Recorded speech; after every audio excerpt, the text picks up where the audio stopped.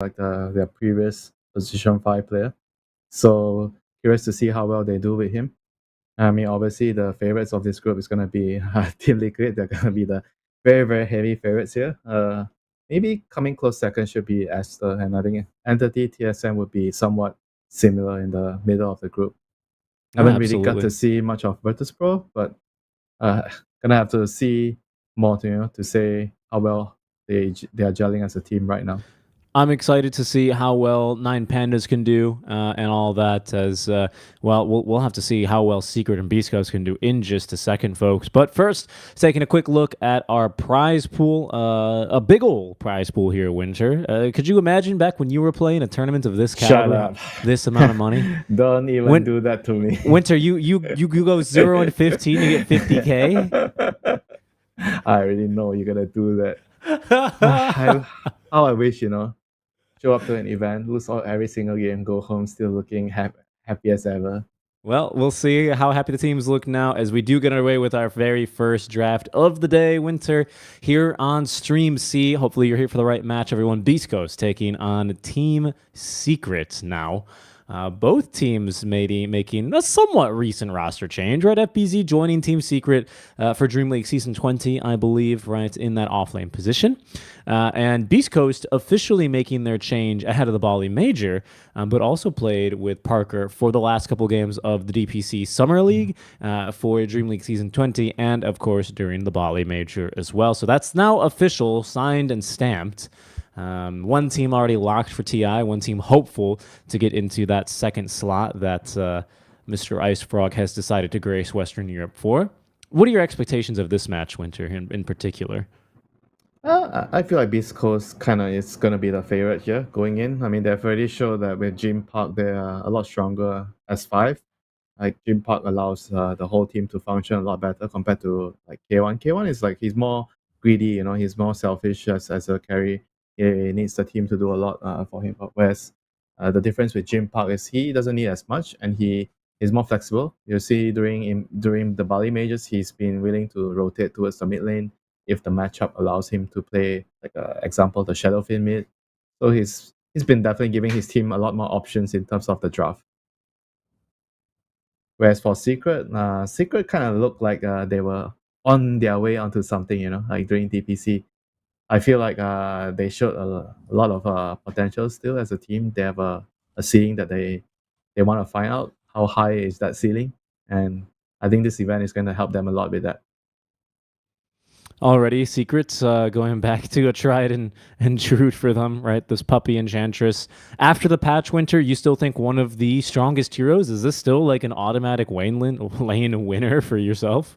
I just played the hero just now. I played against the hero just now. It still feels like the lane is pretty strong. Like, she's not as good as before because they nerfed the damage from the impetus and the creep armor and damage as well with the enchant. But she's still a very formidable laner. Like, just in general, she has high movement speed. She has a good range, so she can always trade better against the other support. Just very annoying, in the lane. Whereas the silencer that Beast Coast open with is more like a general strong support that provides you good team fight. He's pretty decent in the lane. The main weakness of the silencer is he doesn't have catch, so he needs like someone like a Mars to help him out with that. Yeah, and a nice combo and a tried and true hero tested that rather for the side of Beast Coast. Back when we were casting him in South America for Dark Malgo on a team called Thunder Awaken, this used to be one of the heroes he kind of grew into. Certainly, pardon me, still a bit of a flex, but I think most recently and especially during Bali, I saw the Mars being played more in the offlane role here over on the side of Beast Coast. Yeah, Beast Coast is definitely a team that doesn't really care so much about the meta. They care more about picking what their players are comfortable. They really like putting certain players on certain heroes, like Dark Margo on the Bat Rider, for example. I feel like for them to move forward, they need to eventually get past this limitation. I think that if you want to be the best team, you have to be able to pick the best heroes based on the meta, and not just about, oh, my player is only comfortable on A, B, and C hero, then we can only stick to that. You have to be able to adapt towards the patch changing and just pick what's good. And whereas for Team Secret, I'm pretty sure that Primal Beast is still a very, very strong hero at the moment. Yeah, I mean, I didn't see him get touched in the patch. We saw quite a bit of him towards the end of the Bali Major as well. Ends up being a pretty good counter to that Pangolier as well. I think Gunnar taught us all that interaction when he was on draft panel, where if you grab, Oh, oh yeah. if you just grab the Rolling Thunder while he's rolling, like it just ends the Rolling Thunder, Hey, which did is they incredible. did they fix that? I don't know. I'll be honest I've with you, Winter. I don't know. I didn't actually notice that happening in my games. I've been trying to play some Dota to catch back up in terms of like the meta. I do know that the Mars thing doesn't work anymore, where the Pangolier gets stuck in the Mars arena. That was kind Okay. of that Yeah. was kind of the unfortunate one. But with the Primal, I'm not sure if I've seen it yet. Whether the pulverize still immediately stops the roll. So I'm looking, Winter, at these Enchantress changes, and I'm wondering how much of a how big a deal really the silencer, because the one thing he has is right click damage. I'm trying to remember now on the silencer. What is it? It's on the glaives, is it, or on last word, where you hit them with an int multiplier, right? On the int difference multiplier. And I know on Spirit Bear, you absolutely destroy Spirit Bear because he has like no mana. Or sorry, he's got like no int. Does it work the same way on creeps or not? I assume not, because then we'd probably see more silencer core. Because the bear is like a creep hero. Never mind. And you know what? Ignore that, Winter. I'm I know what you're asking, but yeah. in general, and Silencer doesn't like to deal with the zoo heroes like Enchantress. Or he doesn't do well against creeps like Visage, Lycan. All those heroes are Silencer's worst matchup. Wow. Now the maiden. So two very squish heroes for the team secret supports by the looks of things. Yeah, I mean it's a very very interesting hero. The hero has gotten a lot of nerfs in the last couple of patches, but I do feel like this hero is very based on the team that's been picking. You must have like a specific idea on how to uh, draft the whole lineup. And in that particular lineup, the CM actually fits really well because I feel CM is not a support that I'm just gonna pick a position five and don't care. Like CM is a hero where you pick, you need certain Hmm. heroes around it to make the hero work. Like for example, CM needs a very very strong lane. Like if you don't win your lane as CM, you feel like you're very useless. So you ideally want to lane with like a carry that's stronger in the lane. For example, like a Monkey King, Chaos Knight kind of hero, so that you can keep killing the off laner or the other support in the lane, so that you can snowball ahead as CM.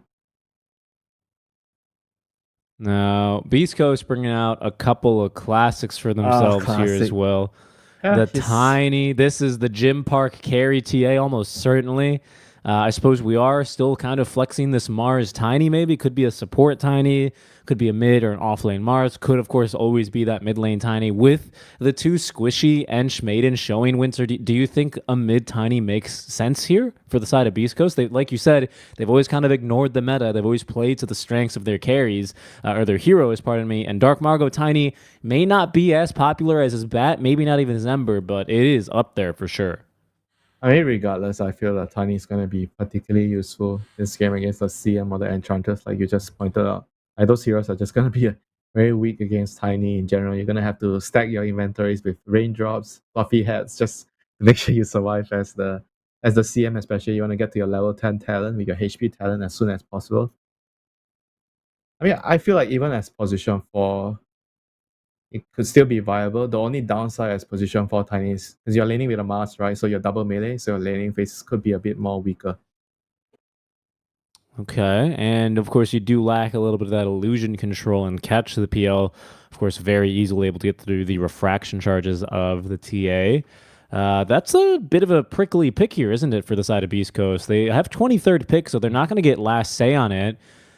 You got to expect something like, well, let's see. Beast Coast, their draft's still fairly flexible, so I Yeah. mean, they could still pick like, I don't know, an Underlord maybe to try and deal with this.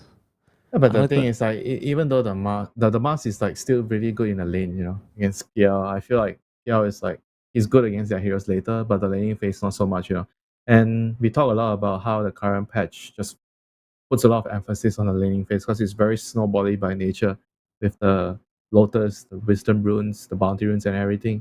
So having a very good matchup is, I feel like personally, I would actually put that at the top of the list. When I think of the side lanes, because I feel like the game is so much focused on the side lanes right now. You basically see teams having this idea of we draft two immovable rocks, right? You put them on the side lane, so you see this brute in one lane, then you see like a morphing, for example, on one lane, and they both just occupy the side lane, right? And they just keep farming, and they are very hard to boot out. PL is not exactly the hero that is very hard to boot out. I would say Yeah, he gets booted. yeah, he He gets gets booted very easily, and he's not that particularly useful in the early stages of the game. Yeah. Okay.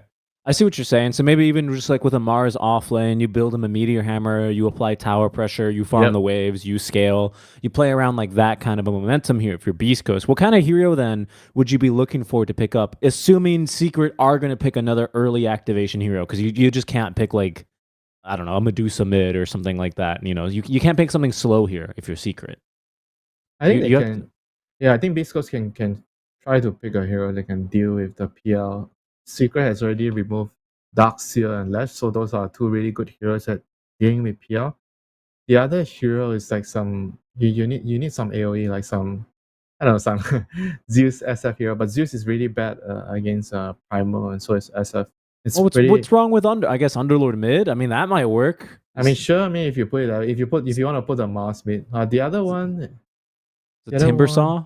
yeah, there's still Timber and there's still Pango. Yeah. They need some AOE hero. I kind of like Pango, and I'm not very sure if the Primal against the Pango matchup is still the same where he cancels your ulti. But Yeah. if that's no longer the case, then I feel like Pango is a very good pick here for them. It rounds up their lineup nicely. You have another initiating hero. You have a hero that can deal with the Phantom Lancer illusions. He's very good against the CM and Edge. Well, we'll see what Beast Coast opt for. It is that Timber Saw. Did receive a couple more nerfs, I believe, Yeah, entering very small. 733E. Very, very small. Yeah, not like the freaking Morphling nerf, but thank God that guy's gone for a while. Yeah. Everybody is happy about that. Yes, indeed. Especially Timber Saw, who would lose 40% of his stats. Holy moly. In any case, now back down to Team Secret, who do have last pick. Good into this Timber Saw. It's more of just like you say, the two heroes on the map that are going to be really hard to boot. Beast Coast have accomplished that between their Mars and Timber Saw, haven't they? What are you considering if you try and get into the big old wrinkly brain of Puppy? Necroforce. I kind of like Necroforce here. I think Necro is good.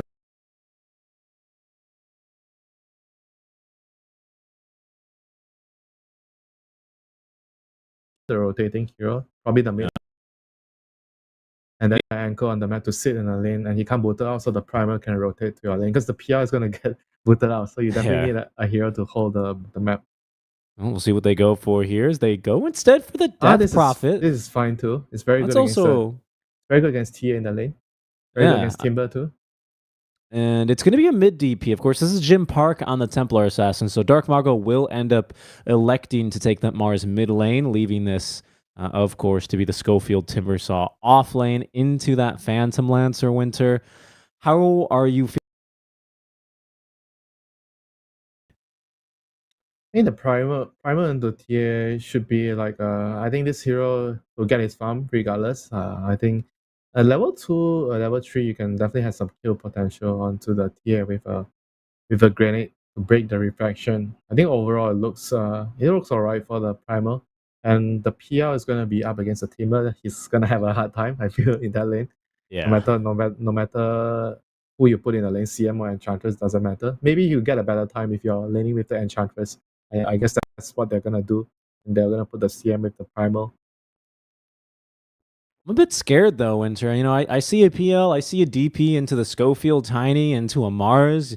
You're looking at a lot of repositioning. You're looking at a blow up and save.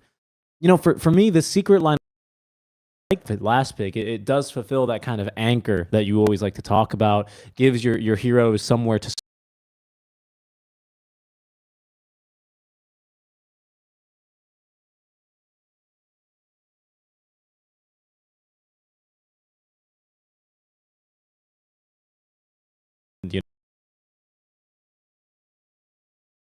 very vulnerable. Their counter initiation leaves a bit to be desired against a silencer, I would say. Yeah, I agree. I think it's easier to play Beast Coast lineup for sure. Secret's lineup is very on CM and the Eng. If you can get a good start, snowbally start, really run away with the game with the primal and the DP taking over the map. But if that doesn't happen, say it's a 50-50 early game, then Mhm. I would favor heavily Beast Coast lineup because they have a lot.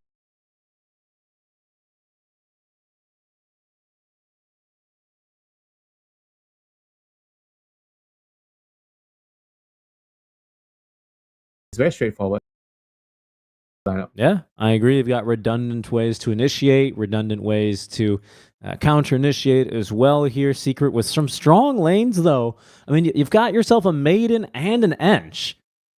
What kind of problems could they be facing, considering that these are two of the strongest laners right now, as supports anyway? PM is very Oh, reliant on he's very reliant on the partner. But Ench is still I think Ench is still fairly good in that lane. I wouldn't say that she's bad right now. I mean she's not as strong as before, but she's still pretty up there. I think the PL is gonna be able to rely on the Ench to ensure that the PL has a good start to this game. okay. We'll see. Beast Coast starting off with boots, by the way, in that tiny. So look forward to that in the trades. And again, the one thing from 733E that I do want to remind everyone of, specifically with this Enchantress, is the overall nerfs here. You're losing a lot.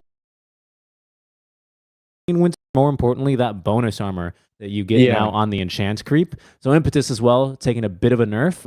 But I think the creep is the biggest one here. That's especially first point. Yeah, I mean I wonder if that's gonna change a lot of the players' approach in the lane. Do you actually go more priority into the heal? If that's the Yeah, case. that's true, right? The heal going untouched. I'm wondering what that's going to end up looking like now. Good point. Eager to see how Puppy decides to play it. He's got plenty of years of experience on the hero, and I'm sure he'll be able to give us a nice course on how it's best done. Although for now, it is that heal level 1. We'll see if it'll actually save his life as the blood grenade into the toss. Oh, good body blocks. Puppy, though, knows his trees and is going to be able to get out successfully here, buying Chrysalis a couple of extra seconds alone with the creep wave. Yeah, he has 3 branches and 2 circlets, so it's very, very tanky with the heal. He took so much damage, but yeah. But as a PL, that's what you want from your support, because PL is really weak the With a first couple toss. of levels. Oh, Whirling Death, Puppy. This time doesn't have another heal for 7 more seconds, but does have the move speed at least to see him to safety. This is wasting, I wouldn't say wasting necessarily, Winter, but it is a lot of resources out from the side of Beast Coast already, isn't it? Yeah, but they managed to push the Enchantress back, so they allowed Tiny to get the pull to the side lane. So that's actually pretty huge for the Timber. So he gets the wave towards his tower. He's gonna be able to get his reactive armor after this. There it So I is. think the lane is actually good for Beast Coast right now. Talk to me a They little just bit about the mid lane. Oh, hold on. Actually, they may go for a kill onto Schofield too. That blood grenade, yeah, more than enough. Slow Puppy draws first blood onto the yeah, tiny of Schofield. a little bit too greedy. He wanted to try to stay around to secure the range creep. I mean the big creep XP or the last hit. But yeah, unfortunately, he just overstayed his welcome. Bad first blood. But still, like if you're the Timber, you're still fairly content with how the lane's going about for you right now. You have the wave in front of your tower. You should be able to get to level 3, and once you get to level 3, the lane is gonna be very easy. Make an attempt down bottom now. No, it doesn't seem like they're going to have enough mana reserves to really make a go at it. I wanted to talk about mid lane a little bit with you because we saw a nice little bit of back and forth here. But I have to assume this is mainly just off of the power spike of Armel getting, his second and then Dark Mago, of course. Amar's expert, especially after last year where he was forced to learn a couple of other anytime soon, especially for a level 2 FBZ Primal to pick up the kill. Something's gone wrong there. Yeah, they just did not respect the power of CM and Primal at level 2. CM level 2 is like a very, very powerful spike in terms of kill threat in the lane. And on top of that, with the Primal as well, Primal is also really strong at level 2. So It Jim Park is. definitely did not respect the kill threat there. And you were talking about the mid lane, so like every time the Death Prophet has an extra point into the Spirit Siphon, the lane is just gonna get harder for Mars, because you have to try to save your spear when the DP goes on you, and you have to spear her away, and you can only last hit with the rebuild. Yep. And needing to save the spear, like you're saying, and having limited offensive capabilities as a result, does leave Dark Mago slightly behind here. 7 denies being the big one, I would say, as we'll get right back into game, ladies and gentlemen. Don't you fret for a second. For now, it is Secret coming out ahead, at least in the mid lane, I think, as you would expect. But the top lane as well, looking pretty darn good right now for Crystallis. 4-minute power rune spawning in. Dark Mago is going to be able to secure one of those. That was a pretty big move because Yamich rotated over from the bottom lane to try and cut one off. What else do we have going on right now? Gym Park, as we're back in game right away, folks. Gym Park being able to recover just a little bit from his death. How bad can things get if he takes another death here, Winter? Is it worth, Amar's rotating over quite soon to try and recover this lane, or are things going so far so good here? It's still fine for him right now. He can still farm under the tower. Singer got a pull off, a double pull, so that's actually really good for the TA. I think the Mars has to worry about his own game at the moment because he's not having a very good time. In the matchup, it's pretty hard against the DP, but they wanted to play Mars mid, right? So they have to just deal with it. They have to try to make use of the runes and try to make rotations happen for the Mars later. And there's going to be a rotation. Schofield through the Twin Gate, able to find a kill onto FBZ. So no rotation needed out from that, at least the mid laner. Does allow Schofield to try and rotate on over and make a difference here.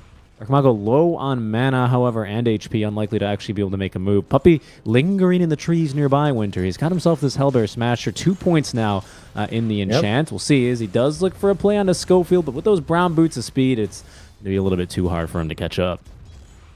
He's trying to pressure with the catapult wave here. Armel, he has a point in his exhaust, so he wants to try and do something with the catapult wave. Both the secret supports are moving over. To fight Stinger, but Stinger with the ward did scout Yamich coming. Power Rune in 10 seconds. Secret with a better foothold now over this bottom Power Rune spawn, even now dropping a ward, which is going to give some vision underneath the tower. Dark Mago still only level 5. Armel does have himself an Exorcism if he wants to use it. The support's now making a move. Hurricane on his best to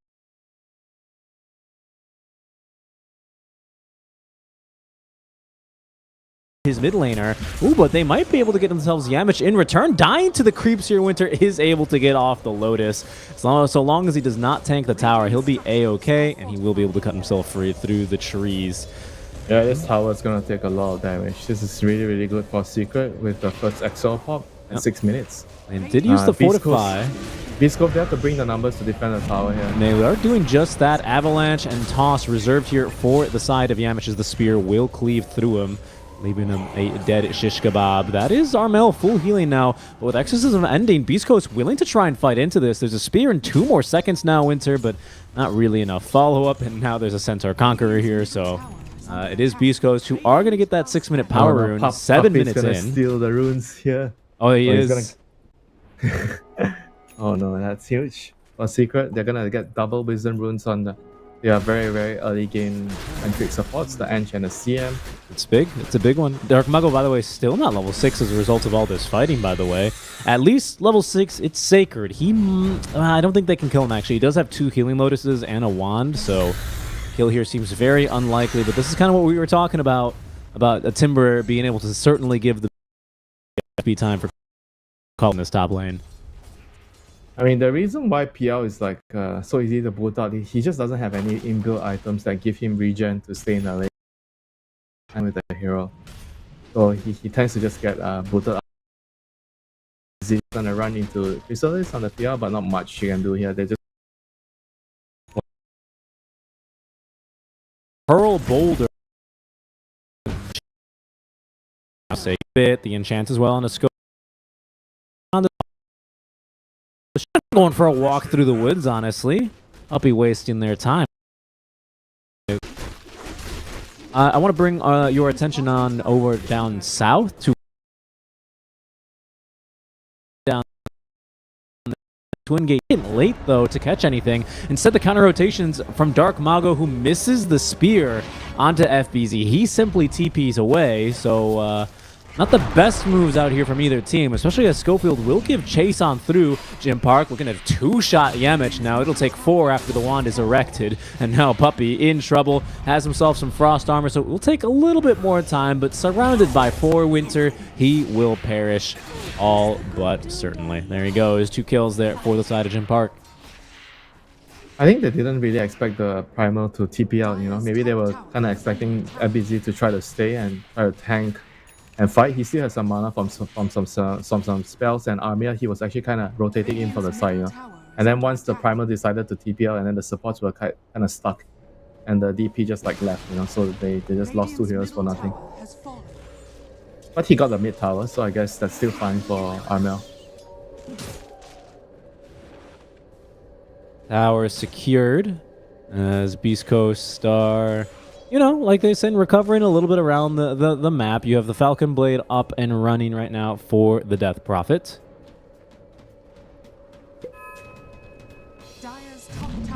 They need to try to open the bottom area. They have a very nice observer, like you said just now, placed by Puppey on the low ground near the twin gate. So they should try to abuse this observer to open up this tower here. Disco should try to defend. Timber has a TP, he's going to kill the top tower soon. I definitely feel like they can defend this tower. They're going to give it a go. They don't have Global Silence yet, though, thanks to this pesky Puppey, you know, stealing away their Wisdom Runes. They're going to do their best, but Puppey's sicking the Hellburst Smasher onto the tower. That's a TP coming now. At least one out from the side of Schofield, and through the Twin Gate will come Schofield. Sorry. Oh, actually, that's Roshan. Pardon me. Sacred's now coming through the Twin Gate. There he is. But already, Secret are going to realize what's going on here. They're going to make the call to back away. Yeah, and Secret, he was also thinking of coming down with the Twin Gate, but decided that, oh, my team is already defending the tower, so I can just go back to the farming. Be that immovable object on the side lanes, you know, I think that's really, really important. Okay, Spear, Arena into the mid lane, where they've got plenty of heroes now onto Puppey. That's an opening here. We'll see how much more they can get. Finally, an arena that leads to a kill for Dark Mago. Yeah, he really, really needs that, you know, after the laning phase that he had. He's gonna be playing more of the rotating a lot. You know, expect initiation quite soon. Schofield will, maybe another 5 minutes, he'll have that thing online. Yeah, they also need the level 6 on Stinger. he's very sad right now because his Wisdom Runes got stolen. They're gonna have some stacks here, so that's pretty nice. Should be able to get level 6 from this. And Jim Park is also really, really happy farming. He has the Dragonlance, going to build a Desolator soon. However, there's no ancient stacks for the TA, so he's gonna be a little bit sad for that. Yeah, a little bit sad, but after the, you know, the early death, I think what could have, you know, kind of spiraled out of control for him, and what still might. I mean, you know, we haven't really talked a lot about him, but Armel's doing a pretty phenomenal job so far on this Death Prophet, isn't he? We'll see, as he's very likely going to have to watch Yamich die, although with that onslaught on in, Schofield, ooh, a nice avalanche will secure the kill. Now Sacred looking to turn with the backing of the Global Silence, looking for the TP out is FBZ. This is a squad Windsor who does kind of suffer from lack of stuns, for lack of a better word. A draft that Kuro would be proud of, I would say, from Beast Coast. It's not that bad. There's a Spear and Tiny. I've seen worse. Back in the day where we saw like I think it was like some Veno Enchantress support duo or something like that, or Io, you know, and 0 stun. Io Undying from Kuro. And that 3 cores that have no stuns. Yeah, back in those days, you know. Nowadays we don't see that as much, you know. Like teams just understanding that it's really important to give you a lot more room for a lot more room for like making errors. So if you have a draft that has no stuns, it means that when you fall behind from the lanes, you have very little tools of coming back into the game. I'll tell you what, though, I mean, Beast Coast, they're going to get a couple more tools online a lot quicker than I thought. Schofield, they've given him a lot of time to farm Winter. He's going to have Blink Dagger here if he can get all the CS here. I think he just might. Oh, it needs a little bit more. But he's able to have Blink even before level 6. We'll see if Beast Coast can remember to get their 14-minute Wisdom Rune. But that's going to be a double Blink timing now, as Dark Mago has just collected his in the Fountain. They're both so low level on the Tiny and the Silencer. But so far so good still. Like you said, they just need to get the 40-minute wisdom rune, get the blink online, start a smoke. Ideally, if you can get the toss back onto the DP, once you kill the DP, the fight is over for Secret. The DP has Falcon Blade and Mac right now, so she's the focal point of the team fight for Secret. So if you can kill her before the fight starts, you're gonna win the fight easily. And everything so far seems to be pointing to Beast Coast making a pretty decent recovery here, especially when out with this Deso online for Jim Park. They're bringing in a lot more damage here, Winter. Secret eager to still try and defend. I hear that onslaught being ready to go from the side here, from the wings, with the siege out from Beast Coast. It'll go down this tower uncontested, and Secret will have to acquiesce and relinquish control over this part of the map. Yeah, it's pretty hard for them right now. The team fight from Beast Coast is way too much with the arena and the global silence. Once you get a toss off on any of the target, ideally the DP, the fight is just going to be so easy for Beast Coast. So Secret, they have to try to farm. I guess BKBs, they need BKB on Primal. They need. I'm not sure if the DP is going to buy a BKB. She definitely needs like some kind of item that will help her front line. She's buying a Grease right now. The Grease will help with the Dispel of the Global, and then you get to cast your Siphon. And then, I still feel like if she gets caught in a very bad position, she gets speared, she's gonna die to the TA. Oh, definitely. And that's what I was pointing out before. I mean, here's that blink reveal out from Dark Mago. Reveal, if you can call it just that. Puppey, he's hard to take down, though, and the TPs, they're coming through in mass. Even join the fight. They do at least get a slow off onto Armel. The spear on back as well prevents him from turning out with the Exo. Good avalanche as well out from Schofield, who still has the Blink Dagger, will use it now defensively, but they are going to be forced to leave Dark Mago behind. And in fact, FBZ, he's found another target here. Sacred in trouble, stunned and killed off. Puppey alive through all that. In fact, full HP, Winter. What a turnout from him in Secret. They may look now to pick up another objective as they head into the pit. If you fools not learned anything, watching Puppey all these years, every time he's out in the lane, it's always a bait, man. He has this drums, he has the belts. Dude, the guy has an awkward bracelet. 2 points in a heal, you think you can kill him? Think again. Yeah, and Roshan going down very quickly to boot. Not much even committing the freezing field to make sure that they can take it down. And there's an Aegis now on Crystallis, who did show up to that fight with Diffusal Blade and a Yasha in tow.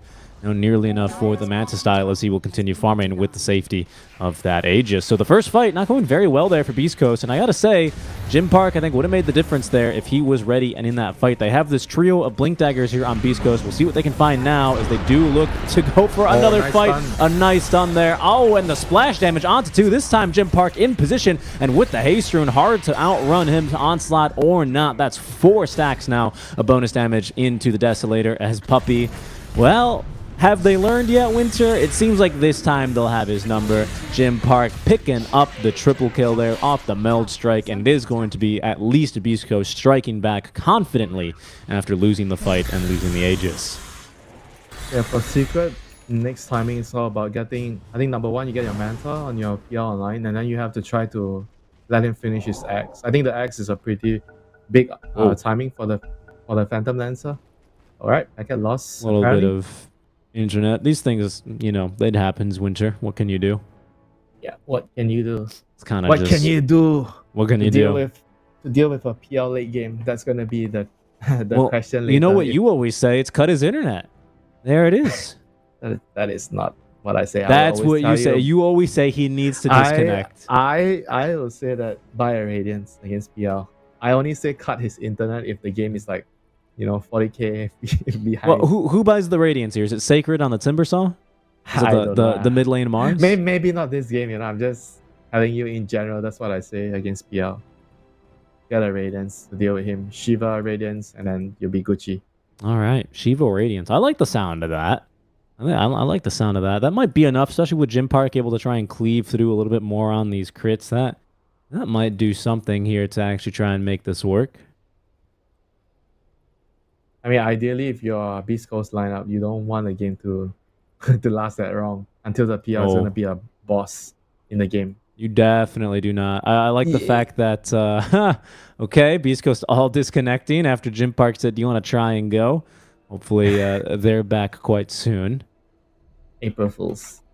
Good try. I mean, you do have the timber to deal with the PL in the event that the game goes late, you know. But still, with your lineup, TA, Timbersaw, Mars, Tricore, you're definitely looking to end the game, say around like 30-minute mark, like 30, 35, 25, depending on how the game goes. You don't want a game to be like a 50-minute game, you know, against a PL. No, definitely not. You're gonna have a lot of problems. Especially like with how deceptively tanky this lineup is, right? This DP with the full Greaves, even Puppy, you know, giving them a little bit of showing them who's boss. He didn't even pop the wand in that last fight, by the way. 19 wand charges. I mean, the guy doesn't even have boots, you know, he doesn't care. Does not care. He does not care. He doesn't even need boots when they're just going to jump him like madmen. Any builds that you're particularly surprised to see? I mean, the Gym Park TA build after the changes to BKB, it's not really too big a surprise to see the build in this order anymore. I do like this as well, kind of coming in with this tempo that his team is providing. Blink Dagger on Mars, would you say that's paid off yet, Winter? Or how would you evaluate this Blink Dagger pickup for Dark Mago? They need to win a little bit more fights, maybe one or two more. Right now, I would say that the Blink is still not enough. I mean, he's not the important hero in this draft. You know, the Timber and the T are the carry. So I would say that as a Mars, you don't really care if you are actually not having that great of a game as one of the cores in the game where you have T and Timber as your other two cores. You're definitely going to look to play for the other two at the expense of your own game. As long as the Timber and the T are farming, they're getting their items, you're going to be happy as the Mars. That's a good point, right? It's not so much necessarily about his own gameplay, but how it's affecting that of his allies. I'm looking around as well at the other Beast Coast items. We might get a go here from both sides. Beast Coast eager to give it a go. No response out from Secret yet. But you know, the Timber, like you said, picking up the items, looking as well for a Blink. That would make 4 Blink Daggers here on the side of Beast Coast if if Sacred actually follows through on that.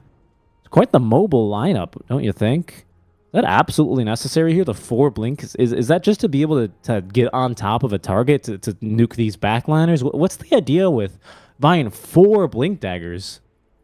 Yep, Global Silence, you know. Blink is the best way to abuse Global Silence. Because what sucks the most when you play Silencer is they jump you first, right? And then you have to click your R button to save your team or save yourself. So when you have 4 Blink Daggers, what's going to happen? The likelihood of that happening is going to be a lot lower. Because you have the better jump.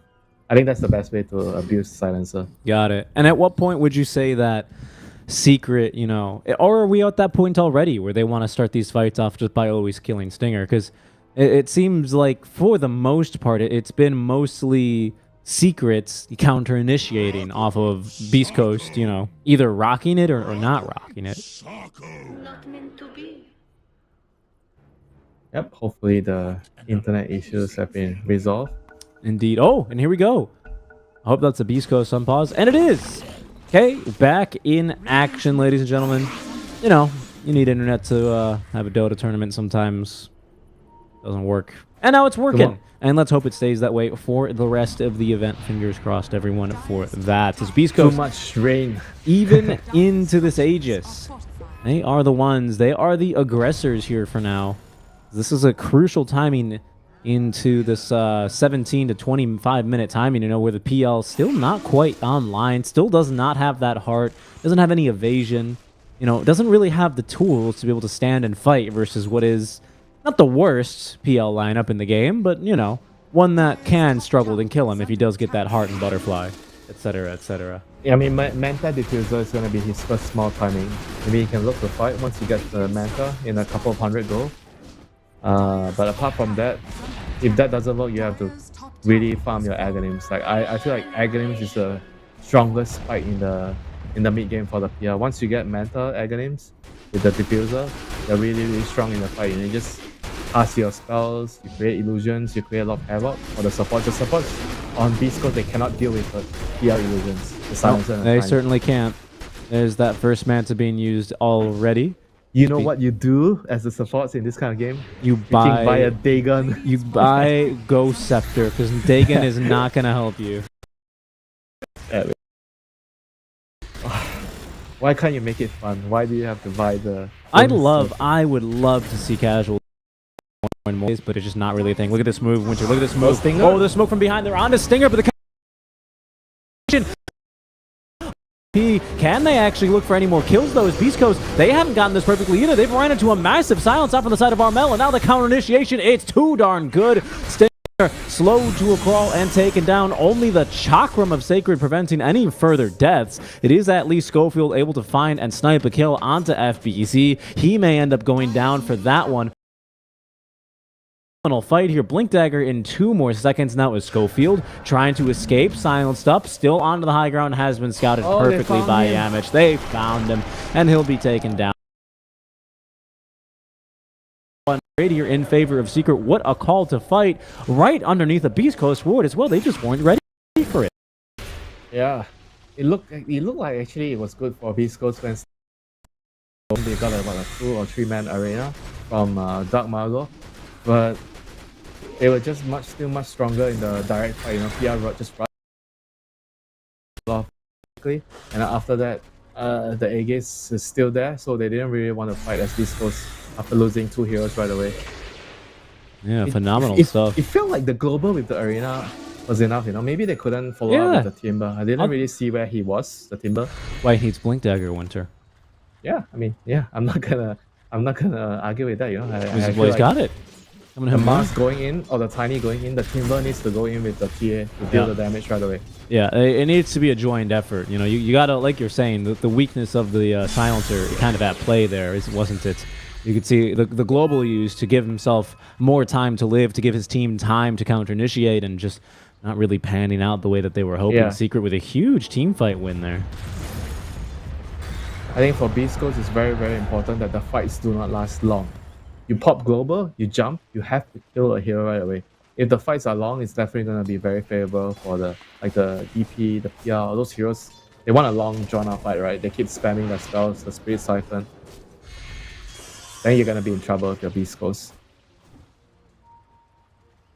Well, this quadruple blink timing, I think it's a big one, Winter. I think Beast Coast here, they either, you know, gain back the momentum and the lead in this game, or they have a really difficult time because the PL wins more fights and gets these additional items, and I don't really see an easy way back in it for Beast Coast after that. This is Secret's time to play here. Smoking before this Aegis, they've got some phenomenal wards down, don't they? Look at this coverage out from Yamich and Puppy on the bottom side. They may just catch Jim Park with one of these. Ooh, good movement, good movement. He'll be able to dodge these wards. I don't know about playing the game without a BKB, even though BKB is not that good this game. On Templar, you mean? Yeah. Like, you're playing against the DP Siphon and the CM spells. I feel like those are really, really annoying, you know? Like, sure, you can skip BKB after the Desol Blink with the Dragonlance, you know? But after that, I feel like you need to get a BKB. Well, Dark Mago's about halfway towards his BKB now. We'll see how big of a difference that makes. His build is just all about the global. You pop global, you jump in. If you don't kill any hero during the global, or if you botch the initiation, the TA is not going to be any useful in the fights after that. We'll see how things get going here. Now it's Beast Coast who look to smoke back the way towards Secret. They haven't managed to find any of these wards here, though, Winter, so this could be potentially dangerous. The Illusion Rune not finding a whole lot, not baiting anything, even if they might have just caught a glimpse of Crystallis. Oh, and it's on the low ground, but no idea whether or not they know that's the real one. Armel, they see him. They do. Stinger, okay. Last word applied. Schofield looking for the toss on back, but silence before he could actually get it off. This gives an opportunity for counter initiation, even as Dark Mago does find the spear. Global silence now committed. Oh no! The Force Staff, it got Armel away from the Timbersaw. Sacred fails to collect the kill, and that leaves Dark Mago high and dry, toasted and killed off as Beast Coast once again retreating with their tails tucked between their legs. Winter, this time it's going to be a loss of 2 with the Force Staff. Yeah, I told you. The moment they global and they don't kill the hero, like Jim Park can't really hit anymore. Like he can only kill heroes during the global. I mean, I guess you can kill maidens. That one's pretty free, isn't it? FBZ, he's got to pulverize in 2 more seconds. Does he actually have detection nearby? Jim Park hit him with a casual silver edge break as Schofield looking to at least stand in the way of a TP cancel, and is going to be the one to be pulverized and killed in return. No way he makes it out here. Good effort though, and does waste a little bit more time off the side of Secret, but still a 2 for 1, 3 for 1 trade, 3 for 2, pardon. in favor of Secret. They kind of botched the initial initiation. You know, the tiny he blinked in, he got his stun, but he didn't immediately get the cross back, so he got silenced by Amel. So the combo wasn't clean enough. So he couldn't allow the TA to right click the DP. That's why Secret kind of took the fight right away, immediately realizing that Beast Coast actually messed up their jump. Yeah, that they did. Secret once again. No, this time it's Beast Coast who don't just quite get that initiation correct. Kind of spreading out a bit too far. Very eager for the kill, not getting that toss back, not getting the perfect spear back, and then of course the nicely timed clutch four staff out from, I don't know who that was. It was maybe Yamich. Yamich. Yeah, right. Yamich. It had to be Yamich because Puppy has got a damn Vanguard online. I mean, you think Puppy's gonna buy something like a 4-star? Yeah, I don't think so. He's got that Gossamer cape. What the hell? Every time I look at his items, I just have a little chuckle to myself. This guy is not playing position 5. No, he is not. No, he is not. Still, oh, no BKB quite yet on Gym Park. He is leading the way now. Oh, Winter, there's 4 enemies here, though, and he might get caught out.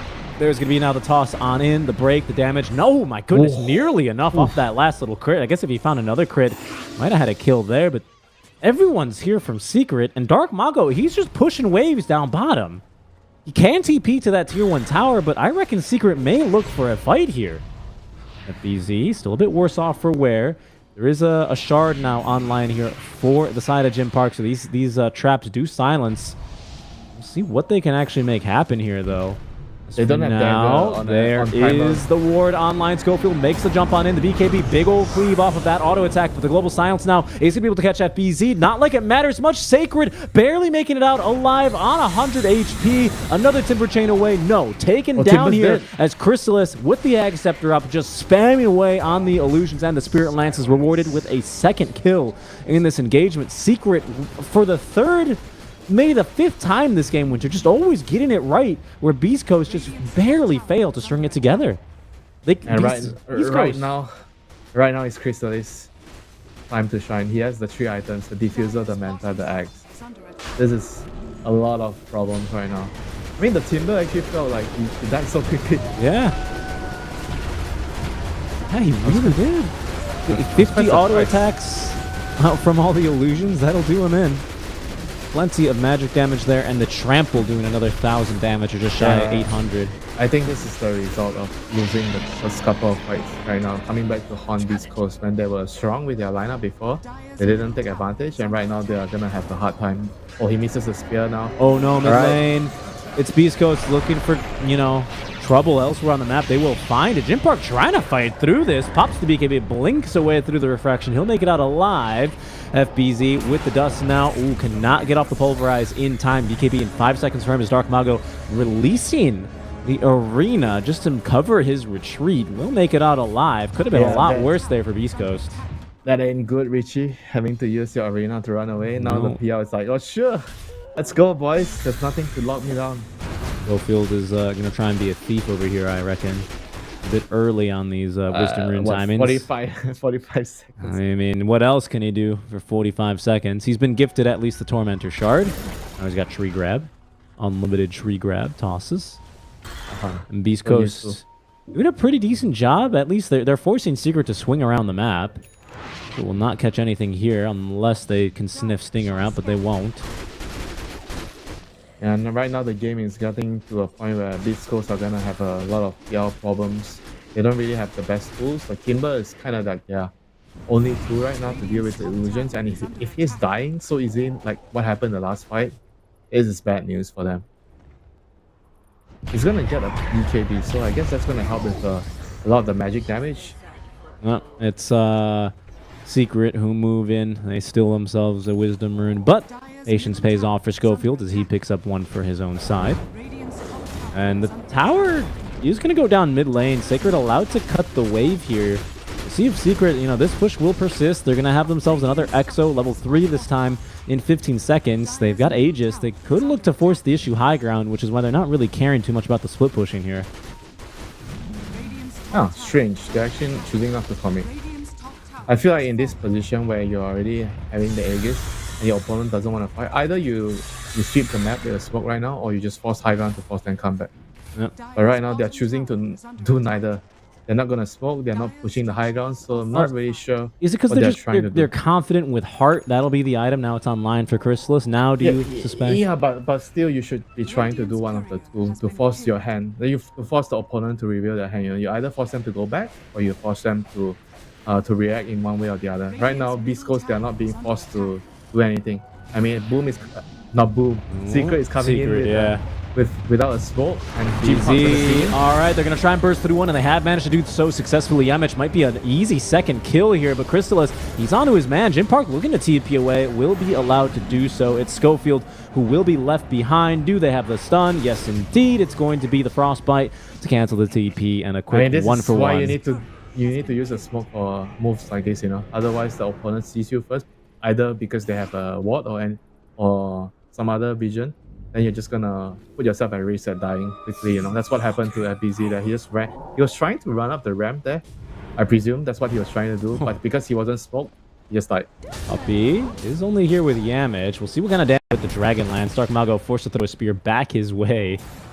He's wasting quite a bit of time. Another spear away, and the Blink Dagger will be able to see Dark Malgo to safety. Okay, very effective time wasted. They're doing a great job killing the Aegis. Look at Sacred mid lane as well. Doing just the same. 1 minute. Aegis is gonna expire soon. So. Up lane though, they have managed to catch Jim Park. Do they have detection? Yes, indeed. This time they do. Jim Park looking to run away. Does not have refraction for 10 more seconds. Global silence in an effort to try and save the life of Jim Park, but it seems all but hopeless. Winter, he is taken down. Even if his courier taken and killed by Chrysalis, who was running over to close the door. That is trouble now. Secret, they may sense blood in the water. Why use Global for your TA if she's got buyback there? Well, she doesn't. There is no buyback.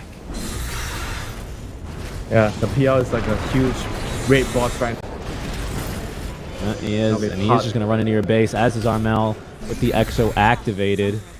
Fortify is going to be used. Sacred just looking to do as much damage as he can, and decent amount really on a Chrysalis.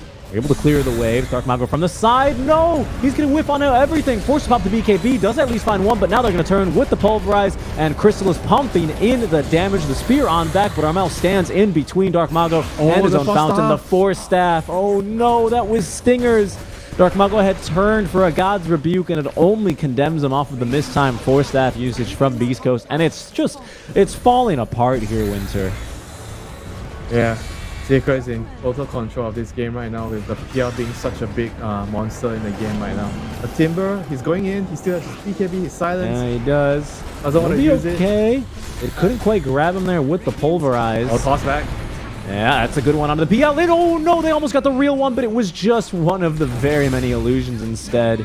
Oh, I thought that could have been a moment, especially after the swift buyback. Beast Coast, they will be able to force him off the high ground now that his Aegis having been reclaimed already. Schofield eager to look for another toss back, but Ursula is just too fast on this Doppelganger. Secret, they'll only get the tier 3 tower. East Coast, eager to chase for more, though. They have committed a buyback. They have Jim Park alive a second time. See what they can get. Now, I don't think it'll be too much, though, Winter. They need to get something, They have a global. They need to find an angle of initiation here. It might just be the side of Secret finding the better initiation, as they have smoked now.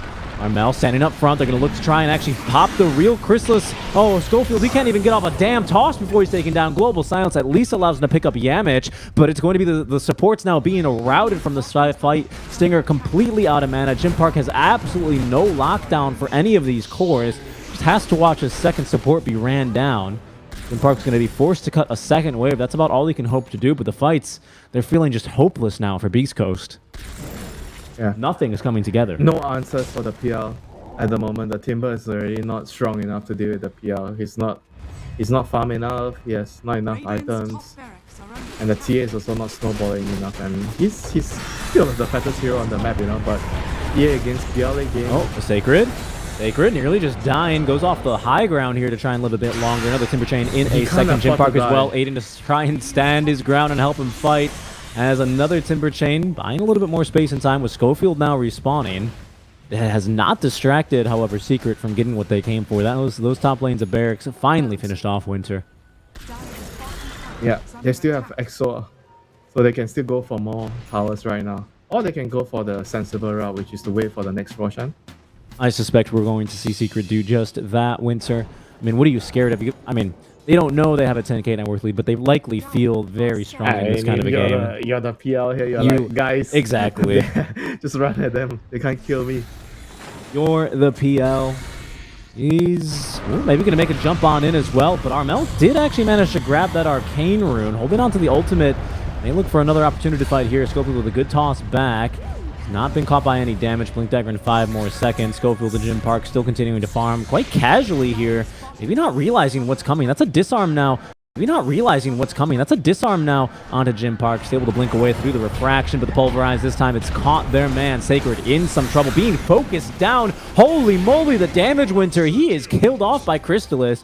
There's a buyback, but I mean, I've just been saying it for like maybe 15 minutes now, Windsor. It's just not coming together for Beast Coast here.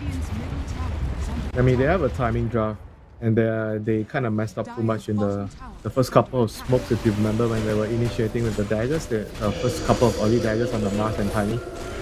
That kind of like put them in a really, really bad spot in the game, you know, because your TA is fat in the early game, and you have to be able to use that. Jump on in. Oh no, they've caught the silencer. He does have buyback at the very least.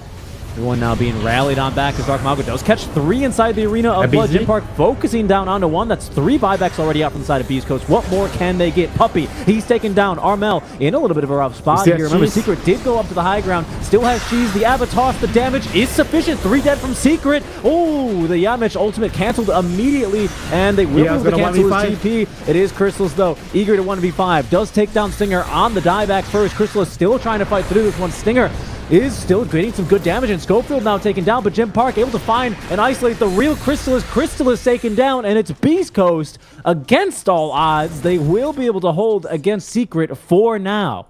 Okay, just kidding. I kind of thought that the PL would be able to 1v5 at that point, you know. I don't need my team as much as the TA. I can do it all on myself, and I'm wrong. They could not have we done were it. both wrong. Both of the 2 supports, it's trivial. I don't think anyone ever doubted that. Versus the TA versus the Timber. It happens to me so much, you know, the PLA game. You think you're winning the team fight, yeah? You kill his team, and you see the PL, ha! We got you, you know, you're in the corner, I know, and then he just kills everybody. I certainly thought we were going to see a... I've seen that movie way too many times. Apparently, so his Secret. Crystallis thinking he could reenact that. Now, it did cost 3 buybacks off from the side of Beast Coast. They're not completely free, but we'll be able to reinforce now with this Aegis. One more buyback now for the Templar Assassin, but buyout for that MKB. Has the Butterfly now, has nearly the full 20 stacks of Deso damage. And, I mean, the building damage minimal on that high ground siege off from Secret. They failed to even get through the tier 3 tower. Yeah, just buybacks for it. This is gonna give Beast Coast a lifeline with the Aegis, and right now, TA is gonna have a second life in the team fight, so you can play a lot more aggressive as the TA. She needs to go and kill the supports quickly, the Enchantress and the CM. You know what this was, Winter? It's really what this is about. It's Beast Coast showing that no one beats Beast Coast in the same team fights 10 times in a row. You only beat him so many times before they'll finally find a way to get the win. Yeah. They'll either find an answer or they just keep initiating better, even though they're losing the team fights. Yeah, and that time they absolutely nailed it here for the side of Beast Coast. Very well done. See what more they can get now. Aegis in their hands. No buybacks forced out from the side of Secret. So Secret still very much with plenty of win conditions. It is, of course, the TA clutching the Aegis, but they did buy back earlier on the Mars, and before that they also forced the buyback out from Sacred. So, you know, 3 big win conditions here, I would say. Sacred, Schofield, and Stinger. Any of those people go down, you're looking at a potential avenue for Secret to just barrel it right back down mid. As for Secret, I feel like they kind of have everything they want to on the PL. I guess you can still get a shot, and what else do you buy? Maybe you get a Abyssal Nick as your last item on PL. Or maybe you upgrade, you upgrade the diffuser first. You get a disperser. Oh yeah, that's right, the disperser. Classic Dota 2 item. Classic. And you can have an additional Dispel. way of dispel. Very good. Very good item in this game. By the way, Sacred's the one holding on to this refresher. How do you feel about that?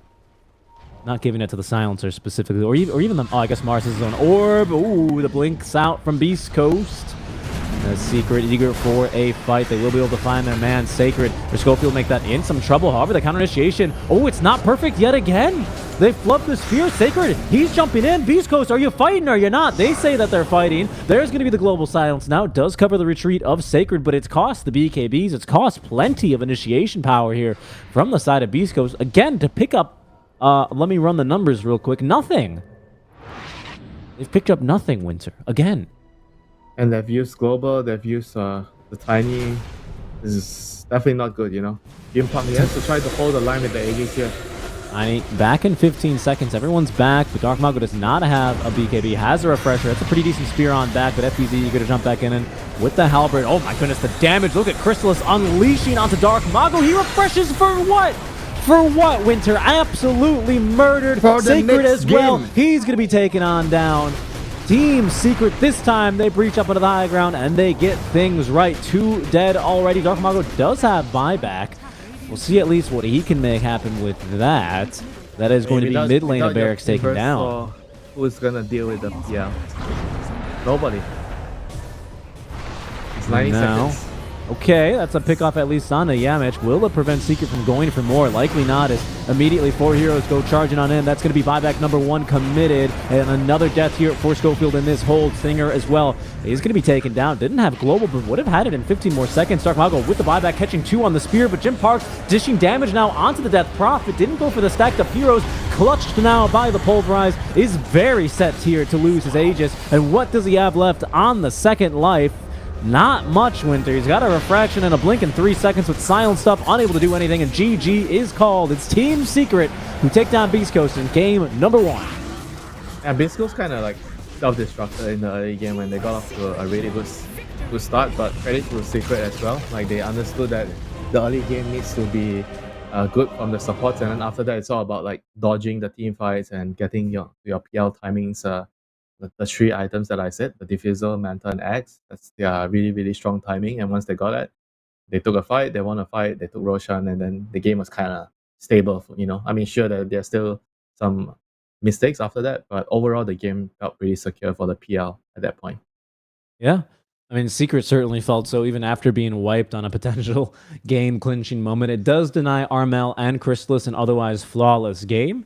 But Beast Coast, like you said, just unable to really, stitch things together here. What fight are we looking at? I mean, this is was this a the big first turning one? point. The Yeah, this is a blink? big one. But this was Secret initiating onto them, wasn't it? Wasn't this the smoke play? Oh yeah, this is and then after that, the Tiny getting found by Yamich here. Yamich actually predicted that the Tiny was gonna try the TP on that cliff. Yeah, I mean, overall, I just feel like the early game and then with the early daggers, they didn't even get enough advantage for Beast Coast to be able to snowball with the TA. I think Jim Park, he was pretty farmed. He was very fat on the TA, but his team couldn't allow the snowball effect to happen. You know, the jumps were not on point, and that resulted in the Timber also not having as good of a game that he could have had if the jumps were on point. So at the end of the day, Beast Coast, they just kind of shot themselves in the foot. Yeah, they really did. I mean, here was a hold that gave the Beast Coast fans a glimmer of what could have been. This is where you thought we were going to see the 1v5. And Oh, it was a 2v I something think he at should least. have I feel like he should have backed off there first. You know, he overestimated how strong he was. I think what needs to happen that he backed off, let his illusion chip, and wait for another opening. You know, instead he just ran back. Okay, I'm strong. You know, late game PL. Screw you guys. You know, I'm gonna 1v5 and then he just died. Like, okay, maybe I'm not as strong as I think. Eventually things coming together there a bit better for Secret on the second push, and they force the GG out from Beast Coast. Does lead them to a 1-0 win now in the play-in stage now for both these times. As you like to confusingly say, Winter, no one gets eliminated on day 1, which is true. But everyone, Winter, they do play 8 games of Dota today. That is a lot of Dota here. That's so What is the much. most amount of officials you've ever played in one day? Are you kidding? You don't know?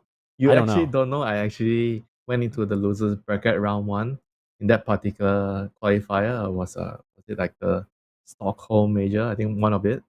Uh-huh. And we played from losers bracket round 1 till the grand finals. We actually won every single game. And in the finals, we won 5 games. Alvaro was casting my game. Ha! So No, we played 12, 14 games that day? That's a lot of Dota. I mean, teams aren't playing nearly that 14 games, much, I think. but they are playing for very high stakes here. A chance to get into the main group stage here for the Riyadh Masters 2023. Game 2 of Team Secret versus Beast Coast coming up, guys, after the break. We'll catch you then.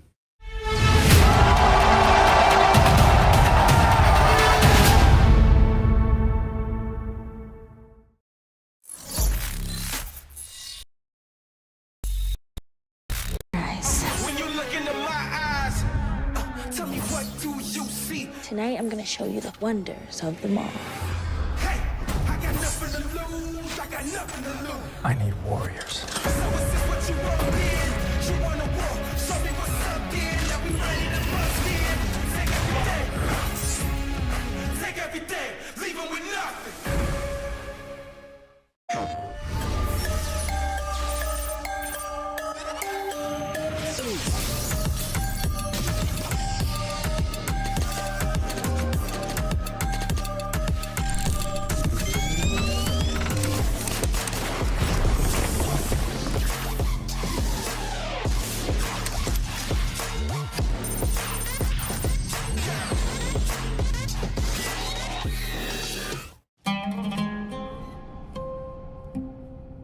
There is a place where you can elevate what's hidden inside, where you can reframe yourself. Sonomi means the new you. The you can step into. Because when we know who we really are,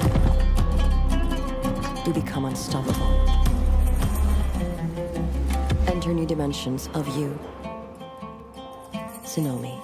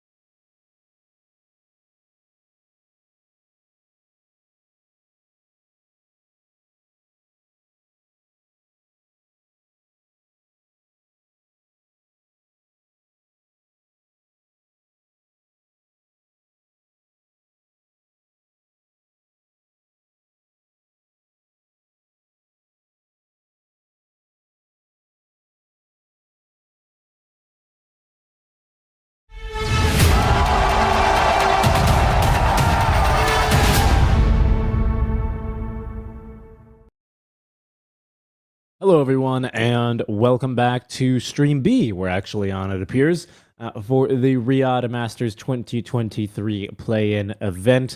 We are right in the middle of Team Secrets and Beast Coast facing off here for the first match in Group B. Seek and Strike and Winter on the call. Lots of Dota right now, guys, going on. I think there's like 7 or 8 streams or something like that, honestly. No lack of Dota to be played, so thank you guys for choosing. Oh my goodness, Winter choosing to join us on this channel to see how the SA boys are going to be doing now against the side of Team Secret in game number 2. Winter, you called it a little bit more of an implosion from Beast Coast off of the failure to really make use of those Blink Dagger timings, and I'd be pressed to agree with you there. What kind of draft do you think they should give themselves now ahead of game 2 to try and reset a bit there? Are you kidding me? It's freaking Beast Coast. You think they care? You think they're gonna adjust? They're gonna draft something else? They're just gonna do the same thing and play better. I think Beast Coast is one of those teams where no matter what, they're just gonna stick to their guns. They really like this kind of really snowbally lineup. Brawly, a lot of team fighting, a lot of ganking, moving around the map, and they're not really gonna change and move away from that playstyle, even though it's already proven that you can only, I feel you can only maybe beat certain teams with that kind of specific playstyles. When you get towards the top, the best teams, it's really difficult to beat them, especially when you look at the gaming gladiators, Liquid, all the stronger teams on top, LGD and Quest. It's very difficult to beat them playing this style of Dota. So hopefully eventually they're gonna change, or they have to find a way to draft around it, which I'm struggling to find. What are the heroes that you can pick against that kind of playstyle? Especially the way that, like, Secret, they came out of lanes real strong. They let you farm. They let you play your game. But, they knew that so long as they won those mid-game fights, they never really felt under too much pressure. We didn't really see Chrysalis or even Armel forced into any silly mistakes or situations. Beast Coast, a couple of opportunities where they could have maybe capitalized on a couple of mispositioning errors out from the side of Secret, but they failed to really connect on that, and it felt like an easy game for Secret. Anything you think Secret might be able to tidy up in between game 2? Like I said, there were a couple of moments where they were caught off guard by some movements of Beast Coast. Perhaps the 4 Blink Dagger mobility that Beast Coast were kind of bringing them, lending to that. But was there anything you think that Puppy can tighten up? Anything that he needs to be talking about while he sharpens the machete? To be honest, I felt like overall they got out to a pretty good start from the lanes, and after that, there are a couple of like small really mistakes, and I personally feel like it's not really important to talk about all the small little things in between games. You just want to keep everybody focused on what went right instead of what went wrong in the games like this, and just try to keep everyone with a clear head, and just play the next game. After the series is over, sure, you can go back, watch the replay, and talk about the small little stuff. But right now, I think it's important for them to just have the right ideas and understand what they did correctly this game and what actually eventually won them the game, and just try to do it again. Yeah, just repeat, find that success, and we'll see how they can do it in game number 2 as our draft is now just about to get underway. Any bold predictions? Are we going to see anything new banned out that we didn't last time? I don't really think either team kind of got caught off guard by really anything. I don't know if you're ever really caught off guard by any of Beast Coast heroes, to be honest. But anything you could see as like a sudden pop up in the bans now? Not really though. Maybe you can ban. I feel like nothing else. It's not really important, the draft. I mean, okay, don't get me wrong, the draft, it is important, but what I'm saying is this game wasn't decided by draft. It's decided by execution. The team with both teams have very different draft, right? They have very different ideas on how the drafts are gonna play out, and just one team didn't really execute what they should be doing with their draft, and that's about it in the game. Like, if you want to try to adjust some drafts, if you're Beast Coast because they lost that game, maybe you can put some consideration in banning the Enchantress, because I felt like the Enchantress did a lot in the early game, and it kind of slowed their timing a little bit. So maybe you can think about that. But apart from Encha, I feel like nothing really stood out to me. They just lost the game because they played badly. It wasn't because of the draft. We'll see here. Our draft now just starting to get underway for game number 2. We'll jump. Oh, and we have jumped into that. Pardon me. We can see on our screens secrets after a couple of disconnects at the start of the game. Everyone's reconnected now and getting to go. But it's Secret who actually do pivot and they ban out the Mars. I don't know if it was so much about like a stellar Mars performance. Honestly, Dark Mago missed a couple of spears that were, maybe game changers if they actually hit. But in particular, probably it was just annoying to draft against. I couldn't imagine having to draft against that and, thinking, well, is this for Sacred? Is this for Dark Mago? Well, just get rid of it. Now you know it's for neither. 5 seconds remaining. Yeah, I mean, still, it's going to make the game easier for them if they don't really want to worry about that flex pick. But it's more about like finding the right heroes for themselves too, like what worked for them. I feel like the DP, let's say like overall last pick was 23rd pick or 24th pick. I think that was also the hero that created a lot of problems for Beast Coast. And yeah, I think maybe giving Armel again priority would be good for them as well. Maybe the 18th pick, you can pick him something, because I will always say that the 8th pick is always the strongest pick you have when you're on the first pick side, and you have to really abuse that 8th pick to be able to do well in the game, because your later picks are not going to be as strong as the 8th pick, because you're always going to get countered by the team on the second phase.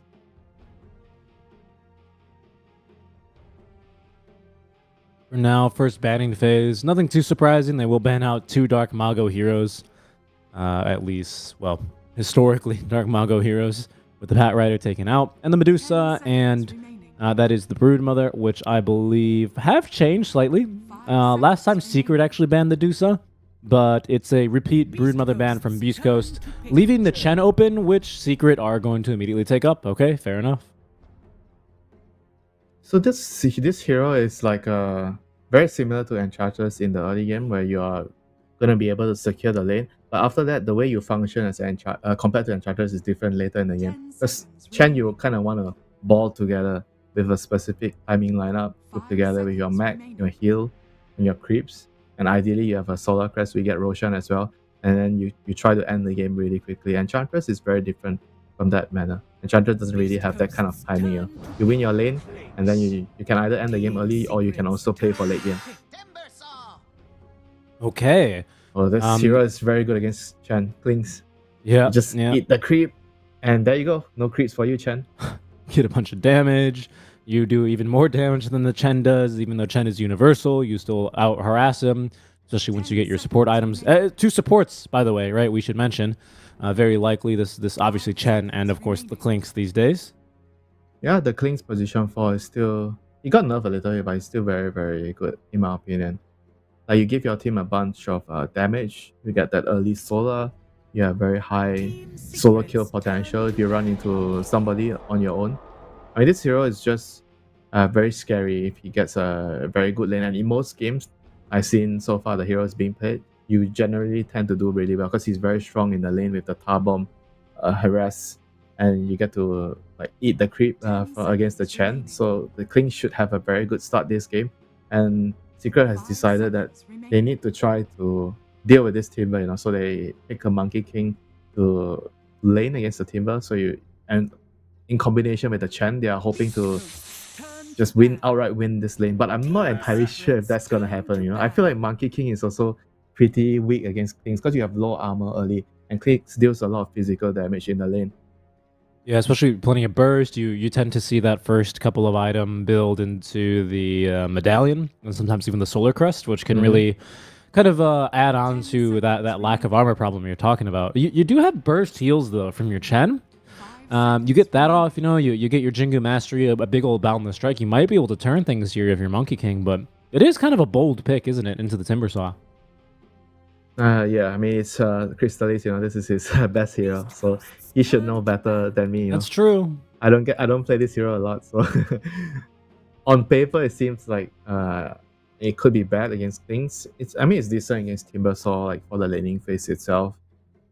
But you need to really snowball for the first couple of levels. I feel like the first 2 to 3 waves is gonna be very crucial for the Monkey King. If he plays the lane wrongly in the first couple of waves, I can see this lane just totally being destroyed by the Klings and the Timber. I mean, the Timber could also be a mid hero, you know, so we never know. You do always bring me back to the good old Creep Wave days of Crystallis, the Bloodseeker, the Monkey King, basically every other game. Lifestealer, I think he's actually pretty good at.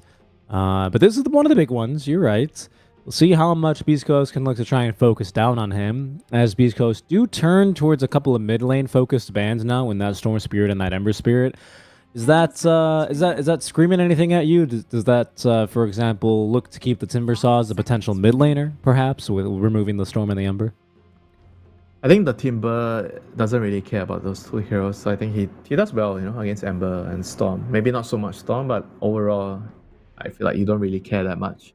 Maybe it means that they want to pick like some Pango, because Pango is not that great against Ember, not that great against Storm, so that might be the reason. Or they could also just feel like if the enemy has a Chen and Monkey King setup, they're gonna need like a mid laner that can rotate around to set up kills to allow the eventual 5-man snowball to happen. And Storm and Ember is perfect for that. And you have a Kling's position 4, right? So you don't have stuns, so you're bad against the Spirit heroes.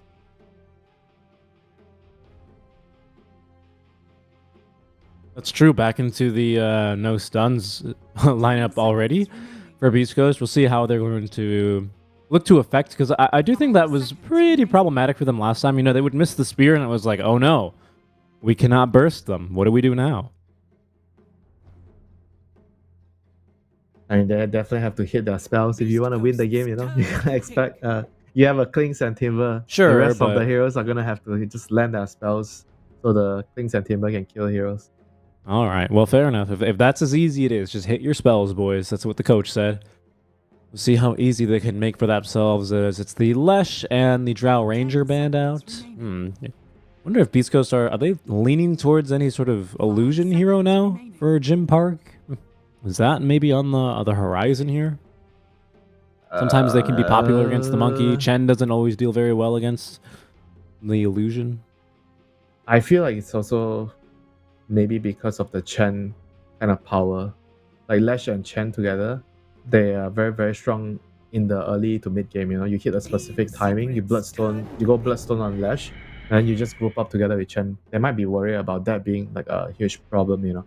So they don't want to allow that to happen. But if you don't have Lesh, there's still like a DK to push down towers. There is still like a DP, which Secret picked the last game. There's still other options, you know. But Lesh definitely is probably the stronger one and the fastest one, you know. You come online quickly, you farm really fast, and you just group up with the Chen, and then you're really scary. And Beast Coast right now, once again, they're going with their position 5 team fight hero. Last game they had Silencer, this game they had Phoenix. Phoenix obviously is really good at mitigating the Wukong's command in the team fight. He takes the area, then you take it back with the Sun, and then you could also break the trees with your dive, catching the Monkey King. You also break trees with Supernova, not to mention. Yeah, just very useful. And the Sunray is good against good to help the Timbersaw stay alive in the team fight.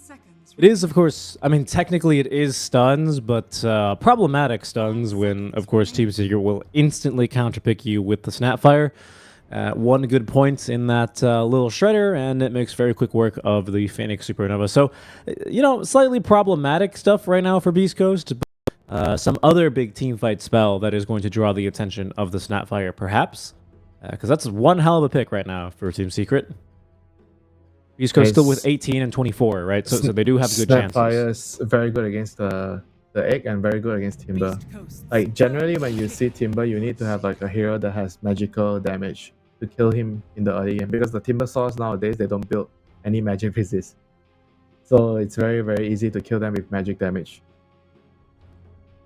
And they go for the Bloodseeker, which is also kind of like a Timbersaw counter with the Rupture later in the team Crystallis fight. is just, he's getting all of his heroes. He's like, guys, they didn't ban my heroes. I'm just going to pick them. 5 seconds remaining.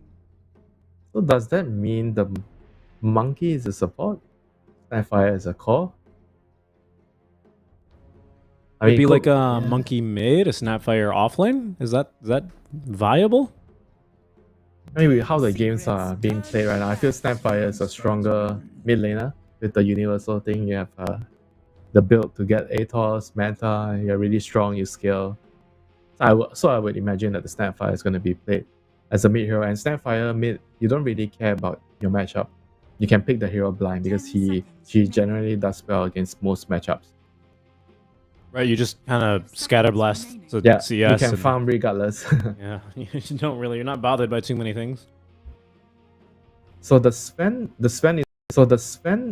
is like I guess it gives them a stun and it gives them a lot of burst to deal with the Chen creeps. You have the cleave. He's pretty good against the Chen, and he's good against the Birdseeker because Birdseeker doesn't like fighting something that can just stand and kill you. You know, he doesn't need to move. Sven is that kind of hero, right? In the fights, you rupture him, but you cannot man fight the Sven as Birdseeker.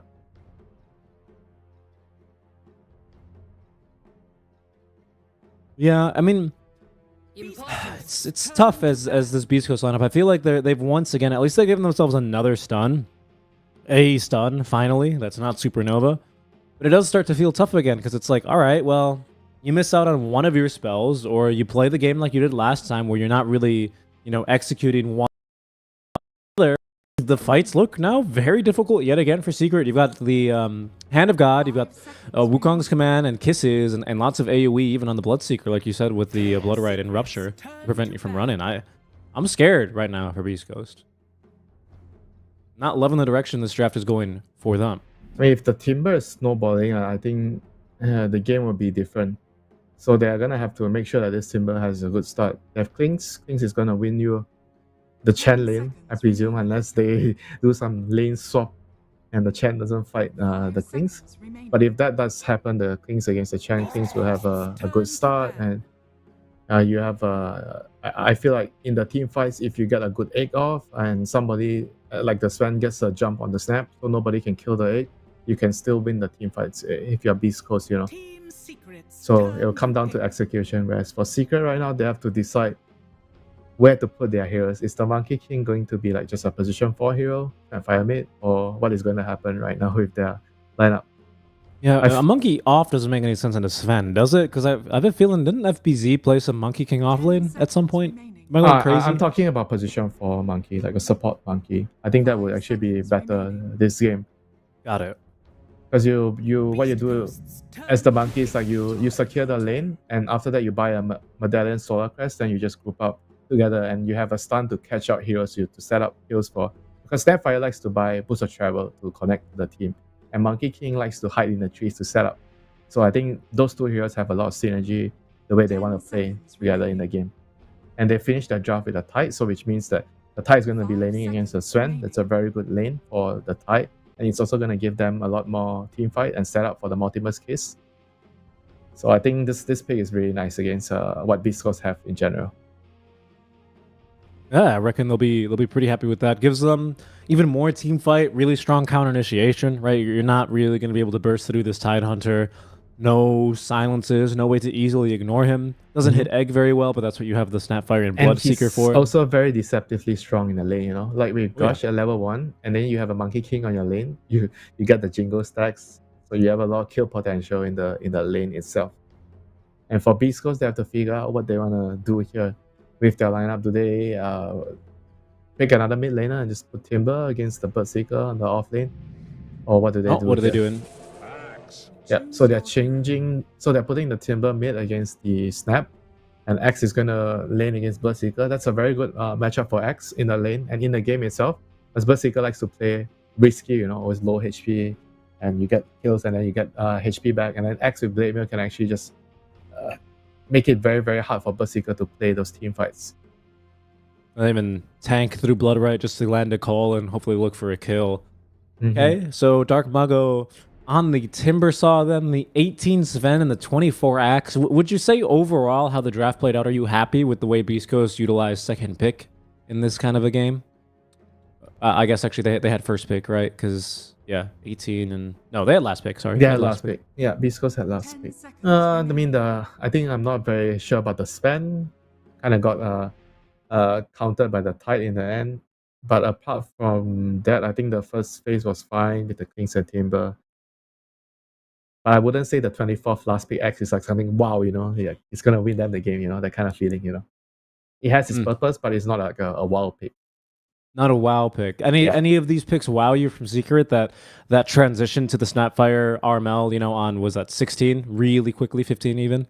The Bloodseeker for Crystallis, the Monkey King going to support. Like, you liking the way that played out? I think they didn't really thought of that. That's why they picked the Sven there or the Phoenix there, you know.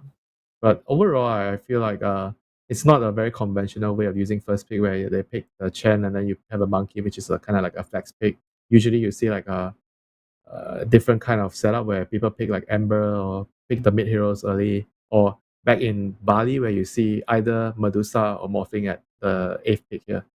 Obviously, those heroes are nerfed, so it's different at the moment. So we have to see how this new way of drafting plays out. Yeah, indeed.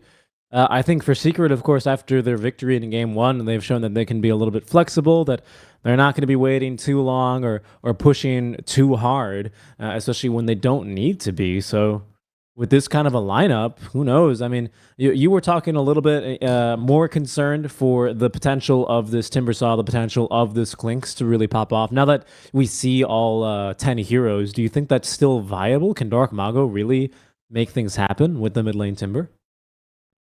His only concern is the rupture. I think apart from that, he's not really afraid of the other heroes. Yeah, if he gets a good start and he can rotate around, get a couple of kills with the runes, I still feel like the Dark Mago Timber can definitely dictate a lot of play in this game. Like the Timbers nerf are very, very small, you know. I feel like it's not enough actually. The hero is still very, very powerful.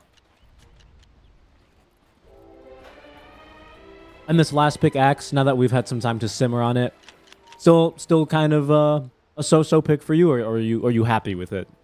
I'm not sure what to think of it. I think it has a purpose in this game. 30 seconds to battle. Yeah, it can counter the Bloodseeker very well, but it's a hero that it's so reliant on your laning phase doing well, you know. This hero needs to snowball from the start. If you don't get a good start, the hero can just fall off completely. It's a risky pick in my opinion.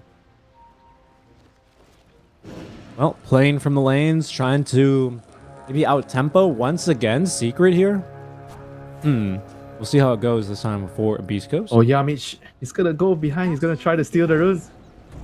Oh, they're gonna get He'll do it. runes. Yeah, he'll do it. Nice. Very easy. Very nice. That's what you want to do when you play Monkey King. Make a lot of sneaky moves, hide around the tree, use your mischief, get around the map. Be a tree on top of a tree. They never see that one coming. This is a hero that I will never be able to play well, you know. You need to be like a type of player. You need to be like the sneaky guy, always trying to outwit your opponents to be able to play this hero well. Right, and everyone knows you for being the honest Abraham Lincoln of Dota, right? You're the honest Winter. You could never use mischief. I always try to do things too, obviously, so I'll never play this hero well.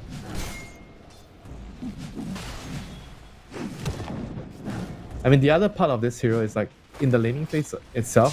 I think that it's not that straightforward to play the lane, you know, as a position for like different lanes require you to do different things. And this time, he's chosen to get the stun to secure the range creep. And right now, he's going to, I guess, just make sure that he keeps the Phoenix busy and allow the lane to be a 1v1 Sven against Tide. Because if the lane is 1v1 as the Tide, you're really, really happy because you free farm against the Sven. Yeah, and so far, it's pretty easy, right? I think Stinger's got to be careful. Still a very, very low armor here. I think he's technically 0, but with the wands, the sticks, he does get above 0 here on the Phoenix. So he's very vulnerable to that stun, to all that right-click damage that Yamich pumps out, even early. Level 2 is when they have to be careful when the Tide has Gush, or has the option to skill Gush. With Gush and the Monkey King right-clicking you, with Blightstone, Jingle stacks, and the Balance Strike to finish you off, you can actually just die, you know. So you have to be very careful. So mid lane, Snapfire against Timber. This lane is slightly, I would say, slightly favored for Snapfire, because you get to do a lot of damage to the Timber when he comes near to the last hit with your Scatter Blast. I mean, Timber can still farm in this lane, but Snapfire should be able to get a lot more from the lane. And whereas the Axe Clings, like I said earlier, the Clings should be able to secure the lane for the Axe. So I would expect the Axe to have a good start to the laning phase. And so far, so good up in that top lane as well here. Axe struggling a little bit in these early levels. Chrysalis kind of making very good use of the amount of fighting that's happening all around into the side lanes. Puppey as well. He had himself at least a, what is his name? The Cabal Foreman until Schofield ate it. He's been making good use there of the Death Pact. Oh, Sacred. A puppy trying to be really aggressive with the blood grenade and the blood right. And they might actually Oh. get Sacred here as well. A couple more right clicks. They have him. Easily done. Puppy may die in response and will go down to the right clicks of Schofield. Crystallis giving chase. I don't think he wants to leave lane for too long, but might have it here, especially with the move speed he gets from this last little blood right, leaving the lane pretty far, Winter. But Schofield has he no has more TP. regeneration. Has TP. Is not going to use it. Looks like he'll miss out on a couple of range creeps here. Or sorry, a couple of CS. No range creeps. Just one or two. The creep wave is still rather healthy, and Chen is there to tank, to stop the creeps from going into tower if necessary. So all in all, the Bloodseeker actually didn't really lose much there, and he got a good amount from killing the Klings. Yeah, made it look easy too, didn't he? Definitely did not. I did not think that it was always move to go for the kill. I would have just went back to the lane and farm if I'm the Bloodseeker. Yeah, but he wanted to go for it, and knocking down Klink's a peg can really do a lot when it comes to making sure that you can keep this hero under control. Yeah, that is true. Speaking of control, the mid lane still very comfortable right now for Armel. Dark Mago, I don't really think he's got a whole lot of kill threat until level 6. Can't do too much here. And down bottom, Stinger. No, it's kind of the weaknesses of the Phoenix. Once you do find yourself getting outlaned, he is here, right? This Bloodstone on the Monkey King now. There's that point in Gush and plenty of physical damage. Like, just need to really be careful with his positioning. Can't really support Jim Park as much as he'd really want to here.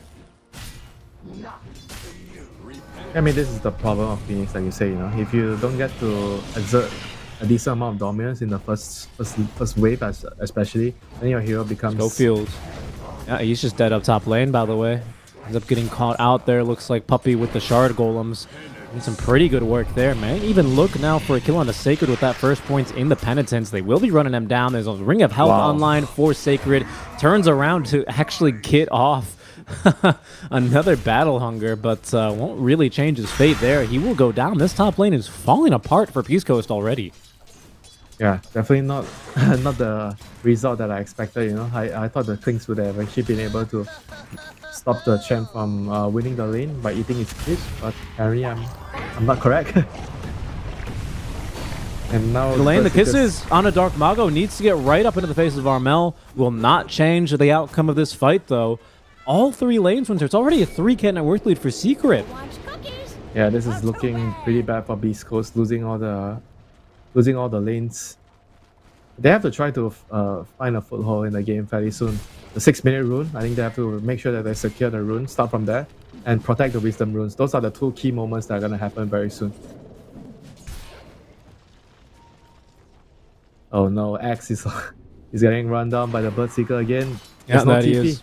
He doesn't have TP. Puppy as well is nearby with a Hurl Boulder. He's got himself a Purge as well to slow him even more. And Sacred, he's just dead again.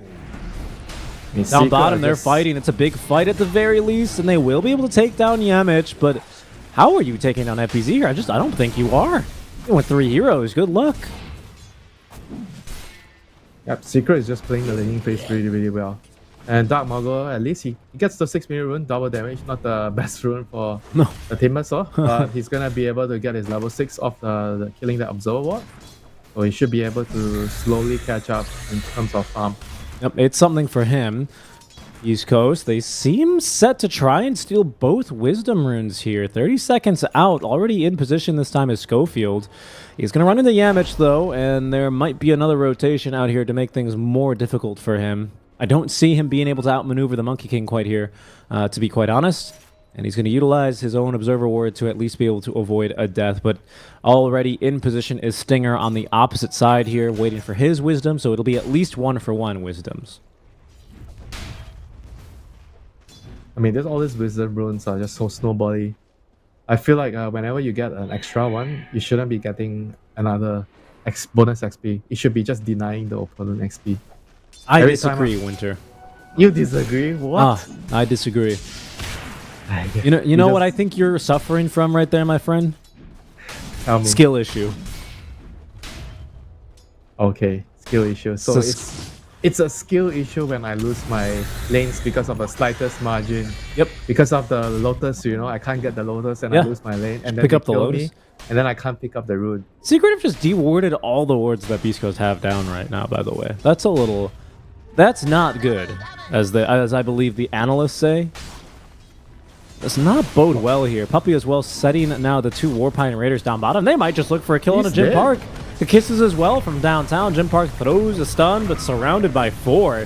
He is going absolutely nowhere. Radiant structure. I think it's going well top at least for Sacred. I mean, he's going to be able to TP and away, but he was dying there. Radiant's bottom Even through the call, the Javelin is just doing too much.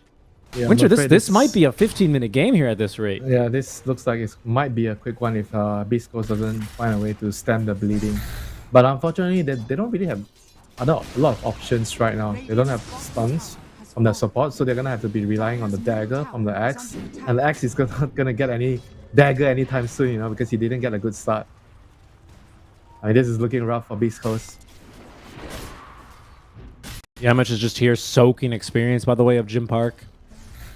He's got this excellent ward down, making it really easy for Secret to start swinging around and looking for more kills, and especially now that FBZ is taking the tower. Annoying.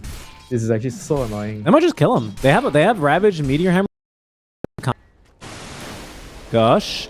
And we'll be able to reach him here quite easily. There's the classic combo of Ravage into Meteor Hammer, extending the stun. They have the Jingu Mastery now. Jim Park throws the stun, ticking down to the Meteor Hammer, but will be able to just barely live Close. through this.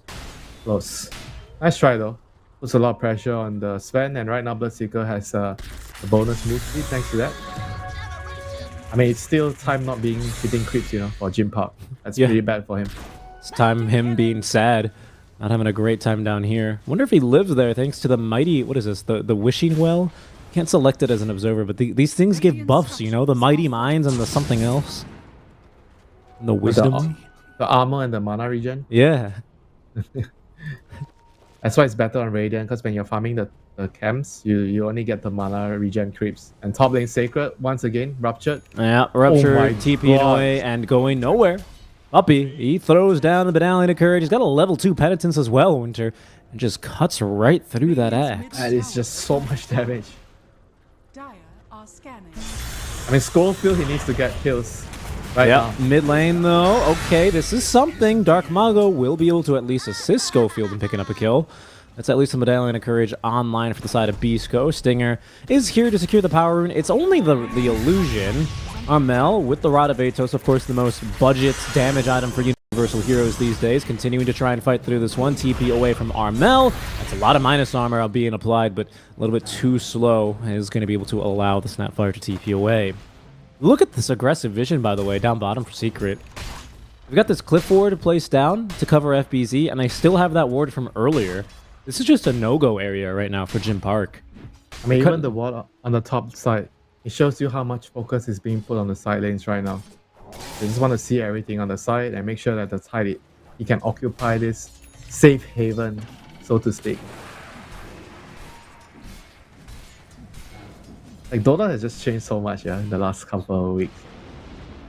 Like, you'll never see this in the previous patches where everybody is just hogging the side lanes and just farming, and all the observer wards will be on the side lanes. And what can Beast Coast do about it, really? I Yeah, mean, they need level 6. Okay, Phoenix is level 6. They need to try to use this egg to kick the tide out, at least get a kill. But on top of that, they need the blink on the X. Because without the blink, there's no initiation. well, I mean, sure, you have the stun from the Sven, but good luck getting him to stun heroes when he's only concerned about hitting creeps. full Solar Crest. That's Armel who just stole that full stack. He might even look for a kill now. Does not have the point yet in Little Shredder. He's got the point in the ulti, 4-4-0, and of course he has taken that level 10 talent already. So, you know, for a minute, you don't die immediately to a Snapfire and Supernova. That might be an opening, although not good enough for Sacred. He's going to take Okay. another death top lane. There goes your blink timing. Maybe there goes the game. I don't really see Secret slowing down too much from here. You need a blink dagger. You need something. Stinger, he might just throw his ulti down here. I don't think it'll save him, though. There's a Ravage here, by the way, out from the side of FBZ. They're going to throw down the ultimate now. Puppey actually realizing he doesn't actually have the damage. Oh, no, the neutral stunned him. Oh, Puppey forced to use the Hand of God. And now from the mid lane, Dark Mago coming in. Wow. The jungle uniting against Puppey. The only way Beast Coast can get back into this game as the Meteor Hammer connects onto the Schofield. The kisses raining on down, assisting FBZ into the kill now onto the Clink. Stark Mago, he can do nothing against these heroes. He just does not have the damage. Maybe with this Monkey King, they can look for something. Sacred now with the call is going to give Jingu stacks actually on the Yamich. Yamich actually is not going to continue for that last stack and is dunked for the kill. Something now for the side of Beast Coast, at least. Yeah, that's money into the Blink Dagger fund for Sacred. He desperately needs that. Another 800 gold more to go for the Blink. They have to find a way to create the space for the Axe to finish that item. Like, there's no other way for them to proceed with the current situation. If the Axe doesn't have Blink, the Sven is not going to get enough space to farm and come back into the game. I'd say even Dark Mago needs time and space to get back into this game at the rate this one's going. He's screwed. He needs to join the fights no matter what. Because the Sven is the position 1 hero.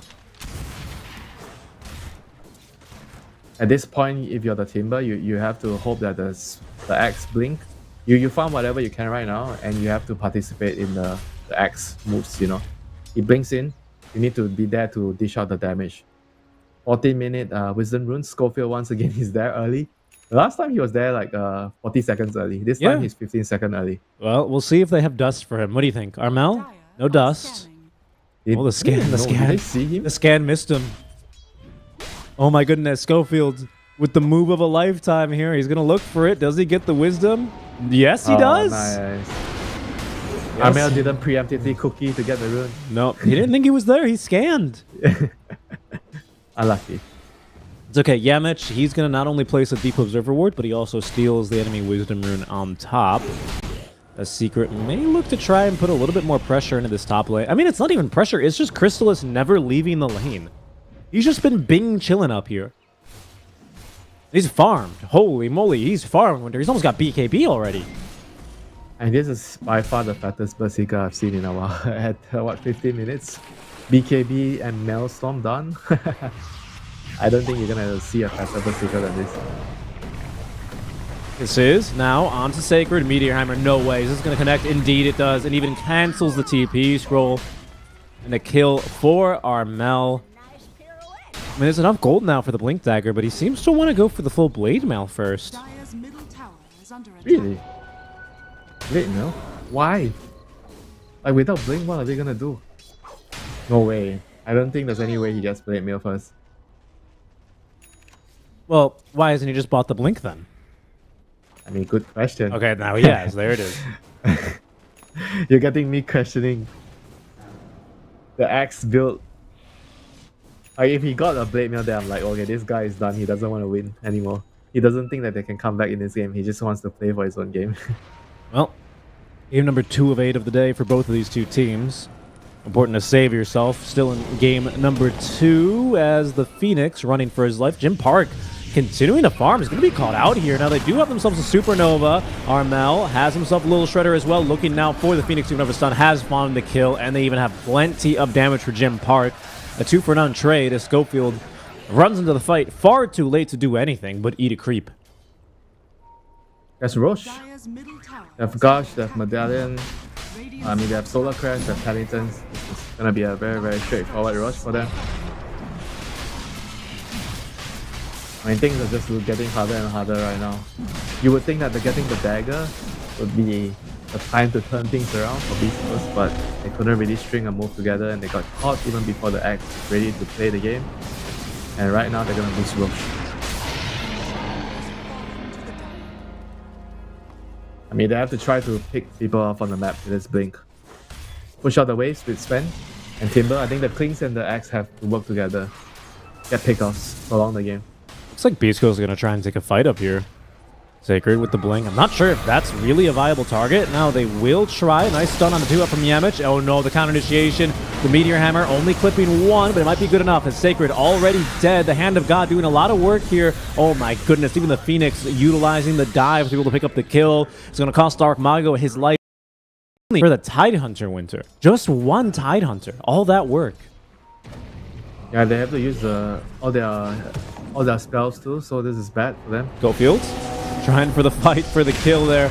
On to one more as Jim Park eager to pour the fight on to Puppy. Puppy's just way too tanky though, and now the kisses out from the Radabatos. Jim Park trying to fight through this one with the Mask of not heal the Bloodseeker. Crystallis looking to clean up here as Stinger falls as well to the blood right from behind. Yamich, sorry, make that Schofield, is trying to find some backliners. Finding no luck, however, as they still have detection for him. An unstoppable streak now for Armel. My goodness, Crystals, he's never even left this top lane. Winter 9-0-3, continuing to farm. I think he's already got Mjolnir on the way.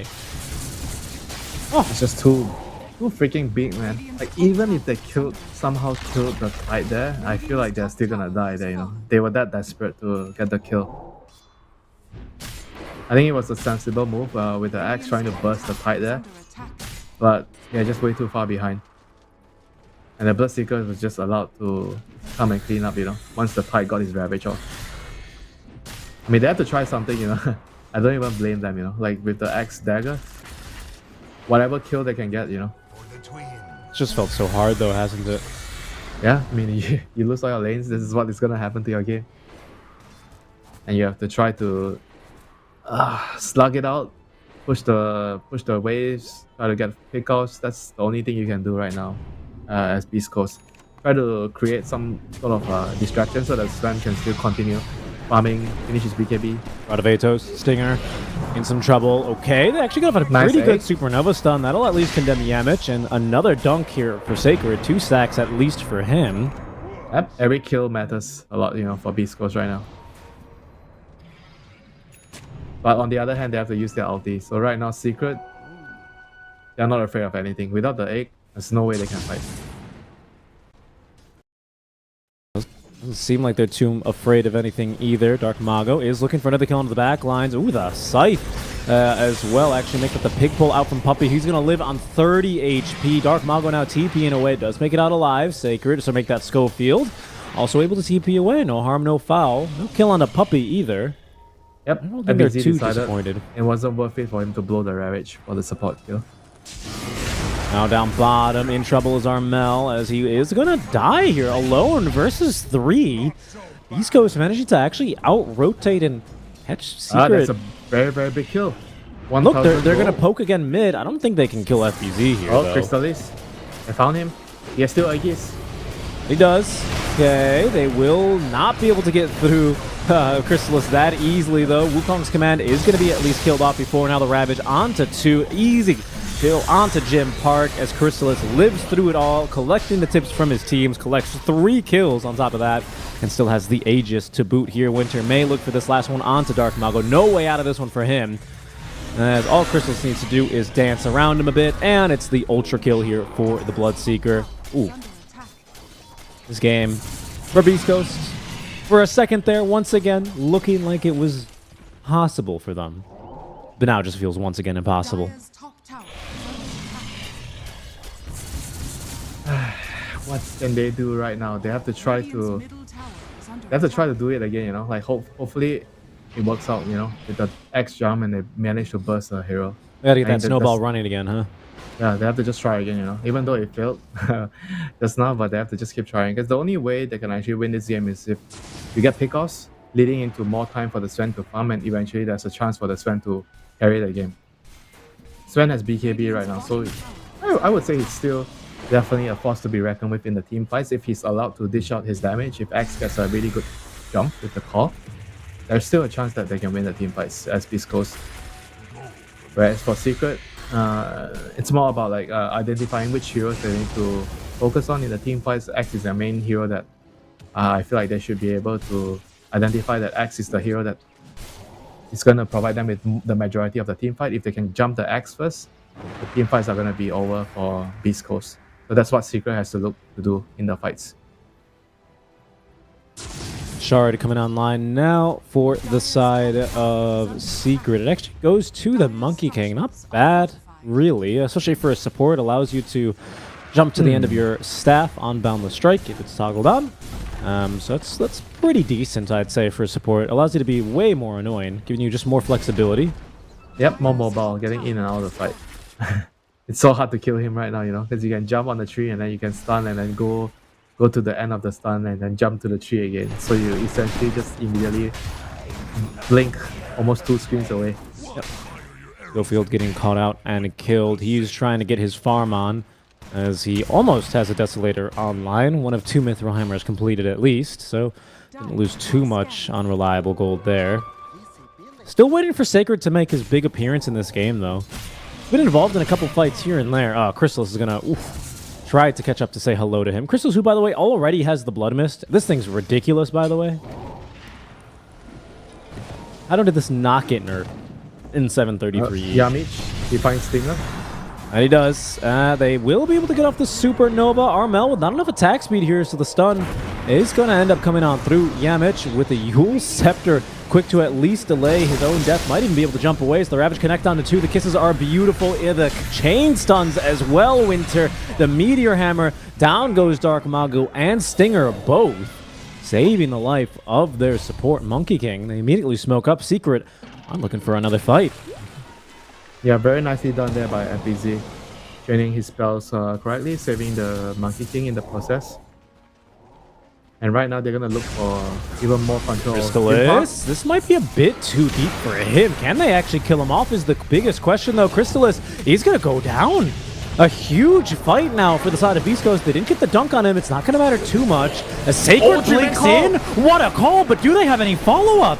What's the follow-up here? Jim Park thinking about making the jump on in, but he's already lost Sacred. He's completely alone here. The cleave damage ain't half bad. He's almost actually cleaved through the Monkey King and will be able to get a double kill off of that cleave. So Beast Coast making it happen here, Winter. What in the world? I mean, for some reason, Crystallis decided to run up the ramp there. His team was smoking over, you know, like maybe he felt like he's really strong, you know, so he wasn't scared of anything at all. He runs up the ramp without waiting for his team. Gets called out, and then he dies. And after that, the 3-man call by Sacred there, absolutely nailing the whole fight there for Beast Coast. They have to be careful, you know, Secret. Like, one more time that happens, so I feel like the Sven is just going to be in a position where he can just carry the game. He's going to have Daedalus very, very soon. Like, the Bloodseeker will stand no chance in a fight against the Sven. And the Sven now with a Blink Dagger, he can make those follow-up plays even faster now, Winter. This might be a comeback. I mean, maybe it's too early, but it's the best we've seen of Beast Coast all game by far. Finally breathing some life into this Sacred Axe. It's definitely possible. Like, they have to just find the right jumps with the axe, let Timbersaw go in, be the bait, you know, run in, give some vision, and then the axe comes in with a huge call, and then the Sven just has to follow up with that, you know, with the blink as well, and kill the target that he calls. Well, he's been on the ball so far here. Jim Park now, a big old gold injection for him. BKB now has himself his own fresh Blink Dagger, looking immediately for the Swift Bling. His 20 talent plus 10 Warcry armor. Not a bad one by any means. It's very useful against the heroes. The Bloodseeker right clicks, the gush, you know, the AoE gush, removing your armor. It's a pretty nice talent. I mean, not as OP as some, like the ones that come to my mind as Imba talents at level 20 is like Juggernaut, and you get the 50% lifesteal Blade Dance. Yeah. None of these really inspire too much confidence here. I mean, it's nice, but it's not like a game-changing talent. Some heroes just have a way better talent than others. I mean, it is a lot of armor, right? Kind of negates the gush in a way. Yeah, I mean, it's nice. It's definitely nice to have in a team fight.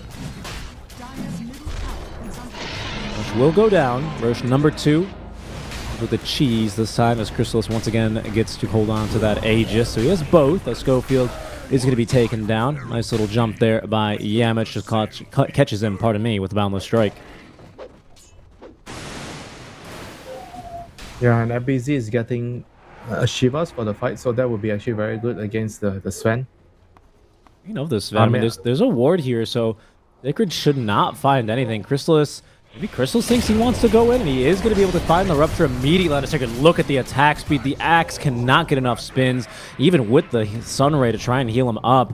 Stinger may be left behind here as well. He's already used his Icarus dive, only has himself a Supernova. He's going to actually drop it as they look to try and turn off the back end of this. Crystallis has just way too much attack speed. You might not even be able to get through Puppy. All right, it seems like you'll be able to do just that. And now what, Jim Park? TPing away? Nope, not happening. Crystallis eats alive a third victim of this fight. 3 kills for Crystallis.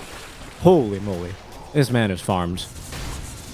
I mean, just when you think there is a chance the comeback, and then that happens. And the Berserker just stamps his authority on the game. Guys, I'm still the strongest hero in the game.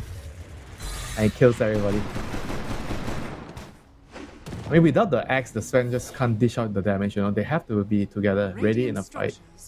You place the observer down, you see them, and then you decide who to jump on, and then the Sven has to follow the axe. That's the most ideal situation that will allow Beast Coast to win the team fight. And obviously, you also have an egg behind the axe jump, you know. That is the best case scenario. If any of one of those things doesn't happen, then Beast Coast can't win the team fight. They just need way more damage, honestly. Not have nearly enough of it there. And now Schofield, once again, is going to be able to steal away a Wisdom Rune. There are lots of TPs forced on back. I mean, everyone came back to kill Schofield. Space.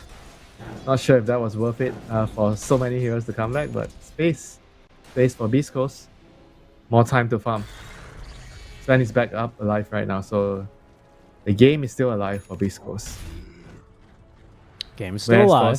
Whereas for Secret, they have to tighten the noose, you know. They don't want Beast Coast to have some sort of opening, small openings to come back into the game, because you know they're going to take it. I mean, so far it's been looking pretty convincing out from Secret. A couple of missteps here and there. Beast Coast unable to really get into the full swing of things. There's this Ag Scepter now for Dark Mago. Do they have a Dispel on anyone? They do have a Yule Scepter, so that'll Dispel. That's not very bad at all. Just the one, though. Damage as well, holding on to a gem. Careful, though. East Coast still underneath the Observer Ward. So they see Sacred, they see Stinger, and I think they saw Jim Park as well. We'll see how quickly they can make those lot disappear as Stinger does it to himself there. Just flew, I guess, too close to the sun on that one, to use a Phoenix reference there. He will go down. And Jim Park, he thinks he's being sneaky here, Winter, but he's right underneath a ward. I don't think he makes it out alive. He's got a BKB TP. He must know that trouble's coming for him. How can you run from a monkey? There's no way, right? I think he still wants to find creeps to farm. That's why he's not TPing. He does. I mean, he does find some creeps to farm. That's a bold move from him. Just carry things, you know. That's the type of carry that would just immediately there find a spot to hide and TP out, and there this is could Jim Park. trouble. Okay, they did see him, but he blinks away a bit too quickly. Another gush on forward. Are they going to hit the Ravage? Do they see him in time? No, they don't. I can't believe he gets away with that. Wow. When you're down 17k, those are the things that you need to do to give yourself maximum chance to get back into the game. You have to take some risks. Wastes a bit of time there for sure. Dark Mago cuts another wave in the mid lane. Down bottom, Schofield starting to push. All right, now they're TPing back from. He's focusing down on this tower, though. He's got it. Tower. 3 heroes surround him and take him down. No, the monkey denied the tower. Oh, did he really? Oh, he did. That he did. Oh, no. Still space. He distracted 3 heroes, so it means more time. Wait, Beast Coast are smoking on this. What did the Sven buy? Did he get anything huge? They have a halberd on the Phoenix. They have a BKB now on the Axe, and they're going to make a jump now onto the Watermelon. Can they kill him off in time? Absolutely not. Sunray at least into the Supernova first, and this is going to allow at least Beast Coast to continue taking this fight, but Chrysalis is in now. A big old stun, though. Can they find the dunk onto him in time? Yes, they can, but that's only the Aegis. He has no BKB by the time he respawns here, though. Chrysalis and Sacred, he's actually going to go down to the right clicks of Armel. Dark Mago up on the high ground, takes down Puppy, but it's Chrysalis who deletes Stinger from this fight. A 1 versus 2, that might be where Beast Coast have to throw in the towel here, but a very respectable bout out from them on that fight. I cannot believe how well that went for them. How, man? It was a 4 against 5, and they got the best possible initiation with the Axe jumping on the Tide. They BKB on the Sven, they killed the Tide right away, and after that, I think the egg was also pretty good. He stunned like 2 heroes after that, and the Sven kind of cleaved a couple of heroes after too. You saw the power of the Sven. If he's allowed to stand and dish out the damage, he can actually just kill everybody. That was absolutely incredible. East Coast, they will still take a little bit of a lose on that fight, right? But still Imagine if the early game didn't go so badly for them, you know. Just imagine that. With like what, a 5k deficit at 1 minute 10. And it's these wards that have made such a big difference, really. You can see here Schofield. Well, they did get rid of the gem on the Monkey King. Who has it no now? Dust. He has no dust. Wait, Who's got the gem? Where did Yule sit? I guess he must have just come out of invis there. Not like it matters. Now that entry, Puppy came prepared, picks up the kill. Is the gem on somebody now? I believe I've lost it. No, Armel picked up the gem. We're okay. We're okay. We're all good. I mean, it still seems. I don't know. This is Seeker now. Armel as well with Little Shredder uses your attack damage. Are they just too big? How can you take? I feel like there's still a chance. If the X gets the right jump, you have the supernova behind the X call with the Sven jumping in. There is still a chance. If he gets like a two-man call, say the Tide +1, either the Snap or the Bloodseeker, I could see the fight just instantly being over for Secret. We'll see how that goes for them. They need some Wind Waker or something to save, the X call. They don't have any items to save right now. Yeah, they've already got the Yules on Yamich, but he's going to go for the Heaven's Halberd first. That's completed now. We'll be flying I feel like his he way. should finish the Wind Waker so he can save the X call, because that's the only thing that's keeping Beast Coast in the game, right? The X jump and the Sven coming in to finish off the X call target. So if you actually stop that from happening, it means that Beast Coast have nowhere to win the team fights. This Clinks is starting to do plenty of damage as well now, to be honest. His full Death Well, of Solar he's buying Crest. Daedalus. Yeah. I mean, that's what you do. You support Clinks in inverted commas. This is what all the core players playing support want to do. They just say, I'm playing support. Okay, this fight kicking off Sacred this time around, though. Yeah, no way you can jump off the back of that call target. Crystal is chasing for more, up to level 25 already. They're going to just be just shy there on the Boundless Strike to be able to stun out for more. East Coast immediately looking to cut more waves up in this top area. I mean, he has buyback, so they can still hold this power. There is always a chance when there is no save, when the enemy team has no save against the Blink Call. Yeah, and they have plenty. Look at Puppy. He picked up the DD rune, by the way. That's a bold jump right there from Stinger. Wow. Crystallis is already up to 25, so he has 2 rupture charges. Only has one, pardon me, at the moment. These are going to be buildings getting deleted rather quickly as the stun is going to miss out there from Yamich. Fortify is forced. 15 seconds more until the axe returns. They can get done now. Popping the Lincolns that Armel holds as a second Little Shredder is going to be more than enough to get through the melee barracks. And now, Team Secret, they've learned from their previous attempts to go high ground. They're going to take it easy.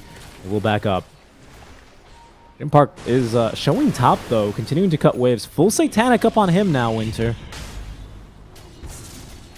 Yeah, and he has level 25 now. He has the 50% bonus Lord Strength damage, Alan. All right. He's gonna make things disappear in the team fight. If he can get on top of him. East Coast, they are going to be smoking up and making a move now as Secret heads straight into the Roche Pit. Roshan, number 3, comes with a Refresher Shard. It's going to fall fast, but Beast Coast nearly in position. The smoke now from Secret as they do sense this coming. There's going to be the jump on in. They make the jump onto Puppy. They try to save him now with the Ravage. It's good enough. And in fact, the counter initiation, it's too good. Jim Park, he's going to be able to not get off any Satanic auto attacks. The Yule Scepter saves himself. A Phoenix Supernova stun is going to connect, though. Jim Park managing to still fight through this one. Is not going to be caught by the Meteor Hammer there, but just has no more sustain. Jim Park is down, and now Secret wipe Beast Coast off the face of the earth. They're going to be able to collect now onto this next Roshan, and that just might be about game here, Winter. Yeah, that was a huge Ravage there onto the Sven and the Axe. They got a little greedy, didn't pop their BKBs. They see a Chen and paid the price, that Ravage into Meteor Hammer, and the fight was basically over after that. Well played by FPC.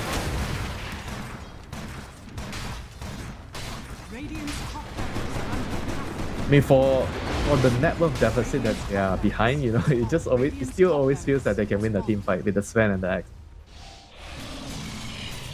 Yeah, but the counter initiation is just too good. Not popping the BKBs, and well, you pay the price. They have to wait. I think that they have to wait until they see the Tide or the Bloodseeker. They cannot go on the supports with the Axe call there. That's what Puppy tried to do. He tried to go up, use his body to break the smoke, and because he felt like even if he dies without casting a spell, as long as the Axe didn't jump his course, they're still gonna win the team fight. Yeah, you try and kill Puppy, you see what happens. We team wipe you. They didn't even kill Roche. They straight up they're gonna end the game. Sacred, he's in trouble. They have the detection, and they have a very easy kill on the circuit. I mean, that it's GG really then. should be GG. Secret, they'll take it easy. You know, they'll go back, they'll hit Roshan, they'll get a couple more ancients, but I mean, that has got to be the nail in the coffin now. 31K Winter. Yeah, what a game, you know, by Secret. They've shown that they can get a good start with their heroes, get a good lane, and just suffocate you out of the map, you know, choke you out of the map with their heroes. Really impressed by how they played like the early game and how they transitioned their lead into the mid game, you know, from the first game and the second game. I don't know what to say, Winter. I don't know if there's really a way back into this one now. Everything, like you said, has just gone very swimmingly here for Secret. Not this game, you know. They have to go back to the drawing board and try to figure out what went wrong. Jim Park, he still thinks that there's a chance. And Harmel's hunting, man. Look at him go. Level 25. I mean, not like it'll make a difference here when he's only one target. Oh my goodness, you can see the crits, the 1,000 damage already on the Snapfire. Dark Mago, he's going to be scouted here. They have a refresher, by the way, in the backpack. They're not going to need it. Timbersaw, he is just minced meat. He even couldn't connect to the Timber Chain. Down he goes. No buyback. Mid He's lane, dead for 90 Stinger. seconds. Yep, he's dead in the duration of one little shredder.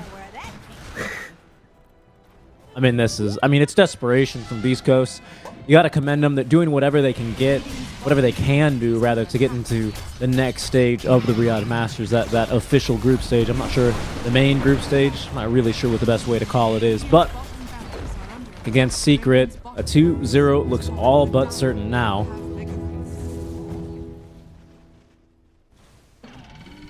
Park, I mean, he'll continue cutting waves top till the cows come home. But right now, Secret, they're ready to finish this one out. They got 6 more games of Dota to play after this one. So do you, Beast Coast. See what they opt to do now as Tier 4 is falling very quickly to the right clicks of Crystallis. Throne is exposed. There is no Fortify. There is no Timber. TP. And there's the He has no GG. TP. Yeah, it doesn't have TP. That'll do it. GG, well played is called. Crystallis gets another kill here to end off his series at 23, pardon me, 1-12. And, I mean, that's just Secret absolutely showing why they are the best team in Western European Division 2. I think so far they look like they've already built on what they where they left off in during DPC. You know, I feel like they look a lot better right now. Like in terms of before that, I would always see them. Okay, they do well on the lanes, right? But they somehow have a lot of trouble converting the lead into something bigger after the laning phase. And in this series, I feel like they kind of figured out what they needed to do, how they move their heroes across the map, who's supposed to be playing with who, and they were connecting really well towards each other and utilizing each other's strength. So I feel like on that regard, they've already shown a pretty good amount of improvement as a team compared to a month ago. Yeah, certainly.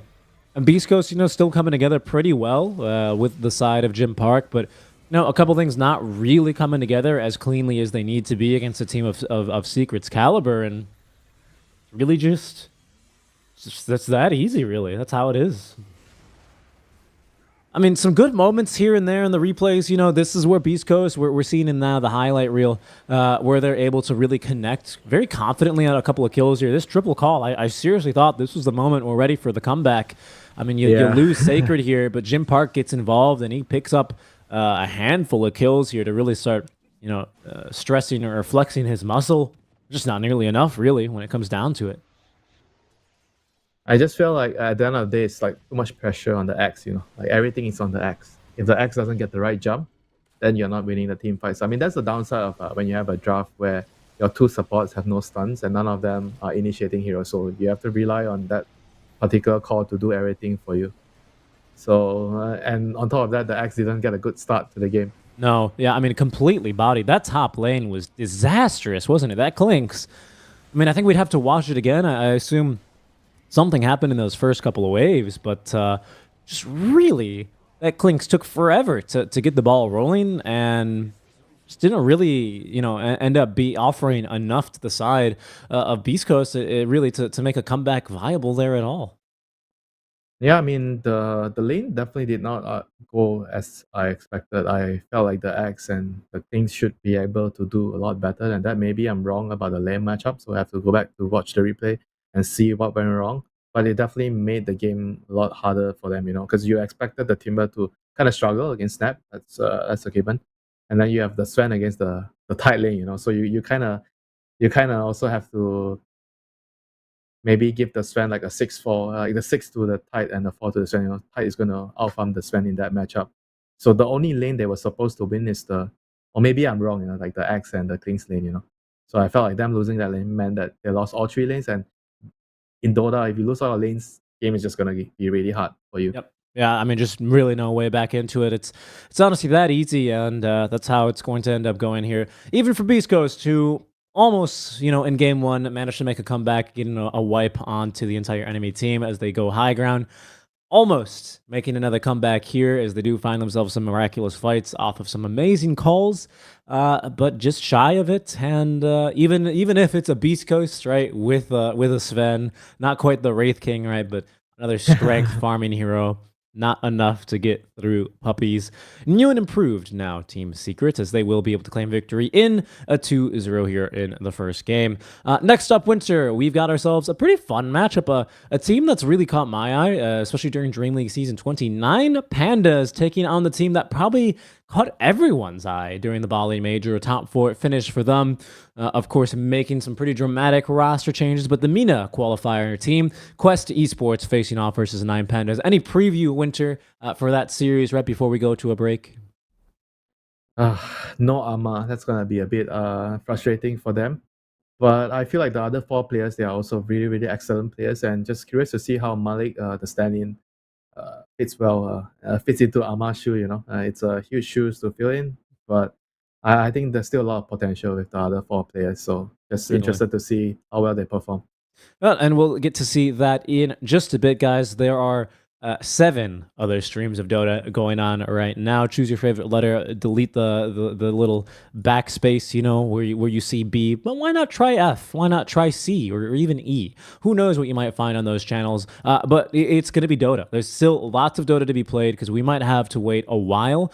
Quest Esports facing off versus OG on, I think, stream C.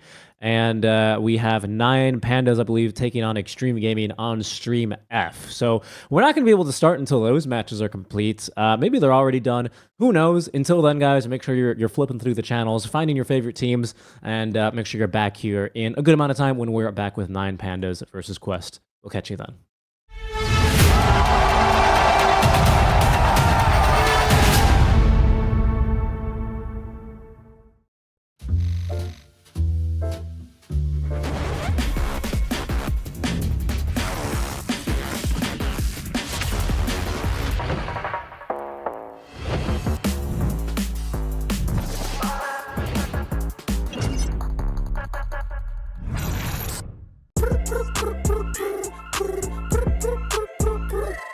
حتاكل انت تشبع وانت مستمتع وتلاقي الوجبه جايه على الاصول. واو يجيك العيش هش طالع من الاوفن والدجاج يقرمش just the way I love it. وتسوي كده وتسوي كده وتسوي كده مع الحشمه وانت بغراب خفيفه جيب تويستر.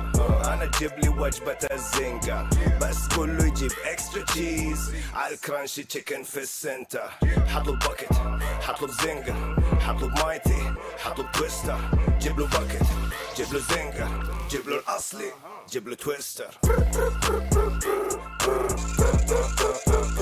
delicious yeah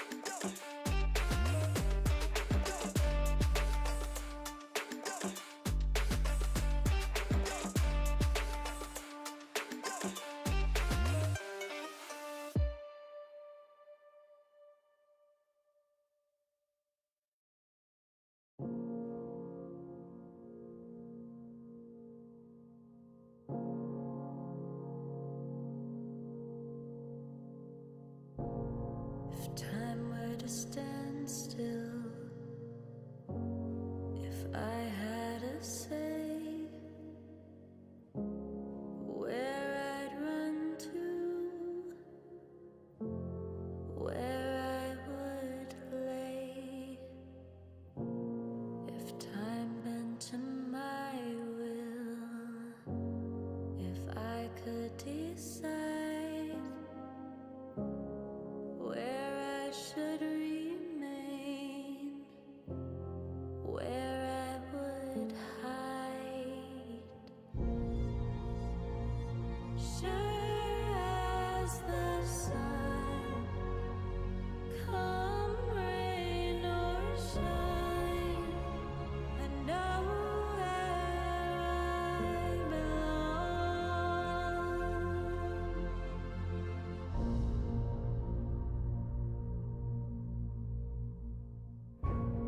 If time were to stand still, if I had a say where I'd run to, where I would lay, if time bent to my will, if I could decide where I should remain, where I would hide.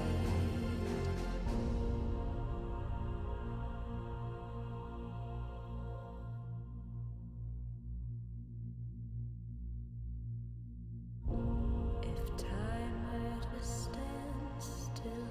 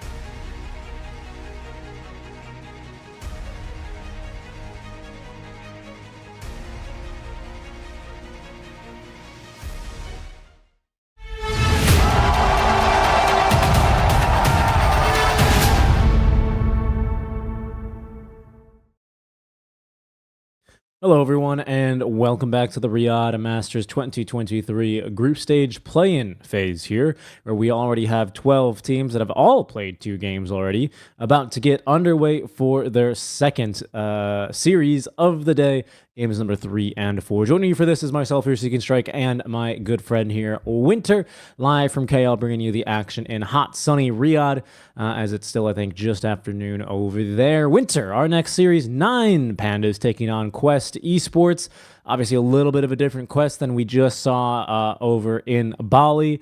But you were just telling me before the break how strong you think the 4 players that remain on the roster are. What really stood out to you about their stints in Bali? It's for you to go ahead and make that statement, despite, of course, Amar quite what's the word? Quite well known, that he's left the team now. Hey, he's a very polarizing player for sure. When he goes to a team, you feel like the whole team is about him, and that's the difficult part for the other 4 players sometimes, But on the other hand, I feel like on Quest, the other 4 players have also kind of did a lot of like heavy lifting during their games at Bali. I feel like in particular the supports do an amazing job, like Omar. I think it's really excellent. In the lanes, he's really excellent in the team fights, like how he initiates, and obviously carry. Like everybody loves to rave about like TA 2000, and you put him on his signature heroes, the TA, the Morphling. He farms really quickly. He makes a lot of really good decisions when to come to the fights. And as a carry, I think that's the most difficult part, balancing out how much do you help your team and how much do you farm. And I think he's got that balance down to the T. Well, Winter, we are in lobby here, about to get started with our draft. Quest Esports, they won the toss and they chose second pick. I didn't get a chance in between when I was eating some food to see how both these teams have done previously. I'll do so in a second, but right now in this meta, I don't really think 733E has changed all too much. At the very least, with side and pick. Where are you settled in terms of favoriting a side or a pick? Is there one that you think is much stronger or better than the other?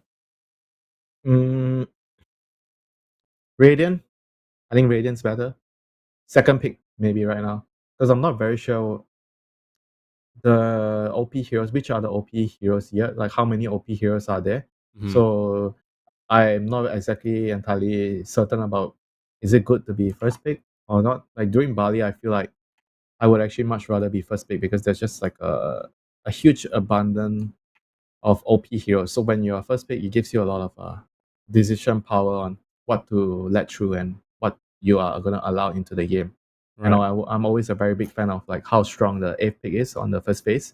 And I feel like during Bali, there's just so many heroes that you can abuse to pick on the 8th. Like all these core heroes that are really strong, the Timber, Dusa, Morphling, all those kind of heroes. And right now, because everything is nerfed, right? So I'm not entirely sure whether it's really beneficial for me to, when I win the toss, to get first pick. I'd much rather just get Radiant because of the Roshan thing.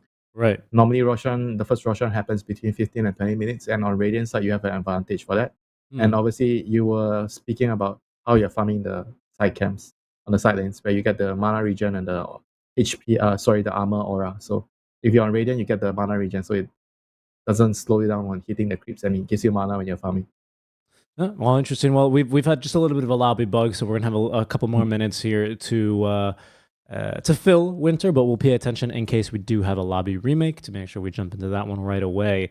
I did take a second to look while you were talking about, I don't know, Roshan or something like that. That both these 2 teams actually undefeated, so both teams are at 2-0, tied basically in a 3-way tie for first place. So that's quite exciting for both of them. 9 Pandas, who did they previously play? I just had it here. Apologies. OG taking down 2-0, I believe, at the hands of Quest, and 9 Pandas 2-0 in Extreme Gaming. It's a little bit of a surprise. Both 2 teams quite famously coming in with a stand-in, right? Seb for another last ride. Might really be the last ride. When is the last ride? When is the last? I mean, come on. My man, he wants to let him enjoy the ride. Don't be a hater. What is this? What is this? What do you think he can only star in 2 true sights? That's it. Next, everyone else has to go in true sight. I feel like he just loves Dora too much. if you ask me. That guy, even when he already won TI, because I have him on my friends list, and he's like playing way more Dota than me, after winning TI.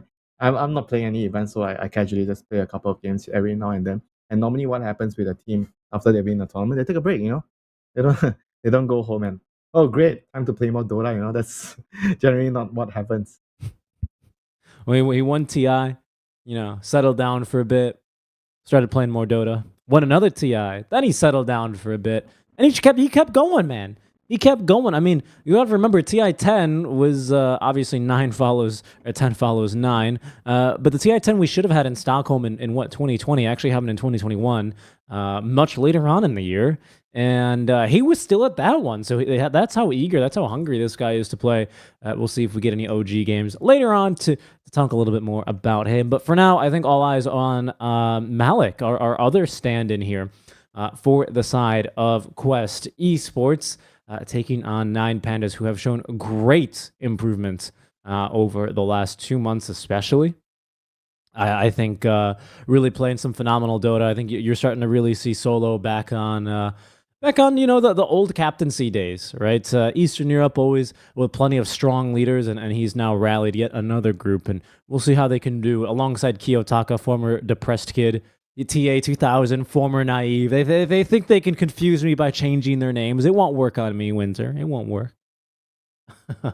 Sometimes players are just a bit religious with the names. It's like when they lose, they shave off the beard, Right. and then when they keep winning, they just don't do it ever. Well, Winter, And then we don't have to keep filling, but I'm so curious. Did you ever go through any name changes before for you? I've definitely had different names before, but I've never explicitly changed my name in the middle of something or in Right. between, like a duration of period in the same team. Yeah. Have you ever like cut your hair differently? Did you ever do any of those? No.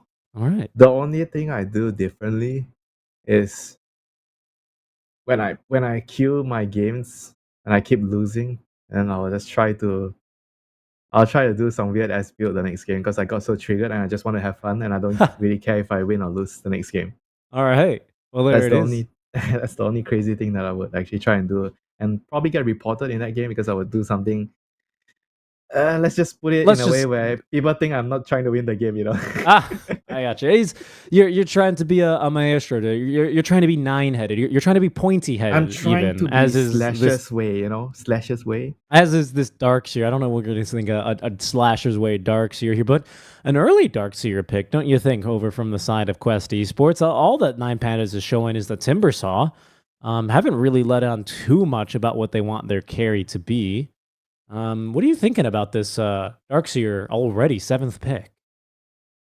Not entirely sure, but the vibes are you just want to pick 6 and 7. You want to pick your off lane and your position 4 right away, and you want to pick like a off lane that doesn't really care about the matchup. Like in the past, you would see a lot of like Doom being picked early or Beastmaster because those heroes were strong before. And right now, after everything's nerfed and changed, maybe they feel like this is the hero that you can pick early. But traditionally, I would say Darkseer is not the hero that you want to reveal first. Because Darkseer needs a good lane matchup, and he needs a lot of farm to be effective. And nowadays, what I would say about Darkseer is because he's a universal hero right now, he's a lot stronger in the lane. So you see teams pairing him with a range hero. You don't necessarily see teams pick, Darkseer, Spiritbreaker, Darkseer, Clockwork, Nyx, Darkseer, Nyx, one of those classic... Right, because he can just last hit now. Yeah, he can just last hit without using Iron Shell. So he's actually a pretty good laner at the moment. And on top of that, what you want to do with position 4 is as long as he provides kill trap with the Darkseer, then you're fine. It doesn't matter if it's a range hero or melee hero. That's why you see a lot of others Darkseer being picked without a melee hero, because the range heroes are stronger in the lane, so they help you secure creeps and get kills more. They can contest pulls a lot easier, stack a lot easier. That sort of gameplay as well, I think, tends to be really important and crucial when, one little wave skip can make a big difference when you're something like a Darkseer. And 9Pandas, they consider it for a while. They're still dipping pretty well deep into their reserve time, and did so especially for this 8th pick, Skywrath Mage. And despite even the Morphling nerfs, they are paying some respect to the strength of TA 2000. They'll remove his TA, as is in the name, and they'll also take care of the Morphling, even if 733E significantly nerfed the hero. They don't want him in the hands of Naive here. I mean, still a Timber Saw, right? Universal hero, even though it's not 40% stat still anymore. Yeah, it's like what 15%. 20, right? I think Or it's 15. Hold on, let me double me check. check. It's Let me because I check. know it's only an additional 5 now, and I think they nerfed it from 20 to 10. Oh yeah. That might not No, be the correct. universal is 20 to 5. Yeah. Yeah, exactly. Extra But 20 to 5. So it's what? 15. Yeah, correct. 15. yeah, there it is. So yeah, I passed. I passed the 7th grade. I did pretty well back in those kinds of maths. You can take me at my word sometimes, Winter. But I wouldn't take myself at my word for what else that Quest Esports is going to try and throw on for TA 2000. He maybe sees a Timbersaw showing. They're going to ban out the Doom to also protect him against some possibly, annoying lanes. I don't expect to see his hero here. What do you think? Do you show your mid or do you show your other support if you're Quest? What's the move? Normally, I would like to show my other support, but sometimes I see teams because you see the Timber, and you can just straight away pick a core that's really good against Timber that can be flexible.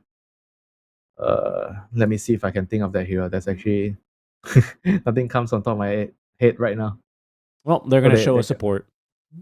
Okay, so the SD provides them with a save for the Skyrath ulti, and it also means that Shadow Demon with Darkseer might be actually the lane. Because whenever you have Darkseer, I feel like you want a position 4 that can easily stack the camps, so you can farm the stacks. And Shadow Demon is like probably the best at doing that because you can just stack with the poison easily without losing much time in the lane.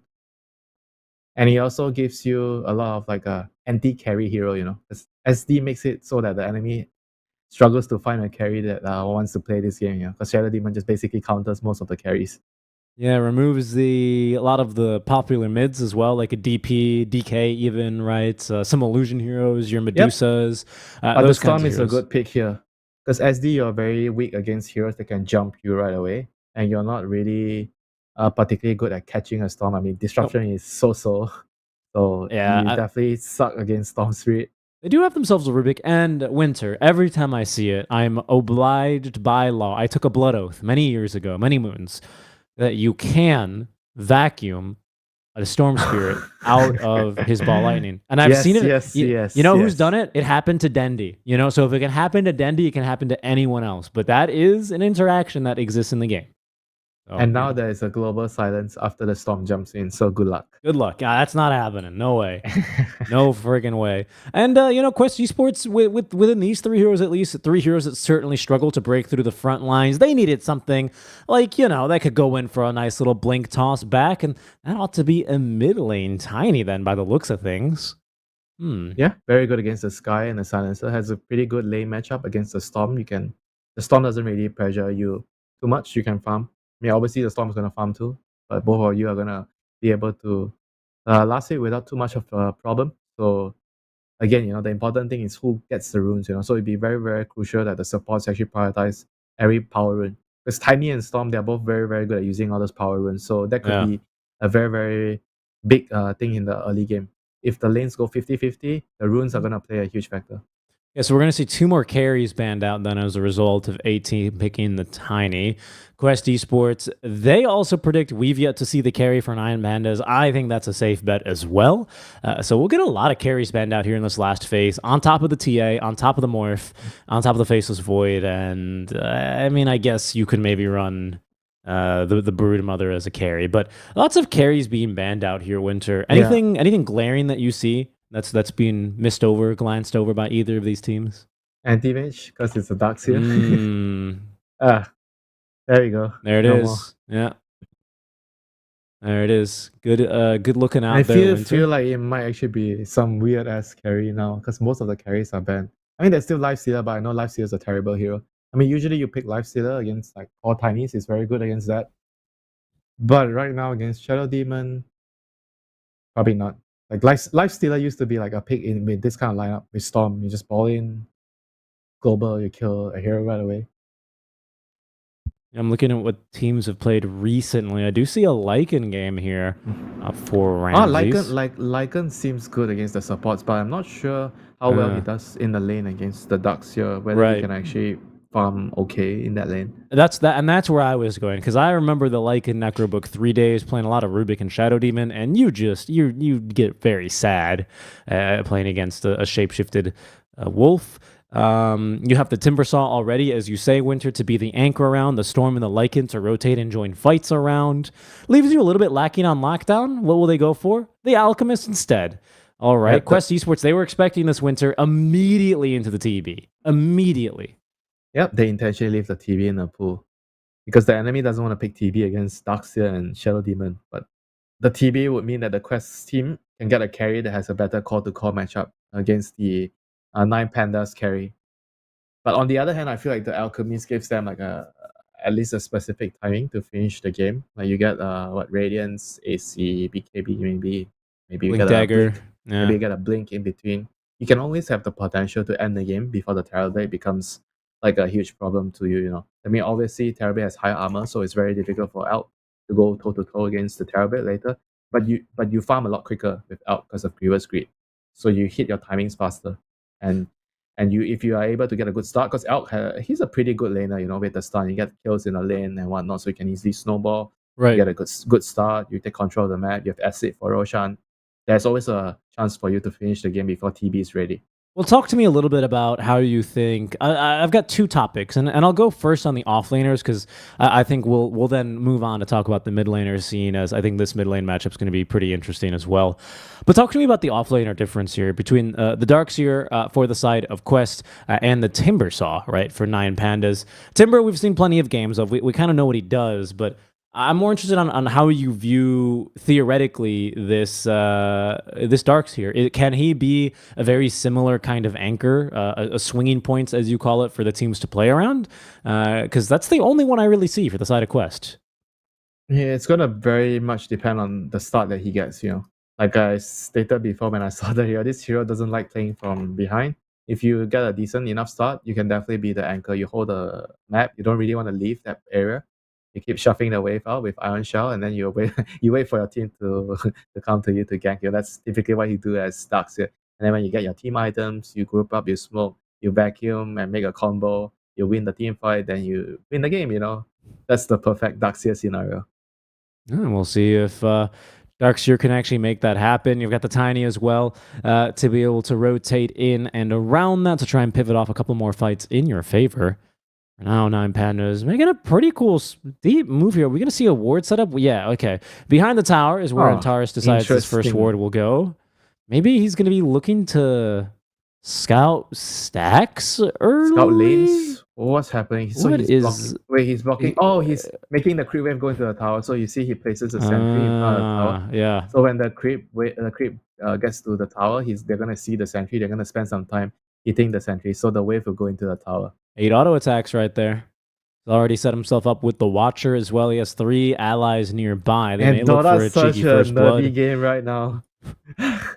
50 gold for that. We'll see if it pays off. For now, 9 Pandas.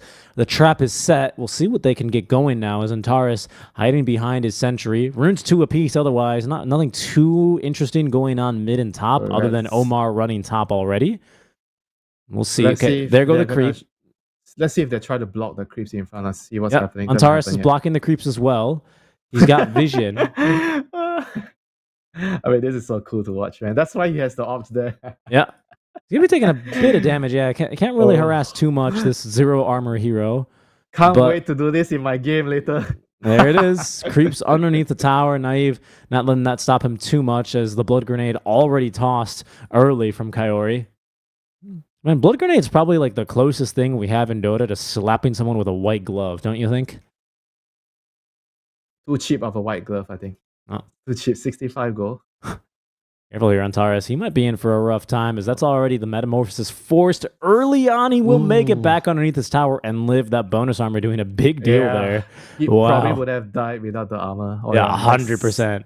Oh, Skyroth is just so weak to right clicks in the early game. I guess that's the only downside about pushing the wave like that is TA2000 just easily gets level 2, right? Looks to use whatever advantage he can there, but fails to secure the kill. What's the goal here? Is it just to secure an easy level 1 from Yero? Yeah, most likely. You get to a level 2 with armor and reactive. But they didn't block the pull cam. So right now, Kaori is pulling the wave back with his single pull. So I feel like the Terrorblade, he's okay, despite what they did in the early game. That 50 gold investment might not have been so impactful as I expected. But is it more to stop the Terrorblade, or is it more to just get the Timber Saw, Both. through It's the both. difficult? Okay. It's both. Well, in that sense, then it still proved to be somewhat effective. Antares is trapped here. Good body blocks from Kaori. We'll force him all the way back. We are the bot lane extravaganza for now. Let's keep our eyes Ramses. on mid, where Noob is also falling close to death. It's Ramses up top lane who goes down first, though. They will be able to trade away to kill +2. down bottom as Omar is going to go down. Malik, he's going to be able to keep his ins. He's got all this armor, all this strength. He'll be just fine for now. Down bottom, though, is Kaori continuing to fight here, taking down the blood grenade. Cannot break vision. Antares needs a little bit more of the right clicks by Kaori. He's got him just edged out. Oh, no more mana. Had just another blood grenade to throw, but Kaori is going to be the last one standing down there. What an exciting couple of side lanes we've got cooking this one, huh? 0 armor, Skyrath, man. You ain't winning any trade against anybody. No, you're not. I've been in that shoes. far Not too even many your times. own illusions. That's a bit of a feels bad, but a big win now for the side of Quest, who are going to be able to at least maintain good equilibrium. TI 2000 very comfortable here, even if he is going to miss out on the Lotus, CSing like a dream here compared to how Miero has been doing. Miero, though, I don't know. We'll keep our eyes on him, right? 2 points now in reactive armor with the Ring of Health and the Healing Lotus. Oof. But it's Ramses who continues to be in trouble up top lane. I mean, maybe this is why they first faced the Darkseid. It feels like Darkseid is just that strong in the lane. Could have And something to do with it. on top of that, we didn't really get to talk much about the mid lane. The Storm Kiyotaka is having a very, very good start so far. 21 to 3 to the 15 and 2 Tiny. And Storm is one of those heroes. If you give this On hero, bottom, Antares is fine. if you give this hero an early start, he's gonna be able to snowball very easily.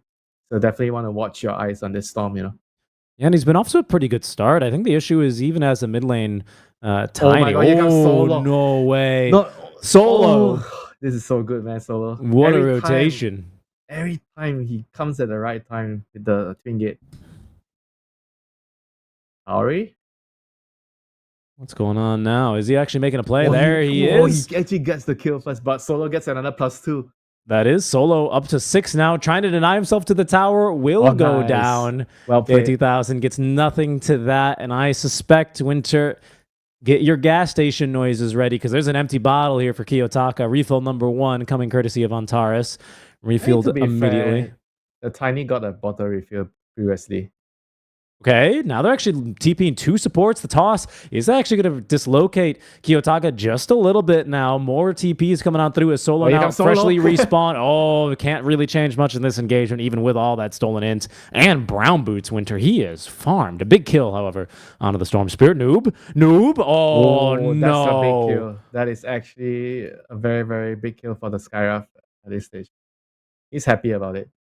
That love is... I love Go and XP. That is wild.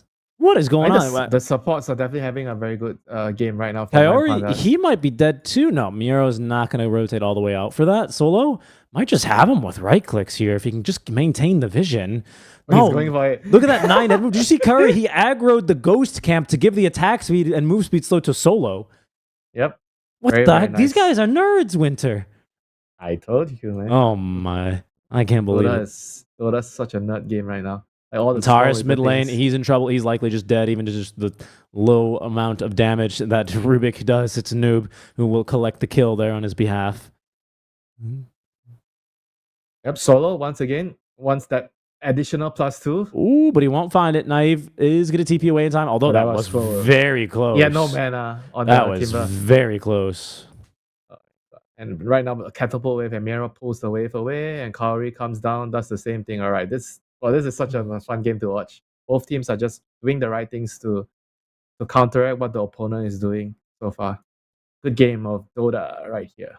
First, a power rune spawns. It's going to go into the Battle of Noob. Kiyotaka had to clear the wave in order to get the Siege Wagon off of his tower. More money moves being made, though, by the 9 Panda supports. Solo Well, let's see where he wants to go. He's kind of been deciding between mid and bottom again. Not I mean, really he's sure. thinking about where is the best place for his +2. He's looking at the map. Okay, maybe mid lane isn't Oh. the best place to go. Let's just peek top real quick here. By the way, wall of replica just bing chilling in the lane. Oh, it's just left, but you'll have to take my word for it. Ramses will survive a solo kill attempt here, so he's just fine now. And this scan out from the side of 9Pandas, it's scouted. Kaori is Runes. he is Time going to for try and runes. make a sneaky move here. I think he's far too late, far too slow. Yeah, he's going to go ahead and call himself off there, as Antares would have been beat by a mile to the Wisdom Rune.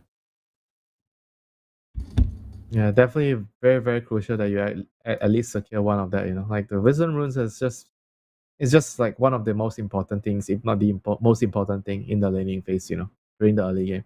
Kaori, he's gonna come back to the lane. Miro doesn't have much mana, but Solo is here again. Slows him down. Another +2 for Mr. Boss Solo. Yes, it is. Another +2 up to 8 already mid lane. Kiyotaka might be in danger. Kiyotaka already utilizing a bit of the stun. Avatos into the telekinesis. Omar assisting in that kill beautifully. A noob could have tanked for days there with the shield rune active. They kill him even with the ball lightning ready. Noob is absolutely popping off. This is such a lovely game here. We are gonna start to see more of this Tiny. I think this hero is gonna make a comeback, Every time before TI, this hero is just okay. Tiny's a good hero again, then everybody just starts picking the hero again. Solo tries to deny the rune. No, he'll be killed for that. However, it might result in at least Kiyotaka picking up a kill, maybe even 2. Doesn't look like it. Noob instead has only Avalanche Toss, not ready for 7 more seconds, but with the right clicks might just have him dead to rights. Here's Kiyotaka instead, jumps onto Kaori. Down he goes. That was actually Disseminate. That ended up getting a little bit of tick damage onto Antares. First time I've seen that leveled so early. Yeah, me too. Normally you don't see this spell level this early. That's a curious one. Another wall of replica, by the way, dropped in the top lane. Unable to find much onto Ramses. He's A-okay for now. Both the side lane heroes for 9Pandas sitting comfy at top and bottom, the Timber and the Elk. Elk is going to try to push the Darkseer away, but Darkseer is just going to ignore him, run away with Surge.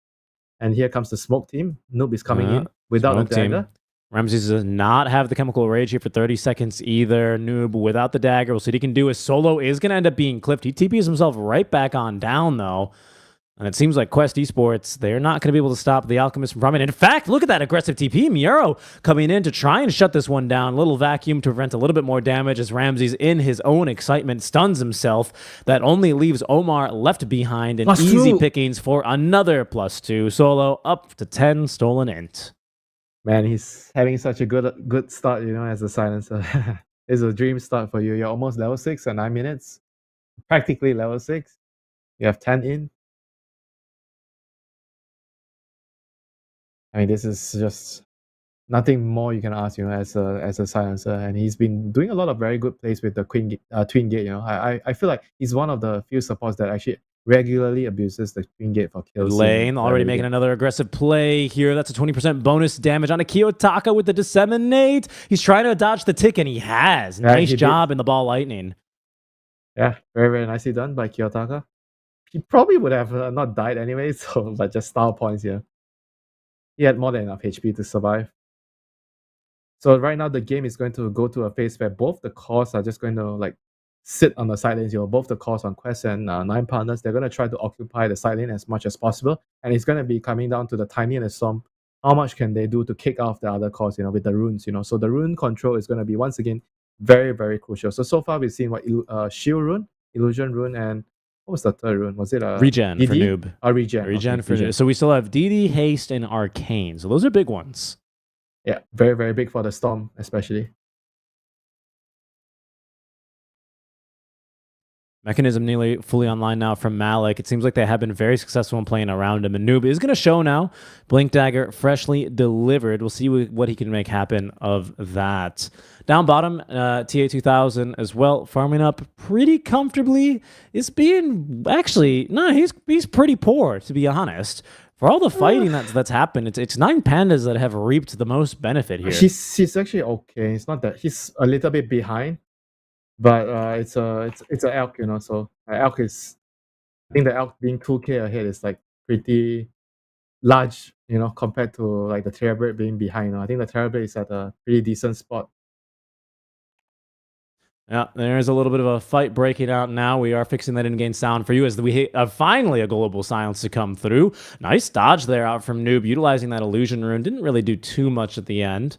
But so far, no one falling quite yet. 9 Pandas forced to global underneath their tier 2 tower to defend possibly a death on a Ramses, but they will smoke up now. Kiyotaka and Ramsey smoked up, looking for a kill quickly now onto the Darkseer, but he got off a surge just in the nick of time. Disruption as well from Kaori is going to prevent an easy kill there, as now they're looking to turn. Wall of Replica dropped. Antares in trouble here as they will focus down onto him. He's an easy kill.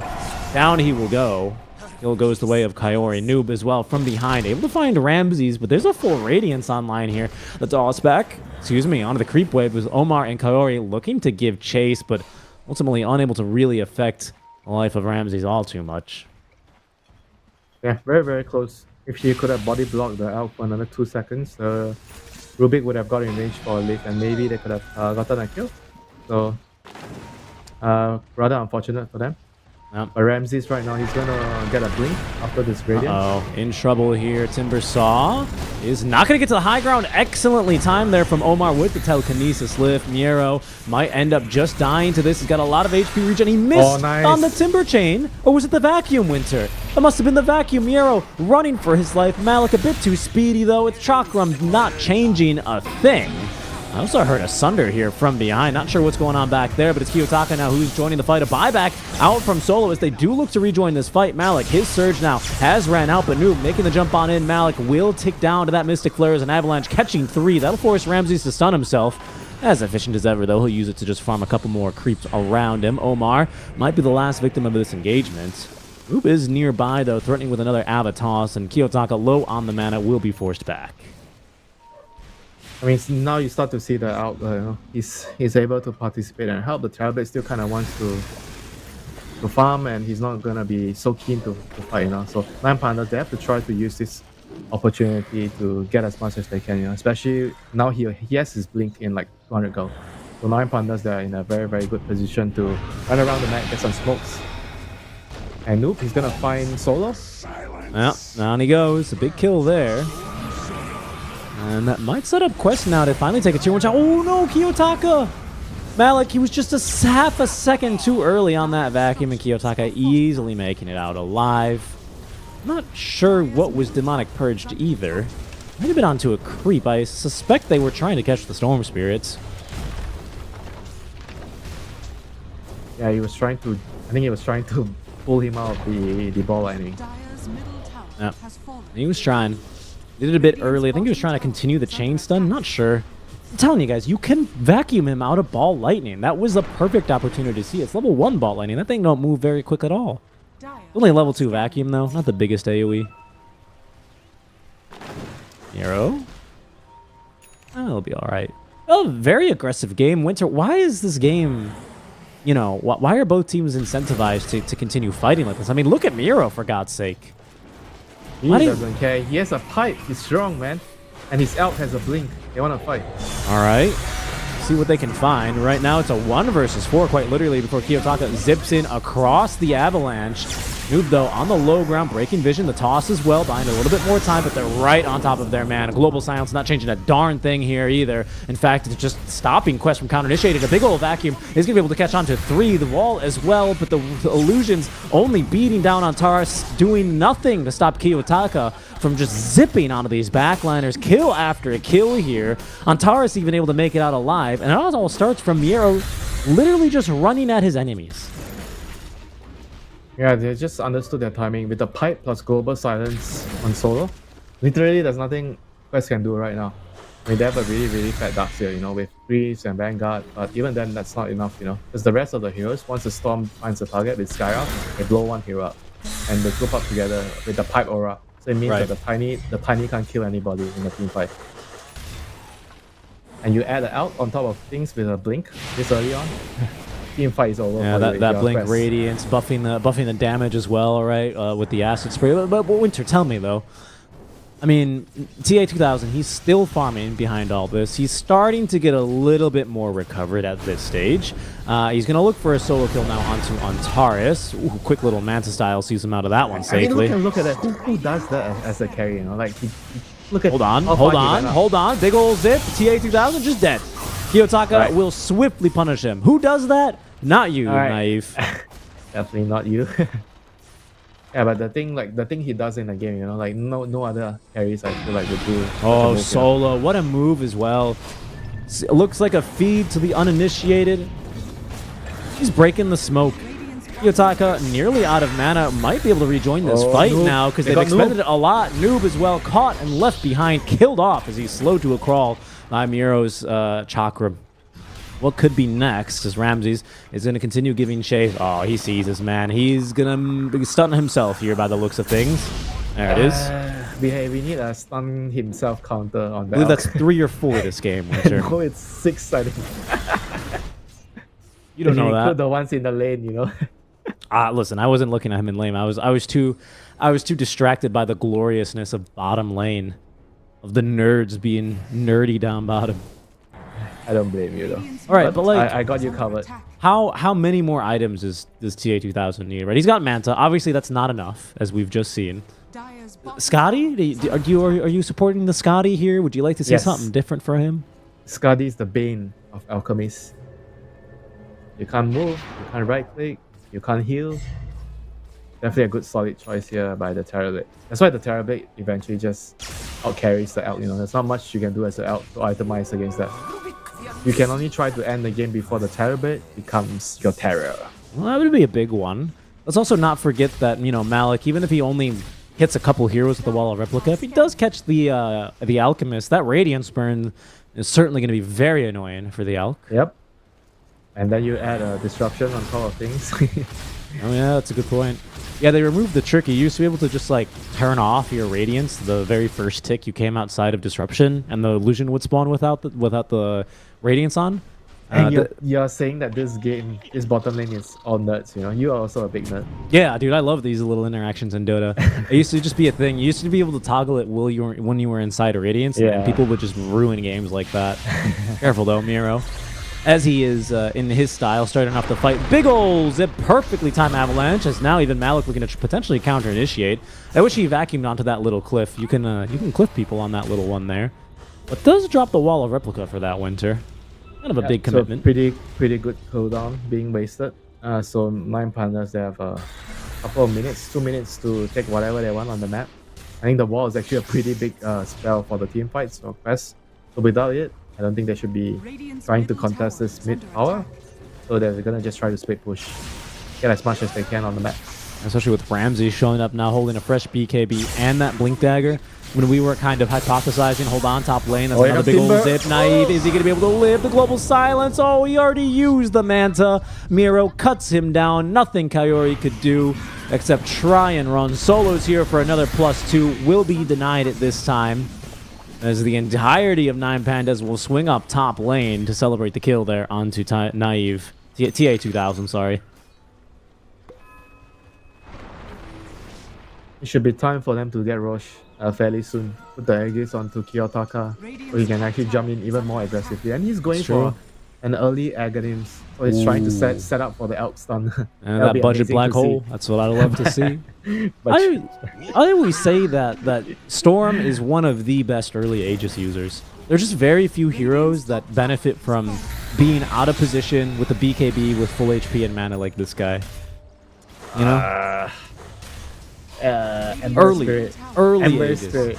Ember's pretty good too. I won't deny it. But Ember, you might be limited by your remnants. With Storm, you're just limited by your mana, which you always Okay, respawn with fine. 100%. He's the best. He's the best Aegis carrier. I don't know. Listen, I don't know about the best. I think he's a good one for sure. As Coyote trying to just get his damn wisdom rune, maybe allowed to actually, as he is dying here pretty quickly. Omar as well might fall victim next to Kiyotaka as it's Coyote burned to a crisp by Antares. Miro, by the way, he's just casually up in your high ground. You don't have a single tier 2 tower he yet. denied the this, wisdom rune. this might be too fast. Nope, it's okay. Coyote, he will deny the wisdom rune at the very least. A small victory there for him. Ramses miskicked that he should have gotten the rune. He's too busy farming. Yeah, too busy hitting creeps. Okay. Even in defeat, you know, you try to get something out of it. You die, but you deny the resolution. That little bit of efficiency, you never know, could make a big difference here down the line. And Quest, they need these kinds of things to crawl back into this game. I mean, A2000 now being caught out a handful of times, it just doesn't really seem like, you know, anyone else has been able to be the Timbersaw equivalent for this game, right? No one's been able to be the anchor to swing around. Stupendous. I mean, they have the Darkseer, but Darkseer just isn't the same as like a Timber. Timber is more like imposing, like it's more threatening than the Darkseer. Darkseer is great when you have heroes around to combo with the vacuum, but when you're alone, you're not as scary as a Timber. Timber just does too much damage, you know. So you have to run for him, and you can't kill him because he's so tanky. Darkseer doesn't force you to run away. Nope. He forces you to chase, which sometimes is a bad idea, but this game hasn't really proven to be too difficult, really, or dangerous for 9 Pandas, who are scanning now and then searching this bottom side of the map, hoping to find another free kill onto the TB. He's out of there with good time, though. And now there's that AC finished up here, Winter. So AC is done. TA2000 closing in on Eye of Scotty. Still lasts around 300 to 400 gold by my count. He's starting to get there. Ramses, he's gonna find Noob. Should not be able to kill him alone. He needs a team. Noob. Oh, well, he's got teammates, Winter. And in fact, he got +6 gold for getting the last hit there. The little things that matter. Bonus goal. The bonus gold. Things looking good so far here for the side of 9 Pandas. Regeneration. Oh, another big old zip. Oh, that's just Kiyotaka making use of the regeneration rune. You love to see it. And maybe even Roche going down now here. This is only first Roche, is it? Yep. And first Roche for the Kiyotaka Storm with his Aghanim's purchase right now. And budget Black Hole. Want to see the budget Black Hole into the Alchemist stun? Yep. Into Mystic Flare. Everyone shares the Mystic Flare. Flare is no good because you share the damage. Yeah, you know, it's still a lot of damage. Would it? Just because it's 900 damage shared by 5 people doesn't make it any less damage. But then you don't get the kill as Skyra. That would be sad for you. That's right. And that's really the real reason we play support, right? To get kills. Why can't you just let me have my fun, you know? Let me get the kills, you know? I'm buying sentries, I'm buying smoke. I'm already doing the unfun things in the game. The least you could do is leave me some kills. Sounds fair? No, I disagree. Lovely double pull there. Double stack, I should say, by Ramses. He's going to have a big old gold injection from this, and is looking next to be able to pick up his nullifier already. Antares taking a little bit of the support tax gold there. I think this nullifier item is way too good. And it's too cheap. Like the components are like too easy to get. Like, it's good for the carry. Gives you damage, gives you armor. Oh, Winter! Yes. Look what Antares has in his quick buy. Dagon or what? Yeah. Yeah, the spell life steal is nice, you know. Like I feel like people are going to start to realize that actually getting a casual Dagon is good because you get the spell life steal, and it's very useful on certain, like, maybe Skyrath is not the best, you know, example, you know, but for certain heroes it could mean a lot. I think it makes a big deal. I agree. I mean, look, there's still the problem of disruption illusions, so, you know, don't get too loco here, Mr. Alchemist, but yeah, it's still pretty decent. Yotaka, he's daring anyone to go for that B ward. Omar, uh-oh, it's going to be Noob inside in the mid lane. Oh, nice, really nice save up from the high ground into the back wall. Now onto 2 Miero, struggling to get out thanks to the avalanche here. Kiyotaka as well, about at half HP. Oh, he's that's gonna going to be die. a stolen Rubik Chakram, and that's just a kill as well on a Miero. The Skadi, man, he couldn't regen. It's the Scotty, it's the stolen Chakram as well. It was 500 damage from a everything. stolen Chakram. It's everything. I did not expect the Timber to die there. He's actually so freaking tanky. Almost 3k HP with the pipe. Well, they blow through that no problem. Yeah, he's Especially gonna, now with the Vambrace, he had plus. Oh no, never mind. That's only on strength. He had it on int. That's how confident he was. I'm Yep. not gonna die. I want my spell amp, you know. 6% spell amp, you know. I want to kill heroes. 10% is actually crazy on Vambrace. Radiant's Such a good bottom item. tower You is say under that, and then we have 10% on Occult Bracelet. Level Is 1 it 10? item. I thought it was 5% on Occult. 10%. That is. Why? I mean, Why? You get stats, That you get is- mana regen, and Ramses is gonna force move. What is BKB? Is 10%? Yeah, noob forced to BKB. Why It's do gonna be able to why TP do away. You actually doubt me. Why would I lie? I did. You- I did. I can't believe you Hold doubt on, me. Kiyotaka, TP in top, is going to look for the supports. Ward planted down, Kiyotaka in some trouble. That is a stolen Chakram here out from Omar. Doesn't really have a whole lot left to offer, but Kaori, oh, not able to TP away. You see Where is what the it TP does? into? You see what does a Skyrock does to a single target? You see? If they are stacked up, you're not gonna kill anybody. That seemed like a very long TP. Maybe he tried to TP to a tier 2 or something, but Is under ended up attack. regretting that. I'm baffled by how long that TP duration was. Maybe slowly but surely starting to catch up here, though. I mean, that's Ayaskati, that's BKB, that's Manta style. 9 Pandas, I mean, they certainly have been playing the last couple of minutes, even with this Aegis, very differently, haven't they? They're no longer just sending in the Timber Saw. It hasn't really worked for them in the last engagement. What's next? And are they scared of this TB should they not finish with this Aegis or the next one? Don't think they can finish with this one. They need like to go for more pickoffs. You need to find openings, kill heroes, and then get all the remaining tier 2s.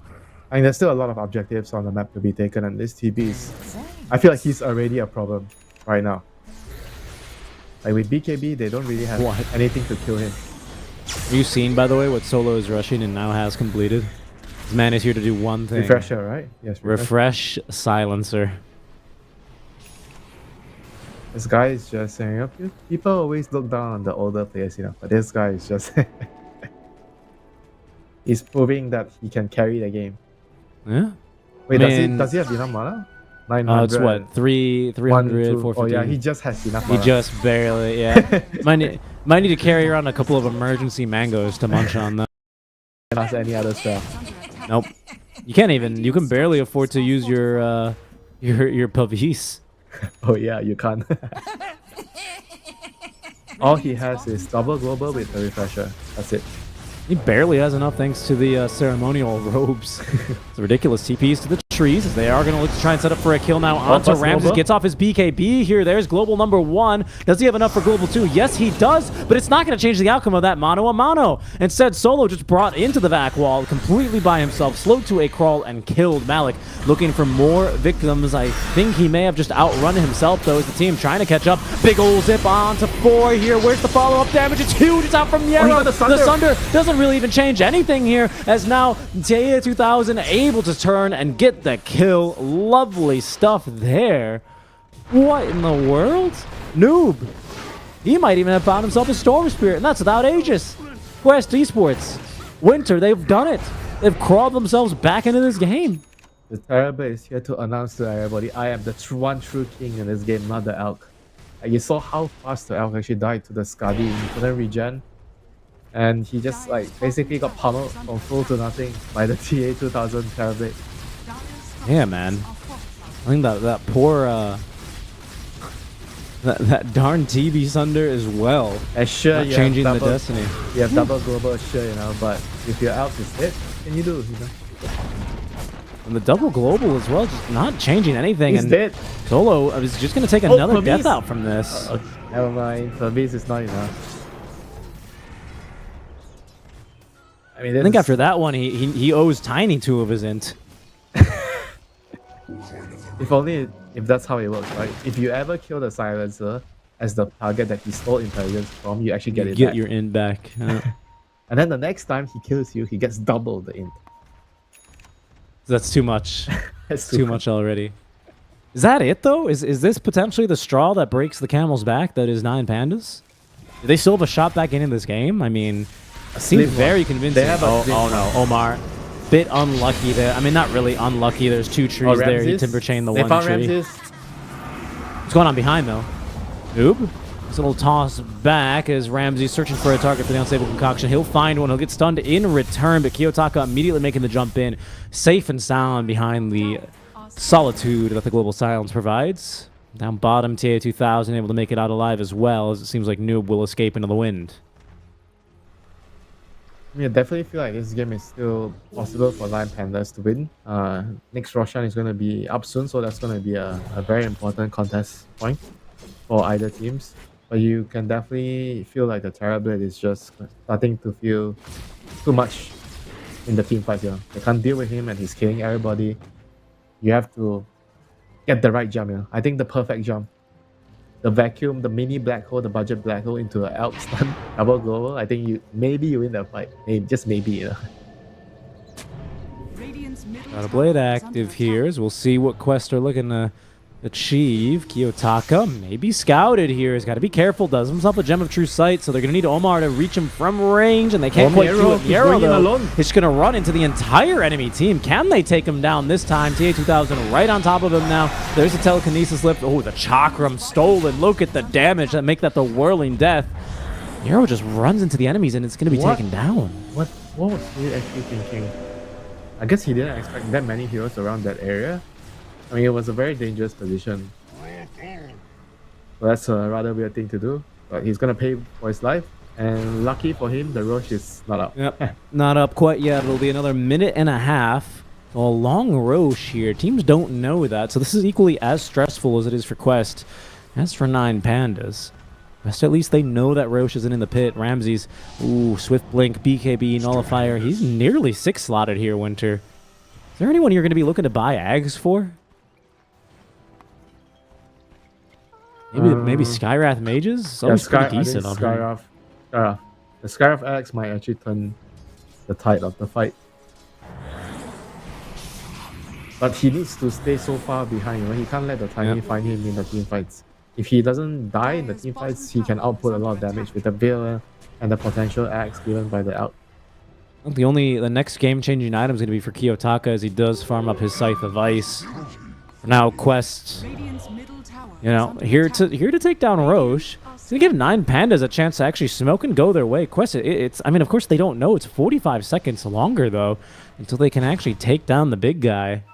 Until then, 9 Pandas, we'll see what they want to get up to. 2 global silences at the ready. There's a BKB ready to go as well for Ramses. They're going to reach here with perfect timing as Quest. They're going to take a position here in the trees, trying to break some smokes now as they do have a lane ward down.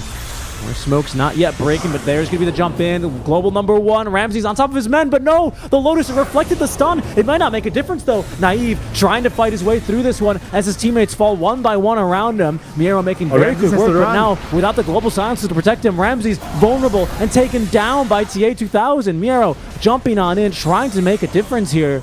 But this TB is just hitting too hard. Kiyotaka lucky to make it out alive, makes the jump back on in. Where's the follow-up? There it is from the Timber. There's the damage, but look at the Thunder. save out from the disruption. The meta, though, I'm sorry, make it the Sunder off the mark. Oh my God, Kayori so did clutch. what he could, but TA2000 with the misclick, unable to really secure things there, as now as a result, Omar will fall as well. What could have been there for Quest Esports and what fell apart so quickly, Windsor. Like both teams were so clutch, The Storm got the pull on the Terror Blade, then the disruption got the Shadow Demon got the disruption on the Terror Blade, and when he came out, the Skyrath was able to silence him right before he sundered, and then he had to Manta before he could sunder, and that just didn't give him enough time to sunder, and he just like Yeah, he sundered himself. I think he sundered an illusion or something. He used Sunder. Yeah, I he- heard he- it, but yeah, he his HP actually didn't go sundered. up. he sundered illusion, I think, most likely the illusion. That is brutal. What a fight, though, from 9 Pandas. Does not leave them in a position to take Roshan, though. No, he's already moving to his winter home. He's going up to the top lane. An 18k net worth lead now for 9 Pandas.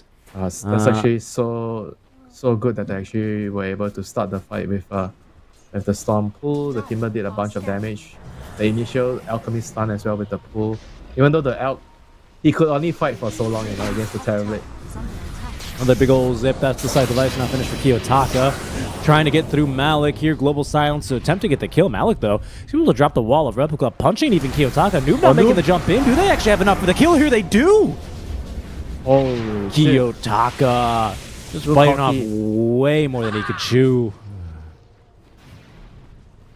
Alright, that's a pretty big deal. 70 seconds, no buyback. So I guess that means Roshan is going to go to Quest unless 9 Pandas can somehow delay enough of the Roshan till the Storm respawns. But I'm He's got to afraid, be careful, man. yeah, but I'm afraid they're not going to do anything about it. They just feel like it's way too risky to do that. So they're just going to keep farming. And that It's actually such a big thing for the Terrorblade right now that he gets the Aegis.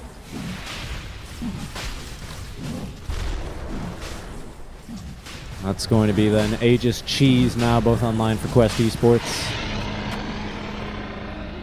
Aegis now for TA2000, gives him another opportunity to sunder a meta hero and still trying to get his way out of the second half of that fight. Never the best hero to really be carrying the Aegis, at least without a refresher. This hero always feels like, you know, these transformation heroes, right? They feel a lot less scary when they do respawn with that. It still helps if you get jumped before you use your transformation spell. So I guess there's that. That's a good point. This forces you within melee range of the towers, but a lot easier to do that when you've got these disruption illusions doing pretty good work. Terrorblade illusions. The game has begun. The game has truly begun now. 37 minutes in. Asher online for Ramses, though. Nearly into that Abyssal Blade. That might make a little bit of a difference here.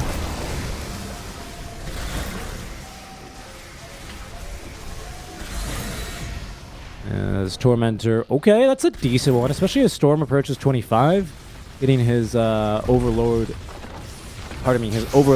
attack bounces do end up making quite a big difference. Really start to do a ton of damage, especially with this Ag Scepter build on Storm Spirit. You really get scary. Yeah, I mean, you see Kaori, he actually killed the tower. Yeah, that's Dota 2. Reminds me when I started watching Dota. TI6, the Luna Shadow Demon. Oh, that one The was... Siege. That one was, like, I guess, the worst one. It's even more cancerous than the Terrorblade SD. Solo killed off. Easily there, but careful the jump now. It's only on another support. Support's dying all around the map. See what this really pans out into. If anything, I think it just burns time here off of the Aegis. TA2000 is currently holding on. Too careful, though. That's a bigger jump now. Malik in trouble trying to live through this one. TA2000 actually is going to hit him with a Sunder. 3-man back wall. Where's the follow-up? TA2000 trying to fight through this one. The Lotus isn't going to protect him from the Scythe of Vice, and it seems like, will he lose his Aegis? He will. Didn't want a BKB on that first life. That triggers the buyback now. Out from the side of Coyote is fight number 2, breaking out from behind Noob, trying to shut the door on this one, but it's Ramses who's dying very quickly and taken down. The right clicks. TA2000 just doing too much work. Miero able to TP away. No disruption to cancel that TP. And it costs him a buyback from the Shadow Demon. It costs him even Aegis. But Quest Esports fighting this one back here, Winter, was just in seconds ago an 18k net worth lead, now down to 12k. Yeah, that's a very excellent use of the Aegis by TA2000. Sunder saving the Darkseer, turning the fight around. It's very well played. Whoa. And he's gonna find another kill here. Oh, he's gonna try here. Okay, very good disruption save through the global silence as well. 9 Pandas have got no choice but to disengage. The counter initiation just too good that time from Quest, but they're without Ramses. And in go Quest now onto 2. Second global silence doing what they can. Kiyotaka able to at least zip away outside of the back wall, looking to try and find anyone else he can, or at least stop his own Storm Spirit illusion from doing too much. But silence after silence here, being nullified by quick plays here. Well, from Quest Esports, doing phenomenally so far in this game. I mean, Lamb Pandas is definitely feeling the heat right now. They're running out of time and options. The Storm desperately needs to get his BKB, as he definitely feels like the Elk can no longer do this alone. The Storm has to step up to the plate. Like, he's the only one that can kind of deal with the Terrorblade illusions. And he's almost there. This BKB, this level 25, like, it'll get you there. You've already got the shard, but, you know, the issue is actually getting there. Getting your experience now. It's no easy feat. Any wisdom runes? Okay, 2 minutes. 42. Give him the wisdom rune. Yeah, actually, he does need the wisdom rune. Ramses is pretty close to it as well. Not really sure how much that 50 chemical rage heal is going to do for him. The Alchemist 25 talent is a bit... I guess the movement speed is the one that's gonna be useful in some games. This game, the regeneration, not so much because of the Skadi.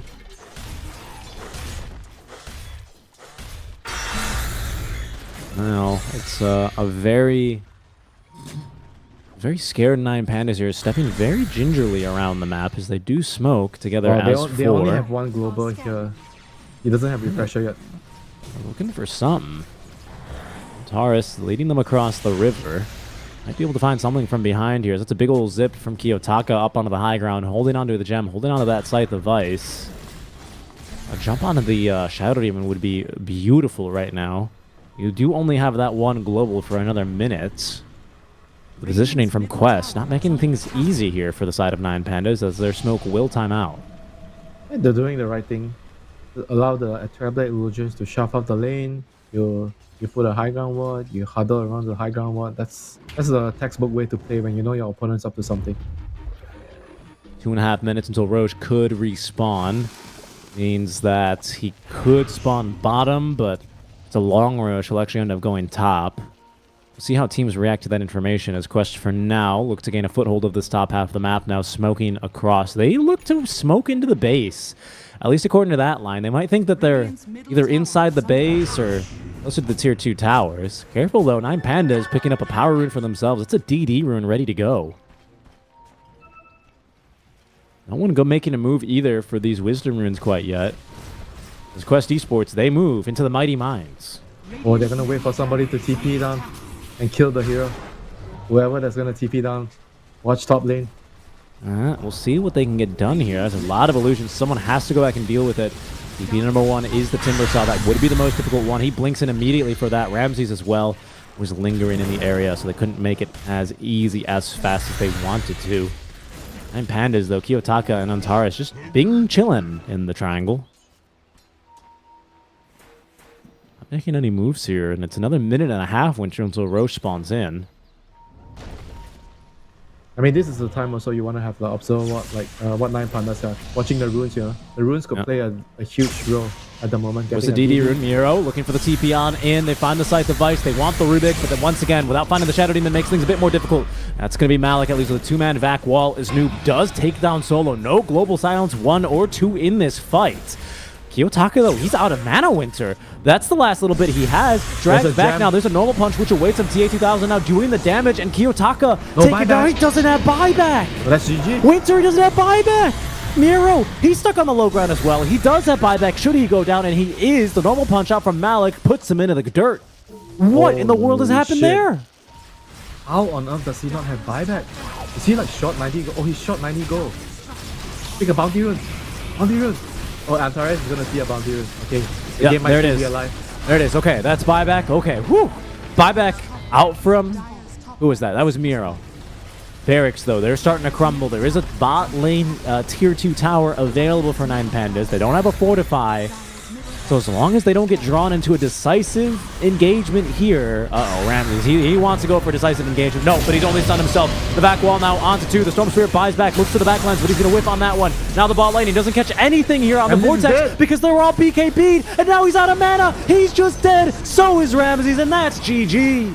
Quest Esports, they've climbed one hell of a mountain here to make a comeback in game number 1 over Ramses. Sorry, over 9 Pandas, not just Ramses. That's incredible. I know what you're saying. It feels like it's a Terrorblade against Alchemist game, you know, like how the early game panned out, how the game started to turn when the Skadi is finished on the Terrorblade, and he came to a fight and he immediately killed the Alch. I think that was like by far the first turning point of the game. And the Alchemist realized, oh wait, maybe I am actually not that strong anymore.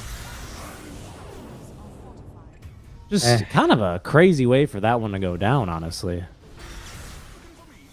I think very good performance by the Terrorblade TA2000 for sure. You know, like knowing his timings, when he should be farming, when he should be dodging, helping his team whenever they can. Understanding as well, Malik, I feel like he played really well, like in terms of like dragging the game, like holding the towers as long as possible, so his Terrorblade can actually have time to farm.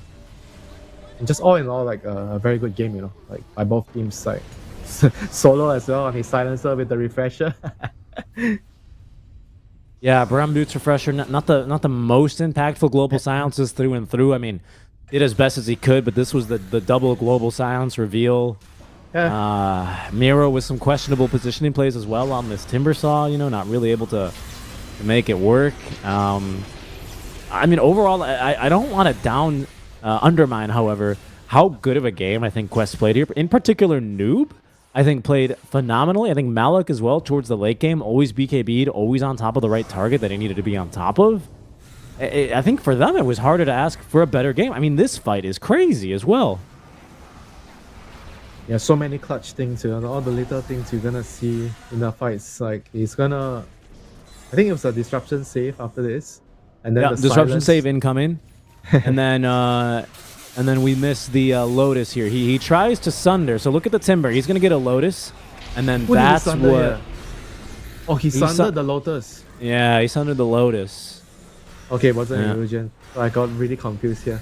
I also was confused. It happened so quick out of the many illusions that ended up spawning in. And then this is right after that last fight, but I wanted to highlight Noob and Malik in that last fight, just being right where they needed to be, man. What a game out from Quest Esports. They make the comeback, and they'll take victory in game number 1 here over 9 Pandas. I didn't really think it would come down to that, honestly. Yeah, it was definitely a game where it kept us at the edge of our seats. Definitely felt like both teams could have won the game. Came down to the wire. Like both teams played really well in the team fights. The spellcasting, in particular, was really, really good this game. And I think overall, just a very, very high quality game of Dota 2. Yeah, certainly, and I can't wait for us to get underway with game number 2 of this high-octane series. It is Quest Esports who mount a comeback in game 1 versus 9 Pandas. We are in the play-in group stage round robin so far, folks. Thank you for joining myself here, Seek and Strike, and Winter. We're going to be back for game number 2 in just a bit.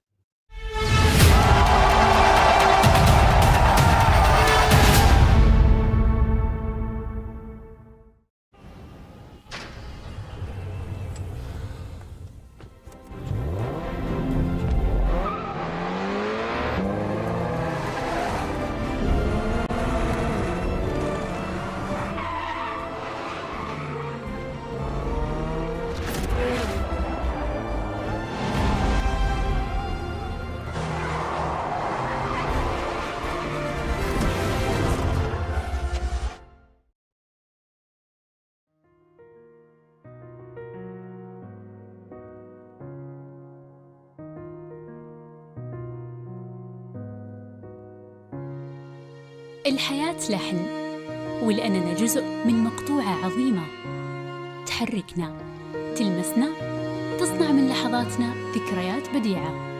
لأن الوجبة، التجربة، المغامرة يعطيك بعد جديد في هيلتون الرياض.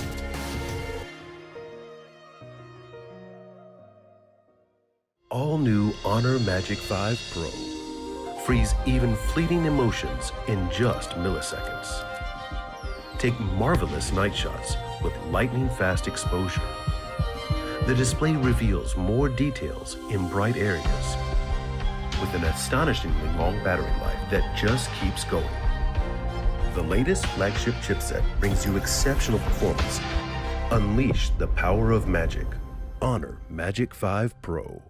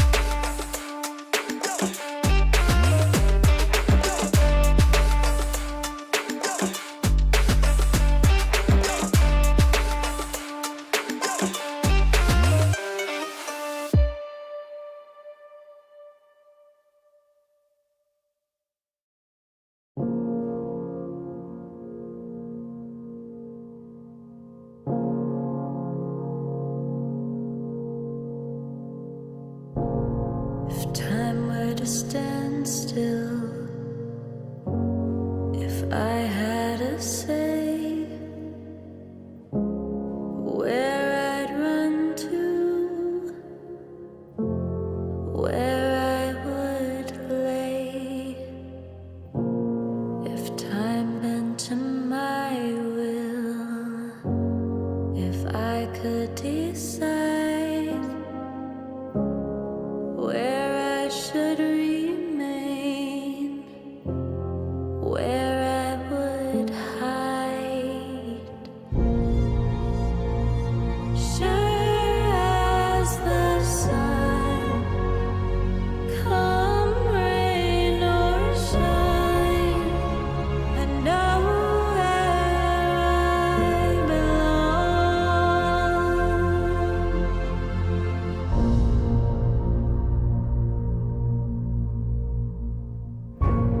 If time were to stand still, if I had a say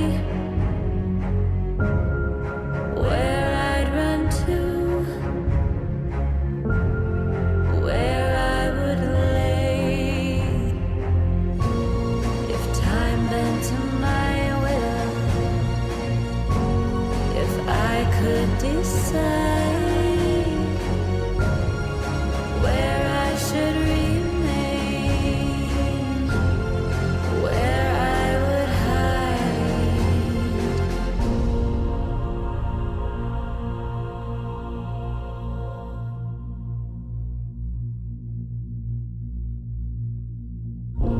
If time were to stand still,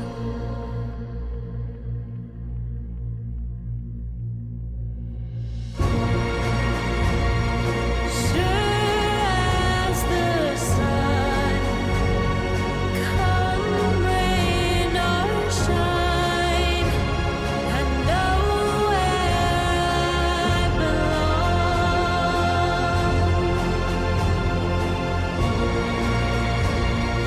Sure as the sun, come rain or shine, I know where I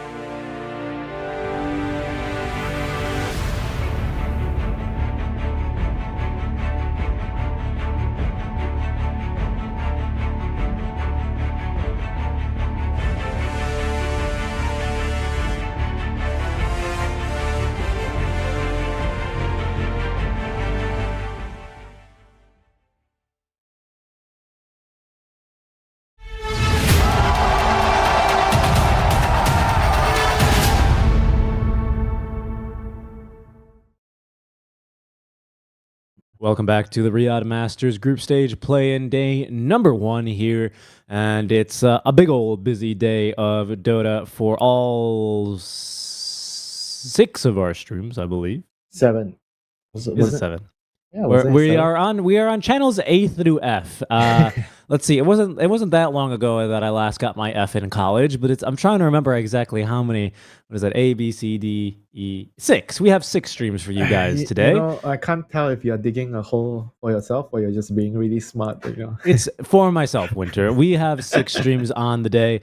You guys can make sure you check out all the wondrous Dota that we have currently going on, being played from Riyadh on Gamers8 underscore or Gamers8 GG underscore, not underscore for the mainstream, and then underscore BCD E and F. And that is going to be my alphabet lesson for you guys today.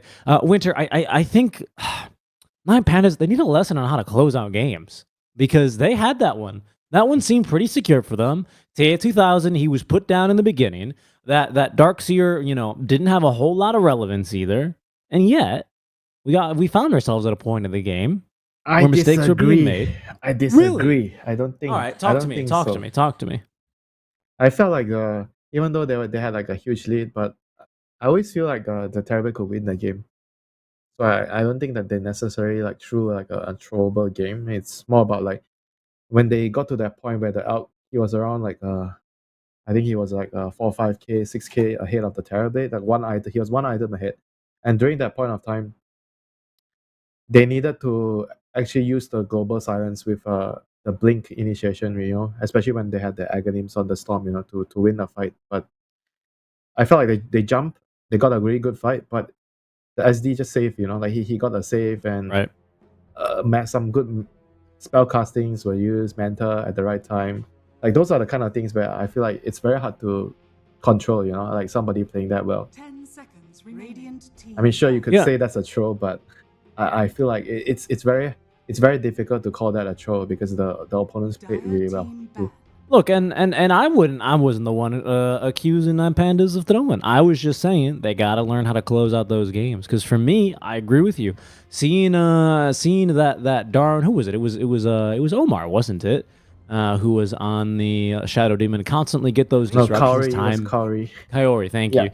Time and time again, just get those disruptions off. I mean, ended up being pretty game changing there, to say the least. As Quest Esports now heading into draft number 2. This time they have first pick and overall Rubik. elect the Rubik. Are we Talk back to me the about point this. of time where first pick Rubik is a thing again? Remember back in the days where you would first pick Rubik because you didn't want to show anything? I remember the days where you would first pick Rubik because you had OD FY? was super you strong. had, or, because you had FY on your team, so you would first pick Rubik. or I was gonna say you had to first pick Rubik because you didn't ban Beastmaster, and Beastmaster Ags was the most imba thing in the world. You just had to pick better Beastmaster, which was Rubik. Back to first pick. I mean, hey, it worked out for them. Nine Pandas immediately dipping into reserve time here. What do we do? This team picked Rubik plus Darkseer the last game, and it worked. Maybe we should have picked Anti-Mage. It was banned last time, I believe. Yeah, This time they'll pick Darkseer. I wonder what is going on. I think that's a stolen. That's Okay, like let's that's see. a block pick, right? That has to be a block Let's pick. see if the 18 pick right now is the Anti-Mage. Then you 18. get the 8 pick right now is the Anti-Mage. Then you get your answer to the counter of Darkseer. Okay. Seconds remaining. I'm looking forward to it. Rubik AM. 5 So if you're seconds expecting your opponents to potentially pick up an AM, what are you picking now with in mind that it's not guaranteed they're going to pick AM? So you don't want to go like Slardar here, even though he wins the lane versus AM. Something you're thinking. Radiant Maybe Disruptor, maybe? Yeah, Disruptor. Oh, okay. I was wondering whether or not Quest were going to consider a ban against the Chen in Nine Panda's first series of the Riyadh Masters versus Extreme Gaming. Chen was banned against them twice, being in 2 games, in all of their games, is what I need to say. remaining. And now the AM doesn't feel that great. Because if I see Darkseer and Chen, it means that the game is going to be really quick. It might be too much for my Anti-Mage to handle. I'm not sure about that right now. You don't really want to pick Clinks here because your draft looks weird. Rubik Clinks. Rubik Clinks. Well, what will they go for? They'll go with a Rubik Pangolier. So that Primal Beast already taken out of the pool. There's Bloodseeker. Before I could even get there, Winter, I wanted to sound smart. Instead, Quest Esports beat me to the punch. Don't put yourself down here. You are smart. With all the wards, how the wards work and everything. All the small little details. I hope so, Winter. I hope so. Thank you, my friend. Thank you. 10 seconds. We'll see how it goes. You We'll know see what if I to can- do tomorrow? Get What's that? Get me a plate of 5 my favorite seconds food. remaining. Okay, you got it. I'll get you some of those Thai fried bugs for you. Ah, what? That's not my favorite food. What is your favorite? What is it? Bakute, is it? Pan mi? Dire team The half-boiled egg. The eggs that No. you don't want. Stop it. We move on to discuss the next phase of bans where we have Faceless Void banned out. So once again, Nine Pandas, I reckon they're about to throw a lot of consideration the way of TA 2000's hero pool. About this time in the last draft, they actually still elected to take out the TA and the Morphling. Do you see a reason to do either, given that Darkseer is already in the pool? Would you consider still banning a Morph for a TA here if you're Nine Pandas? Maybe a morph, but definitely not a TA. Darkseer is still a universal hero, 15% stat steal. I got you. It's a good point. Man, that's crazy how it went from 40% Yeah, to 15. it was so freaking broken before. And I can't believe like some of the players when they play Morphling, let's not buy an eggs, you know. I would like to buy Manta, Skadi, Lincolns, no eggs. I'm like, what the hell? Nine Pandas, I think they're running through the scenarios. They will do not you ban the see- morph yet. Do you see the stats? Somebody like made a stat on what does the Morphling eggs meant to the game. You know, it's like a Doom. You mean like for effective HP? Yeah, for basically. effective, like it takes away like Yeah. more than half of your HP. It's so Yeah, stupid. yeah, because of the armor, yeah. Okay, so Storm banned out and the Ember. Again, we haven't yet really gone hard on TA2000's hero pool. Just won a game on the TB. Played really well, despite a very difficult laning stage. I mean, that's why they have the Darkseer. The Darkseer is the TB counter. 10 seconds remaining. True, so you don't need to address the TB. They will take out the AM. Yeah. That's interesting. So just in case. I mean, when you have Darkseer, AM is always like a threat to you because AM is very good against Darkseer in the lane. Yes, the magic resist to deal with your Iron Shell harass. Your mana burns you, you don't like it. And you're a high intelligence hero, you know, so you have a lot of 10 mana pool seconds for mana remaining. void target. Radiant team pick. Some would argue that when you get Oh, yeah. Aghanims and Darkseer becomes the counter to the AM, you know. But I feel like when Right, you normal punch. when you get the Aghanims on AM, when you get the Blink Fragment, you could still play the game against the Darkseer. You know? I feel like that part is kind of underrated about AM right now. He's like a PL in a way. 10 He's a poke and seconds prod remaining. hero, and he gets the Aghanims. That he is. He's occasionally played as this big old mana bomb hero as well when you have a Storm or a Lesh in the pool, but you don't tend to see that too many times these days. Speaking of a hero that we've seen a fair amount, not the rarest hero, but the Spirit Breaker making yet again another appearance. What are your thoughts on this hero right now in this kind of a meta, especially as a support, which I think Nine Pandas are going to play him as? He's good against good with the Darkseer for sure. I think the hero still has a lot of like value when you're playing like a very fast-paced game. The map is a lot bigger. You have charge to connect to a lot of the smaller fights that happen in the early game.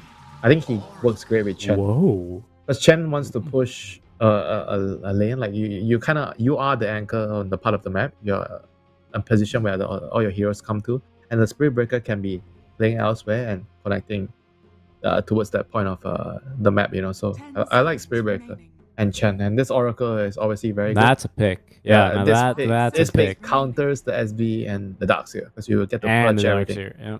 You get the Yep. purge. The bulldoze is a big deal, and then the Iron Shell, the Surge. It can be situationally very good versus Chen, I would say, because you've got pretty good attack range. Your Fortune's End super annoying for units that clump up when you just are lazy and don't really micro your units. And some of those neutral creeps don't have really good magic resist, right? Some of them have really good magic resist. And for an Oracle, you know, some would say it doesn't really feel that great to be spamming, you know, your Purifying Flames on neutrals. But I would say to those people, it doesn't really feel that great to get your ass beat by neutrals either. So, you know, you got to pick one. And I like that quest op for this. Very, very hard counter to the Darkseer. Super obnoxious. We'll see how it's actually going to be used, especially because we haven't yet seen the safe laner from Quest. It's an Amara hero, but it is going to instead be from probably Malik. What do you think? Is this Pango, Mars? Is this a 2-3 flex for you in your eyes?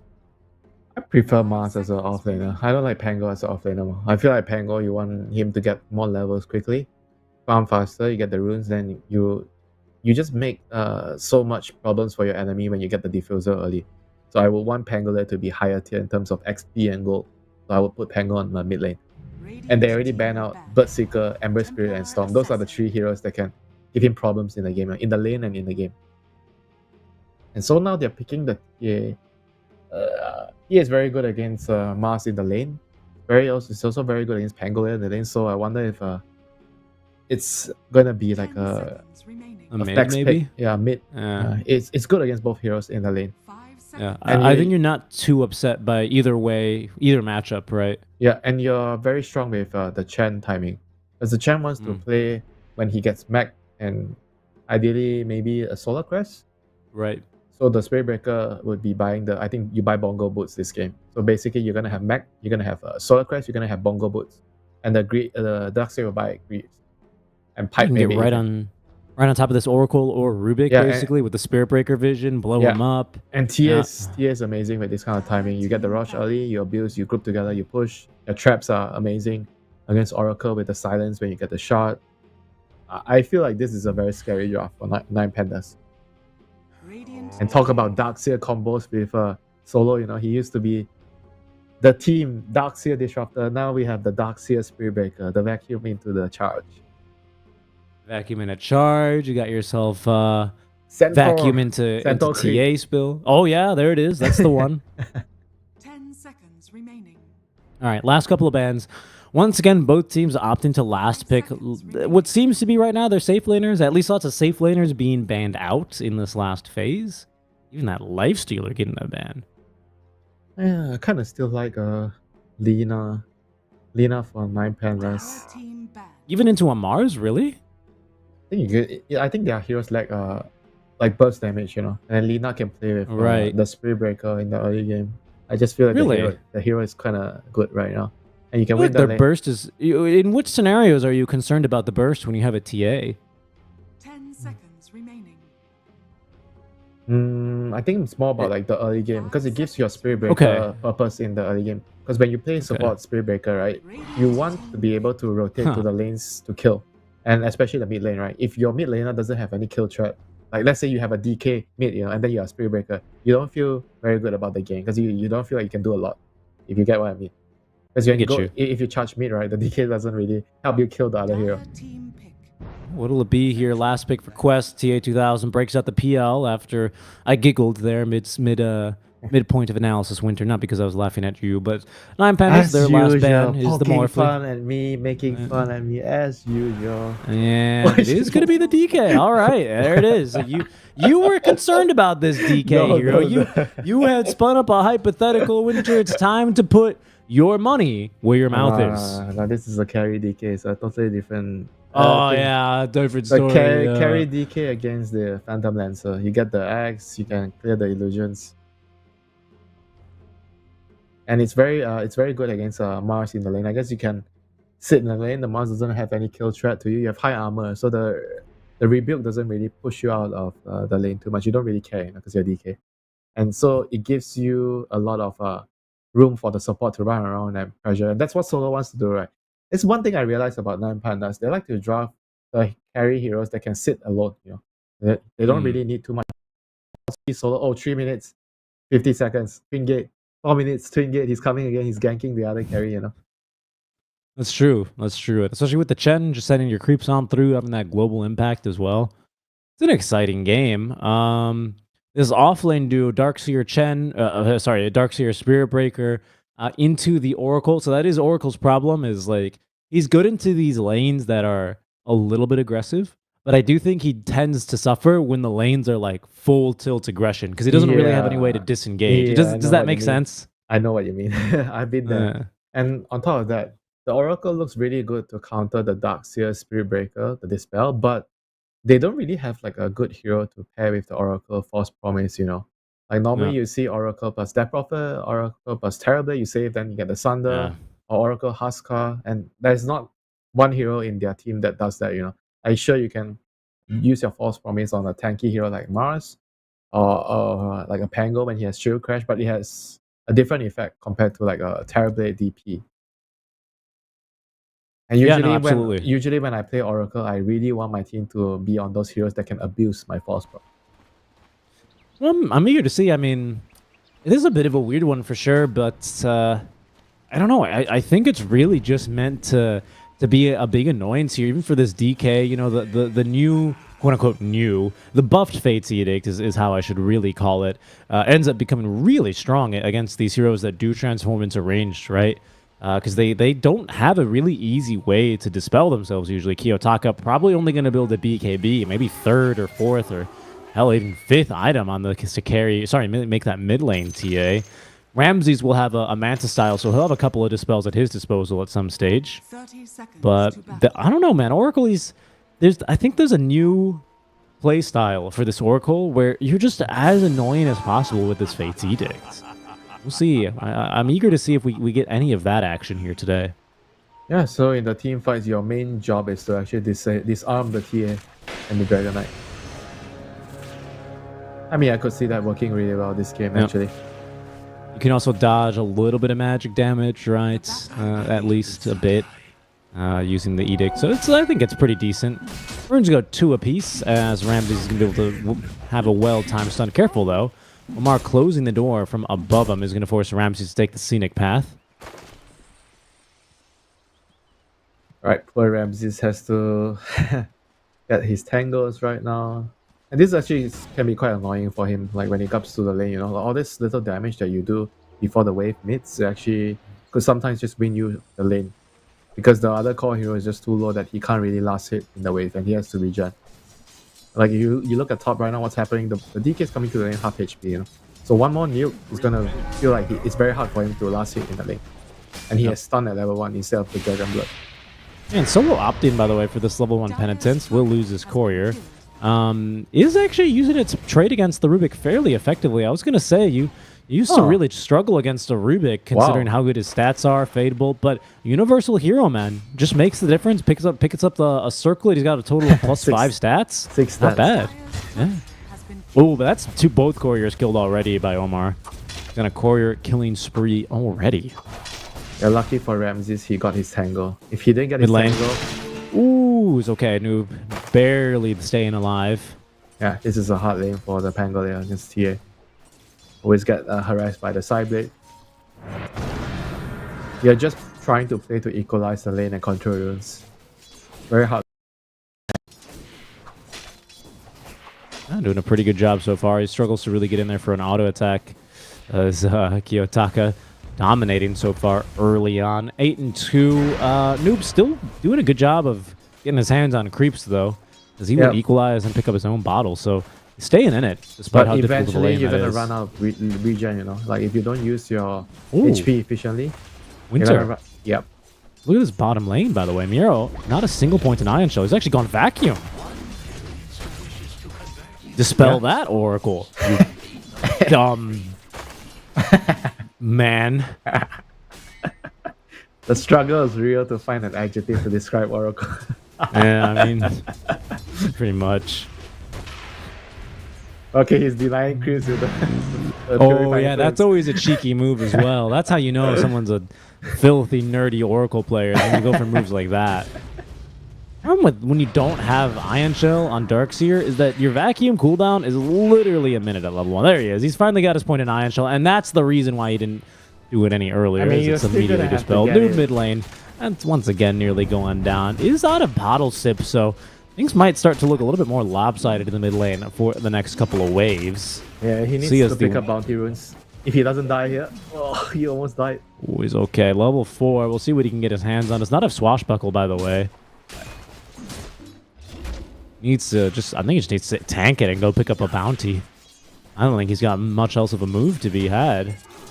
Gonna lose out on a range creep, but oh no, he won't. He'll go ahead and pick that up. He even skills 1 point in the lucky shot. Oh, I've seen this before, you know. In Bali, who was it? I think it was Kiyotaka. He played Pango. I can't remember the matchup, and he went 4-1-4, and he couldn't farm after that. Ooh, lucky shot. Not finding anything there. Is holding on to the Swashbuckle still, but yeah, there's those denies that are doing a lot of work to get the against flag barrier creep. Really, cutting it close. He's going to be able to at least evade death here, but that was a scary moment for him. And down bottom instead, it is going to be first blood against Kaori as Antares. Eventually, they're able to overwhelm him with the Ion Shell level 2 here and pick up the kill. Middle tower is under attack. There you go. Counter that, Oracle. Top lane, they're also getting a little bit of skirmish heavy as Solo is going to get a little bit too close to Malik. He will fall. 2 points here, though, in Dragon's Blood already for Ramsey, so the kill here is going to be rather difficult between Malik and Omar. Even at his low HP. Antares, though, immediately takes a death upon Kaori's return to the lane. That's some serious damage here on the Purifying Flames Fortune's End combo. It's significant. Almost 300. Yep, but on the other hand, TA 2000 he's farming really well on the Phantom Lancer, not really getting pressured too much. 22 and 6 at the moment. That's a very, very good sign if you're a fast fan.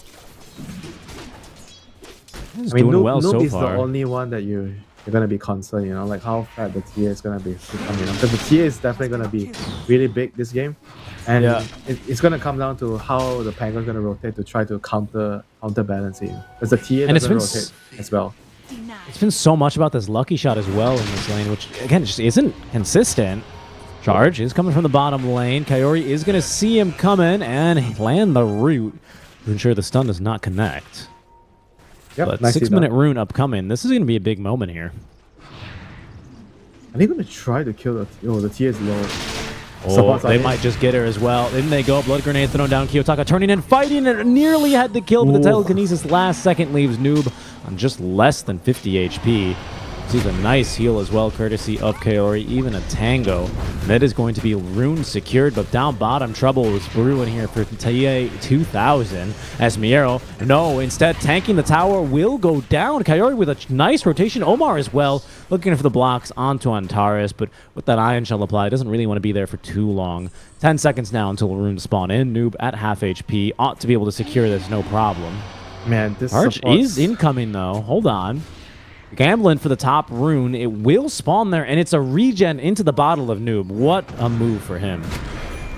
Radiant's middle tower And this is the Wait. best rune that he could arguably hope for right now. Yeah, at he 6 minutes. did lose his Orb of Corrosion, though, as now Noob, yeah, is just going to be killed off. Antares and Kiyotaka, they persist. They knew, in fact, that both supports had TP'd bottom. Malik is in no position to try and help out either. Oh, Malik, who, by the way, might not be able to secure his 7-minute rune. Yep, Wisdom runes in 30 seconds. And we see Antares is behind Malik. Oh, really nicely timed Gods of Rebuke. Will it make a difference, though, as they are hitting him here through the Perseverance, through the Bracer, and a nice bash out from Antares to secure the kill. Careful here, though, Kaori. He's being sneaky, Winter. He's already on the opposite side of the map. Yep, and Solo is on the other side of the map with Antares. One apiece. That's what we want Seems to that see. way. Hold on. Miero, we'll see. Vacuum comes out. It's still Kaori. He reaches him in time, though. Nice job there on that Fortune's End. As Kaori is going to take a bit of a beating here on the way on out. He's going to be fine, though. I mean, this is gonna be- just very, very high quality Dota. You know, all the small little things. This is what makes me want to wake up and watch some Dota, you know. The good old nerdy plays, huh? Yeah, as much as I like to complain about how the wizard runes are snowballing. Oh, but mid. Nope.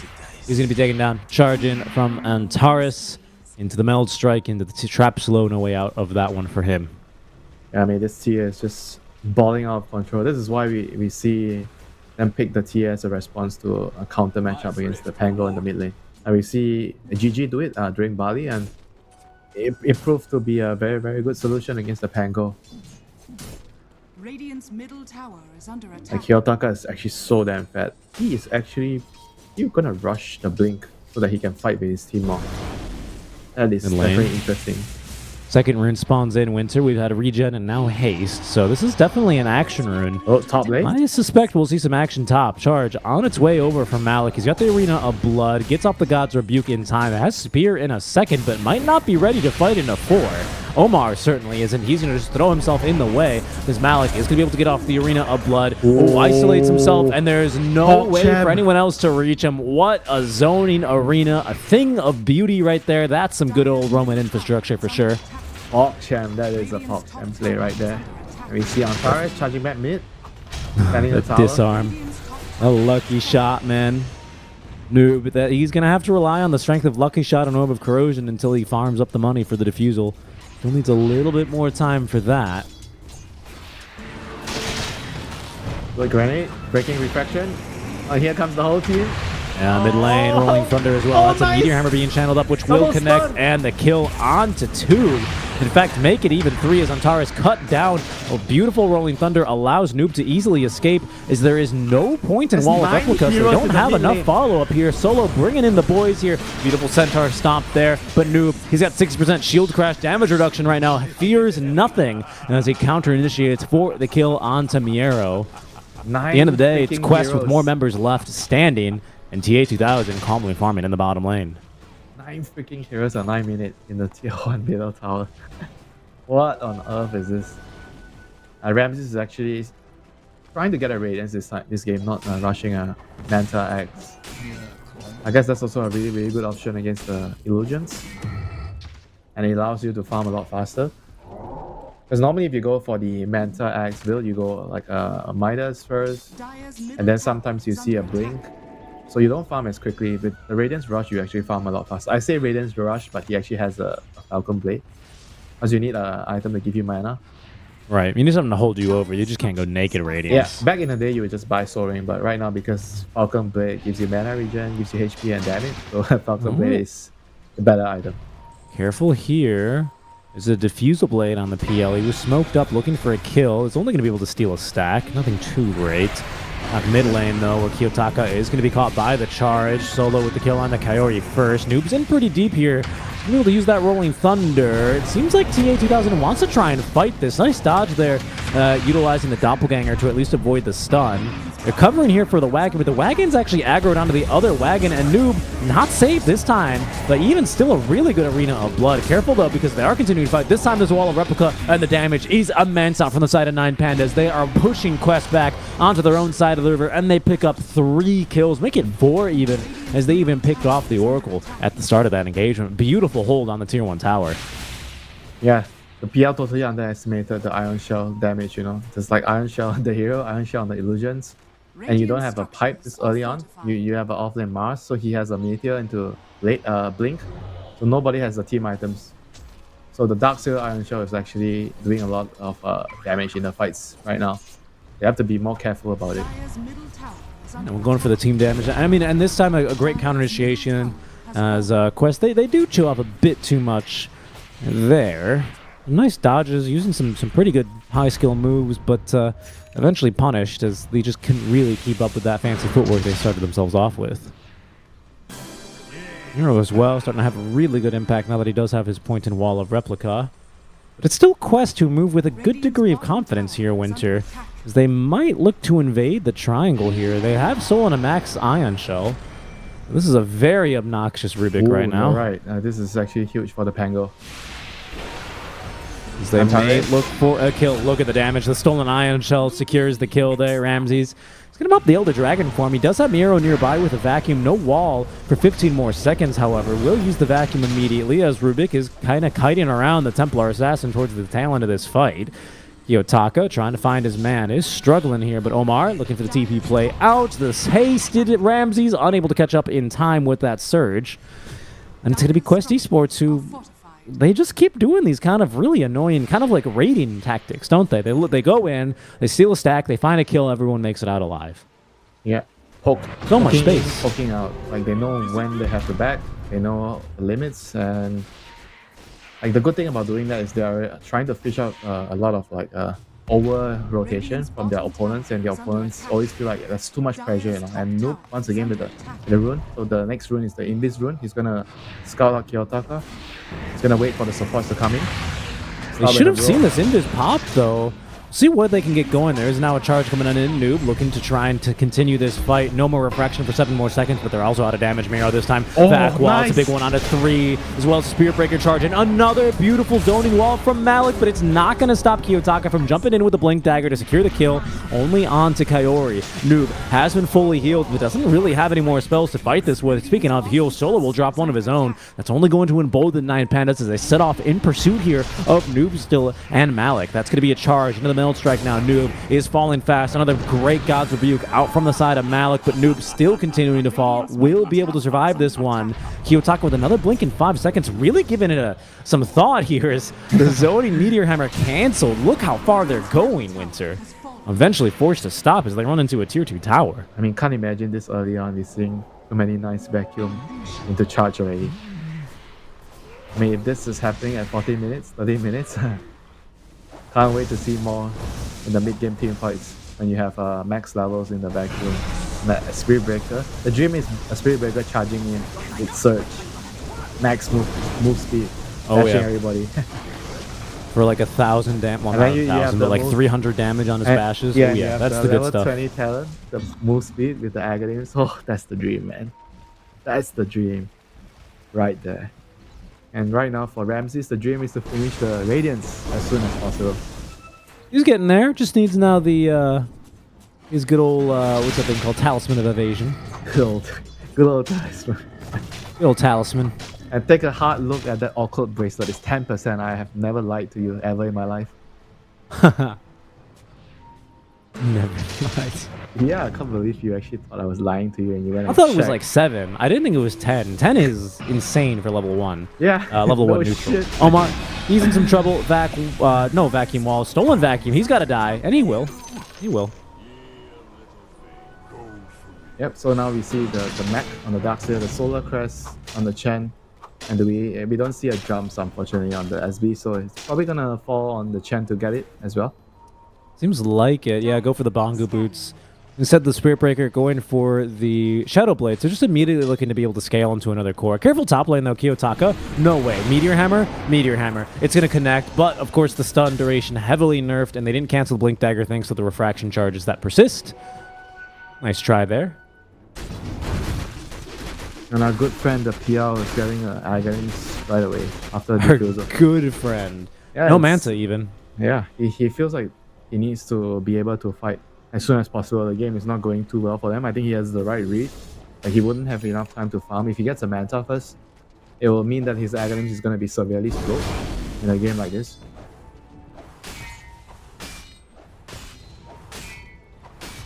I mean, Manta is just like the normal thing you do because it helps you farm. Miero trying to get through the gate, realizes he wasn't going to be able to channel that fast enough. Now he finds his little spear to the wall. How did I get here, you might ask? Miero is terrible, no good. What is it, Wednesday? Wait, Solo's trying to Roche, by the way. And he is. Kiyotaka's here. No Deso still, but Was he like doing it should still have it alone? with the Meld Strikes, I think. Was he like doing it alone? I mean, look at the rally skeletons. They're kicking some major ass right now. Damn it. Does so much damage actually. Huh? Bottom to the dome. That was kind of crazy. Dire's bottom tower is under attack. That has to be like one of the favorite things I've seen recently. Skeletons killing the Roche quickly. Oh, yeah. The rally, what, they're +2 each. This is the nerfed version of Skellies as well. Yeah, Oh, he's got 2 Hill Troll Summoners. That's why he has so many Skellies. Yeah, these things are crazy. I mean, they're tripling their damage now. Look at this Yeah. tower. This is going to be disgusting. Wes, yeah, Naiv's got to get in here and freaking kill some skeletons, actually. Look at this tower. This wagon was hitting for nearly a DD rune because of all these Skellies. That's dangerous, man. It'll go down. Dire's bottom tower But, you know, a bit of chip damage dealt is never something you're going to be too sad about if you're a Chen. Yep, time for the tier to push down towers right now. Remember back in the day, didn't you used to be able to use penitence on towers? Am I going crazy? You are definitely crazy. I remember Which there's patch was something. that? There's a fight hold right on, now. hold on, Antares? Antares. Trying to get out of his own wall replica. Will be able to make it out alive as Malik back wall is not going to interrupt him. The spear, though, did not catch Miero. He is still channeling that Meteor Hammer, which will connect. Kiari, though, is going to be finished off before he can get off a false promise. And Noob bouncing around finds the perfect pinball zone. That'll condemn Ramses. Malik as well, killed off by Miero. But the PL illusion starting to kick some major butt here, Winter. TA2000 chasing now after Kiyotaka, who does get a little bit more mana, courtesy of the Arcane Boots. But 3 dead for the side of 9 Pandas, even with the Aegis. I don't want to fight this anymore. I mean, this is the axe coming into play from the Phantom Lancer. I think if he had a Manta, this fight is different. Like, he would have not done so much damage.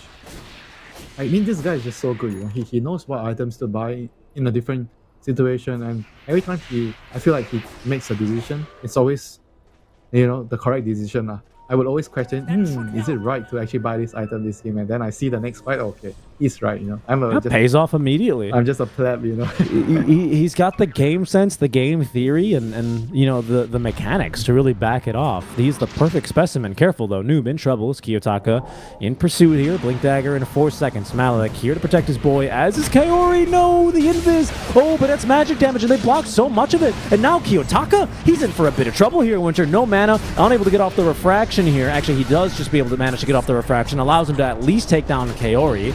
He's going to have to respawn here. There's an Arena of Blood in 5 more seconds. Spear does catch him, but doesn't actually stun him. And in trouble now is going to be TA2000 as he's been located. The real PL in some trouble. Oh, but in the nick of time, the Arena of Blood, TA2000 saved for now, but he runs through the wall of replica, dies eventually to the charge of Antares. As this fight, at the very least, has allowed Quest Esports to equalize and take down the TA. But Ramsey's showing up with now his Radiance in tow, breathes even more fire here to take down Omar. Does not have a stun to cancel the TP. MVP, however, of the Mars, and 9 Pandas are going to have to settle for a 2 for 1.5 trade. I don't know. What do you count? What do you count Aegis as? Half. 1.5. He's okay here, right? Is under attack. He has Arcane Boots in 3. Oh, he's actually going to try and turn and fight this. Look at this. Malik, yeah, doesn't even need to be there. Well, Tara is biting off a little bit too much than he could chew. I mean, he got fed like a mango, right? Or I know, a lotus. Must have been a lotus. Right, because they make the same noise. We need a petition to make lotus a different sound effect, so people don't I agree. Just reverse the sound. Play it backwards. play it backwards. We just gotta know. How about an entirely new sound effect? Like a different, just a different one, you know? Nah, it's too much work. Okay, and they go though. Omar, he's being charged. They have vision of him, and my goodness, the creeps. Yep, they're coming to kick his ass. They once again have stolen Iron Shell, but Omar is not going to make it out alive to cast anything. Oh no! And they've caught Coyote's. They've caught his kobolds. Watch out, little kobolds! Get out of there, little guy. Did that actually save him? Because he had a kobold, so the charge didn't go on the hero, and he went I on guess it did actually. Hold on. Real PL's gonna be able to make it out alive, although he's still stuck on the high ground effect. All the illusions are. He's right in between 4 heroes. Winter does receive a false promise. We'll see if we can actually make it out of this one alive. Another doppelganger. This time he makes it to the low ground, but Noob, he's gone in. TA2000 does live. He's receiving plenty more heals here, but I don't think they can realistically have another stab at this fight. You're gonna have to let it go. Yeah, look at the Tormentor. My thrift rewarded. This is why TA is so good. Get to solo the Tormentor. Like, how many other heroes can do that? Techies? Not too many. Oh, yeah, Techies can. That's right. The Solos picked it up. This is now... Is it Ancients? Yeah, it's Radiant's Ancients. bottom tower is under attack. And this Penitence build with the talent is actually so good. That doesn't seem too bad. This is actually really strong. Especially when you buff it up even more with the Solar Crest. You know, back got your when, boys when out there punching. When they changed their glimpse and when they added damage to glimpse and the hero became good. That's right, yep. That's right. But this has been a talent for a while. I just don't think anyone's ever really gone too crazy in it. I mean, this -2 Holy Persuasion teleport delay is also kind of insane, but realistically, you don't really see it used all that much. I feel like playing with the Penitence and the auras are actually much stronger right now. Because Chen's problem is like he can't really kill people, right? He needs help. But with this build, if you see a support, you are killing the support. If You're running in. Yeah, if you see a core, maybe if it's like a squishy core, you can maybe even kill him with the Penitence build and the Solar Crest. I mean, honestly, now that you pointed out, Penitence is kind of a crazy ability. Yeah, 8-second, it's a 36% like, move speed slow that buffs attack speed from any target by 80? I mean, it's a little What bit in the like world? Klings, you know, like when Kling sees a hero, he generally has a lot of potential of killing the hero. So he gets to do a lot of things alone. And Chen's problem was always that he needs his team around him. But right now with this build, I feel like you run into enemy heroes you can kill and then you can create map pressure alone, you know. You don't need somebody to follow you or around all the time. Yeah, I got you. You just go with you and your boys and your hunting squad. Yep. And by doing that, you're actually creating so much pressure on the map. Because you're shuffling waves, you're killing heroes. And you farm a ton right now with the change to Holy Persuasion. Now you just get the bonus farming, money. The farming part is actually the Craigasm part. You get the gold. Get the money. And you get the money and you are a freaking universal hero. Nothing can stop you. Except for Echo Slimes. Just don't get creeps. You think the Earthshaker can solo a level 30 Chen mid game? Oh, what was the game? Did you see that? What was it? 2 hour long game at 400 Riyadh, 2.5 almost.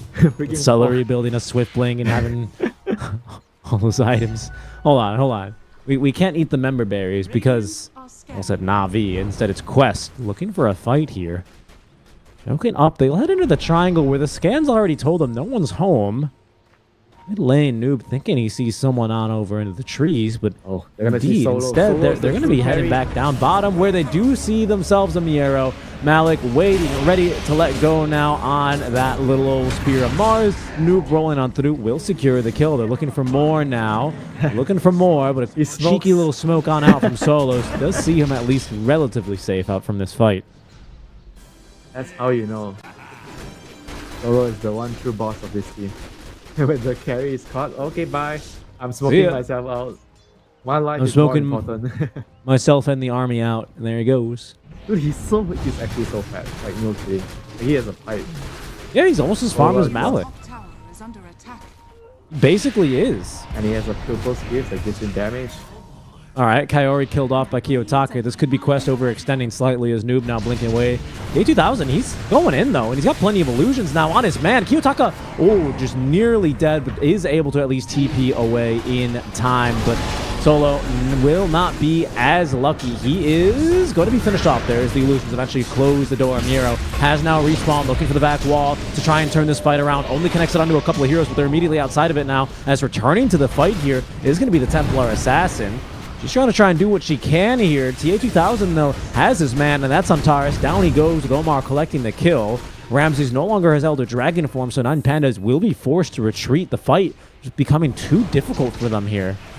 There's an arena in 3 more seconds, and they've just caught the TA. This is going to be trouble now. What a Spear of Mars, and what a kill for Naive. He's even caught Miro. Second time. Remember this, my friend. Meteor Hammer connects. TA2000 collects another my kill God, with he's so Ramses now good. being located and caught. He's forced to BKB, trying to TP his way out of here, and he's got enough armor to make it out how is he alive. doing this, But a BK? scary moment here for 9 Pandas as they will lose 4 heroes. How is he doing this, Ricky? This Quest EA2000 guy. He always has like ways, you know, like you look at the game, you feel like, oh my god, they're behind. How are they gonna, play the game? And then he just finds a moment where he comes to a fight at the right time, he focuses the right hero, and then even though they're like 10k behind, they turn the fight around. Dude, Malik's playing out of his mind as well. Let's not just be all carry pilled here. Noob's playing a phenomenal game. They're all doing amazing. I mean, EA2000 is like okay, call me a fanboy or whatever. Fanboy. Or whatever. Right, but yeah, he's just like that's so good with his like decision making in the team fights. Like of That was a course, very fast Roche as well. I mean of course Noob and Malik, they're setting up nicely with the arena and the road. But at the end of the day, you're gonna need your carry to finish everything you started. I think for me, what I'm most impressed by is how smoothly Malik has stepped into this team. They look absolutely incredible. they Careful don't- that bottom, they by don't the look way. like they have a stand-in. Nope, rolling on in. The blink away, but they have his number. No TA BKB. has an acceptor. She's going to try and TP away from this one, but the pinball, it's perfect on this side of the map. She did get off at least refraction, but she's ticking on down. They've stunned her another time and just stunned to death. You're not allowed to play Dota there. Winter, she was stunned for like literally 10 seconds straight. That has to be infuriating. And to add insult to injury, that all too familiar jingle, Roshan has gone down. TA2000 now with an Aegis and cheese in his inventory.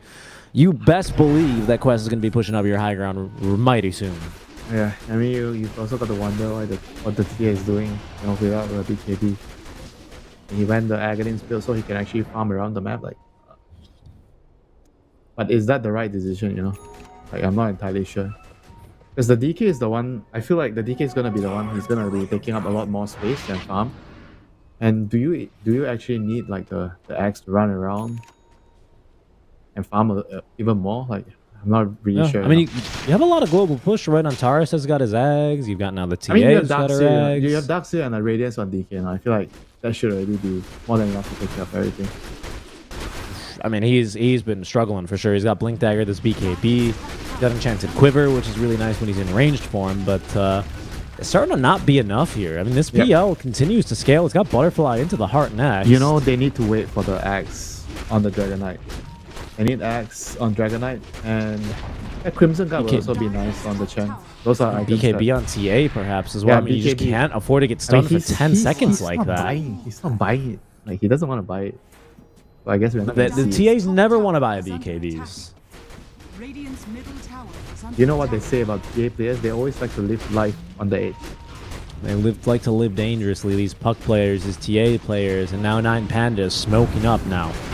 I'm going to try and back onto their side of the map. Miero's going to have to kick things off here. The TPs are now back and incoming as they have found TA2000. They cannot get anything else. Miero, in fact, the counter initiates just that much better as Miero finished off, pinned against the walls, and killed off. Look who they've caught as well. It's Ramses. They're going to be pushing him, killing him one by one. Ooh, he's going to be able to make it back up to the high ground, but just barely. There's no buyback either on this Darkseer. They're fighting through the wall of Replica.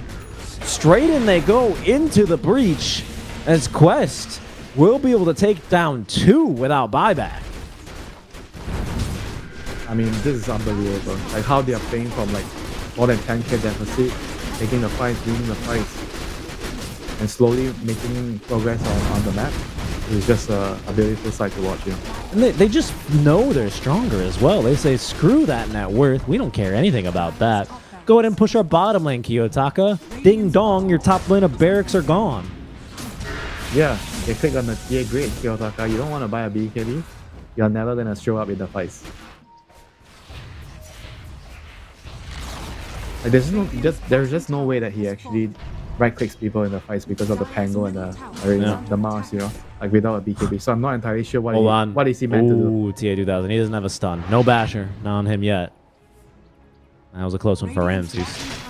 Now he has a butterfly, he's gonna build a hard mix. How are you gonna kill the PR? Like the only weapon that you have is the Radiance and the Axe, you know. They badly need the Agony on the Dragon Knight. I don't think he's anywhere near it. He only has the point booster, right? What does he have?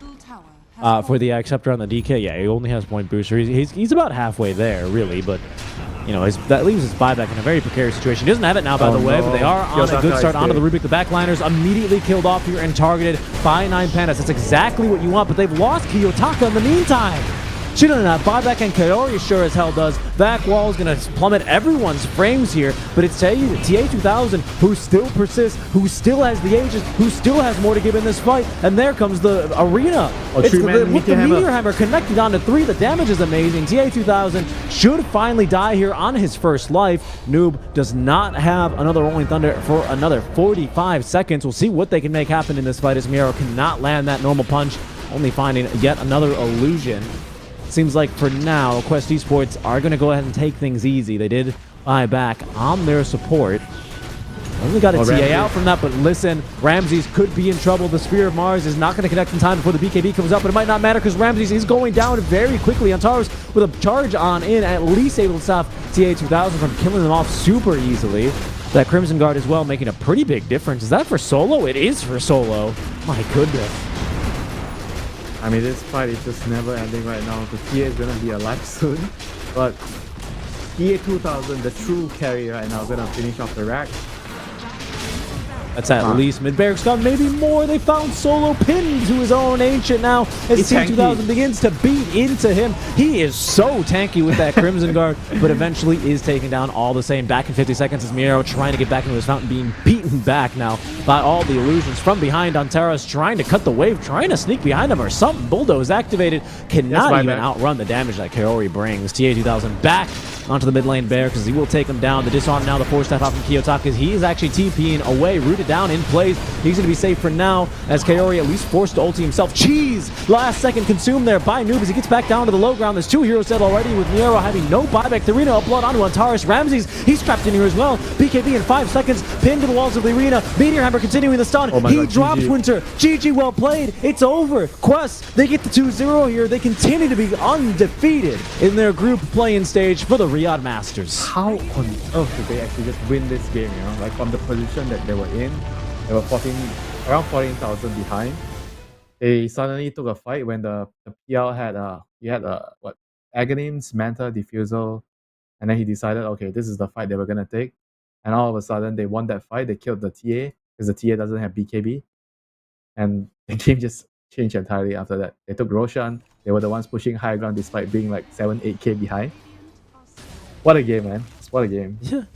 And then the game's just over just like that. I mean, absolutely class act out from Quest Esports in this series. I didn't catch their first series versus OG. I would be very curious to see how that one played out for them, considering how well they played here. They looked unbelievably good, Winter.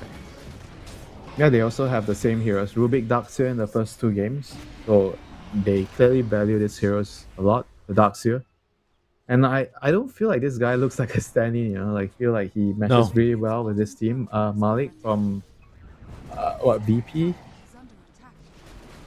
I feel like he's like oh sorry, Navi. Like I feel like he's really understanding what he needs to do in the game. Like he knows how to play the map with this team, what to do, and how to synergize well with his teammates.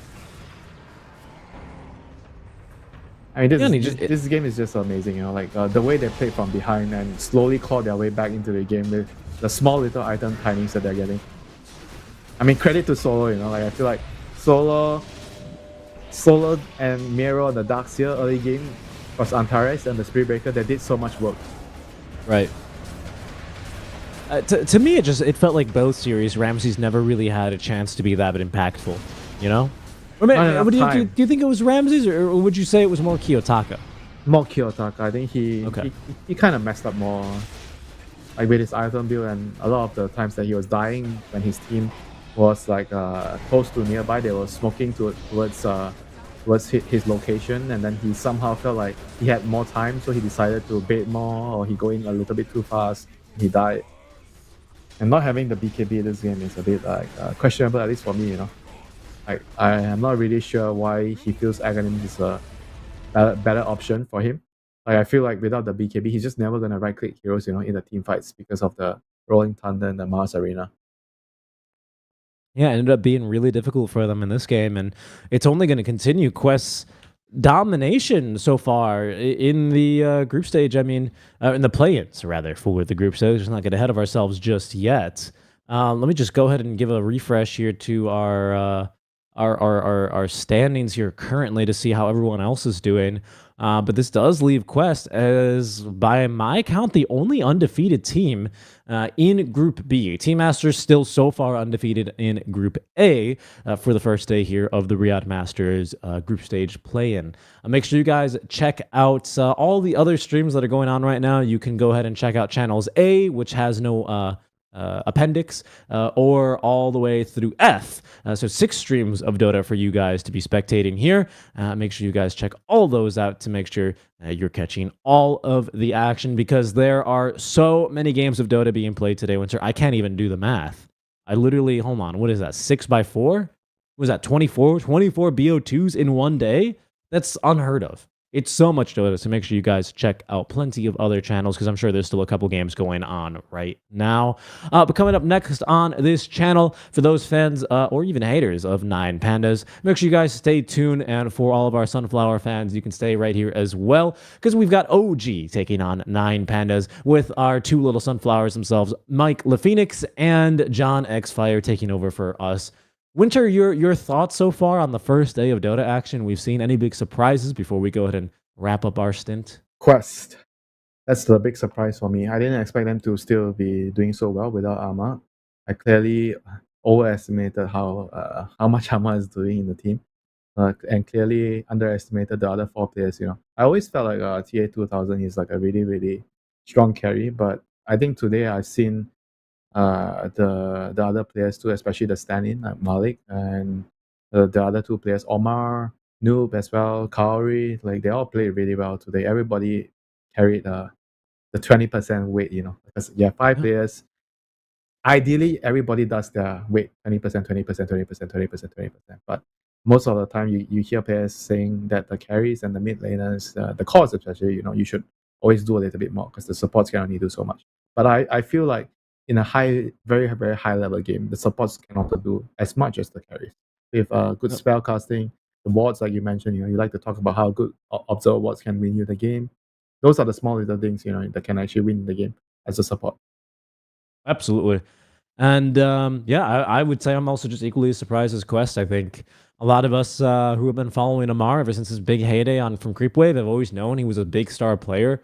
Chrisless, a Creepwave alumni, right? Really starting to pull his own weight as well on Secret in his matches today. And Well, I'm excited to see where the rest of this quest roster will go.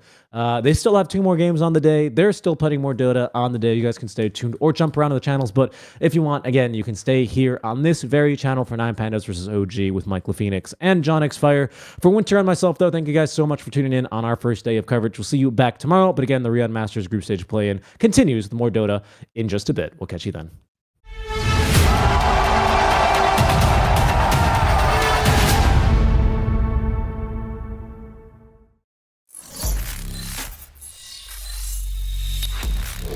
Open your eyes. When you look into my eyes, tell me what do you see? Tonight, I'm gonna show you the wonders of them all.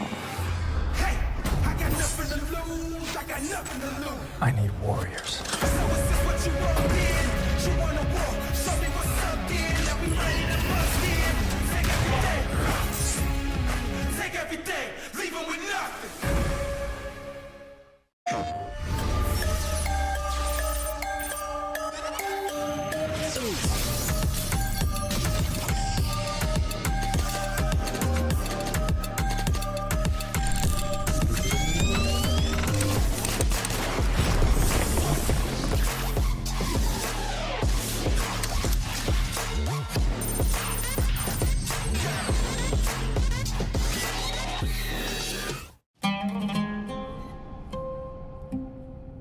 There is a place where you can elevate what's hidden inside, where you can reframe yourself. Sonomi means the new you. The you can step into. Because when we know who we really are, we become unstoppable. Enter new dimensions of you. Sonomi.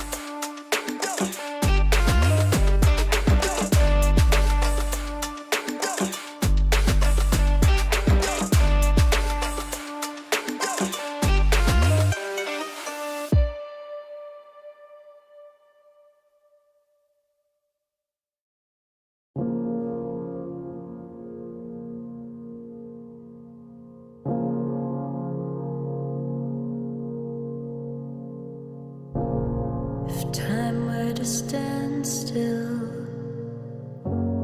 if I had a say, where I'd run to, where I would lay, if time bent to my will, if I could decide where I should remain, where I would hide. Sure as the sun, come rain or shine, I know where I belong.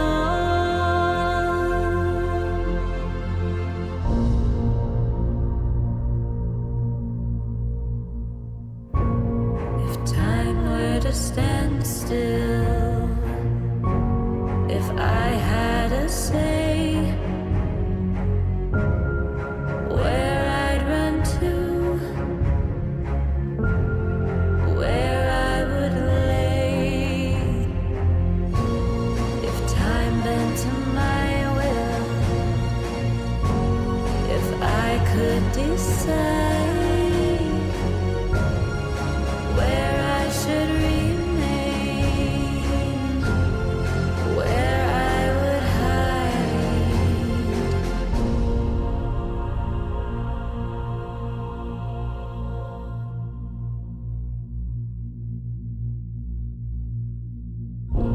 If time were to stand still,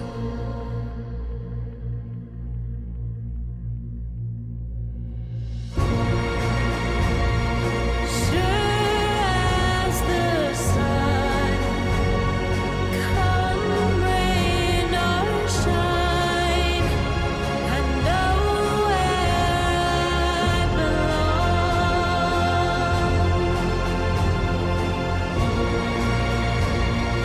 Sure as the sun, come rain or shine, I know where I belong.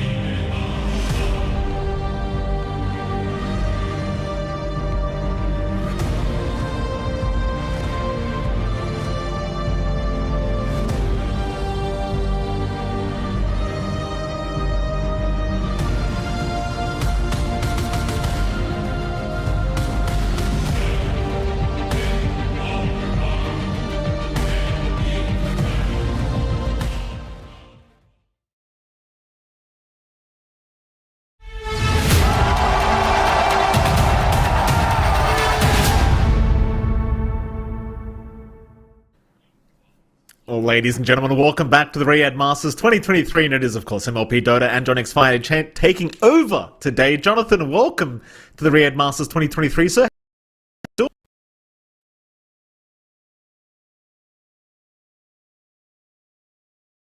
Condensed schedule, I think, is a nice way to put it. So we've got a lot of matches lined up, and there's a lot of Dota going on. There's 6 streams going on right now. It's good, great to be a part of it. You know, we've had a little bit of break since the end of the DP. Over with us waiting for the TI qualifiers. Riyadh Masters, this is what everyone's looking for. It's basically like a TI, and all these teams in the play-ins would want to go and get a little bit of a cut of that price. Yeah, it basically is a second TI, if not the first one, considering it's before TI this year. But yeah, an incredible tournament here for us today in the play-in stage of Riyadh Masters 2023. I'll tell you, John, I'm looking at the amount of games there are on today, and I know there's already been a hell of a lot of games going on, but it's been quite ridiculous how many games in one format of the tournament. Maybe get a bit of a refresher as to how things are going to happen. Of course, there you've got Group A, Group B in the play-ins, all those teams fighting right now, and 4 of them are going to make it through to the group stage. And of course, you get to the group stage on round robin, 8 teams each group. You still got Group A and Group B. Couple more of those are going to get eliminated. 12 teams are going to get through to the playoffs, where you're going to have a double elimination bracket. 8 teams to the upper bracket, 4 teams to the lower bracket. And then you have a best of 5 grand final, Jonathan, and suddenly you're a millionaire if you win that one. So happy days for whichever team does win that. And speaking of the teams, John, we should have a list of the teams. Of course, Group A and Group B, like we were talking about. Team Liquid, Entity, Team Asta, Virtus Pro, Execration, and TSM on Group A. And of course, Group B has OG, Quest Esports, Extreme Gaming, 9 Pandas, Beast Coast, and Team Secret, all playing today. They're all playing today.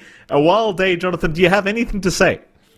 I think it's kind of crazy. This format is really exciting, but I can't imagine what it's like for the teams right now. Like, 9 Pandas just played a series before this.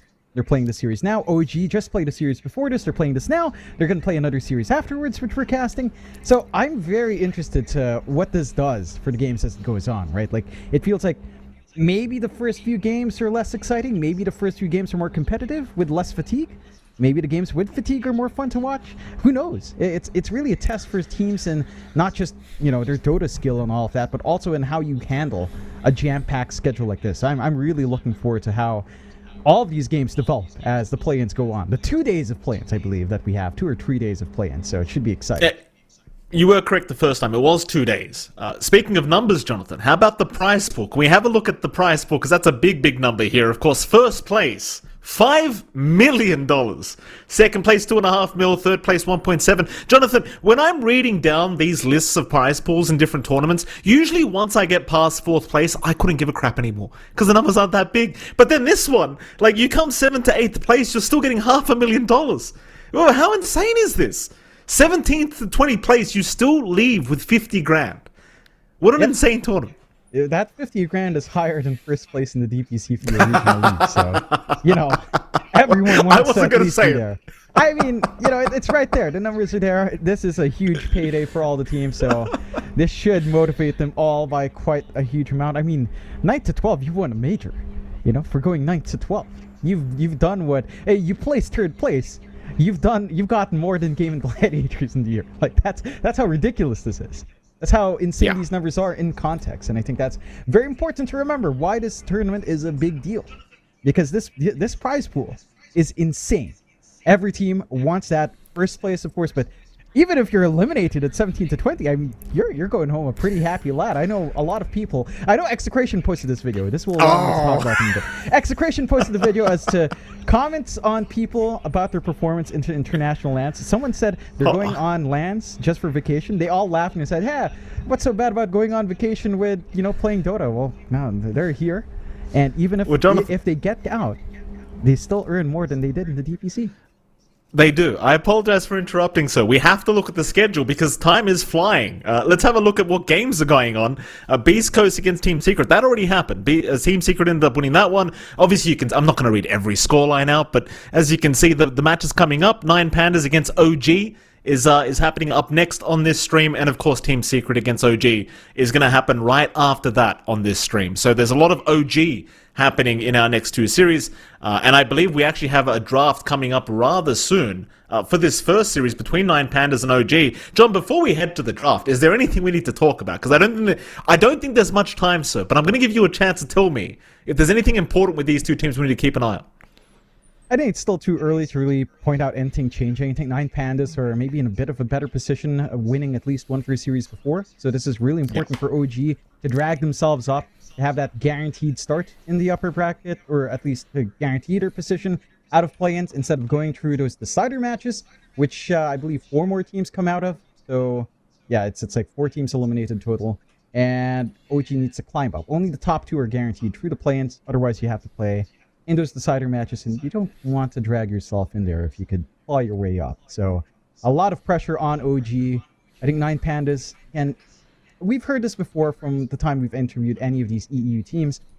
The first few days are kind of warm-up, so maybe that one loss, it hurts them a little bit, but I'm sure that kind of team, the kind of team 9 Pandas is, they're the kind of team to shake it off and run. But again, with this format, Mike, it's a test for how well you can adapt in a day. In 2 days. Yeah. So how well 9 Pandas adapts when we've heard them before say that group stages and majors or first 2 days are kind of messy for them, who knows? John, I shouldn't have rushed you. Unfortunately, we don't have a draft on the way, so I've rushed you for absolutely no reason. Can you retell us yet? I mean, you told me Execration are happy. Now, I was going to go back into this for a moment, because you were telling me Execration was saying, well, why not go on a holiday and play some Dota? Yeah. I agree with them. However, I must admit, I kind of laughed when you brought up Execration, because we were talking about 17th to 20th place, Jonathan. And exactly I feel like I did know exactly what you were saying. That's what concerned me, is already Execration's just taking shots here from John X Fire, who just, you can't go one tournament, you can't go one major, one DPC without talking about Execration not being able to go past the lower stages of the standings, Jonathan. I just can't believe it. Well, what is this bias against Execration? These are your people we're talking about. Not against Execration, Mike. It's against Southeast Asia. It's just disappointing. You know, I mean, look at what happened in Bali. If we could take the time here, what happened in Bali? I remember. Southeast Asian major, guys. Well, that's depressing, Jonathan. I remember what happened. It wasn't that long ago. It was rather depressing, you know. And you think it gets easier every time you see it. It doesn't. I mean, we've been living, 10 years, 11 years now? No SCA TI win yet. The majors, I think, we've won 1 major at this point, maybe 2. Yep. I don't even remember. I mean, the number's so damn low, I could probably count it on my hands. Don't depress me before we start casting, Jonathan. Right? Don't get me upset. Okay. It's okay. This will be the year. This will be the year SCA does it, I believe. In fact, who cares about the major, John? Riyadh. Yeah. They come first here. There's $5 million. You know? No more Filipinos for Savage, Jonathan. With $5 million, he can hire whoever the hell he wants. It won't matter anymore. We'll see if that happens with Talon. They've done a little bit better from Dream League coming in. They've managed to secure their spot in the group stage, so that's off. Twitter still kind of tilts everyone. Yeah. I do want to take the time here to point out, Mike, you look really good with that beard. You're looking sharp, my man. Listen, it looks great. I was going to spend the whole stream trying to hide this. Now, I'm not going to show you, but the guy that does my haircut, who I tip very handsomely, by the way, has messed up my beard, Jonathan. He's messed it up. I'm not going to show you where, because then everyone's going to not be able to unsee it, so I'm not going to show you guys where, but he did mess it up. I still tipped him not realizing he messed it up, and then I went home and realized he messed it up, it was a very daunting situation for me, Jonathan. I'm not too happy right now. I'm a bit self-conscious. Obviously, we've had a drafting issue going on, or rather an issue with the draft going on, which means I have to be on camera longer than I would like to, Jonathan. I was going to trim it today, actually. I was going to fix it myself, and I found out my clippers are broken. So there you go. That happened. How do clippers break? I'm not going to lie, I lost the cord that charges the clip. That's what happened. Okay. I thought you meant like literal physical clippers, like scissors just broke. I'm like, how do scissors break in your household, Mike? Oh, yeah. I've got some thick hair, Jonathan. You trust me, it can happen. It can happen. Anyway, we're going to try the draft again, see if this is going to pop up. Again, we've got OG versus 9 Pandas. If you're wondering why we haven't been talking about the teams, You know, I don't know the answer to that, Jonathan. We probably should talk about the teams while we have a chance. OG versus Nine Pandas. I mean, you talked about the fact that Nine Pandas maybe have a bit of an advantage going into this series, Jonathan, considering they have won at least something here today. OG, a bit of a rough run for them so far, and it seems like we aren't having any more luck with the draft. So continue, Jonathan. OG, no luck. Nine Pandas, somewhat lucky today. Yeah, and again, for Nine Pandas, I think, again, based on what we've seen, based on the interviews we'd Ramses and some of their players, they've acknowledged to see, I guess, curse of before, where later performances are weird. They acknowledge that their early starts, maybe not Nine Pandas themselves, but other teams like Team Spirit acknowledge that early starts for CIS teams are pretty rough. So I think that's going to be really interesting to see them try to adapt that early rough start in 2 days. I think for OG, having Seb back in brings flashback to the last DPC Tour cycle. You know, last year when we saw Seb go into Stockholm, show off his Wind Ranger, go into Malaysia, you know, that period of OG. I don't know if that's something that we can expect to come back. I think Seb does bring a different factor for the team. I'm not sure if that's going to be enough in this tournament as well. So we'll have to kind of wait and see what happens here for OG. And there's only so many times I can rehash these points, Mike. So I'll leave it at that. Thank you. I was listening, Jonathan. I'm trying to work to get this draft started. All right. So you could have kept talking a little bit longer. I think you could see I was typing there for a moment, but you decided to expose me instead live on stream, which is very like you. Speaking of exposing, I may as well expose you while we're at it, Jonathan. You did my head in during the major about watching Barbie. Yes. Barbie's officially been out. You promised me that the first day it came out, you would go to IMAX and you would book yourself in for the Barbie movie. Yes. And then, because of lower priorities, naturally Oppenheimer would come after that because Barbie's always number one priority. Mm-hmm. Yet you have not watched either yet, which is rather disappointing. Jonathan, would you like to explain yourself? It's launching in the Philippines on the 21st. It's early previews right now, Mike. If you were a real fan for either of these movies, you would understand what that meant. Apparently you're not. So you're a fake. You're a fake. You're hurting my feelings with my cinematic experiences here. And quite frankly, IMAX in the Philippines apparently isn't worth it. I've read a lot of posts that it's not the real cinematic experience. It's not the full 70 millimeters of film. I'm not watching IMAX. It's not real life. That's all right. So You're not going to get the real experience. So unfortunately, no, but I will watch in at least a Dolby, in a good audio environment, a good cinema with good audio at the very least. So I can get the full Barbieheimer experience. I would like what if you just... What? Well, what if you came to Australia? I mean, you did just have your partner in crime just had a child, Jonathan. What if you booked a flight to Australia and surprised old MLP Dota and under the guise that you were here to see my child, but rather you'd just go book an IMAX? What is it, John? I was looking for my passport. I would just show you the Republic of the Philippines. And that's my reason. I just put it down. I don't have it with me. It's with my sister because I don't know why. It's with my sister. I would have just shown you. That's the reason, Mike. Just imagine the passport's here. Republic of the Philippines. Can't just go out, Mikey, but I appreciate the invite. I would love to. It would be worth it just to watch Barbieheimer. Heck, I have friends. This is a weird way to segue. I have friends, doctor friends. This is really funny. I had a couple of doctor friends. They posted a story on their Instagram. And this is, if any of your friends are watching this, they would instantly know. They posted a story on their Instagram where they were booking tickets for Taylor Swift in Singapore. And when they got the tickets, my one friend, my one close friend, you're watching the story, he said, it's like they cured a disease, an incurable disease, getting these tickets for Taylor Swift. They look overjoyed, these medical professionals, to get into Taylor Swift. And that's the feeling I have. If I could watch Barbieheimer in IMAX, if I could watch Dune in November in IMAX, but the sad reality, I can't. No, you can't. Sad to hear that you're friends with people that like Taylor Swift, Jonathan. I mean, I was once a child too, but my goodness, at some point you get over the same song with different words, 20,000. You're not going to argue the music sounds different to me, Jonathan. Taylor Swift, every song sounds the same. Don't get me wrong, they're bangers. So I've danced to a few, I've done the karaoke, I know. I could recite the lines right now to any song you want, Jonathan. But my goodness, I mean, you know, these doctors, I don't know, they don't make them the same like they used to back in my day, Jonathan.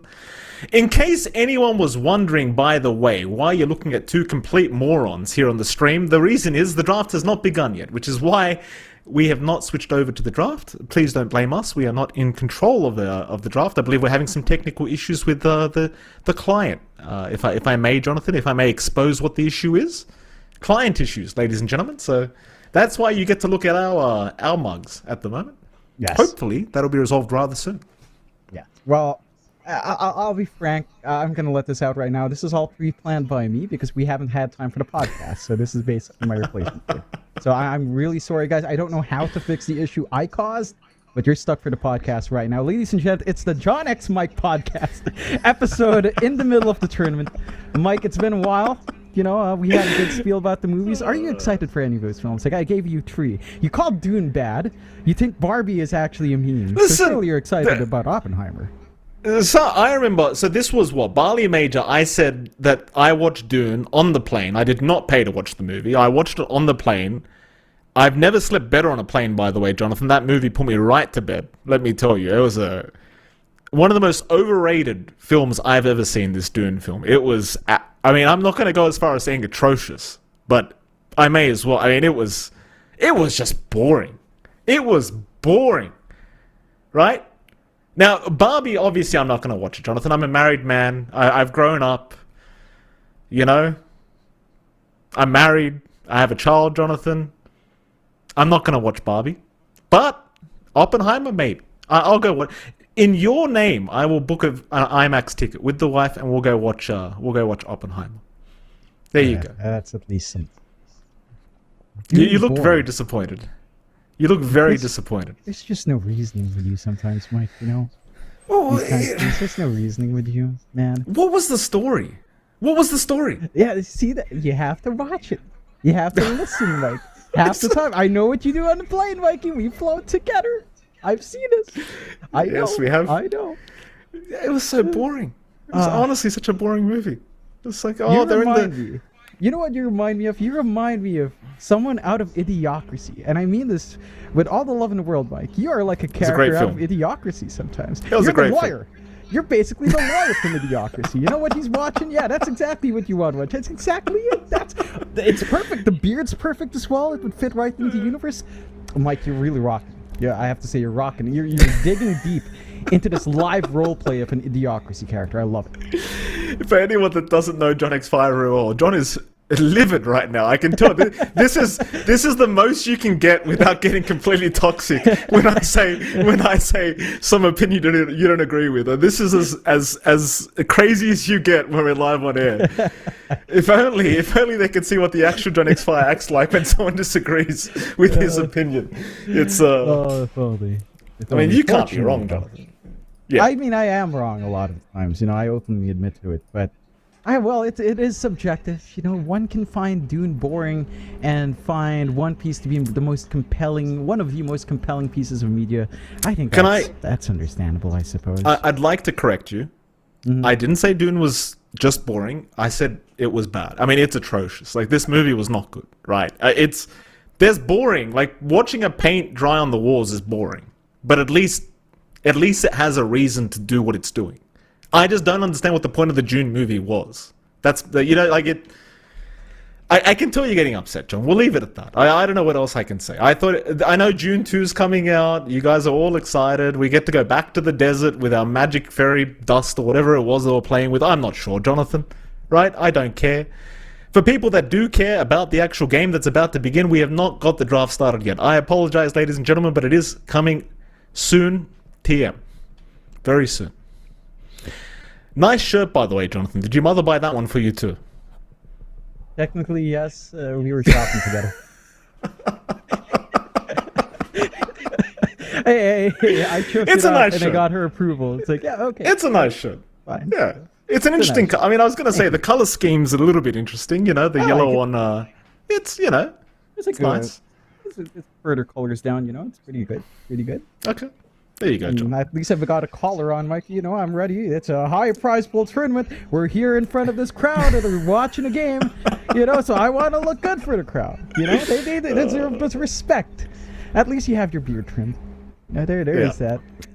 I appreciate it, Mike. Appreciate it. Alright. Well, I don't know how many times I'm going to say this. The draft has not begun, but I'll update you guys in a few minutes whether it does begin. Anyway, I should say as well, live on stream, Jonathan, embarrassingly, I, as usual, have forgotten.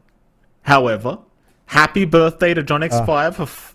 When was it? 5 days ago? Was it? Well, when's your... July 14th. Don't get upset with me about forgetting your birthday. No. Because it's fine. I've got the easiest birthday to remember. Exactly. Right? Yeah, exactly. And that's the thing. My friends, when I was growing up, used to always get upset with me. Mike, I remember your birthday. You don't remember mine. Well, my birthday's April Fool's Day. Like, how the hell are you going to figure? You look at me, you see a huge clown. You're just like, his birthday's April Fool's Day. He's a joke, this bloke. So there you go. June 14th or July 14th, whatever it was, Jonathan. Tax time is when John X5's birthday is. Congratulations, Jonathan, on your 30th of June, John. Well, you should know. You should be lodging some taxes right now, Jonathan. Surely, with all the money you've made. In the Philippines is very different, Mikey. We're not a Commonwealth country. No, we file, I believe. I don't know. I have a bookie. I do not know, but we file sometime. At some time, and I am a tax filing citizen, so you can take me. I see you right there. I pay my taxes. So I'm fine. Do you want to share with us what you did on your 30th birthday, the big 3-0? Well, what did you do, John?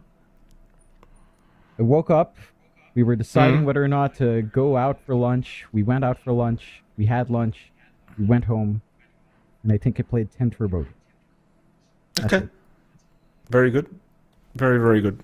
Happy birthday. Did you win more than 5 of your Turbo games? I mean, I guess it doesn't matter because they're not MMR-based. But I don't even know. I play with Alpha. Man, let me tell you, playing with Boom.Lane, it's an adventure sometimes, Mike. Playing with good old Lane. Who? .Lane. Who? What was the first word you said? Boom. Maybe a little team that's in Div 2 right now, Southeast Asia. But there's a team called Boom in SCA. I'm sure they'd want to forget as well, Mike. I must have missed their name. I looked through the list. I couldn't see a Boom. It's weird. Anyway, happy birthday, Jonathan. Happy 30th birthday. Very, very good to see it. Do your knees still feel like they're intact? Because I got to tell you, when I hit 30, my knees gave up. Back started hurting. Lower back pain immediately. The wife wasn't looking at me the same. Does it feel good to you, John? Like, No. Are you happy? No. When I woke up on my birthday, I realized I made a mistake. I made a mistake staying to 30, Mike. It's not worth it. It's all over for me. Look where we are. We've been stuck at home. It's been downhill. It just made me realize the good old days are gone, Mike. It's over. It's over. Yeah. I'm just going to expose myself, by the way, John, because you were too classy to. I was the one holding us up in the lobby, apparently, because I didn't join the caster slot. So there you go, ladies and gentlemen. For the one time you can blame the casters for the draft not starting. It was my fault this time. Well, maybe not. I mean, it might not load anyway. It seems like the countdown's going down, so maybe no draft to come, Jonathan, which is really sad because I'm very excited to see how OG versus 9 Pandas does go. Again, I mean, if we're going to reiterate history from today, OG has not won a game, which is rather surprising to me. I know they've got a stand in Seb, but we've seen how great Seb performs at the last second, just joining his team. So 0-4 for OG. This could be the chance for them to put a score on the board for themselves. But for now, not so much. And we don't have a draft, by the way, because the issues continue. This takes me back to good old 2018, 2019, Mike. And I think the worst one was 2020, when we would cover some of these games and there would be like 30 people in the lobby and we would be stuck here for at least 15 minutes. So this takes me back. I think in moderation, something like this is pretty fun. You and I get to have a conversation. We literally haven't talked since Bali. You've replaced me with a baby. So this is the most mic time I've had in 2 weeks. I've been deprived. I'm happy. This is good. This is great. Yeah, it certainly is. Well, with that, Jonathan, I mean, we might be heading to a break at this point. It's there's probably no point in us continuing to talk complete garbage until the in fact, we might just wait a second. Maybe the game will start. Hopefully it does. If it does, we'll stay here. Oh, it started. Here we go. Oh, the draft is here. Even our producer was getting ready to tell us we're going to a break, but the draft has officially begun, ladies and gentlemen. In we go. Look at that. The client does work. Very good. Amazing. We are actually in. We're into a game. We'll see what gets banned out. I'm not sure if Morphling's still a high priority, because that hero frankly feels dead post-nerfs, but could still see stuff like maybe Broodmother being banned out. It still feels pretty high priority. Beastmaster could still be up there. Doom Techies, perhaps Undying. Pugna not as high priority anymore, so I wouldn't be too surprised if any of those were taken out. Instead, the IO specifically banned against OG. Makes enough sense. Stay in support. They love playing around at. What's so funny, Mike? Oh, I'm sorry. I'm sorry, John. I was alt-tabbing to fix my, my settings here, right? And I couldn't help but notice everyone's going off at me now. I mean, we've got Brian from OG telling me to get me off the stream before the Swifties come after me. Lane's upset at me throwing shade at Boom. I don't know why he's upset, John, because this is the only way Boom can get to Riyadh is me just talking about them. So he should probably be very happy for the free marketing right now. I love you. I love you, Zachary. Come on now. I mean, get to a LAN, My God, I want to see you guys again. Where's Gary? Someone call Gary. His name isn't even Zachary, isn't it? It's not. It's Zach. It's but Zach. It's short for Isaac. Yeah, I mean, but your name isn't Jonathan either, John. Jonathan's not really a name. Fair enough. I like to extend names. Okay. Okay. It's the air down there in Australia. We can attribute it to that. I suppose Snapfire being banned out by 9 Pandas, one of the rarer universal types that has not been nerfed to the ground, and there's that Undying gone. Again, Doom's a safe option here for 9 Pandas. I think we've seen Ramses play that in Pause 1, so you can kind of flex it with him and Yarrow. Techies is still open.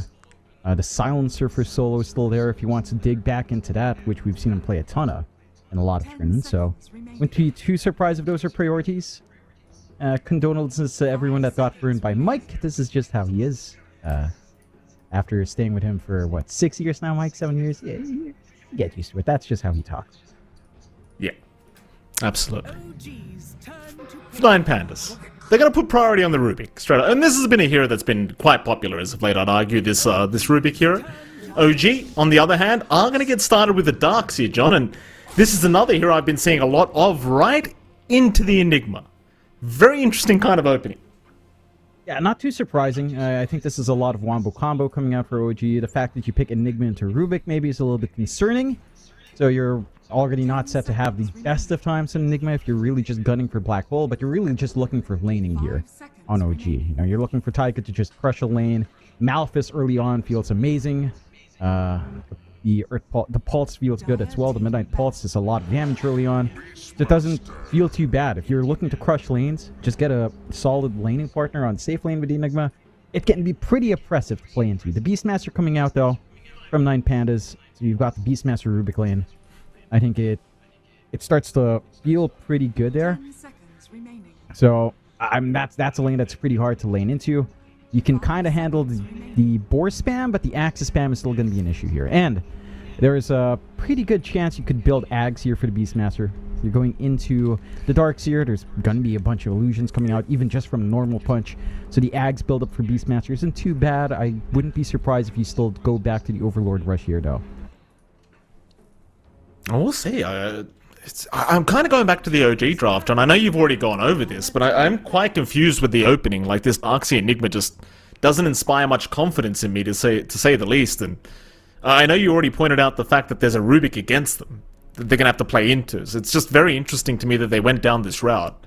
See, 9 Pandas, I do agree with your point. Like, they are probably going to go down the Home of the Overlord route anyway with this hero, but see, the Raw is always going to be very effective against a hero like Enigma. Just being able to roar through the black hole, force a Lincolns to be bought out if they feel they need it.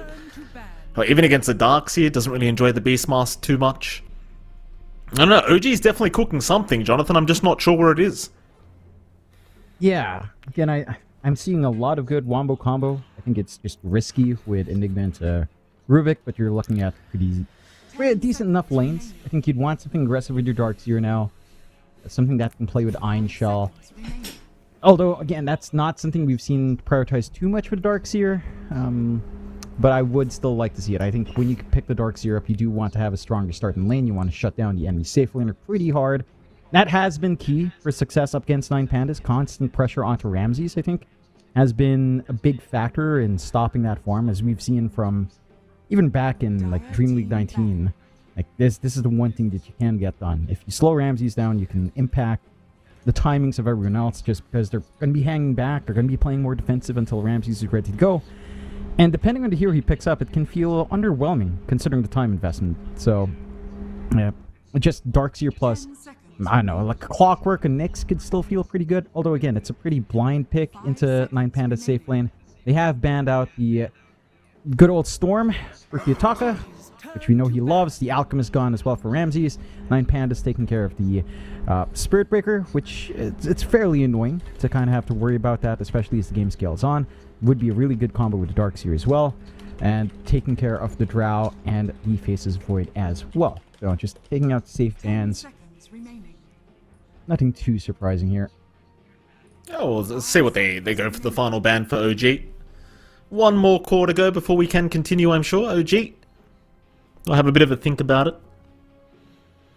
See, we did have that recent patch, the nerf patch I like to call it. I don't think it's changed too much, apart from heroes like Morphling just not being quite as good, but still seems somewhat relevant in this meta.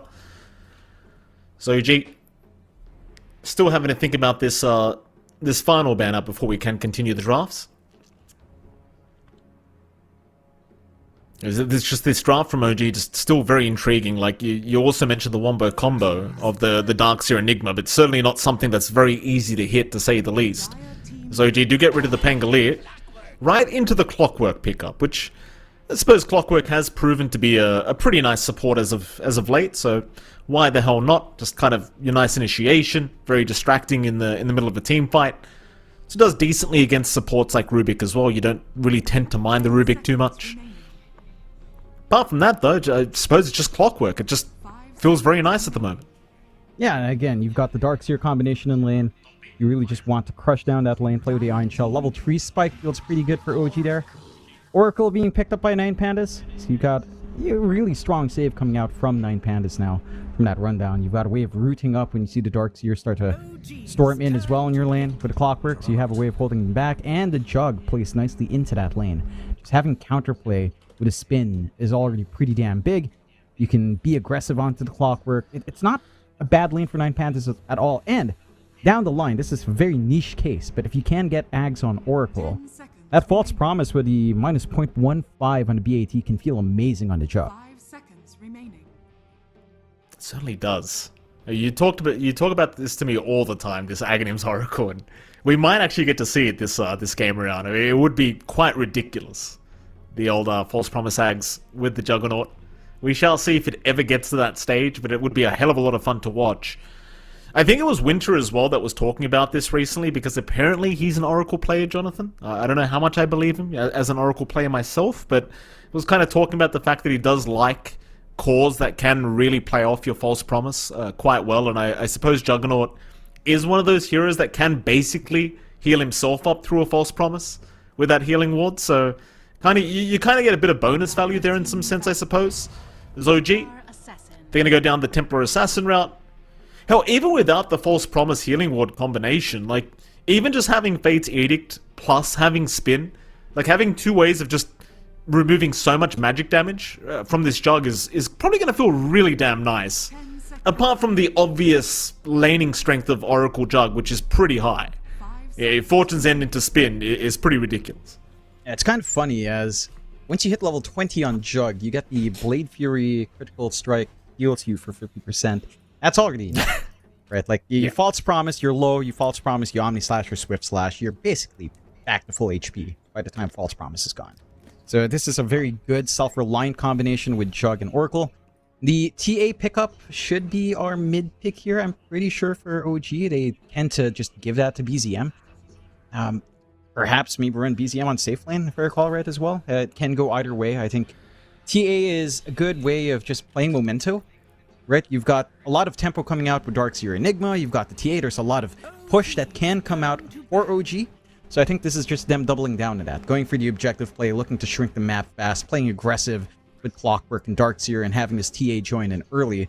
I do have concerns for the late game scaling from OG. Like, yes, the wombo combo is great. You always have to worry about the Rubik in the back. I think that puts a lot of pressure on the Clockwork to find that target in the back line just to ensure you get a very smooth black hole here for your Enigma. I think you have to worry about Rubik and Beastmaster really to pull off that wombo combo. The vac wall alone, probably not the most crazy thing to come out. I think if you land maybe a Midnight Pulse on top of that, it can feel pretty good. You cog up maybe 2 heroes, it starts to feel nice. But again, the scaling for 9 Pandas is starting to look a little bit sharper outside of that massive teamfight OG can bring out. They have to play momentum here. So just looking what they can do perhaps on their safe lane or mid, depending on how hard they want to flex this TA, has to tie into this timing here. Let's see these final banouts. One more to go. It's mid ban out here from OG's end. Obviously, still looking for a hero here for Kiyotaka. I certainly agree with your point as well. I do think 9 Pandas are just looking much stronger with their draft at the moment. Mind you, with OG's draft, like you can kind of scale out of control pretty early on with the Enigma Templar Assassin and just kind of run down the towers very, very quickly. But now with 9 Pandas picking up this Lesh, you have a really nice TA counter. Obviously, the Enigma Eidolons and the Enigma not going to enjoy this too much. I mean, nobody on the side of OG with their draft really enjoys going up against this Leshrac pickup. So I think this is a brilliant pick from 9 Pandas. And it really just puts the draft together now. Like, this is a very well-rounded draft from 9 Pandas, I'd have to argue. It certainly is. I like what I'm seeing coming out here. I agree with your points. You know, it's great deep push. It's a great way of managing that TA. It's another combination. The Oracle that can feel pretty damn good for the Lesh. False Promise with your Bloodstone. You're not going to run out of mana. You're not going to die. It's going to be very hard to look for the burst damage coming out here for OG to pierce through that False Promise. I think either target, Jug or Lesh, is going to feel pretty oppressive to try to really look to fully dish out the damage to. Maybe the Jug's a little bit more manageable before level 20. And OG closes out with a Void Spirit. So they will run that TA on the safe more than likely. Void Spirit down the mid. Matchup against the Lesh is not too bad. Niragi will take that TA. Overall, with his closer in the draft, I like what the Void Spirit does for OG's draft. It's more tempo. It's very quick to join these fights. You know, you're going to be running around with that Clockwork, with the Darkseer. You have another great Iron Shell target. You have another hero to pick off the backline. But I feel like 9 Pandas, if they manage to play the game that we know they love to play, you know, fall back, let Ramses farm up. Once this Jug hits like early Battle Fury and maybe a Manta, as I'm trying to recall. Ramses has also done a Battle Fury Butterfly Rush if his game is good. Either one of those item timings, and the game drags on to his level 20 mark, and to even his 25, it starts to feel pretty oppressive playing into like the Jug Leshrac towards the late game. So OG really have to lean into that really quick pace here. They have strong lanes, they have really good push tempo, they have to play around that. Yeah, I think the Void Spirit allows them to get quite aggressive. Obviously with the TA, you're looking for the Deso timing into maybe a Roshan, get the BKB blink up, and you're ready to just get going pretty much off the back of those 3 core items. Obviously 9 Pandas looking to farm maybe a little bit longer with their Jug, but I still think they're going to be able to put a very nice tempo on the game. Like with this Beastmaster Leshrac combination, it should be more than enough to find those early tier 1 towers and just kind of start taking map control from there. So John, do we both kind of agree that I think we're kind of both erring to the side of 9 Pandas draft going into this game 1, but it could work either way. I can't say definitively that they're going to just win out the game, because I think 9 Pandas, or rather OG's draft, has its own really great strengths, but I'd imagine you agree 9 Pandas have maybe a bit of an upper hand. Yeah, I'd lean into 9 Pandas a little bit more. I think it's a lot harder for OG to play into this. They really have to win out early game. Laning phase in particular is where their lineup has to kind of crush it. Like, you've got the Clockwork plus Darkseer combination. You've got the Enigma plus your TA. These heroes, you know, your supports in particular really need to win out. Bottom lane, they're going already. Fortune's End is going to fly out. It will land onto the Void Spirit that gets things started, but BZM, no, he's going to cop a stun. Ramsey's not going for the spin, however, so BZM is going to be able to walk away. Ramsey did have the level 1 spin, but just wasn't feeling it. As now Tiger's going to move forward. Onto Miero with the Battery Assault, but in comes Ramses with a 3-man spin, but he's dropping rather low. They'll land a 3-man stun from Kiyotaka. Yuragi is not out of danger yet either. He will drop. They will get Miero, but now BZM going to drop to be the 3rd. As TM and Seb are not safe yet. They'll try to juke out the Split Earth. It's not going to matter. Seb is gone. Is that 4 heroes down for OG? Yeah. Just 4 gone like Goodness that. me. One trade coming out, at the very least, you managed to get Miero, but it doesn't matter. All of that EXP going to the Leshrac mid, a lot of AoE gold coming out, Ramsey starting off with extra, and Ramsey started off really greedy as well. 3 branches, a Blades of Attack, no tangos at all, just coming in with damage and stats, and it pays off. And he managed to CP, he'll get topped up by his support, and you've got the best start you could ask for from 9Pandas, and we were just talking about this. OG, you can't afford to give anything like that away. They've got to find a way to take it back. At the very least, it's not going to be an overwhelming sport, but it does set a very good tone here for 9Pandas to kick things off with. Yeah, well, what a crazy start to the game. Ramsey's on, at the very least, in fact, hold that thought, because bot lane, bit of action already. Antares trying to run. Uragi should have enough, but not quite. Tiger will go for a chase, but will give up on it. Seems like the wild axis stacks were starting to get quite painful here from Miero. In fact, it looks like he wants to keep going. More axes out, but Uragi looks like he's going to be just fine for now. Tiger going to try and get a little bit aggressive here towards Miero while he can. But this bottom lane's already looking very, very challenging here as Antares and Miero, understanding the advantage they have right now in the harass game, they're just going to keep going until they basically run out of mana here for Miero. But it seems like he's going to have a very nice Vanguard timing on the Beastmaster, which should mean a very good lane as they're going to jump in. Great lift up from Antares. Uragi not going to go down as Tiger will protect. But now Tiger may have given his own life away for this. But Miero, no, he's not going to bother. Has the wild axes, just doesn't want to waste his time. We'll go for the creep wave instead. And Tiger, sticking around, will pop the stick charges to be able to survive through this. But this is very detrimental to OG. Like, being this low in HP is not going to allow you to farm very freely, that's for sure. No, it's not going to be a great time for Uragi having to go for the Refraction in lane as well. And they're doing a good job. Tiger's just cutting off this aggression that they want to pump out onto Uragi, but... Oh, Antares. You don't want to die right now, Antares. You're having such a good lane. He lifts up the TA at least, and they do find Tiger. Uragi unable to get a trade for themselves. And I was going to say, if Uragi actually took out the Rubik, that would have just felt so bad for 9Pandas considering the start they had to this lane. But they make it work. And they make it work. That is one thing about these kill streaks early on. You don't want to bleed them out. Taking a look to the other lanes while we still have the chance. Ramsey's up top in the Jug with Solo on the Oracle. They're doing pretty damn well here. And you are actually running Seb on the Enigma up top with DM on that Darkseer. So you're not getting the front line Iron Shell combination you want. To be fair, up against the Jug, you probably won't find the best of results chasing out, especially with the Oracle around. They're doing their best to cut off, but this is not impacting Ramsey's farm at all. Like, the Jug doesn't mind playing into this. You're talking about Ramsey's. They were going to try and get a little bit aggressive there. The Ramses had the spin. Instead, they'll go on to DM. Fortune's End is going to land. DM does have the Surge available, though, so it's going to be just fine. One of the important things to note when you're playing Darkseer into Oracle, of course, the Fortune's End will purge off your Surge. So you've always got to hold it. Just wait for the Fortune's End to come out first, and then go for the Surge after. As mid lane, Kiyotaka looks like he'd really enjoy a Surge right now. In fact, he's the one going back in. Onto BZM. Though BZM will have an Aether Remnant in 2 seconds. So Kiyotaka needs to be careful not to get sniped here. That is a level 2. It will not connect. Kiyotaka gonna juke it out. Waste the mana of BZM as Seb, in the meantime, is gonna go up. Or rather go down top lane is what I was meant to say. So they do find another kill against OG. Yeah, it's a nice pick off to find. And Ramsey's not really being pressured too hard in the lane. And has the backup of his Oracle, basically a farming lane up top, which is not what you necessarily want to see from your Darkseer. Especially as level 4 is up with level 2 Iron Shell. You just don't have a good combination play with a shell. They do manage to rotate Seb mid to refill a bottle, but can't really chase down. No refill, in fact. Yeah, did he not refill? BZM? No. Oh boy, BZM's gone. Antares, very nice rotation on the Rubik. Meanwhile, though, Miero does go down. So you rotate your Rubik, but Uragi and Tiger immediately punish the Beastmaster for that, which is certainly looking like a semi-decent trade for OG. Like, yes, you lose your mid-Void Spirit, but right now it feels like desperate times for OG, even at the start of this game. Certainly does feel that way. It's a pretty big kill to find onto Miero.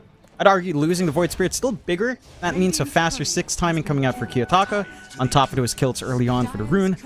So you're going to see an early spike coming out here for the Leshrac, and your Void Spirit's going to be stalled out a little bit. You still have decent farm coming out here for your Void Spirit. You know, ECM still finding that build-up, has the Bracer, has level 5 now.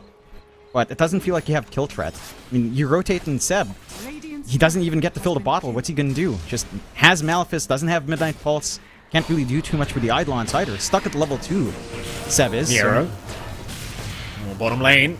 A lot of damage being dealt onto the Beastmaster. Untitled is going to show up again. Sideblade's flying out, but not going to be quite enough to secure the kill onto the Beast. So Miro going to be able to grab a Tango off their Rubik. Meanwhile, Seb, however, being chased down. Rotations incoming from our Rubik once again. Seb still trying to run. Would at least get himself a bounty rune. He is being healed up by all this Purifying Flame damage, but ultimately in the end, Solo able to get it done. Seb is still trying to fight from the grave with his children here at the top side of the map, but looks like they are not going to be able to get the job done. No. He does at least manage to snipe that bounty rune. The movement's not quite in vain, but again, you're kind of sacrificing kills. The support rotation's starting to feel a lot better from the side. 9 Pandas. They have rune control as well, although Taiga does manage to spot out the Invis. Just the emphasis here to make sure BZM has a good game. Right? Like, how many times have we seen the supports of OG rotating already to get these runes going for BZM? And obviously, based off the fact that he's already died twice, he kind of needs them right now. It's Taiga. He needs some help at the moment. Mid lane, he's going to get jumped. BZM, he'll try to make the jump in. Split Earth landed. BZM, gonna run. Will make it out, but they will not get Tiger out of it. The Clockwork is gone. It's 9 Pandas. They'll go for a little bit more, it seems. Let's clear out the Eidolons that were made by Seb. OG, no matter how many times they bring 2 supports in, like, you've got a Clockwork Enigma support duo, so there's, like, with the Enigma coming in, I don't feel like there's much Seb can offer to his team at the moment. No. Again, he's just way too low level. Has Malefice stuck at 1, has level 2 Demonic Conversion, which again, not gonna do too much in rotations. They may find Solo though. Solo. No, he's gonna make it. Kiyotaka's the one to move back in now, finding BZM, and he's out of step charges. Oh, BZM! He has no step charges! Oh boy, he does get a nice Aether Remnant though. And Kiyotaka ran out of mana. So he gets kinda lucky in that sense with the mana not being there for Kiyotaka. But OG again trying their absolute darndest to find some kills in the mid lane, but just not able to get it. What this game is boiling to now is really just how much are you getting on your safe lanes with all this attention on mid.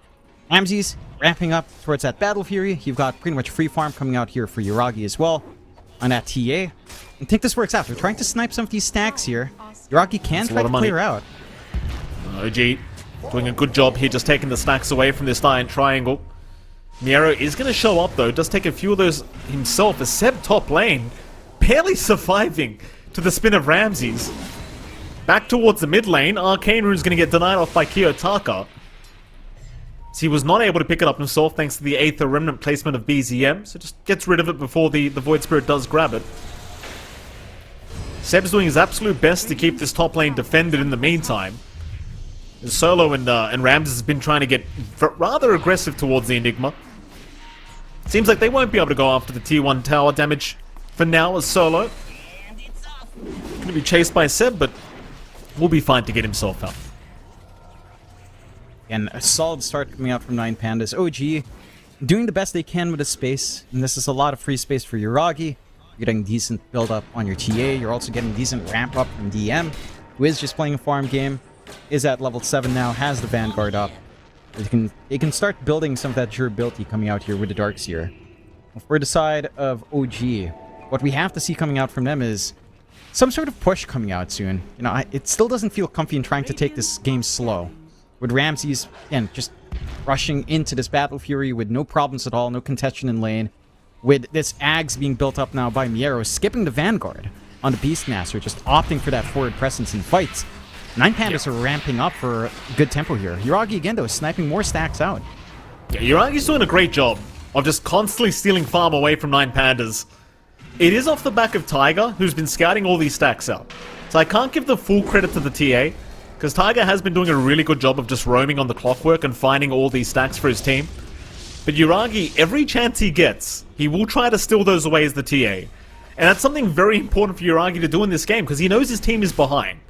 So the game is kind of reliant on him having a very, very strong performance. As mid lane, Kiyotaka gonna try and run away from BZM. He does have the Iron Shores available right now. It's a lot of damage. Kiyotaka, though, with the surge still running, still alive. BZM, he's the one who might go down. But no, he barely gets Kiyotaka.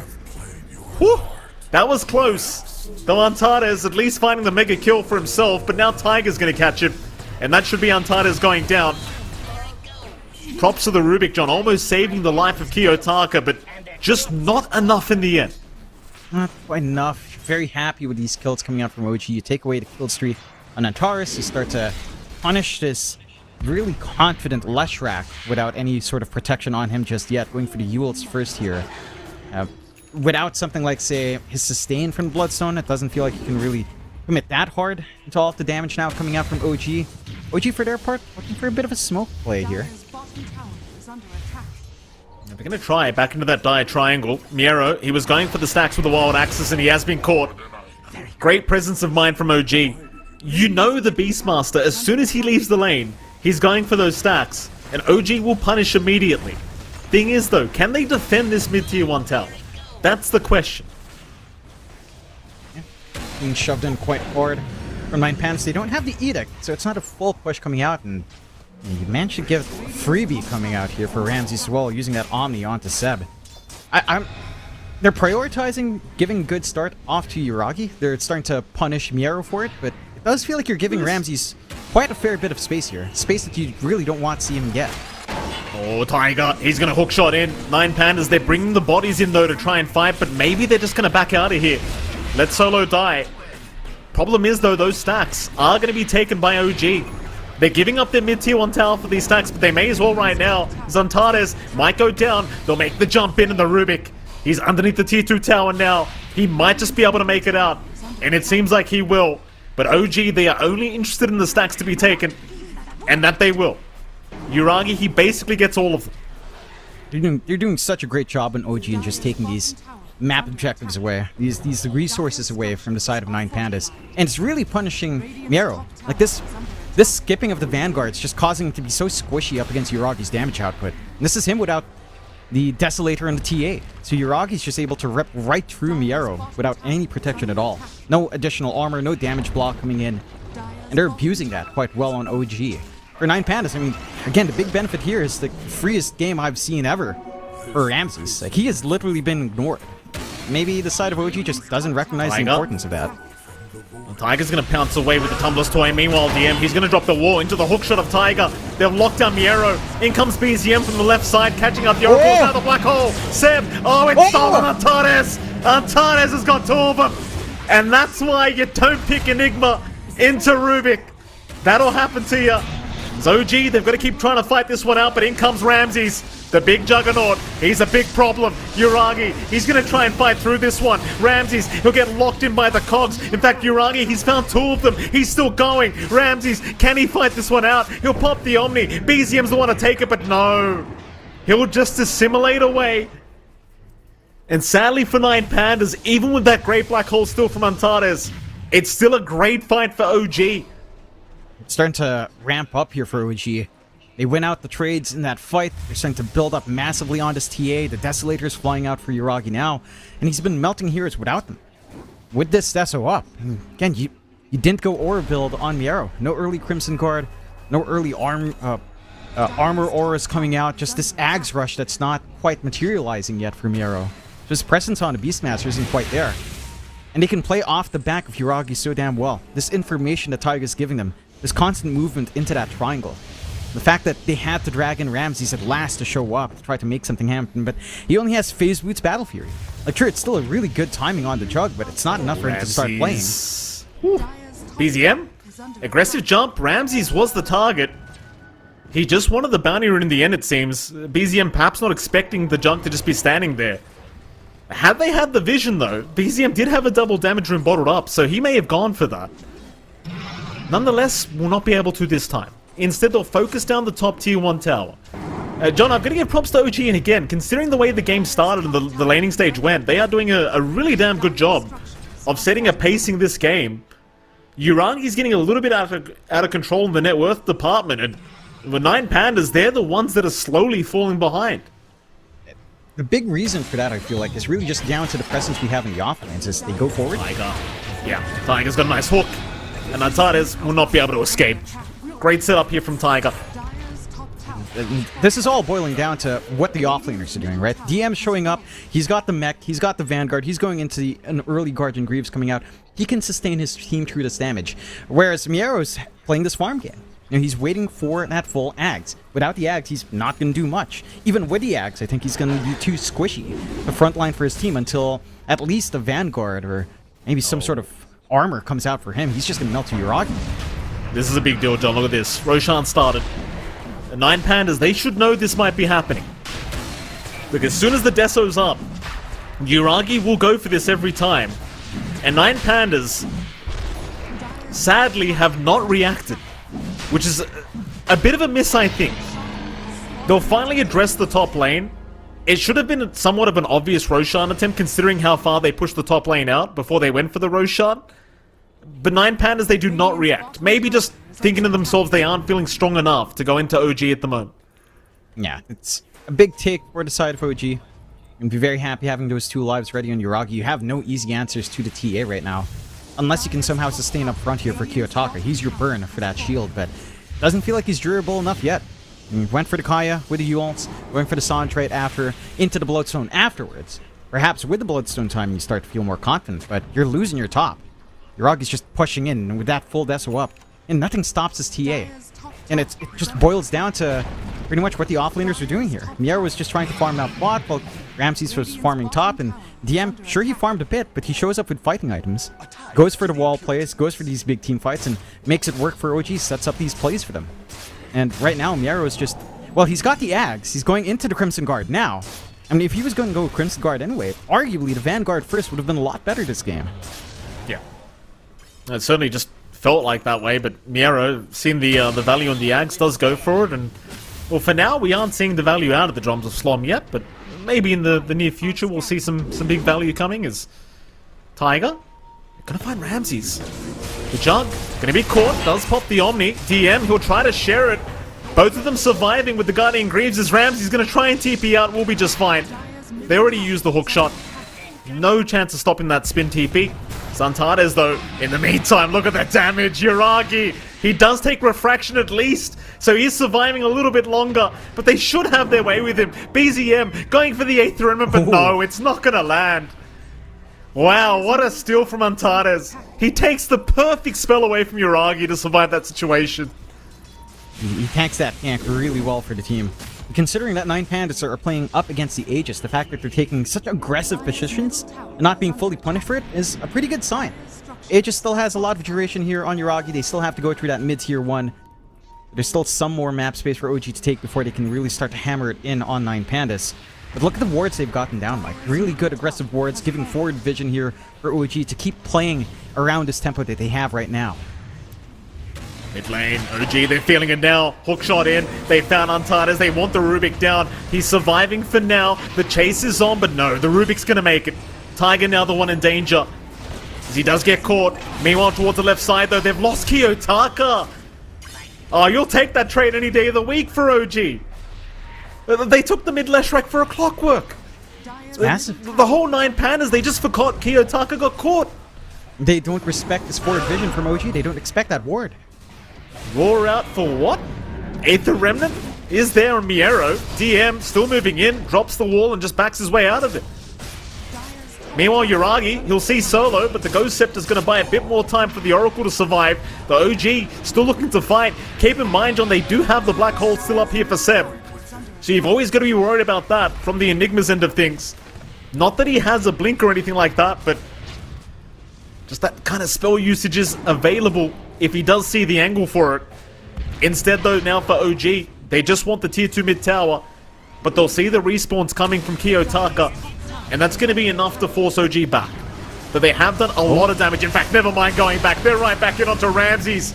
Ramses, for now, going to survive. Kiyotaka getting jumped, but is going to be okay, as well as Uragi going to try and jump in on the Leshrac. Doesn't have the damage yet, but they'll jump in again. Kiyotaka, now the black hole. Seb, he has caught out 2 of them. He saw Antares still he knew he couldn't steal the black hole. And they'll take Antares' life while they're out of this OG. Just diming the tier 3 tower already. Going after Solo. Going after Ramses. They are trying to fight in their own base, but it's not looking good for them. They do not have a way of dealing with the TA. As Solo gets taken down. And OG. This is more like the OG I know, John. This is more like the OG I know. All their movement has been on point outside of that, and really unfortunate set of coincidences before the game actually started, but they've ramped up since. Yeah, at this point, those kills for 9 Pandas, those kills that looked like should have set some good tempo, washes away, and it just boils down to the fact that OG are playing around their vision really well with the clockwork. They're playing around their sustain with DM's build up here on the Dark Series very well, and they understood the power spike Yuragi hits on this TA. Miero. Oh, Miero's got to be careful in this position. He does have his team in the dire triangle, to be fair. Ramses is going to show up with Solo.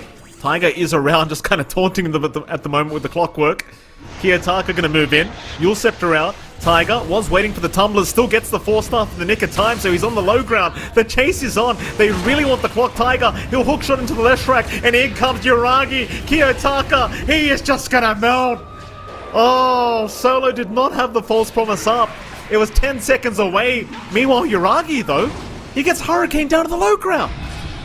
The neutral creeps won't leave him alone. Yuragi has to jump back in. Antares still getting caught, though, is going to drop. And so will Solo. Zmiero, he's going to try to run. We'll go for the roar out onto the clockwork, but Tiger's just not dying. Ramses, it might be time to call it. I'm not going to lie here, John. This is a pretty one-sided affair from OG now. As Ramses trying his best to get back towards his fountain. BZM, leave him alone. Leave him alone, BZM. He's had enough. They're just toying with him right now, OG. Running him down. They know there's no clear answer for Yuragi. Every single time they've managed to isolate Kiyotaka very nicely. The rest of 9 Pandas running around, leaving back the Leshrac, especially in that mid-fight, and playing with the vision game perfectly here on the side of OG and understanding these power spikes. And it just feels like this game can be boiled down to... it's not fair to really pin it in one player. I don't think this is entirely Miero's fault, but that decision to not go Vanguard first. Like, because he couldn't do anything, they just collapsed down bot, feed into Yuragi, contest these stacks, knowing that Beastmaster has no presence, without any armor, any damage block on that hero with this kind of build-up.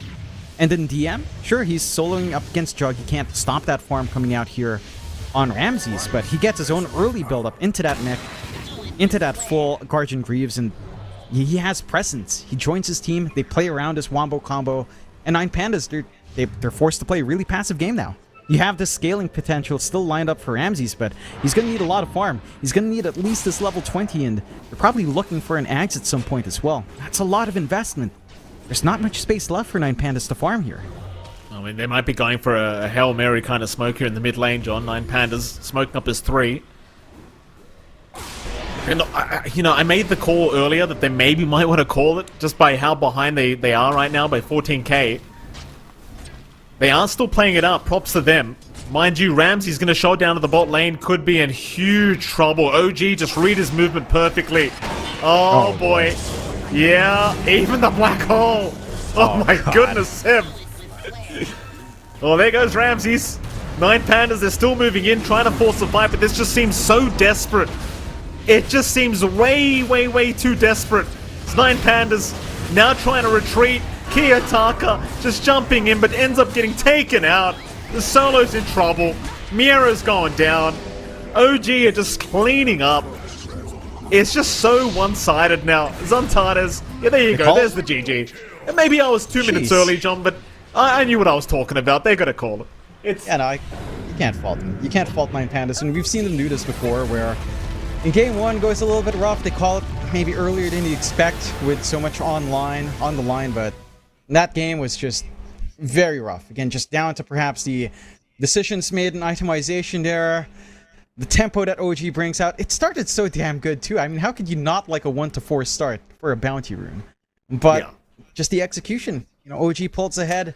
They run this lane really nicely. Taiga was a force to be reckoned with, giving all this vision, and really the draft. They played to the strengths of their draft so well. With all the vision from the traps, from the flares.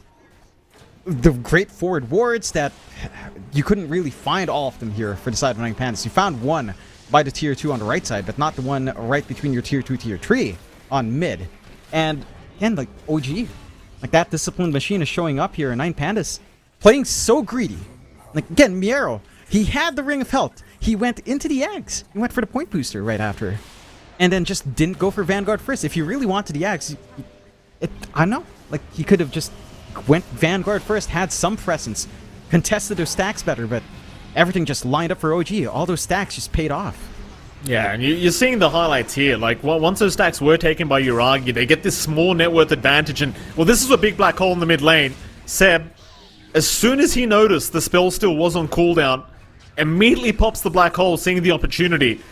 And that's just the way to play Enigma versus Rubik, right? Like, unless you've got a BKB and a Lincoln Sphere up, you've got to play this way where you just wait for the spell still to be used, and that's exactly what Seb did, making it an impossible team fight for Nine Pandas. And there you go, the GG call at 24 minutes was made by Nine Pandas. And John, I know you're talking about the fact that we didn't get the Vanguard onto the Beastmaster, and that may have cost Miero quite a bit, and I do agree with you on that point. But if I take the positive route, Jonathan, if I take the positive road, I got to give props to Tiger. And we said this multiple times throughout the game, but just small plays like scouting out those stacks on the right side of the map and the Dire Triangle made all the difference, right? Like, they know the stacks were going to be made. It's a Beastmaster. That's just how the meta's worked for the past year. But he goes and scouts them out, he gains position, he places the wards, calls over Uragi, like, Uragi, there's a buffet in the Dire Triangle, come on son, let's go clean up. And you find all the stacks from Nine Pandas, it literally just messed them up, and it does go back to your point.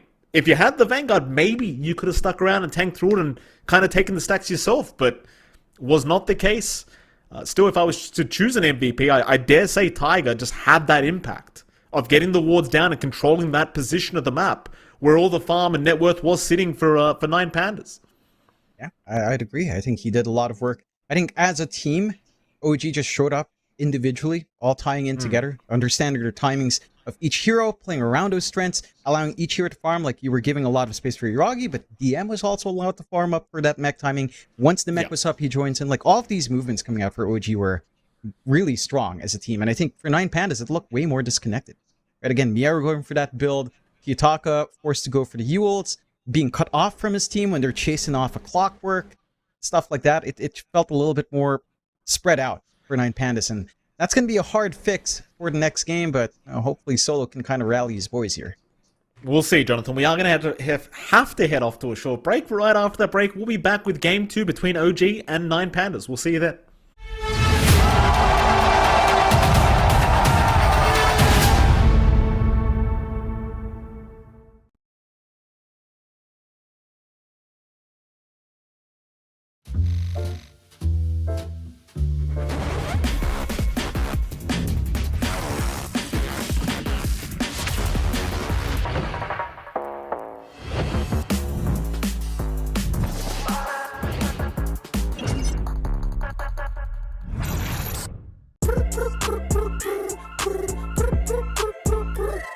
حتاكل انت تشبع وانت مستمتع وتلاقي الوجبه جايه على الاصول. واو يجيك العيش هش طالع من الاوفن والدجاج يقرمش just the way I love it. وتسوي كذا وتسوي كذا وتسوي كذا مع الحشمه وانت تبغى راب خفيف اجيب تويستر. انا اجيب لي وجبه الزنقه بس كله يجيب اكسترا تشيز على الكرانشي تشيكن في السنتر. حطلب باكيت حطلب زنقه حطلب مايتي حطلب تويستر. جيب له باكيت جيب له زنقه جيب له الاصلي جيب له تويستر. delicious yeah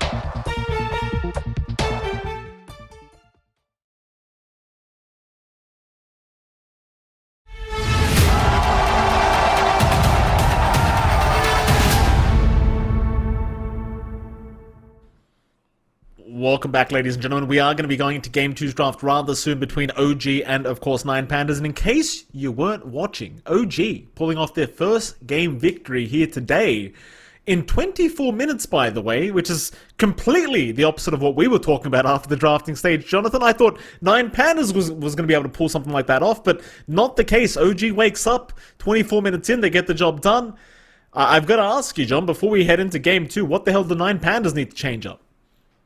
They need to coordinate as a team a little bit better. I think it felt a lot more disconnected. I think the item builds weren't ideal, especially coming out there from Miera this time around, trying to rush the Ags, which, mind you, it's not a bad Ags game. There's a lot of stuff to feed off of with the Ags, with the Drums of Slam here, but as a rush item in that lane, after being left alone and dying solo a couple times, probably not the best bet. I think the movements mid overall benefited OG, despite a couple of deaths coming out there for BZM. I think overall, OG just had a better read as a team as to what they wanted to do that game, whereas for Nine Pandas, They got those first 4 kills early on, the 1-for-4 trade in 9panda's favor, and it felt like they got a little bit complacent coming into the lanes. You know, like initially the laning phase was pretty damn good. Yarrow's lane was actually pretty manageable, all things considered, for the Beastmaster. Managing to space out, really force a lot of regen out onto Yuragi, but not really able to capitalize with the item build. So I'd like to see that change here for the side of 9pandas. For OG, just keep playing the same game. You know, it looked really solid last time around. There were no major issues. Their warding was great. Their understanding of timing, their understanding of power spikes for each hero was really good. And tying into that, playing around those advantages was really strong. So I'm not seeing anything major for OG to change here. Okay. Well, we'll get into it rather soon. It looks like we are going to be trying to start the draft here between OG and 9pandas as of now, I believe.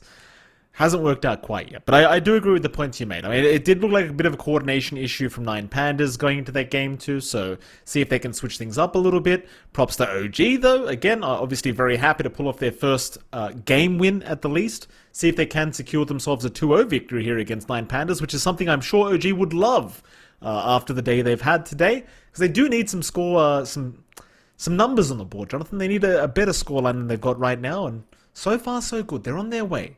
The thing is, after today, you haven't got that many games left to try and play to get through the play-ins into the group stage. So I believe OG after this series have one against Team Secret, which is on this stream actually. So I should remember what their series is next. Secret and OG coming up after this series on the B stream, and then I believe tomorrow they have one more series against Extreme Gaming. So I can't say any of the series they have coming up are easy. I feel like they can go any way, whichever team they go up against, but they do have 2 more series after this one. So probably pretty important for them to try and secure a 2-0 victory if they did want to kind of stay in the running to have themselves a chance at the group stages after tomorrow. But yeah. I suppose I could say the same thing for 9pandas, to be absolutely fair, John. They'd love a draw right now, I'm sure. Yeah, we'll see. I mean, so far we've been lucky that we haven't been repeating what we've been seeing in Dream League 19, Dream League 20, all the majors, where it's a bunch of draws. So far not happening. Yeah. I can see you staring nervously at something, Jonathan. What are you... I'm looking at finding server. I've done it again, Mike. I've cursedly done something to curse us here. I'm sorry, guys. You know, it's like I have a weak passport. I have no money. I can't connect to servers. You know, I can't have anything. It's fine. I actually thought, because I alt-tabbed back to the game for a moment to see what was going on in the lobby, and I actually thought, because it does say finding server right now, and I actually thought to myself, well, hold on a minute, am I queuing? I thought I was queuing a game for a moment. I was like, wait, I selected what server? That's a bit far, isn't it? But yes, we are finding a server right now, ladies and gentlemen, in case you're wondering why Game 2's draft isn't on the screen right now. We are looking for a server. The server's gone missing at the moment. We're using all our bitrate that we possibly can to connect to this server that apparently has gone completely and utterly missing. So there you go. 2 minutes in now, finding a server, excuse me. Not connecting. Cancel? We are finding. Do we give up? Do we no, just we're finding a server. We're in the queue, Jonathan. We're in the queue. All right. Yeah, you're right. You're right. We're queuing. Just fine. Just 8 more players, I guess, and we're in. We're in. Yeah, pretty much. Pretty much. Don't forget to hit accept, of course. It does prompt you, Mike. Welcome back to a second episode of John X Mike's podcast here in the Riyadh Masters once more. With 2 episodes in one day. What a blessing, Mike. After no episodes for 8 months. Outstanding. Yeah. You keep reminding me that we haven't had an episode. That is my fault, Jonathan. I apologize for getting the old ball and chain pregnant and having myself a life-changing, it's all your baby. Damn fault. Who said you could have a child with his career, Mike? Now, who said you could have a child with that career before? Now we're asking ourselves, what career? Yeah, that's pretty much it. That's where I am right now. I apologize for not asking for your permission first, Jonathan. You know, the wife was more convincing than you were, sadly, at the time. So that's kind of what happened. Anyway, we are 3 minutes 10 seconds into finding a server now, so I'm sure we'll find one rather soon. John, can I tell you, by the way, I've got a bit of a gripe with my wife at the moment because we have a delivery coming in yesterday. As the great husband I am, Jonathan, we needed a coffee table and a dining table set. Naturally, I went to the store with the wife and the baby, and the wife picked the most expensive possible dining table set she could find, and naturally, as the Giga Chad that I am, Jonathan, I took out the credit card while crying and paid for the damn thing. It's coming tomorrow as a delivery, 8:30 in the morning. For context, it's currently almost 2 a.m. in the morning for me here in Sydney, Australia. So 8:30 in the morning, this delivery is coming, which means that we're going to finish work, and then 2-3 hours later, this guy's going to come in with a dining table and a coffee table. Now, I said to her, considering she's asleep right now, I said, if you hear the door, a knock on the door, please go answer the door and just let the delivery man do his job, right? He's going to deliver the stuff into the house. She said to me that I need to wake up and do it myself. And I said to my wife, all you have to do is open the door. He'll do the rest. He'll bring the stuff. You don't need to lift anything. Just open the damn door. And she refuses for safety reasons, apparently, Jonathan. Apparently, it would be unsafe for me to not wake up because she's a woman with child. So the delivery man, I don't know who the delivery man is, Jonathan, but apparently I've got to wake up in the morning to make sure my family remains protected from this delivery man. There you go. Oh, that's on you, Mike. You're the guy who got married. You know what you were going to get. This must have been in the playbook. Looking forward, unless you're not a forward-looking person, like that's on you. What not here? Completely, wholly unqualified to give any advice like that. But I have to say, that's on you. Right. So don't forget, we're on for the first series as well tomorrow, Mikey. So that's why I told her to answer the damn door, Jonathan. But she doesn't want to. She says safety issues. What's up? You should join the slot. You know what, Jonathan? Maybe if you invited me to a party, I wouldn't have to be, looking for a password right now. No, you have to. Okay, so you have to cancel finding server. Oh. Well, I can't find the password for the damn lobby now, John. This is embarrassing. We're live on stream. I'm trying to keep talking, but I'm trying to look for a password at the same time. Professionalism in 2023. All right. I've sent it to you. There we go. You're safe. Come in. Yeah, you're right. good now. You're in a safe space. We're in the lobby. We should be able to find server. All things hold equal. The server will be found. I've misplaced it. I forgot to chain it up, Mike. Someone's taking it away, but we're sending top people to find it. Top people. Can I? Out of all people, you were the one who actually informed them that we're going to cancel looking for the server and we're going to remake lobby. So out of the admins, the players, everyone else, you stepped in and you said no more. Cancel the finding server. We're going to host new lobby. We should have to cancel because I figured maybe we're just sitting here. Who the hell do you think you are, Jonathan? to tell these players and admins that they've got to cancel finding game. By the way, it has worked. We are into a draft. Game number 2 draft coming right on your screen right now.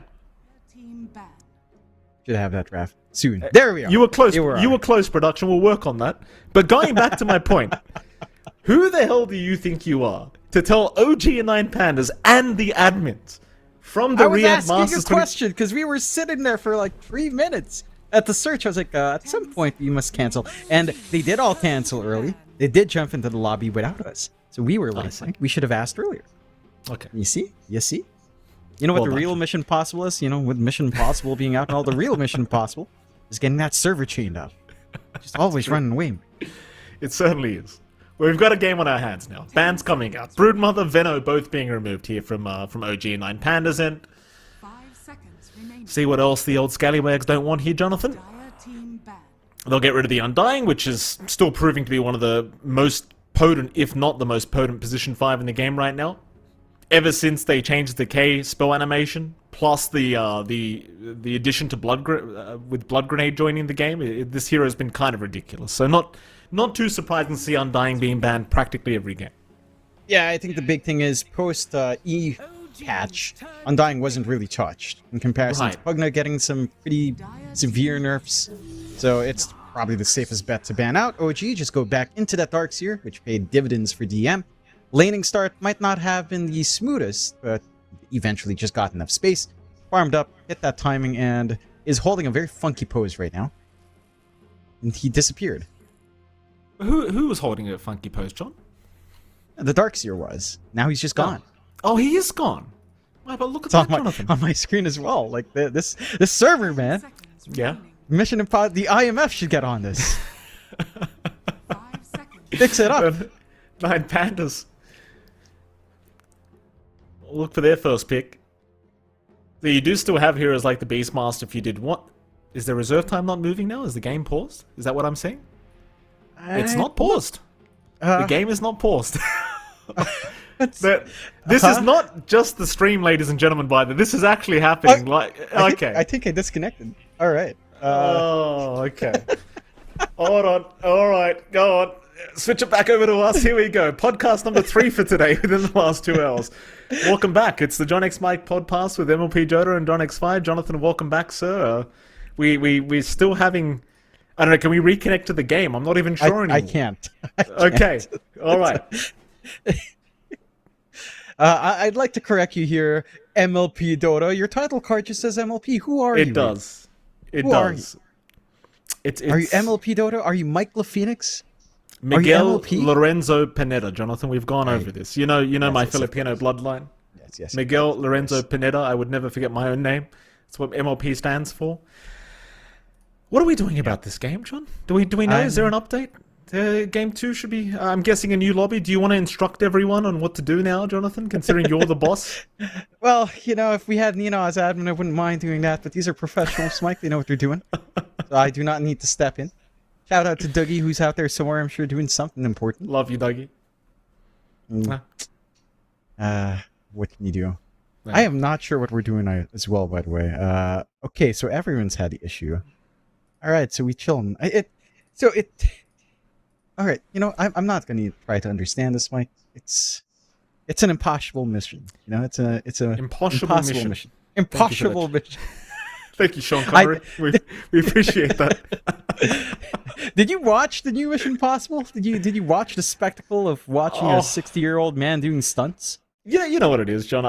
Mission Impossible to me is like Fast and Furious. Like, I'm just so tired of it at this point. Like, what new stunt is Tom Cruise going to do this time? Oh, Tom Cruise does his own stunts. Oh, who cares? It's not a fair comparison with Fast and Furious. Family, and it just goes up and up. I mean, at least in the Mission Impossible, it's a dude who does impossible missions. I stuffed up again. Impossible missions. So it's supposed to get crazier, right? And he's 60 years old. He's jumping off cliffs for your entertainment, Mike. Appreciate it. With all due respect, if you're paying me hundreds of millions of dollars for a 2-hour movie, John, I'll jump off a cliff or a plane too. I mean, really, just you give me the offer, I'll do the same thing. Tom Cruise is nothing special. You give anyone $100 million for a movie, I guarantee you they'd happily jump out of that plane. I guarantee it. Just send the money to my family's bank account. It doesn't matter if I survive. Not my problem if the movie doesn't happen. Send the money. I did the stunt. Easy. This is the father in you speaking for your child, Mike. I love it. It really is. I love it. It's mildly unhinged, and I'm enjoying it, Mike. Yeah. Well, it looks like we can safely leave this game at this point, I think, because we're looking to rehost, I believe, as there's perhaps a server outage where we're just playing we're getting past the 4th war, John. This takes me back to BTS Pro Series. I want to say that was the good old days where I just stopped caring about the whole 4th wall aspect of the whole production, and I just started telling people exactly what was happening, just for the. See, you feel like people appreciate just having the inside information as to what the hell is going on right now. It's nice, Jonathan. It's nice to be updated. There's no draft at the moment, ladies and gentlemen. In case you are looking for an update, we're currently looking to rehost the lobby because we're having server issues. Yeah, it's a really cool copy pasta coming out in chat now as well. What is it, John? It's a funny one. You'll see it at some point. Well, this is a good one. I'm a professional, Jonathan. I haven't got the Twitch open right now. I'll open it up. Fortunately enough, Mike, I'm not a professional, so I can see. Okay, let me bring it up. Copy pasta. Let me bring it up. Hold on a minute. You can see. I miss the days. Sure. I miss the days where you and I would. Oh, now I've got to listen to. What is it? What? Oh, I see it. And you can see John X5 has swallowed. Can I read this out? It seems like he has cried all day yesterday. Can anyone check up on him? His close friends, perhaps. Copy pasta this to send the message. You'll be okay, bro. Life has.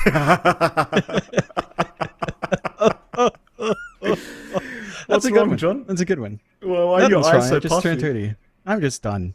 Yeah. You hit 30. You suddenly realize you're done. You're done. You hit that point. I saw you with. I saw you live. We hit I believe it was a Pro Series when you hit 30 as well. So yeah. very topical, very topical. And Well, I speaking mean- of inside information, the one inside information no one will ever find out is who Tony Stark is in that infamous game a long time back. No one will ever know. Uh-oh, lobby's up, Jonathan. Is it the same password? Holy pog, it is. There we go. Yes. They were waiting for me again as well. And I can't be blamed for that. At the end of the day, listen, these players can wait. I'm running the show at this point. I'm the play-by-play caster. I'm the boss here. These players, for once, get to wait for us. And I like that, Jonathan. I like the power that's been granted to me. Anyway, going back to our escapades in BTS Pro Series, it seems like everyone's decided to put some rather inappropriate emotes into the game lobby, Jonathan. The old DK, you know. Well, BZM's just trying to lag out the chat for the emotes. BZM, we can't afford. We really can't afford the bitrate right now. BZM, can you stop spamming emotes? There's 50 kilobytes you're using up there, so we can't afford it right now. Just hold out. Give us a bit, BZM. Give us a chance. What a night, Mikey. What a night, you know. Yeah, You it's step only in. just started. I feel like our pause time collectively now has been longer than our first game. It has. I mean, it's probably literally triple the amount of time that we've actually had a game so far, which is, yeah, because we started at midnight my time. It's been 2 hours since then. We've been live for 24 minutes into games. So there you go. About an hour and a half of podcasting, Jonathan, which is what you get for complaining that it's been 8 months since a new dad has done a podcast. But there you go. Now we've had our opportunity to get it out there. Yeah, it's good. Which is This is what we need. You know, wholly ironic, by the way, because every time we do a podcast, it takes you like 2-3 months to upload it onto YouTube, which by that point we've lost. Upload it every single time after. Well, like usually a day after, actually, but I upload it on time. No, well, make me go back through my messages. Before All right? it's slower. Yeah. For the most part, it's like within the 2-3 days, usually, You've been doing depending. a good job. Yes, thank you, Mike. I know I've been doing a good job. I need your empty praise, but thank you. I appreciate it. Even though you don't mean it as well. I don't. Yes, But you're welcome. Update for the lovely people still watching us talk absolute garbage. We are going to be trying a new server very, very soon. That's the update. Apart from that, though, back to us. John, going back to those BTS Pro Series days, you were right. I did turn 30 while we were casting BTS Pro Series one day. But that makes enough sense, because back then we were casting, 8 games a day throughout the group stages of Pro Series? Those were the days. You remember those really slow metas? And every time we were onto our final series, you'd get like, Team 496 versus like some other slow team, and we just have the most... We'd get Jackie, that's right. Who was Jackie part of? Motivate Trust. So we'd get Motivate Trust versus 496, right? Jackie would choose last pick Arc Warden, and we'd have a 2-hour game each time on the last series of the day after already casting 6 games. That's how I turned 30 while casting BTS Pro Series. I'm going to blame this on Jackie. He just... Every time he'd go Naga Siren, Arc Warden, all these garbage heroes in our last series, and it just used to make me sick. Yeah, how far he's come. That's how far he's come. Well, he went far last year. I don't know about this year. Good old Boom. Was he? Good old Boom. Good was he old not Gary. part of the major? Oh well, he was there, and he went was at home. Bali. He did. Yeah. At least he got Went there, home. John. At least he got there.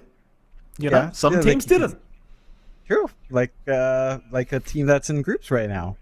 So you know, Who? I guess they wish they were in Bali. Good old. What's their name again? It started with a T. I can't really spell, Mike. Something like T. What is this?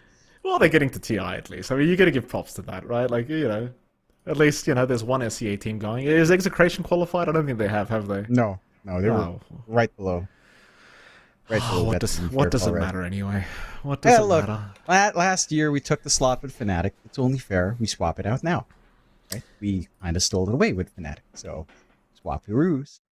New update. It's only fair. New update, by the way, ladies and gentlemen. Very, very good news. We've reached the 1.5 mark for finding this server. So that's very good news. We're only 1.5 minutes in so far in finding the server that still is yet to be located. In another 1.5 minutes, we've broken the previous record, assuming John doesn't want to ruin it for us this time around. So we're looking to break the record of how long it'll take to find this damn server before we can get game 2 underway. Yeah. Yeah, we'll find out. I mean, this is... I might just add, by the way, this is really nobody's fault, right? I know people are going to be like, oh, $15 million tournament, Omega LOL and all that crap. Listen, it's nobody's fault. They can't, nobody's finding the server. I guarantee you if I queued the server right now, I probably wouldn't find a game either. So that's where we are right now. It's not an internet issue. It's none of that.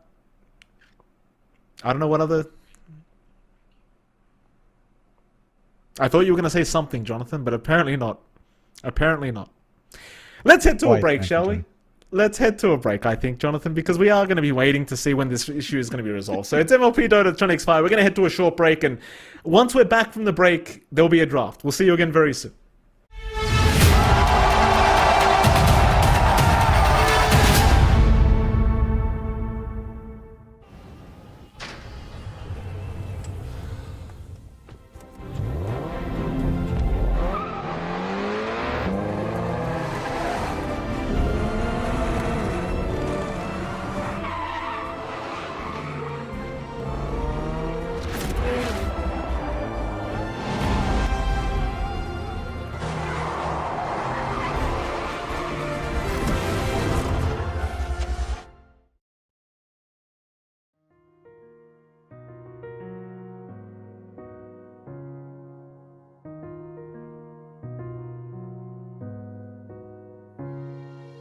الحياة لحن، ولأننا جزء من مقطوعة عظيمة تحركنا، تلمسنا، تصنع من لحظاتنا ذكريات بديعة.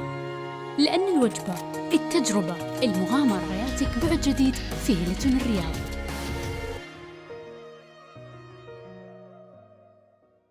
All new Honor Magic 5 Pro. Freeze even fleeting emotions in just milliseconds. Take marvelous night shots with lightning-fast exposure. The display reveals more details in bright areas with an astonishingly long battery life that just keeps going. The latest flagship chipset brings you exceptional performance. Unleash the power of magic. Honor Magic 5.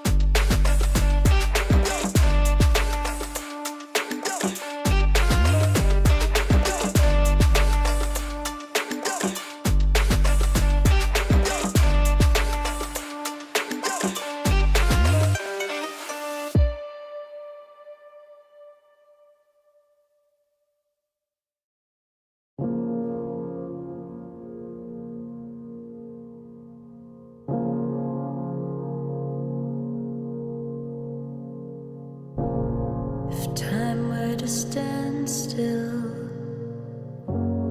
If I had a say where I'd run to, where I would lay, if time bent to my will, if I could decide where I should remain, where I would hide. Sure as the sun, come rain or shine, I know where I belong.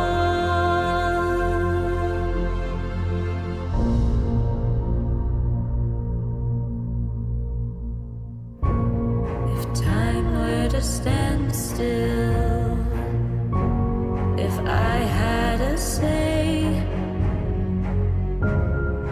where I'd run to, where I would lay, if time bent to my will, if I could decide where I should remain, where I would hide.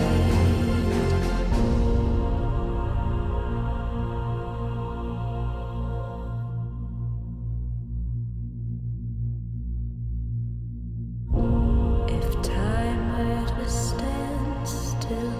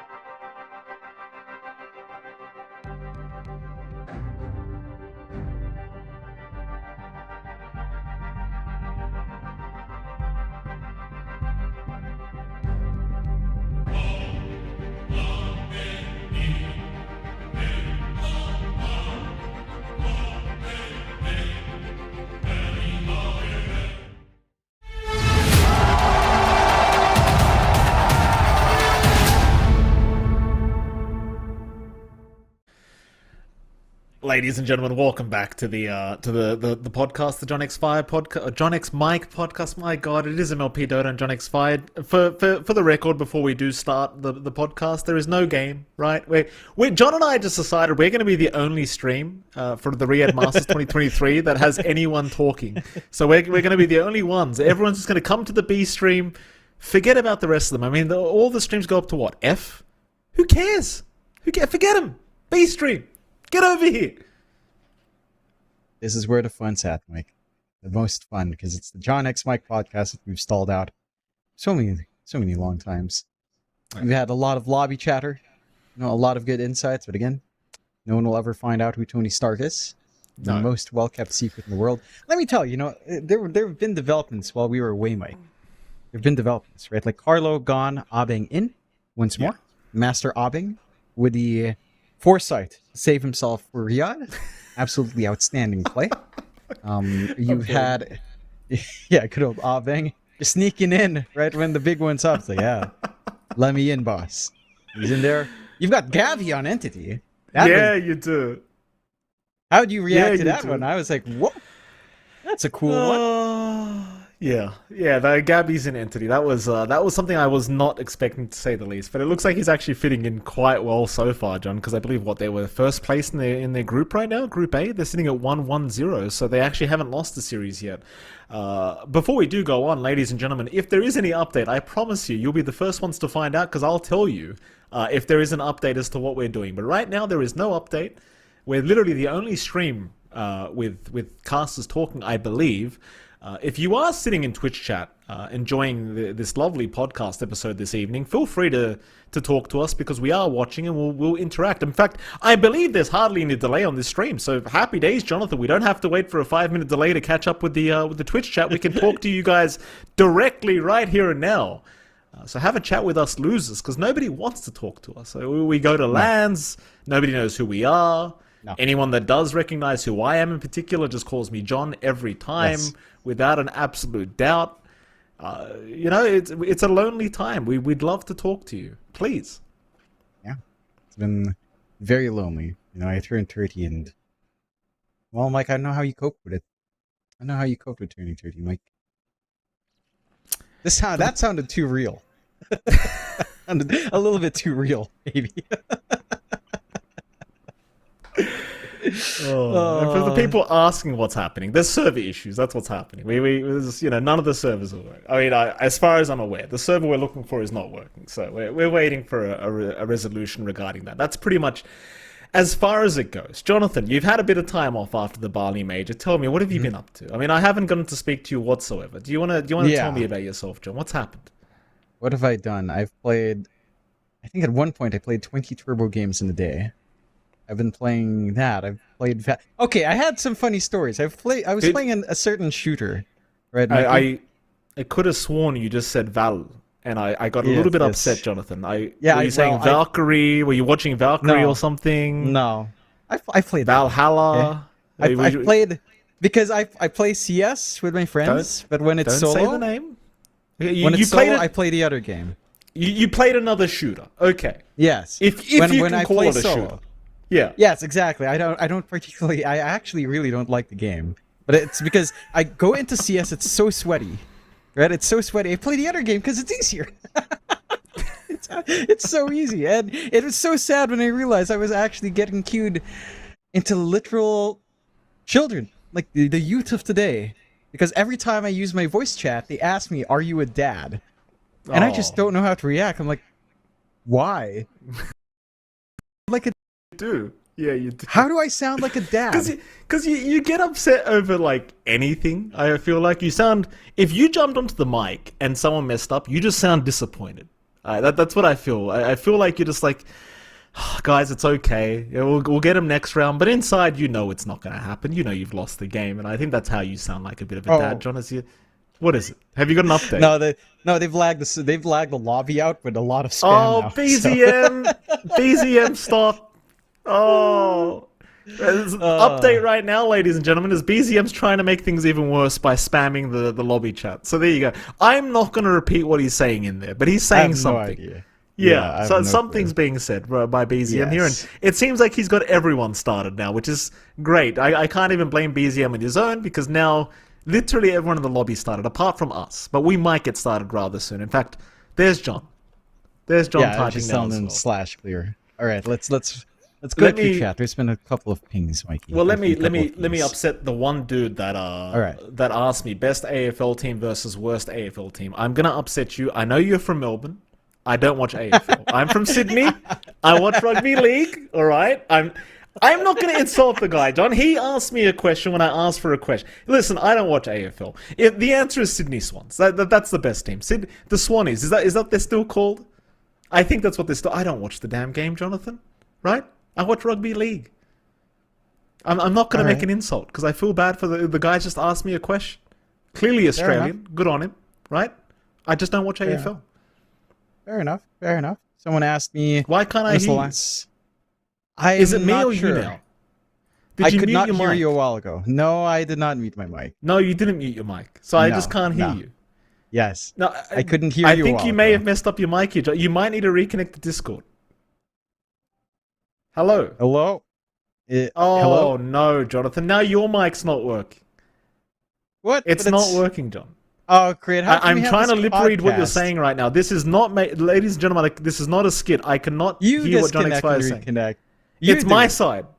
Try. Is it my try. side? Yeah, yeah. What try, are you try talking in and about? out. Why are you playing charades? Send me a message on Discord, you moron. What are you doing? Oh. And who are they hearing? Are they hearing me or him? I don't. Try. I don't. Oh, it's me. I don't know. Is it me? Hold on. Yeah, try. Give it. This is a new experience, guys. The new experience. Hold on, I'm coming. Oh. I don't know if VMix is still getting me, guys. I don't know if you guys can hear me on the other side. Hello, Mike. Can you hear me? I hear you. I hear you, Mikey. But I can hear you. I can. We're doing very good. Yes.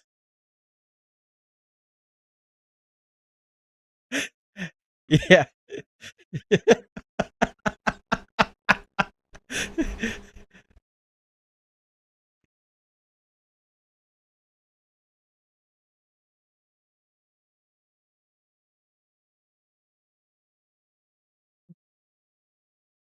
Doesn't look like. It doesn't look like. Okay. Oh.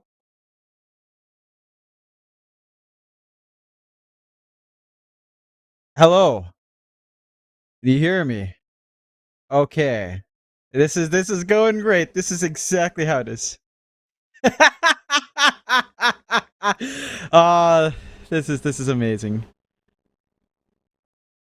Oh. Wow. You can hear me again, Mike? Can you hear? Can you?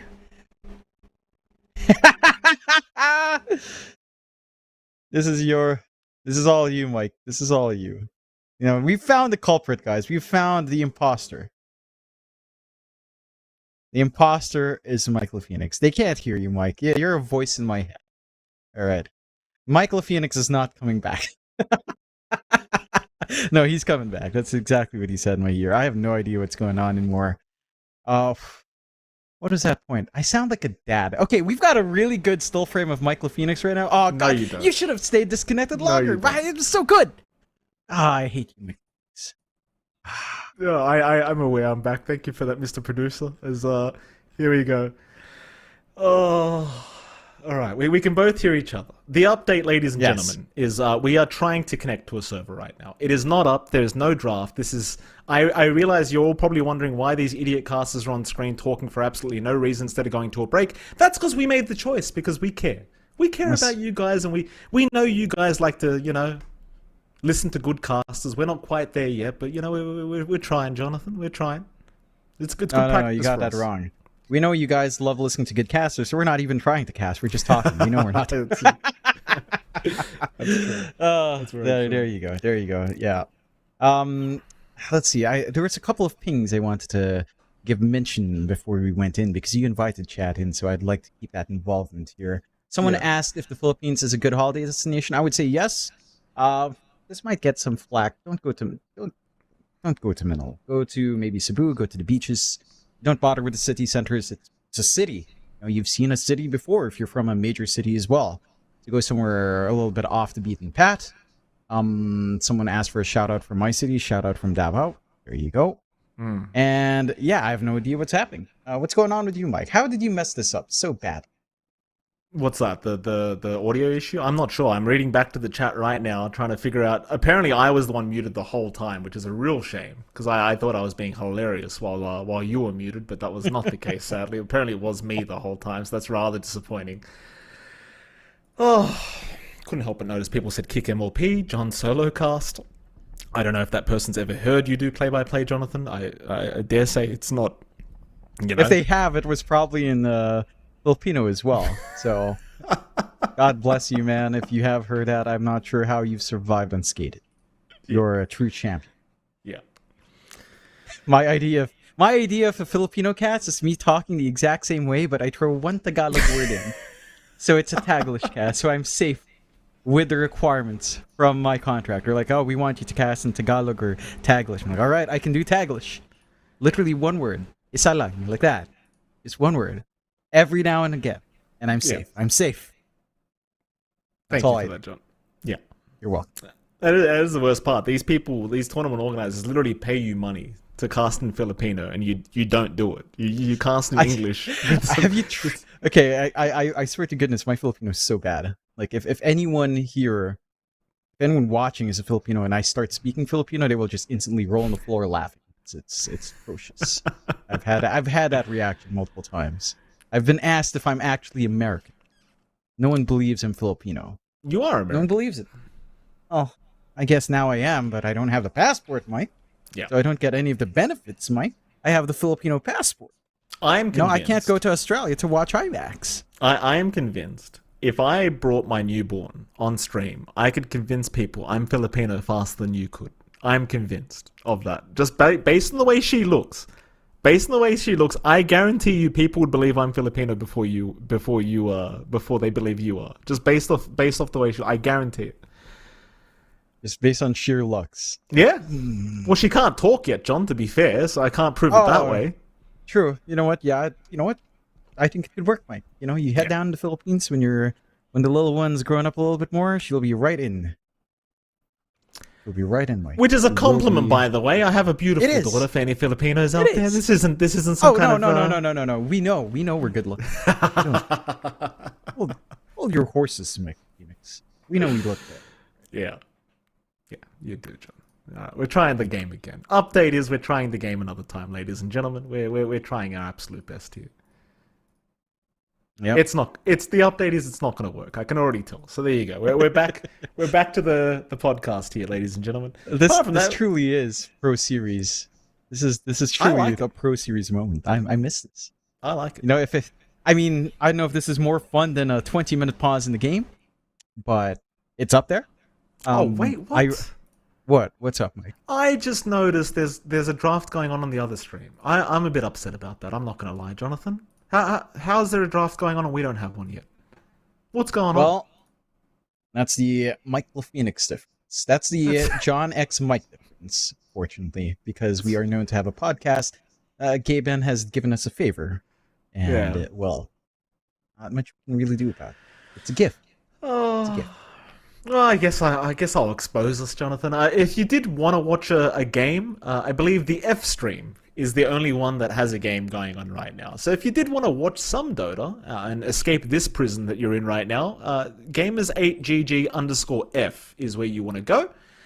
Ironically enough, F is the one that's working, which is F's in chat. I don't know, John. To pay respects for it working. Yes. No. Press F there. Go there right now. Press F. Pay respect that it's working. Yeah. Because it's respectable. It's commendable. Thing is, though, you'd have to go watch TSM versus Entity, so there's that. But it's still, there's no going on. It's Whitemon versus Gabby. What are you talking about? It is too. It's a Southeast Asian game, Michael Phoenix. How dare you? How dare you disrespect Southeast Asia? You know me. I'm going to expose Gabby right now. I mean, he's in a game. He won't see this. You and I, we had an experience of seeing Gabby live in person once. What was it? Stockholm? ESL1 Stockholm, was it, Jonathan? ESL1 Malaysia, yes. It may have been.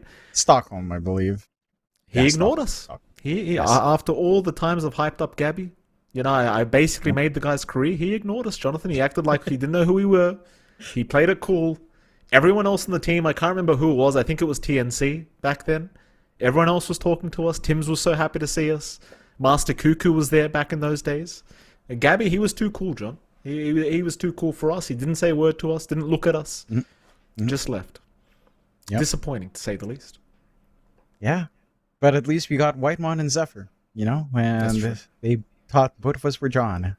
And I'm pretty sure Zephyr was not joking as well. No, that's the sad thing. Kenny was not joking. No. Kenny was dead serious. He just did not know who we were. I've done media day with a guy for that DPC tour for 3 tours.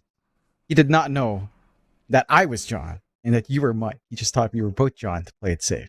Yeah. So there you go.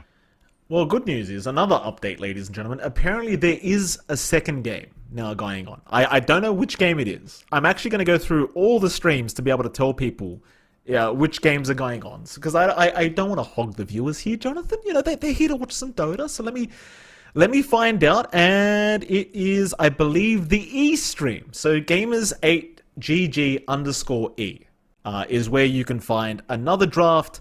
DK Truman and Bowie, excuse me, are casting that one. And I believe it's Beast Coast versus Extreme, if I'm not incorrect in saying so, unless the stream title's out of date, which it potentially could be. But there is another game going on the E and the F stream. So there you go. It's all starting to come together. Yeah. Again, it's the Michael Phoenix and the John X fire difference right now. Unfortunately, too much fire. Mike, the servers can't handle all the fire. No. So we might have to consider a name change from the Phoenix, which in your case is rather unfortunate anyway. Have you realized? Yes. Sorry to interrupt you, Jonathan. Have you realized we're basically the panel right now? Like we're the main stage panel at this point. You realize that, right? If there was a panel today, it is you and I. Nobody else is they're casting games or there's just a break screen. You and I are the panel. We're directing people right now, Jonathan. Does that feel does that fill you with joy? The fact that you're saving a $15 million tournament right now? Does that make you happy? I wouldn't exactly call it a saving, Mike. The captain stays on the ship, but that doesn't mean the ship is rising. Unfortunately, we caused a crash here. We're the guys in the Titanic that drove it into the iceberg. But that's all said and done. A bit soon to talk about the Titanic, John. It's a bit soon, all right. Let's take it easy. It's been the Titanic specific. I'm not sure what this topical stuff you're trying to raise a point about. I was unaware of the news. You know, I enjoy not being aware. I live in my ignorance, Mike. That is my safe spot. You know, I stay ignorant. Okay. With the mainstream, thank you to the Twitch chat. The mainstream is also up. So if you wanted to watch games there, Gamers8GG is also now available with a draft. So Quest Esports versus Team Secret. Can we talk about Quest for a second, John, while we're here? Yep. Everyone said, there was this big drama on Reddit, Twitter, whatever, with the whole ATF thing not being, that they didn't renew his contract in Quest Esports because they wanted a long-term contract, blah, blah, blah. ATF didn't want it because he was, I think he's stuck in a contract with Nigma, if I'm not incorrect. I don't want to put words into their mouths, but regardless, big drama regarding Quest Esports and ATF. Everyone said Quest was going to fail. I thought to myself, they're crazy, right? ATF didn't necessarily make this team a great team. I thought Quest, from what I saw, like just the players in general were already great. I think what ATF did is bring a spotlight to the team, right? Like when ATF joined, he's a big name right now. People love memeing about the guy. He's a great player, obviously. And then you kind of bring him to the team as Quest, and suddenly everyone realizes how strong the players on Quest are. Then ATF leaves, and everyone thinks, oh, now Quest is a trash team, but it's just not the case. Like the players on Quest are really damn strong at the moment, is what I'm trying to say, Jonathan. I think the ATF effect was that he literally put them in the spotlight. But I think Quest, with their own players, even just the 4-stack of Amar, Noob, and Kaori, and of course TA2000, I think this is a really strong stack. You know, I'm not saying ATF wasn't a loss when he left. All I'm saying is I don't think it's as big of a deal as people think it is. I'd say that's fair. I think when Amar left, it did feel like it would be very hard to fill the shoes because it feels like, especially in Bali, I think the strange offlanes of Amar was a big factor for Quest as well. Stuff like his Slark offlane were a big thing that allowed him to play these drafts. But I can see both viewpoints, right? Like I can see the side that has watched Quest before they were Quest, going up from Div 2, having a solid placing in the second tour, but not enough to go to the majors. And I can see someone who just looks at that and they're like, all right, Amar comes in, there's suddenly top 3, and they can go to the major. You can kind of try to attribute that there as well. So I can see both sides, but I think it's just crazy to see, even just looking at how they played as subs, again, just from that time they played for Liquid and Dream League 20. Yeah. And considering how well they did there, I think it would have been crazy to see that team crash just from individual skill. I think it's a team that's just highly individually skilled. Like all of these players are just insane. So it's hard to see them drop. To answer the questions coming in as to what's going on with the game, OG versus 9 Pandas Game 2 is going to be starting at some point, but we are still trying to get the game started. So it's an issue that's happening with literally every other stream right now, apart from the main stream, the E stream, and the F stream, which have been able to get their game started. So one by one, the games are starting, right? We're getting there. We gotta wait this one out. But if you did want to watch some Dota, Gamers8GG, Gamers8GG_E, and Gamers8GG_F are where you're gonna find some games right now. And if you wanted to torture your ears, come right to this stream. We're here. When you mentioned we were on panel, I kind of harkened back to being on panel for the CDPC, and I thought back to the times I was with Winter. Yeah. And I realized... I'm sorry for that, John. I realized I kind of miss it. I kind of miss being with Winter. I kind of miss him telling me, oh, John, everything you eat's unhealthy. Oh, John. Oh, Jonathan. I miss Winter. He's a great man. He says all of that, and then we go out for hot pot anyway. Yeah, he's a funny lad. Obviously, for people that weren't aware, Winter, who recently did come back to the scene, Jonathan. Obviously, the goldfish business wasn't going the best currently with the economy in the world, so just unable to sell as much goldfish as he once did. So he's back into Dota, believe it or not. Whether he ever left is a different question entirely. But TO's decided he was worth hiring again, which is great news for Winter. Yeah. It's been fun having him on. I can't say I know why, but he's back. Yeah, I mean, this is a man who's been to many TIs, Mike, as an analyst. So never won one. That's one thing I was thinking back to. We had these hot takes. I feel like I had some pretty good hot takes. I felt like I gave some pretty big hot takes that were not part of the hot take segment after the Talon game. That was pretty fun. It's like I get to be closer to what you know me to be, Mike. Yeah. On those panels, they let me be unhinged. I think that was enjoyable. I miss being unhinged. Yeah. Judging by 2 of the majors this year, John, I'm not sure if they had much of a choice. I'll be frank, Jonathan. It was a good CDPC. It was a good DPC. I'll give him that. The SCA DPC was very, very good. Speaking of DPCs, by the way, can I just say, right? Like we have a tournament in Riyadh right now. We've seen a lot of teams from the Middle East region. Like a lot of players, and now teams are moving up. At what point do we see a Middle Eastern DPC? Which is something I've been asking for years, right? How many more players and teams? How many more orgs are going to have to come out of this region for Valve to say this region deserves a DPC? Even just one slot. Like, quite frankly, I believe they deserve probably more than one. Even though you tend to want to start with one, like SA did, for example. I think it was one that they started with. But regardless, you get my point, Jonathan. When do we see a Middle Eastern DPC? How long is it going to take?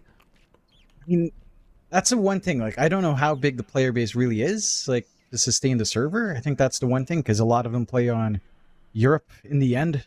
Right. But I would love to see it. I mean, we've had a lot of talented players come out from the region, even all the way back, right? Like, it feels like Quest is like second or third generation from that region. So there must be a pool of players there, but one could argue some time ago you had the same situation with India, right? Like, in their forced to play Southeast Asia, the Indian servers were like, and that region was left alone. It's moved on for the most part, outside of like Krish. Krish is like literally the only player I think that's trying to be active. So I would love to see more support. I definitely would. I think it's good for the region. I think it's good for everyone to get more exposure of Dota out in general. Yeah. But yeah, I would love to see that. Just one slot, sure, and we can see other names outside of people joining into the Eastern Europe for the most part, and That's what I'm actually see what saying. the region has. Well, that's what I'm saying, right? Because the Western Europe fans keep complaining, oh, we don't have enough slots, Western Europe, like, always top 4, how can we not have more slots, blah, blah, blah.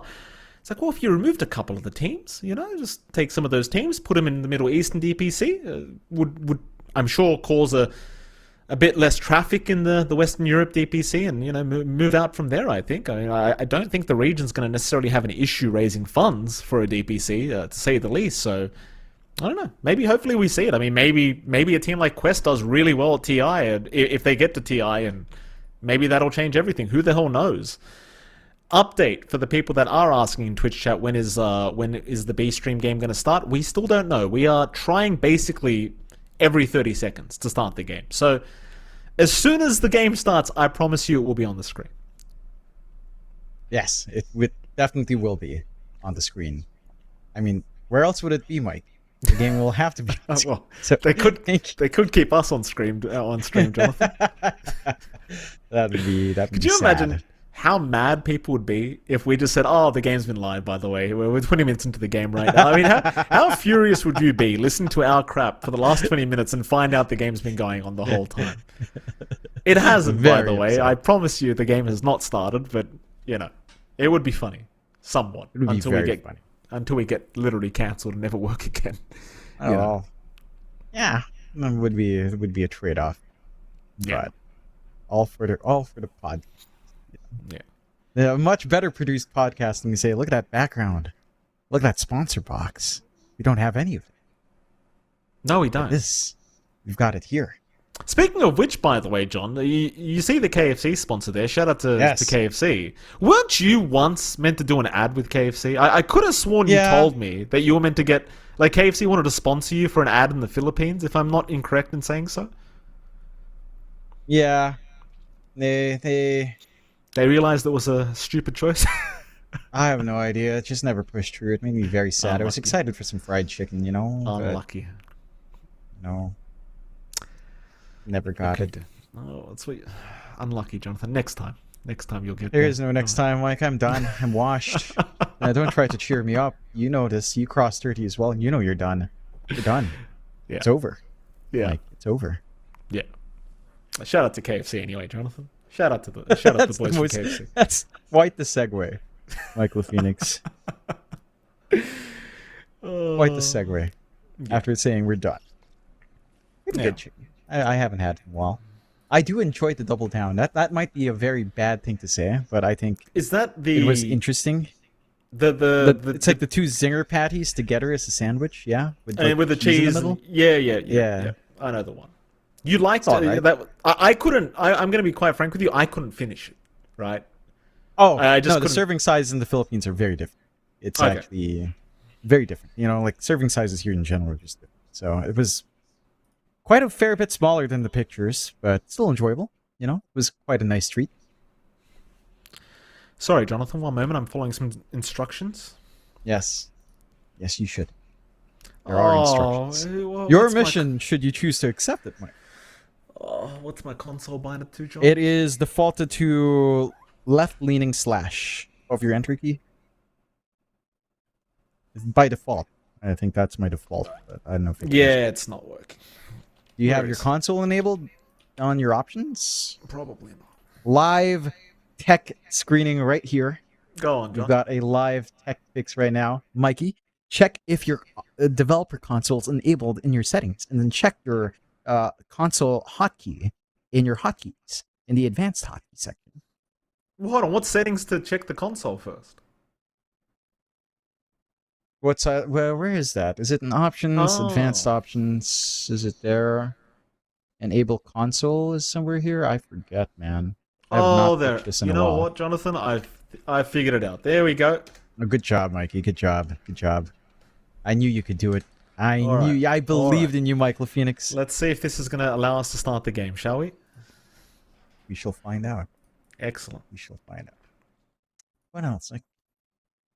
So I'm going all the way back. We're rolling it back here a little bit onto that point. I play that other shooter, and this. You say I sound like a dad because I sound disappointed. I'm not even. I'm just saying call-outs. Yeah, I'm just saying confirm. I'm just saying call-outs for like stuff happening in the game, and I just get randomly asked, "Are you dad?" Like, no. Then they laugh. They have the heartiest laugh I've ever heard. And I'm like, what's so funny? What's so funny about me? This is just. Was it funny that an old man plays video games? You're a Is funny 30-year-olds guy, really that old? It is funny, Jonathan. You're a funny man. Funny. I've got a couple questions here. Zach tweeted at me saying, when will Australia have a real Dota 2 team? Fun fact for all the Dota 2 historians out there. Here we go. Fun fact. We once had one of the best teams in the world that came from Australia. 5 Australian players might... No, I'm wrong. It was 4 Australian players, 1 Canadian player by the name of Bleak, if I remember correctly. TI2, they were meant to pop off. I believe they were literally ranked like 2nd in the world at one point. In front of Na'Vi, which was the old Na'Vi squad that had won TI1. That's how great these guys were.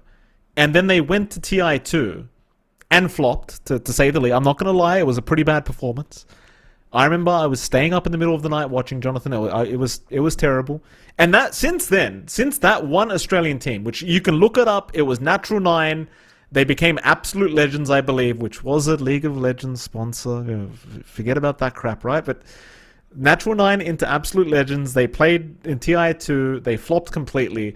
But if you look up the stats, they were once rated the 2nd best team in the world.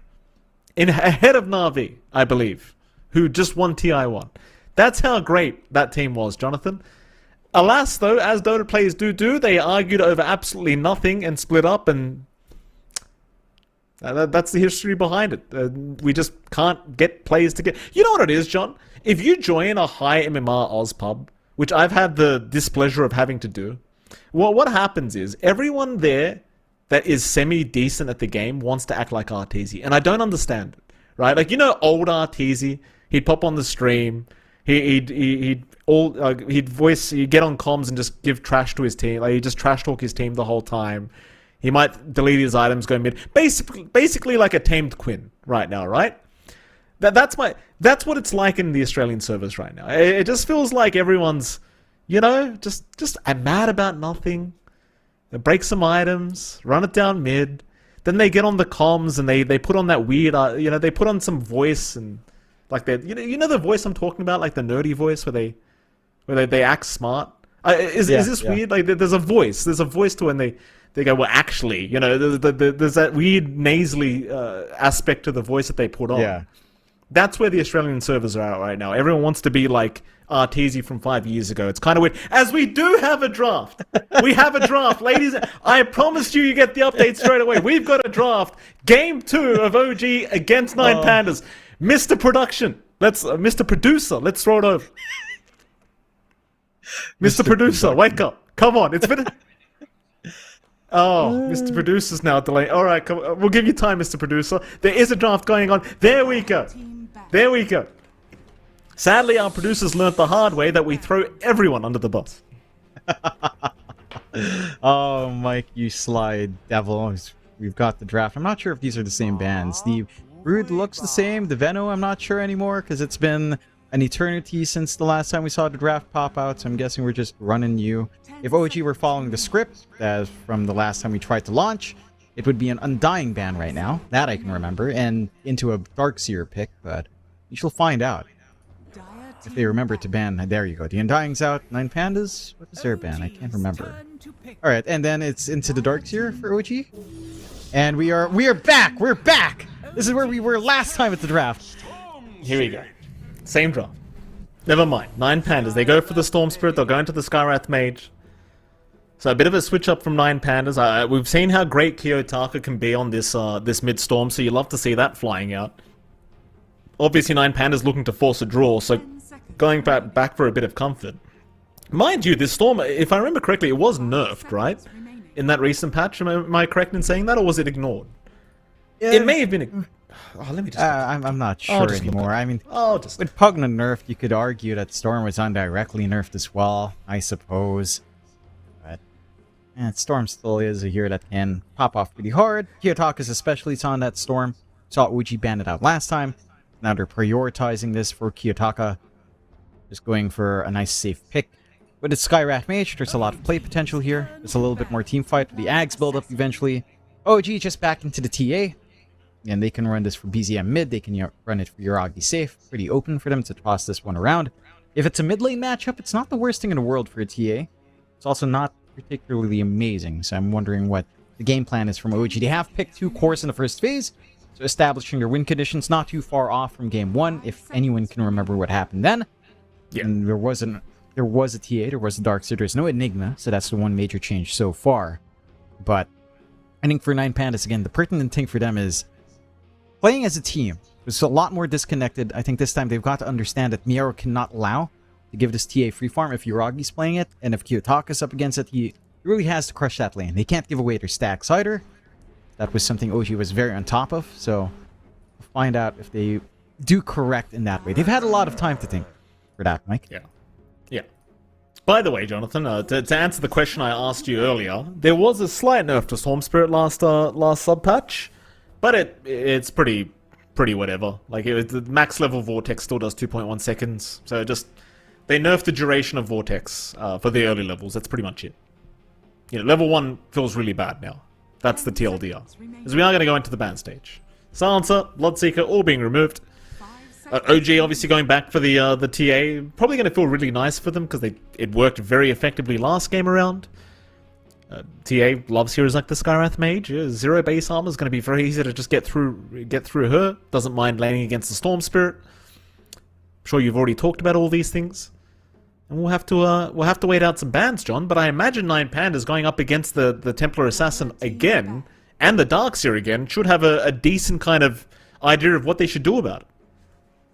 You should take care of some laning combos. Again, last time you did run Darkseer and the Enigma lane for Seb, instead of running it with, say, the Clockwork there, but you still want to take away any combination that uses the Iron Shell all too well. Does feel like they've taken out the Silencer, of course, as you mentioned. They could still ban out the Clockwork or Nyx. Nyx could be pretty nice against the Storm. Just spike Carapace when you see a Remnant around, randomly stun the Storm, lead to a kill. Well, ban the Nog instead, taking care of the cores. Expecting perhaps a TA mid this time for BZM, considering the matchup. And for OG, they've just stuck to Ramsey's bans. I mean, Bloodseeker and his Alk, probably his best heroes. I don't know if Medusa is worth mentioning nowadays, as the hero's really damn dead, and it's a Darkseer, so you probably don't want the Medusa anyway, but that's probably one of the other picks for Ramses outside of, say, what's remaining. Something like Terrorblade or Jug, perhaps, being options for him here. We shall see. Now think about the ban a little bit more. You talked about the Jug, you talked about the TB. Both those cores feeling very, very potent right now in this current patch, current meta. See, the Jug wasn't really too big of an issue for OG last game around, so they might want to leave it, to be absolutely fair. But even the TB, like, it is a hero that does take its time.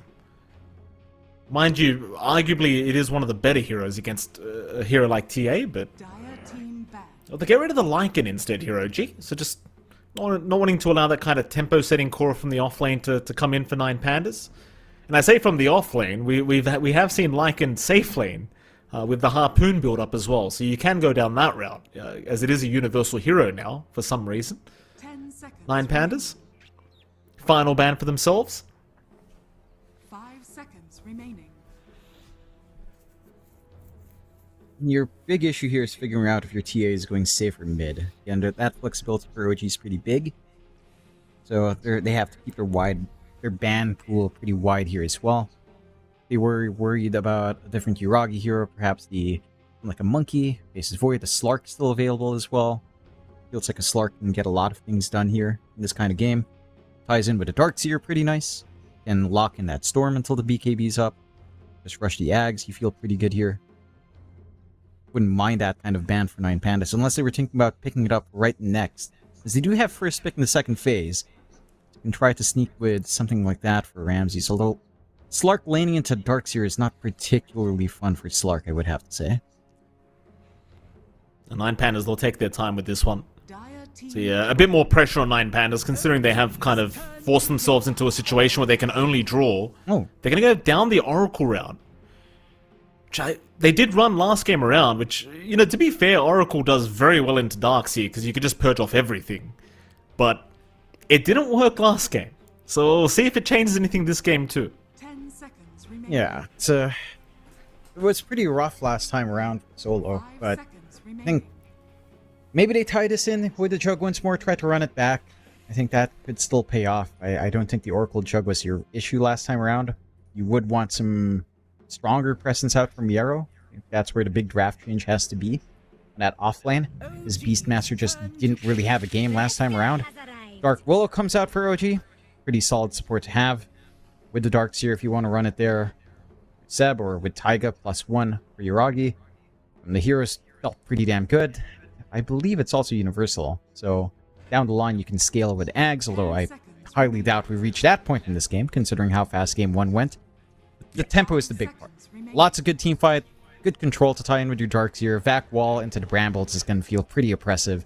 Heck, if you just Vac Wall into your ultimate here, can really melt heroes, and I like this Doom pickup. I think that's what 9 Pandas might have wanted to prioritize first instead of this Oracle. Well, Just go into the Doom, have Miero have a good time in his lane. Oh, if Miero, who's playing Doom? Oh, that's a fair point. 10 seconds. So what? Could be... Maybe like they could run POS 4 Doom or POS 5 Doom if they. I don't know what Seb's thinking. Yeah, it is Seb. He might do it. They could also run like mid Doom, safe lane TA, off lane Darkseer, but that sounds pretty atrocious, to say the least. I don't know. What are you thinking? POS 5 Doom to Seb? Is that what we're about to see? Lane. Sorry, POS 4? Yeah, perhaps. But they could... You know what? POS 4 Doom with Darkseer. Scorched Earth, move speed plus Iron Shell? Not the worst thing in the world. Then again, up into an Oracle, it's always awkward, but you could still give it a shot if you wanted to here. I don't think OG's been really fond of Doom 1. In as much as Ramses have played that, or other carries have played that Doom POS 1. I don't think it's likely that they give Yuragi something like this. Maybe we got something weird. Maybe it's something like a Dark Willow core.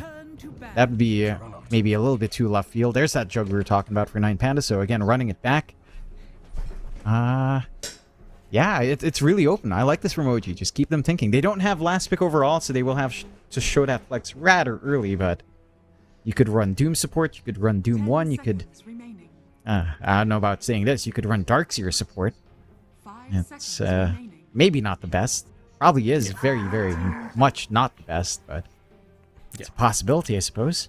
To be absolutely fair, I feel like we should premise this with a disclaimer. We did think that 9 Pandas had a better draft last game, and OG did finish in 24 minutes. So there's the disclaimer, right? Let's be honest here, John. To be fair as well, Miero was rushing Ags against a TA with no protection. So, and all his stacks were taken.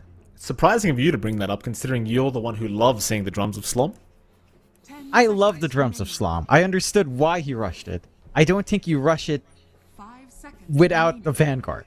You know, in that game in particular, you needed some armor. For sure. Yeah.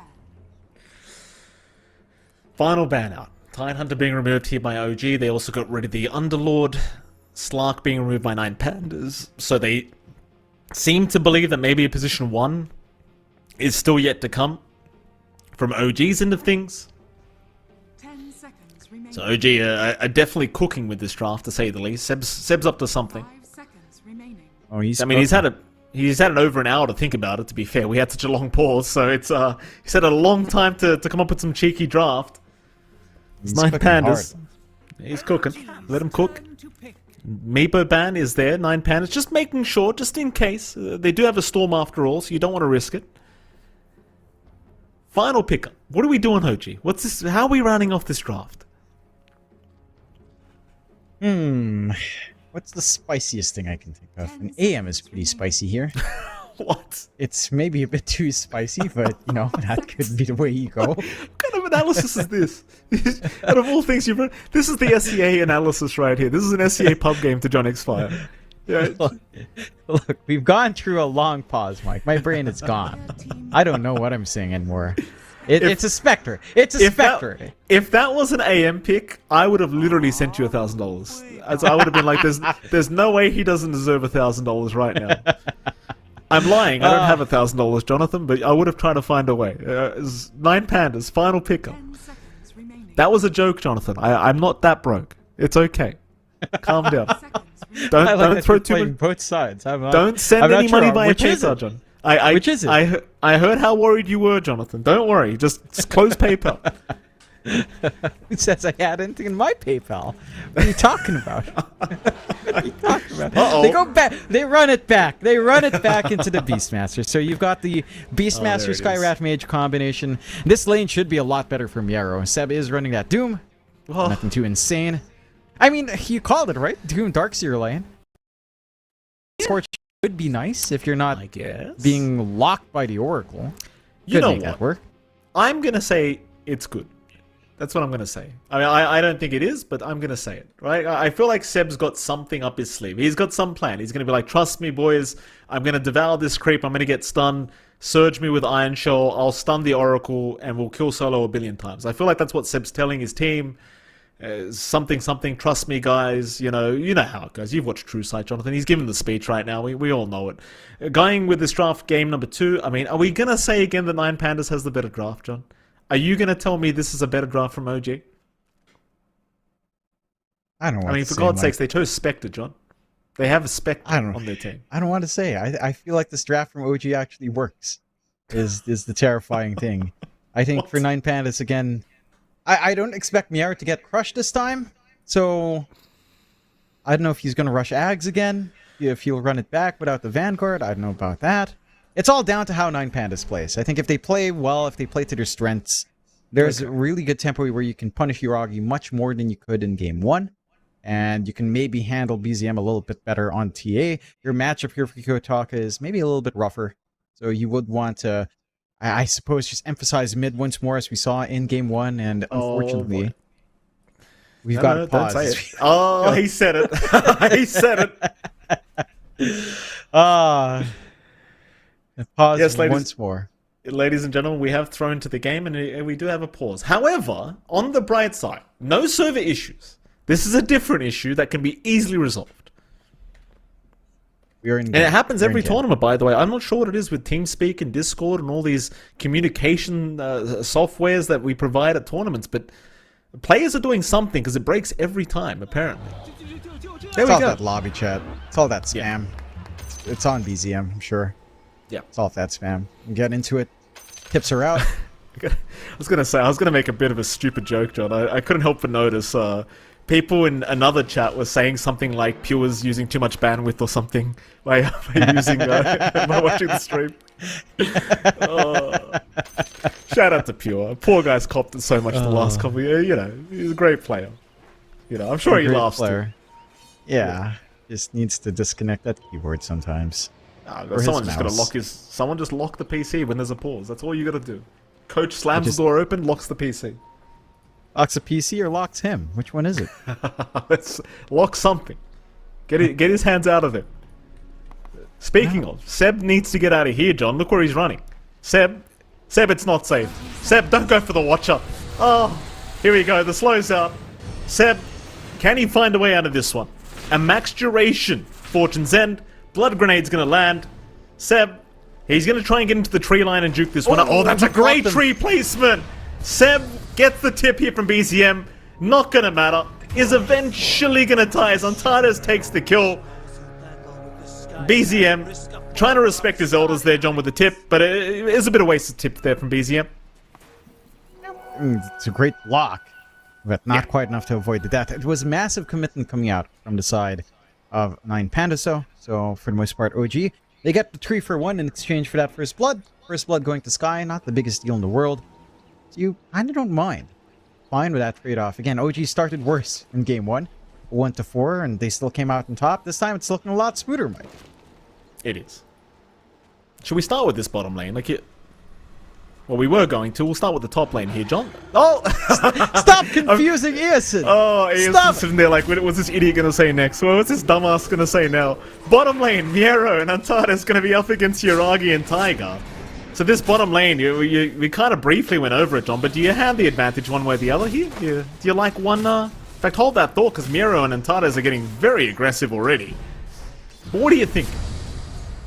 I think this lane's a lot more manageable for Miero. He's going for the board build-up as well, not going for the axis. You can just harass out Taiga. You've got good spacing here for Antares. He outranges the Dark Willow, so you're always going to win out in trades until that Shadow Realm is up to higher levels for lower cooldown, but even then, you're pretty happy on the Sky here.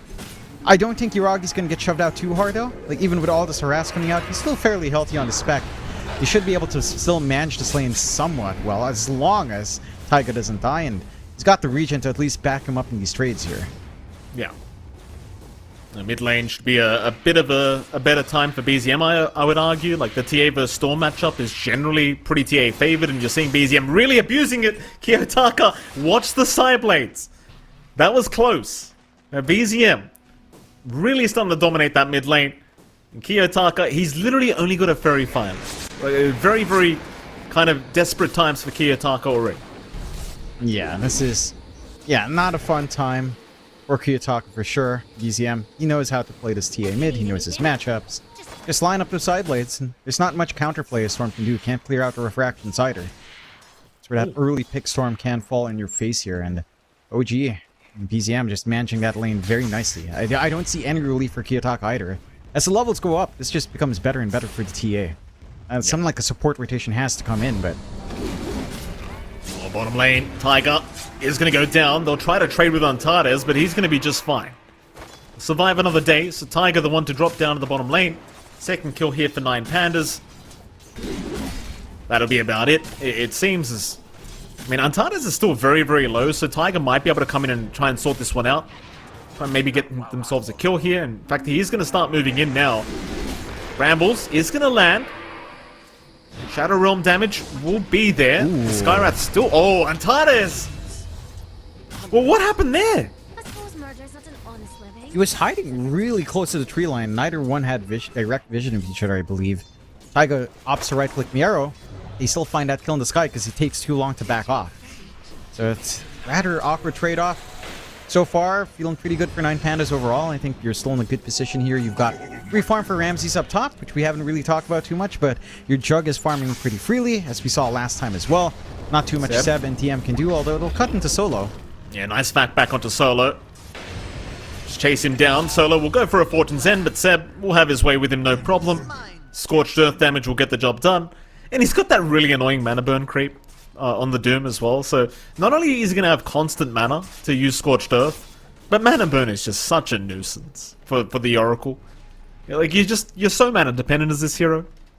Seb's actually going to rotate mid now, it seems, as the Pos 4 Doom.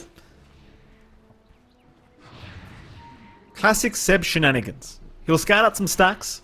He'll find Kiyotaka and Solo. They can't believe what they're seeing right now. He'll take the water rune away, and there is going to be zero punishment. Seb getting away with it. Kiyotaka didn't get a bottle top-up as well. I think he tried the handoff onto the Oracle, but somehow it didn't get the top-up, so doesn't have any bottle charges to play with. And this mid is just the most painful part of the game right now for 9 Pandas. Kiyotaka's just getting nothing. No rune control, no backup, no way to gank this TA early. OG putting all their attention onto this Storm, understanding what Kiyotaka can do with a runaway game, and just ensuring it's not going to come out. Look at him. Look at this Doom. He hasn't left. This mid lane, Seb is still standing there, and all he's doing is walking in a mana burning Kiyotaka. This bottom lane, I realize there is action going on. It seems like there'll be no kills to happen. Seb is still middle lane. Look at this. Kiyotaka is not being left alone. Seb is waiting with mana burn, waiting for him to come back for these stacks so he can keep abusing Kiyotaka. And if Seb somehow finds a way to solo kill Kiyotaka, I will not believe my eyes. Because he's looking for a way to do it. He'll get some vision down. This is very high impact play from Seb. Like, they know the Storm can't contest the TA mid lane, and Seb is literally making it impossible to catch up by taking stacks. This is really smart gameplay from Seb. This is crazy. Forward wards as well to spot out that top jungle. Just handling the mid. You know the Storm's going to be the big issue here. They're control is down to pretty much Bottom just though. Doom. Bottom. They are going for a chase. Nice rotation from Solo. Uragi finally going to go down. They might find Solo on the Oracle, and eventually they will. Meanwhile, mid lane though, Kiyotaka, he's still level 4. They'll just chase him down. Oh, Seb. Bottom lane, they're still going. Still trying to find Tiger. They might get him eventually. But Seb's coming. Big old Seb is coming, John. I don't know if you want to mess with this guy right now. This post-4 is setting up everything for his team. They will brambles up Miero. Scorched Earth in 5 if he wants to pop that. Uragi does not have it. He did have a dagger, but just lacked the vision. Seb is still chasing. Miero is going to be somewhat cautious, but seems like he's going to be okay. And the smart thing about this rotation, John, is OG are now in position to take the 7-minute wisdom rune on the Dire side if they want to. And they can sneak forward if they want. They find a freebie on Taurus once more. Oh, Miero, he's out of mana. Seb is diving tier 1 towers as a level 3 position 4 Doom, and he's getting away with it as Tiger's going to head towards the right side. He'll go after the 7-minute wisdom rune. Meanwhile, Miero is still not safe. In the meantime, BZM is literally soloing Kiyotaka, who's still yet to hit level 6 at almost 7 minutes in. This game is looking like a real wash right now, John, from OG's end, because they are just not backing off. They continue with the brambles out on Miero. It's just complete chaos. This is literally classic OG. They just play a game and you just don't understand what game you're playing anymore. Yeah. And the forward vision to give the pickoffs onto They got both Kiyotaka. wisdoms. Getting both wisdom runes with that aggressive movement out. There's just nothing 9 Pandas can do. Now Miero. Oh boy. This is disgusting. This is a revolting game from him. I'll tell you right now, like, Tiger might die here. Tiger, stick charges and Shadow Realm are available. Sadly, he won't have the mana for the TP though, but he is buying even more time. He'll try to turn back around. Miero will back and that'll be it. He'll get the kill onto Tiger. All that was for a position 5 Dark Willow. Meanwhile, mid lane, BZM now level 8 compared to the level 5 of Kiyotaka. And just look at Seb. Like, leave him. Seb, he doesn't need your help. He doesn't need it. Or does he? The chase is on now. The TA's in trouble. BZM's gonna go for a run. Can they actually deal with this man? Ramses has got the Omni, but Refraction's up in 1 second. He might have the time. They'll go for the spin instead. BZM gonna try and juke his way out. The TPs are incoming. The Brambles won't know it will land, but the Omni's there with no Mel strike. BZM is still trying to get his way out, but eventually Ramses will find the kill. But are you telling me this is still Dota, John? Tiger? No. Tiger's gonna get spun on now. Tiger should be dead. Ramses will eventually claim his life. A double kill for the Jug. It's a big win for Ramses. Again, it's pretty reminiscent of how Game 1 went. The Jug having to show up early to make these fights, this time without the Battle Fury even. There's understanding he has to relieve some pressure in the game. The map pressure being applied by OG, quite overwhelming. At the very least, you get a little bit of bounce back with your Jug, but your Storm is just dead in the water. Kiyotaka has nothing. He's going for Midas here, Mike. He needs that catch-up. I mean, I don't mean to make matters worse. He got stunned by the Ogre Smasher, John. The Ogre Bruiser. It happens, John. It does happen, but not when you're this far behind. It doesn't. You know, no use looking across the map right now, Kiyotaka. Just look at the creeps. So that's all that matters to you at the moment. Like, he's still level 6. Trying to get towards that Falcon Blade and finally does have it. Meanwhile, bottom lane, Miero does push in the bottom tier 1 tower. Seb's messing around in the dire triangle for some apparent reason. He'll go for a run. But the thing is, in the meantime, top lane, they found the storm again. Kiyotaka, he'll go for a zip in, but BZM's waiting right there for him. He judges the distance. He judges the distance. And Seb is running. Seb is still running. Oh, he's got help on the way. He'll die. But they might find a bit of a trade here as Untitled is going to get slowed up. They've got a double, it seems like. Solo's been caught. He'll go for a Fortune's End, but BZM has more traps available. Slows him up into the tier 2 tower. BZM having just the cleanest game of his life. As they will find the Oracle. And in case you were wondering, in fact, hold that thought, because Kiyotaka, he's feeling a little bit spicy here, John, but it may cost him his own life. He'll find Tiger, but he needs to get out. He'll be okay. Oh, God. But Seb's impact, John. I'm telling you, these little plays he's making, like the distraction play in the dire triangle, making them chase him across the map, while Kiyotaka's just casually dying on the top lane as the storm. BZM, meantime, they'll get the sentry down, they'll pop the roar out, the TA is not dropping, here comes DM, they'll get the vac wall off, there's 3 targets caught in that, Kiyotaka forced to zip out, Miero, he will not be so lucky, he's gone. Tiger, in the meantime, surged up, Kiyotaka, he's already out of mana. Oh, they terrorize him. And you know what, John, they are literally terrorizing him. This is a violation. OG are violating 9 Pandas right now. That's what's happening. I don't understand. Like this obs ward that Seb dropped early on in that cliff spot by the top jungle. It was never dewarded. It expired. Ramses and Seb almost got a Doom off. I think Ramses was not expecting to be level 7 already, but he is. I don't understand. Like it was pinged out by Kiyotaka in his first death in that area from from BZM, and they didn't do anything. They didn't deward. They didn't manage this to be a big one. Mystic Flare out. They've got BZM. That's a huge kill. 9 Pandas still finding ways to find these pickoffs, and to be absolutely fair, you do have Vortex into Mystic Flare. So you can practically kill anyone off the map right now as 9 Pandas. You do have some comeback potential here for Kiyotaka. That's good news. He's catching up a little bit. All things considered, he's only about 200 gold behind Yuragi. So that's a good sign for that Storm. The fact that at least one of the core is also suffering, which means the power balance between these two teams isn't too far apart. You're getting a ton of good space out for Ramses, going back to the Yasha, probably into the Manta, as per usual for Jug. And again, you've got more impact coming out from Miero, even with just split push with the Helm to Dom into the Overlord. So you're going to be able to do a lot more. Just hold off in that early tempo that OG's prepping up here. Seb's waiting in the way. Kiyotaka, he's going to take the bait, but the Doom's out. It was all a bait. You can see it from a mile away. Kiyotaka, he's going to have to be the victim. Blink up on Seb. 12.5 minutes in. The guy that's been roaming the map as Doom is now almost level 8 with the blinker. Is he playing offlane or support, John? I'm not even sure anymore. He's definitely still that support. Just a massive impact on that pause 4. Not even a flashy place, just running around, getting the distractions out. At least for 9 Pandas, they're not falling for the bait too hard. Perhaps Kiyotaka, he seemed a little bit tired in lobby chat. Just a little bit of a sneak peek there. There was talk about hot tubs. There's talk about sleep. Perhaps some of that seeping in here for Kiyotaka.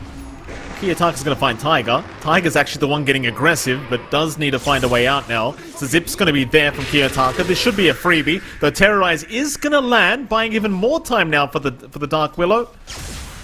Still, they'll try again. They'll make the jump in. Ramsey's even going to show up on the right side, as Tiger eventually does go for the Shadow Realm once again, but it's not going to be enough. So Ramsey's picking up his 3rd kill of the game now, but bottom lane, Miero is going to go down.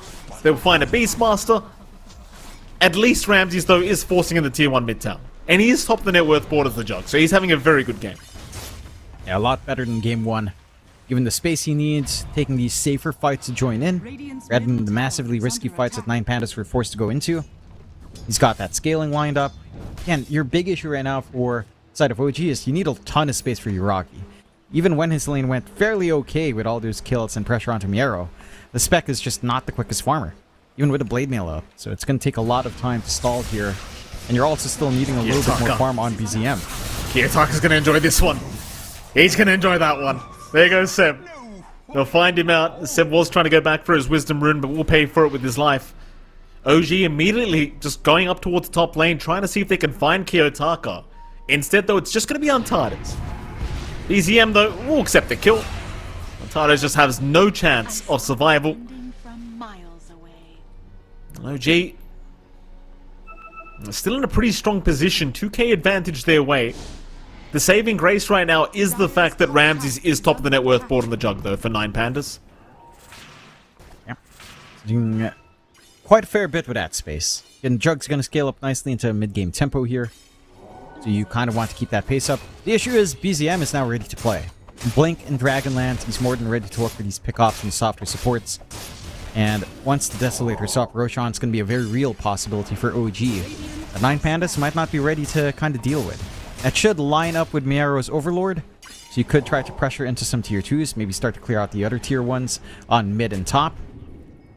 But yeah, you will have to watch that TA. Again, it doesn't feel like you have the smoothest answers, although with a Sky, the combination does feel a lot stronger, but you have a lot to worry about with just the Blink Doom being up, the Vac Wall still being a big factor here from DM, who's also farming up into his auras very nicely here.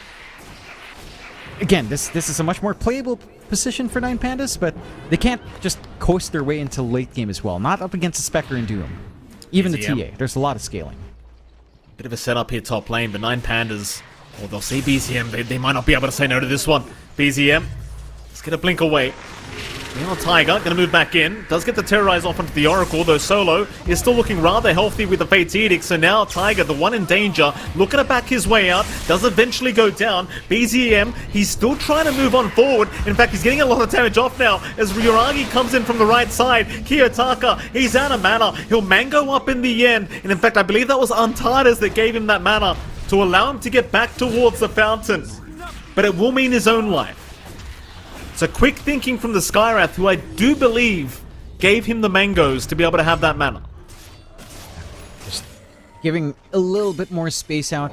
Does get the save with the False Promise running on him as well. Not quite enough damage flying out there from BZM. Looks like they could attempt Roche, but BZM is just porting elsewhere. A little bit too early without that SO up. Going hunting further. They could find Ramses. He's top of the net worth board right now. He's a big one. TP's coming to the outpost. Keep in mind, Seb has the blink. If they have any vision over Ramses, he's as good as dead. Ramses gonna get spotted now. Instead, they'll jump solo, but there's your stun out. Oh, they've got the jug. DM immediately hands the tip over, knowing what he's done. Perfect setup here from Seb. Finding two for their trouble. Seb's just going for more. Just keeping up the vision. They'll see the Beastmaster too close to the tier 2 tower, so they'll leave him be. That's a perfect setup, though, from our Doom, right onto the jug. Zero hesitation. You can see again the understanding OG has of what 9Pandas wants to do. They know where Ramses wants to farm. They know what areas he's not in with their movement out. A bit of a jump up top, though. Yeah, nice Mystic Flare. But you do have the pipe up here on DM, and he's got the hand up. He's feeling cocky now. Kiyotaka, not quite out of mana yet. Needs to avoid the vacuum of DM, who does not go for it. Meanwhile, Seb has found himself a target. It's going to be Untitled on the Skyrath. Roshan, not feeling nice enough today. BCM will take his life, as well as Roshan's life, it seems. Yep. And even without the full Deso, they've got the kills they need to kind of look for this Rosh now. Melt strikes are up, damage and not highest. They can sustain through this. 9Pandas. And they can get some vision out with the Hawks, but they're a little bit too far here on Miero. Looks like it's going to be another freebie coming out here for OG, and Pandas, all they can do is sit back and farm.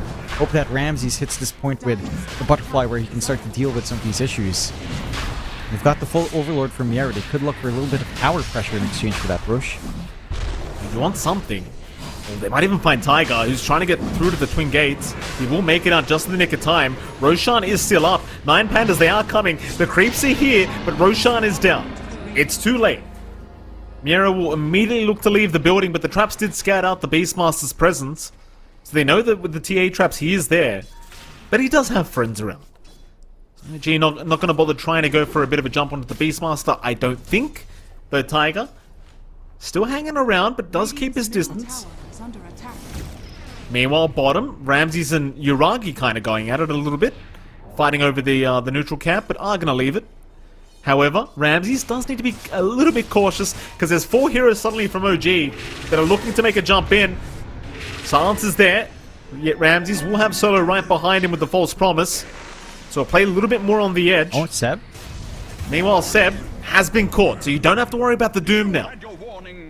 The 9Pandas, they might actually want to try and force something bottom lane, knowing that the Doom is down. It seems like for now, though, Ramses, he'll just accept the farm that he has down at this area. Keep building up, while maintaining a decent lead here on the juggle, though not that wide with him and BZM.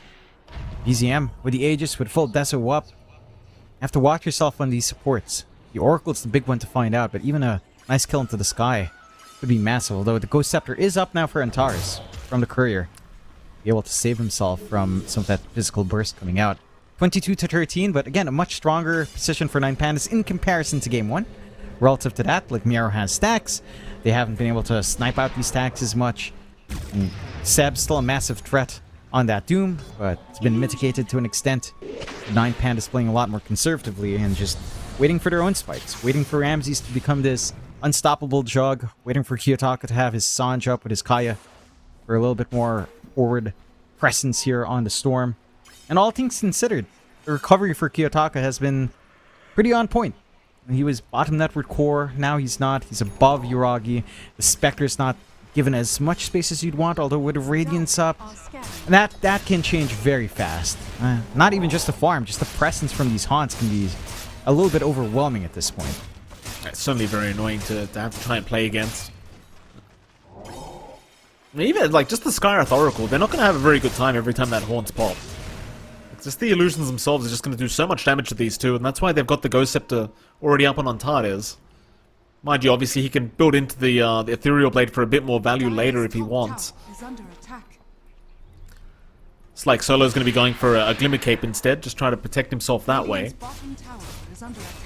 Bit of a quieter period now in this game too. 3k advantage still standing for OG.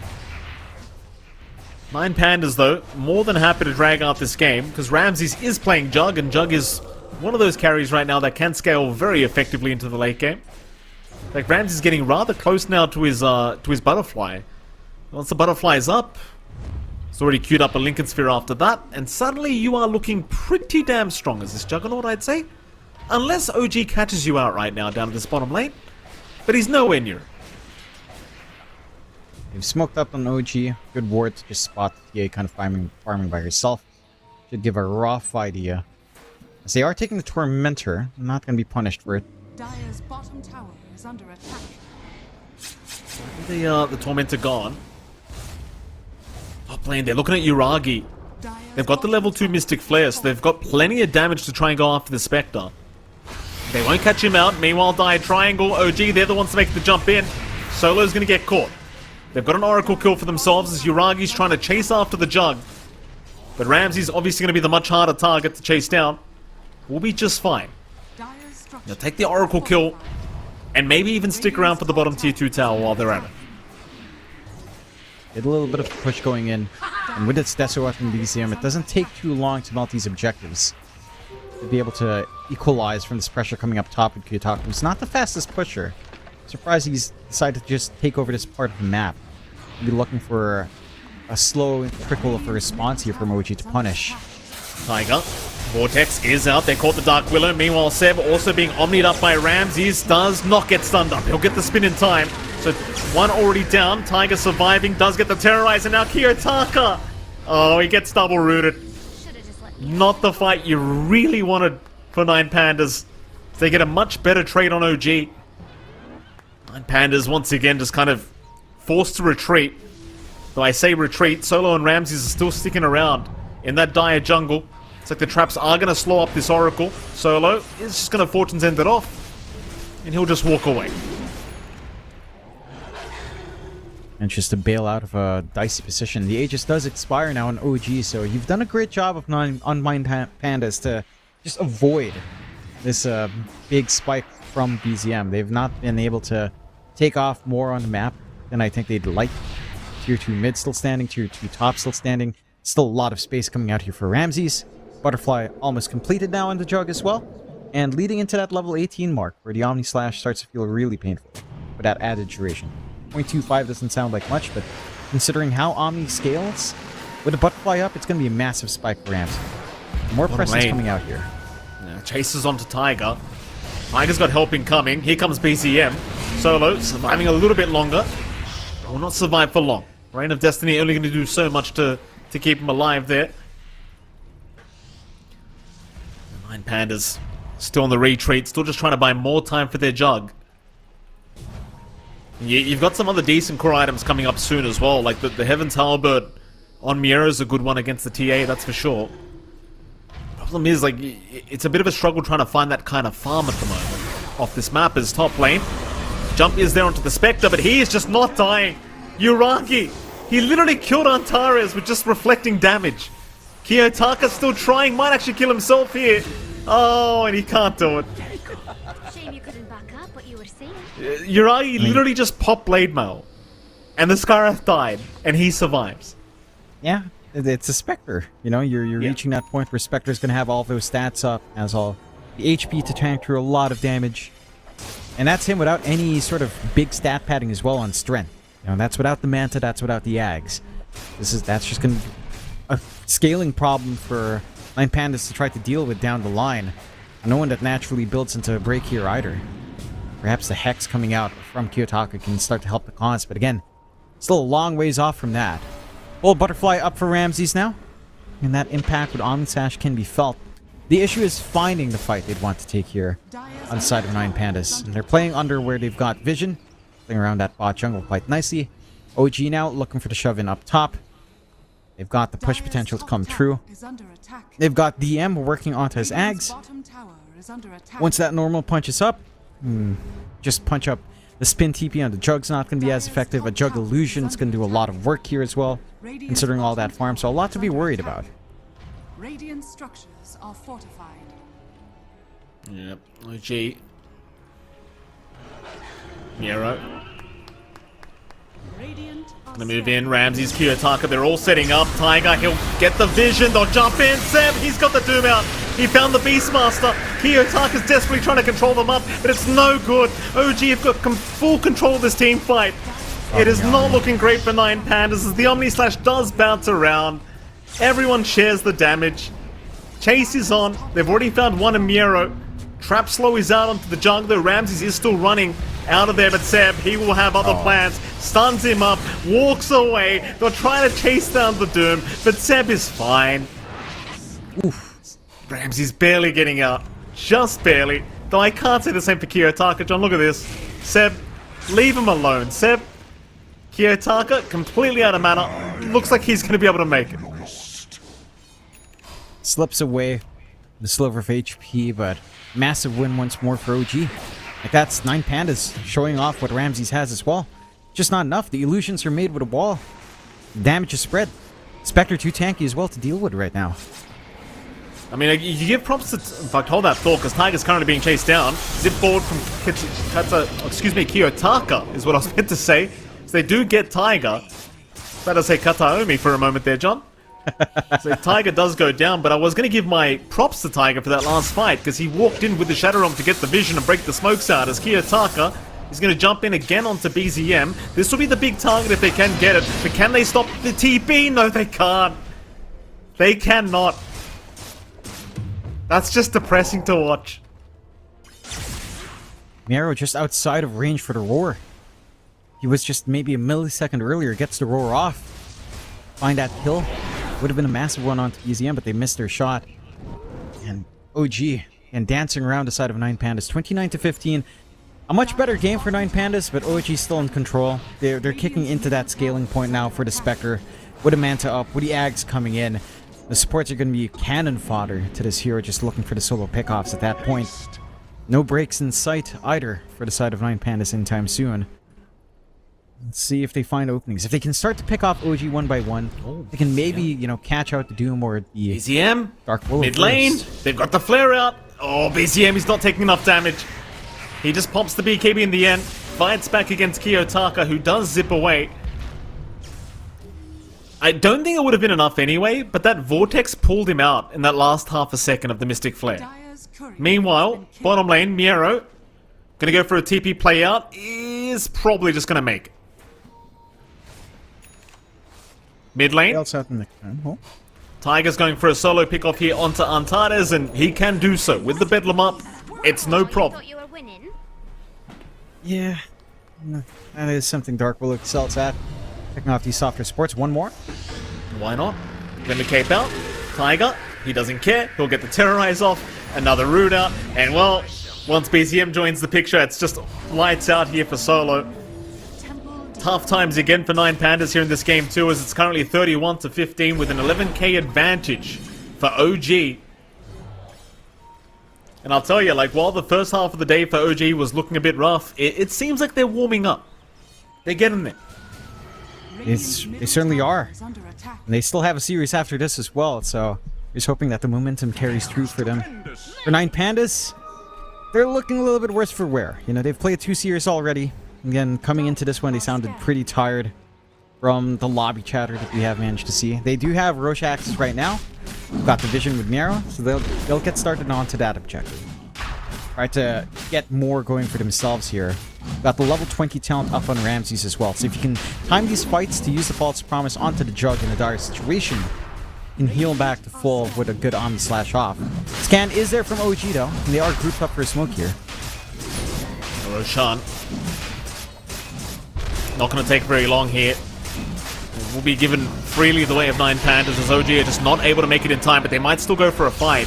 Tiger has scouted out Kiyotaka. They've already silenced him up. Kiyotaka, he'll zip away in time. Then in goes Uragi into the backside, just bouncing all across the fight, looking for a good target. He hasn't found one yet. I think he was looking for Solo or Antares, but he won't get it. Meanwhile, Tiger, he does get caught first off. They've lost the Dark Willow as Ramses jumped in. DM's going to be the target. Meanwhile, Doom is committed from Seb onto the Beastmaster as now they're going to the high ground. The Twin Gates is where they'll fight, trying to take down Solo. Solo dropping low, gets the False Promise in time. Will survive another day toward the south. DM somehow bouncing away, but no. He's going to drop here to Kiyotaka as now the TA. BZM a bit vulnerable without the BKB up. Could be in a bit of danger as they could turn. BZM still trying to fight this one out with the side blades. It's not going to be enough. Onto Seb again, the Doom. We'll get Vortex here by Kiyotaka. They'll lock him down with the Fortune's End, but Lotus Orb is going to throw him back the other way. Seb will TP out. But 9 Pandas, well, they won't find anything else. But it's a great team fight on their end of things. And they managed to make it work this time around. Managed to kite the side of OG. OG just a little bit too slow to respond to that Roche. Very quick take from 9 Pandas. They grouped up all the way from the base. It was a long walk into that pit. Good positioning as well from Kiyotaka to break off on that side of the portal, giving the high ground vision onto that movement from Taiga. Managed to get it done. And this is the big power spike for the Jug. Just having level 20 up means that you are still tied into Omni Slash, but even without it, you can sustain for yourself in the middle of these fights. And he's going for the Yags. With that Swift Slash up, less downtime for the Jug.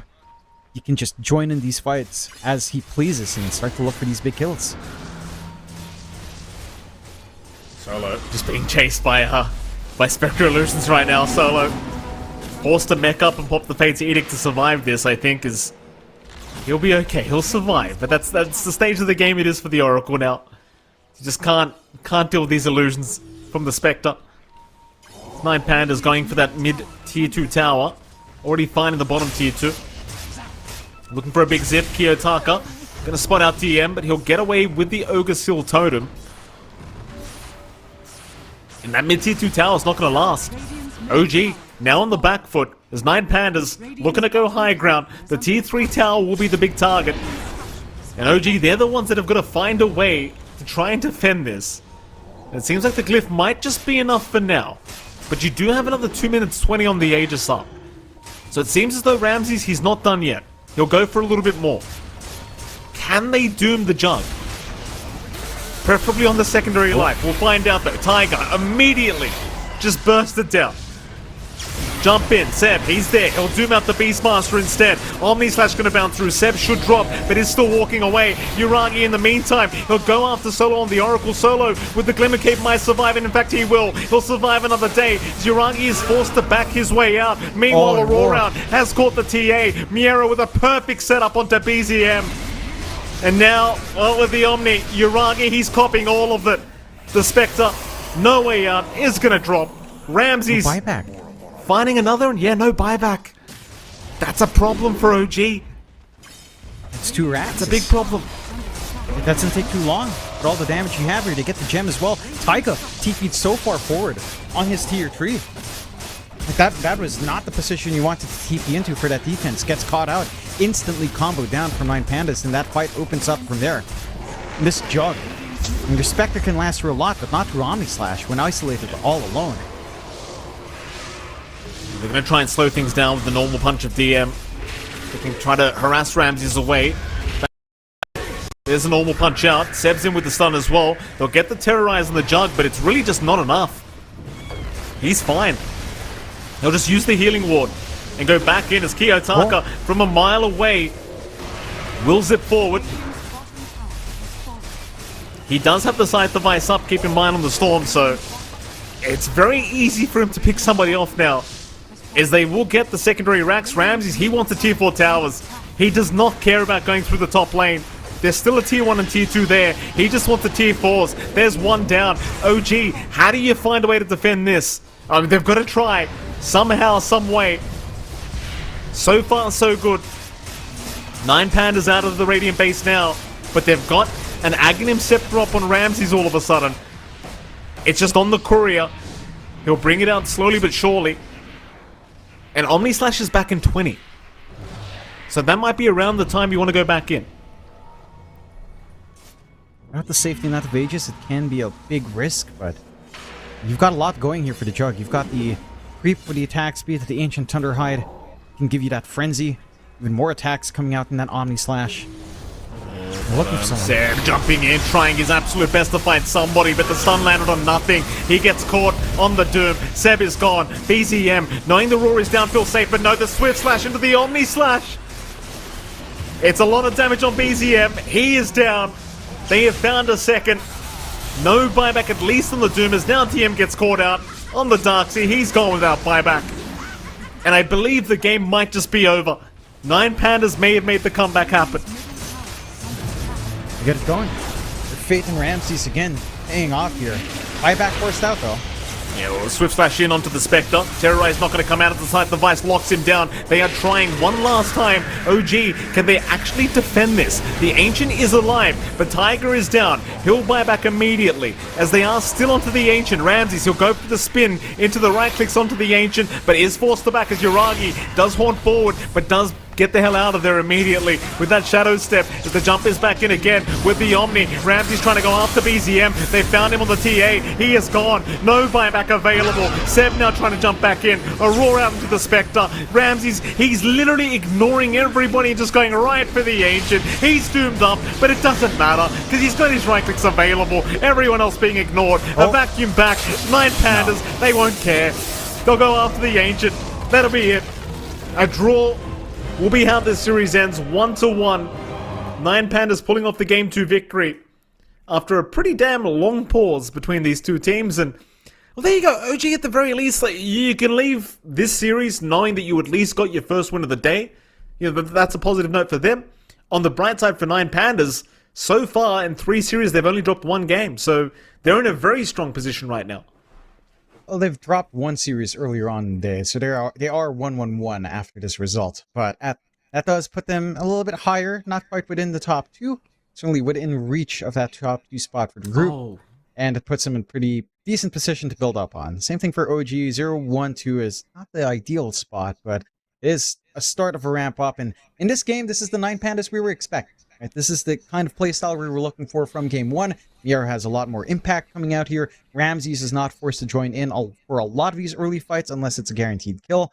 Sure, you did have to sack Kiyotaka, but he managed to bounce back in, finding a couple of pickoffs.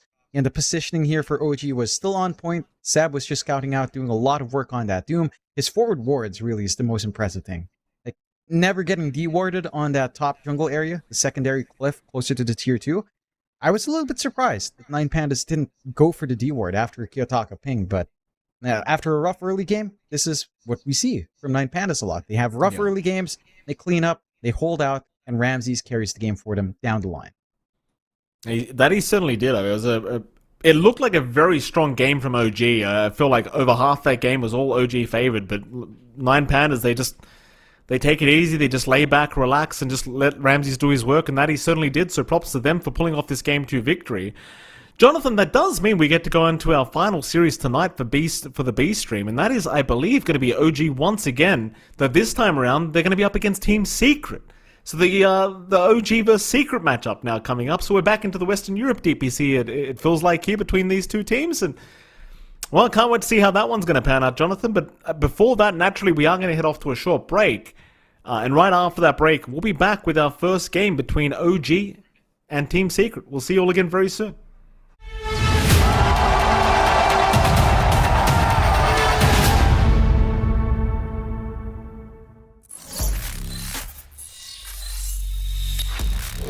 Open your eyes. When you look into my eyes, tell me what do you see? Tonight I'm gonna show you the wonders of them all. Hey, I got nothing to lose. I got got nothing to lose. I need warriors. So is this what you want then? You wanna war? Show me what's up then. Now we ready to bust in. Take everything. Take everything. Leave 'em with nothing.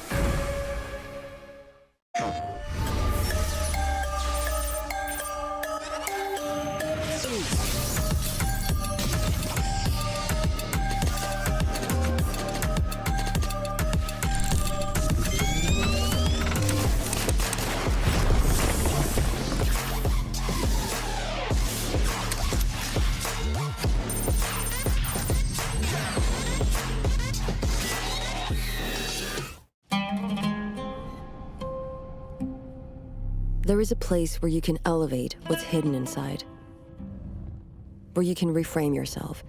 Tsunami means the new you. The you can step into. Because when we know who we really are, we become unstoppable. Enter new dimensions of you. Tsunami.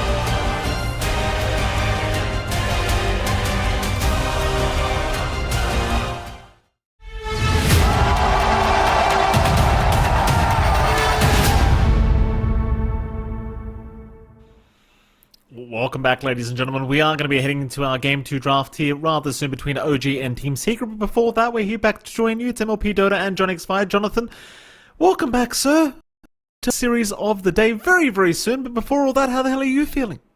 Feeling great, Mike. I'm excited to watch this one. You called it the Western Europe Special. I call it Southeast Asia's up against...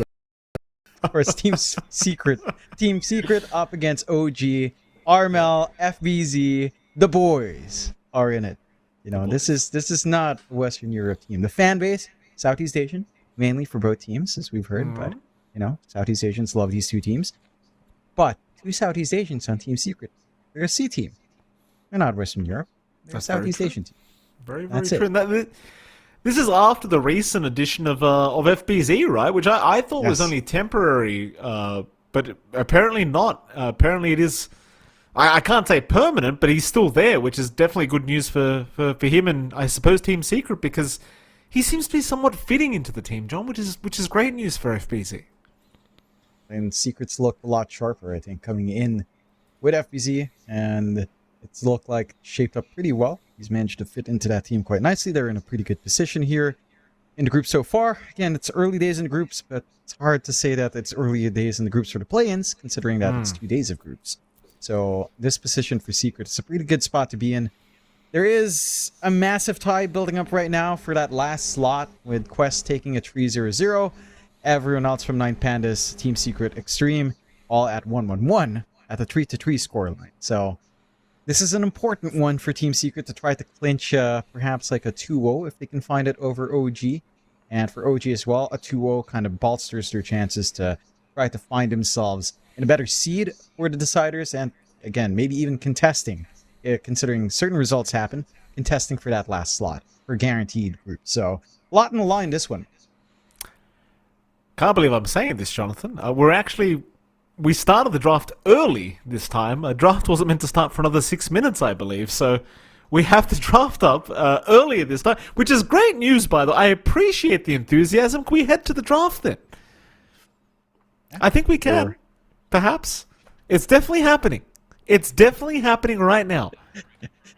We're confirming that it is happening. I mean, I can see it, Jonathan. It's definitely happening. OG have banned out the Broodmother. There's happy days.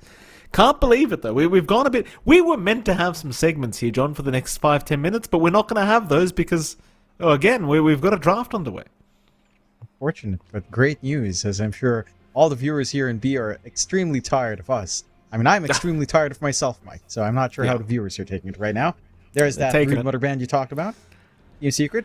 Surprisingly, still banning the Dusa, which is, again, it was left completely alone in the last series. The hero just feels very dead, considering nerfs. Like, its laning phase is atrocious.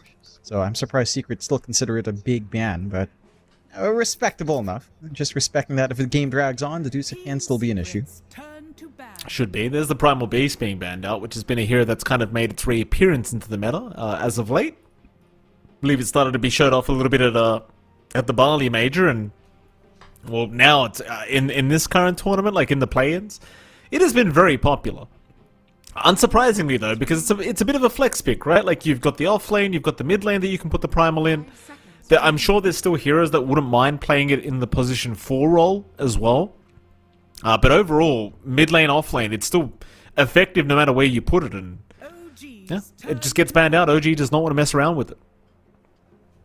Yeah. Just removing that option for FBZ and Armel. I believe FBZ's been playing that a lot, but we've seen a lot of Armel mid Realm Beast as well. Going back into Enigma. So back into that. Worked out for them in their first game up against 9 Pandas. I don't doubt it anymore. Again, the hero's laning presence, while the Eidolons were impacted with not being able to take range creep, your repertoire of spells are still really strong. Malphus is a nuisance in lane. The Midnight Pulse does a lot of damage if you can have additional hold. And just getting creeps denied in your face is always annoying anyway, so there's still a lot of value in that. But there's that Rubik pickup that we saw as a good foil to the Enigma. Just pulling that out immediately for Team Secret. Very easy time to steal the Black Hole. Don't have to be too worried about that. We saw some good turns again in the last series we saw of OG versus 9 Pandas. Although Seb did still manage to seal the deal with his Enigma in the end. But I like this from Team Secret. Just, just take Black Hole for yourself. They go into the Mars now as well. that should be our equal or our FBZ offlane Mars coming out here. As he is a player that's believed in the Mars even from the DPC time. Mind you, again, Boom Esports did not have the best of times in the Southeast Asian DPC, but I think FBZ on the Mars has always been pretty fantastic on the hero, and it's one of his specialties. With a Rubik in your lane, chances are you should have a pretty decent lane. There's some aggressive threats that can show up. Left back into Spear is always a reality, and you have some good clearing for the Enigma Eidolons down the line with the Spear Burn and with the God's Rebuke. So it's not the toughest time to try to stop that split push from OG here. No, certainly not. Well, the second pickup still taking quite a bit of time from OG. Having a deep think about this one. OG's turn to battle. I'm going to the Darks here again. Here we go again, Jonathan. They just can't get enough of this hero. DM's going to be playing his third game in a row as Darks here. To be fair, the one game they did win with that Enigma against 9 Pandas was Enigma Darks here. So why not just go back to the same opening picks? Yeah, run it back. I think the big thing you get with OG here is that your safe lane for Team Secret's just going to have an awful time. Like, there's no easy way for Crystallis to feel good in that lane. You have to deal with Iron Shell, you have to deal with Eidolons. If they will run Seb once more on that Enigma 4. And that's just a pretty nasty time overall for you to have to try to contend with. We'll see what the response will be from Secret for Crystallis on his safe lane. OG already banning out the Monkey King and Bloodseeker, which Crystallis does love to play. Team Secret just covering their bases with a Void ban out here as well. Leaving a few options. I mean, if OG did just want to run it back, a TA is still available. I don't think the Mars is necessarily a great answer, although the Arena can make it awkward to get hits in. And Secret will ban out the Undying, which was surprisingly left in that first phase. That is usually a first phase ban. One of the few heroes that weren't really touched up by the nerf patch. No, it does make it all the way till now, but neither team wanted it. OG, final ban out, still just focusing on some core pickups here from OG's end. So the focus has been on just banning out those Crystallis heroes, and of course, we know Crystallis is the Monkey King specialist. Had a pretty damn good performance earlier on with the Bloodseeker as well, so they'll just get rid of that out of respect. Naturally, you don't want Bloodseeker against Darkseer anyway, because Darkseer would not have himself a very good time. OG, well, think a bit more about this final ban out. The thing is, both these teams have played against each other so many times throughout Western Europe. I wonder what goes through their minds during this drafting phase in a newer meta like this, as they do get rid of the Jug now as well, which is proven to be another popular pickup against the Darkseer. Lanes pretty well, can scale up pretty nicely. We've always got the Spin to counteract the Iron Shell, try to melt through some annoying creeps there, clears out the Eidolons, covers all their bases here on OG, especially leaving a few options. Slark probably doesn't have the best time in that lane, but maybe something like the PL, maybe something like the Naga and Illusion here could feel good, although you are giving the chance for the Darkseer to kind of just take some free illusions for himself as well. But can be one way to kind of scale up here for Crystallis if you did want that. And they have focused heavily on just banning out his safe lane pool right now. They do ban out the Slark on Team Secret's end, which is one of the matchups that the Mars probably doesn't feel good into. And Dark Pack takes out the Spear control. Loves playing into these tanky heroes, so just ensuring FBC has a good time. It'll be the priority now for Secret. Maybe just a support pickup. Enchantress feels kind of dead, although it is Puppy. If there's any support you'd want for him, maybe the Encher Chen. Yeah, Ench feels kind of nice here against Darkseer at least, so you can purge off the Surge if you wanted to go down that route, but no, you got the Chen, John. He'll go down the Chen route. Yeah. This is interesting. Like, I don't get to see much Chen these days, so it's kind of interesting to see this hero coming out. I know it's been making a bit of a re-emergence in this tournament, the Riyadh Masters. But what are you thinking about this hero? Like, how potent do you think Chen is actually right now? I think it's actually in a decent spot. Again, when we saw the changes to the neutrals, when the patch just came out, I figured Ench and Chen would be a pretty big boon. And only really Ench came out on top with impetus shots being the emphasis as well. But you still do a lot with these creeps. You still do a lot with the creep army coming out with Chen. The healing's still pretty massive. I heard Winter babbling on about penitence damage at the level 10 talent as well. So I guess there's value there. I don't know, Winter should know what he's talking about, so I'll believe him. Should know. Yeah, I think is the key phrase there, John. So, in fact, Team Secret did run Chen in their previous series against Quest. So they had Chen Jug, it seems like, was the way they ran it. With a mid Meepo, by the way, from Armel. Spoiler alert, they did end up losing that one to Quest, but they have run the Chen, so they see something. OG. Third pick for themselves. 20 seconds reserve time left to make this decision. Chen's just one of those heroes, though. Like, you see this Chen pick up and you just get confused. It's like, what do we do now? Like, we have to address this pick. They're going to go down the Naga route, which is exactly what Quest did as well. Yeah, Chen doesn't really do too much there. And you can try to heal through the damage, but Naga will just overwhelm you. You need an illusion clear here from Team Secret. Mars just doesn't cut it. What hero is left for them in safe lane? Maybe you just run your own illusions? Oh, maybe consider something like the PL. Maybe a Terrorblade coming out here for Crystallis. It's not the comfiest, especially into the Darkseer. That lane's just never going to be fun. You might have to consider it. CM comes out as well for OG, so yeah, you should, again, just have your solid lane coming out for the Naga. CM Naga lane, pretty easy to run down. You have a lot of presence up against the Mars. You can kind of control them up. Lots of roots coming out here if you get the value point up for the Naga. Overall, I'm liking OG's draft with these first 4 picks. I think it's a refinement of what we saw in the last series. Looks a lot tighter here with Naga core to scale up for Yuragi. Just need a little bit more tempo, I suppose, from mid BZM. In Secret, they'll go into the Sven. They just go for the clear. I mean, I like it, right? Like, along with the Chen, it's a pretty strong combination. Like, that Penitence plus the Sven damage you can deal.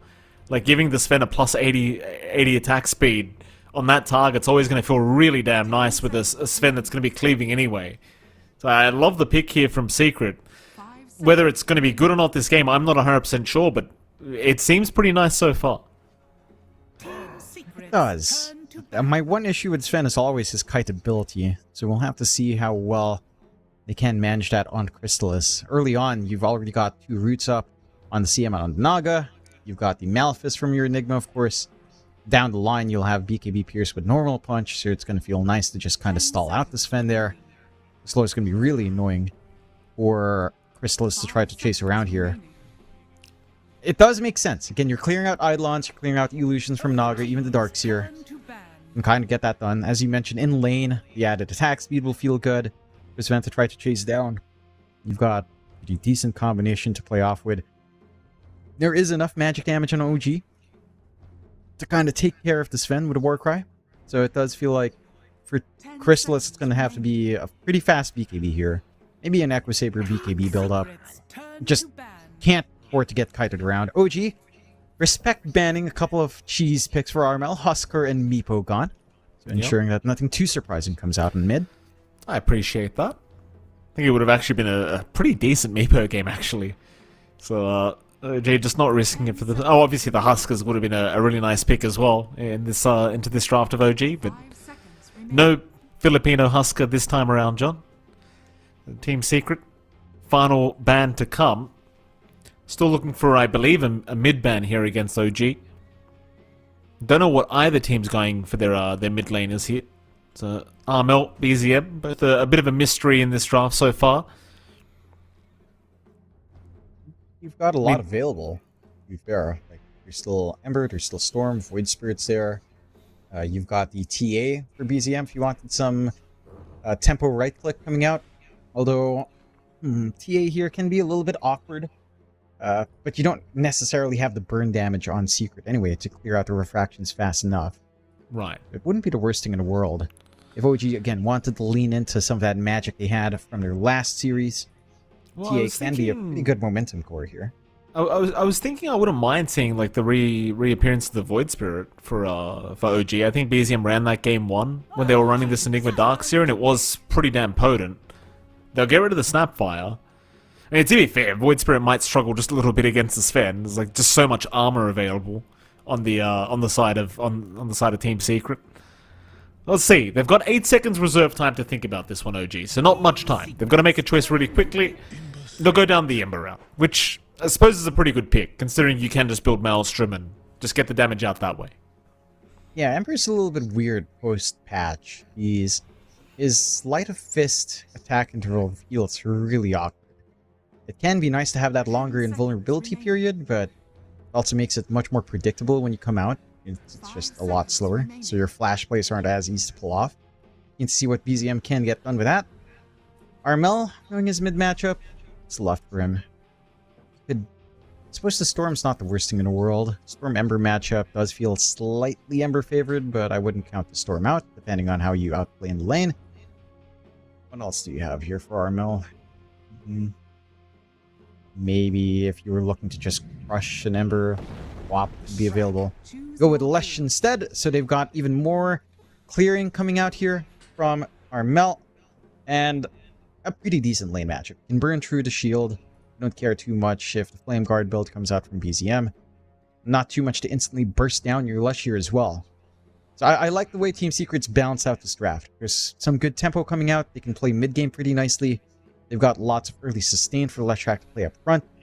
Once the Bloodstone's out, with Hand of God backing you up here for Armel, I don't see you really dying too often on the Lesh. The Naga Diffusal Manta timing is still going to be big, so you will still be concerned about that in the Leshrac running out of mana in the middle of the fights, but beyond that, you should have some good tempo here for Secret. I would lean into their draft a little bit more. I think as it approaches mid to late game, it starts to even out. You have a lot of outplay potential coming out here for OG in that you've got Song and Black Hole, which is not a hard combination to pull off, along with a Vac Wall, along with CM just dancing in the middle. So you really have all the wombo combo you could ask for from OG, but I don't think their early tempo is as strong as Team Secret's. If they come out of the lanes even, then I can see them hitting that tempo pretty nice on Team Secret.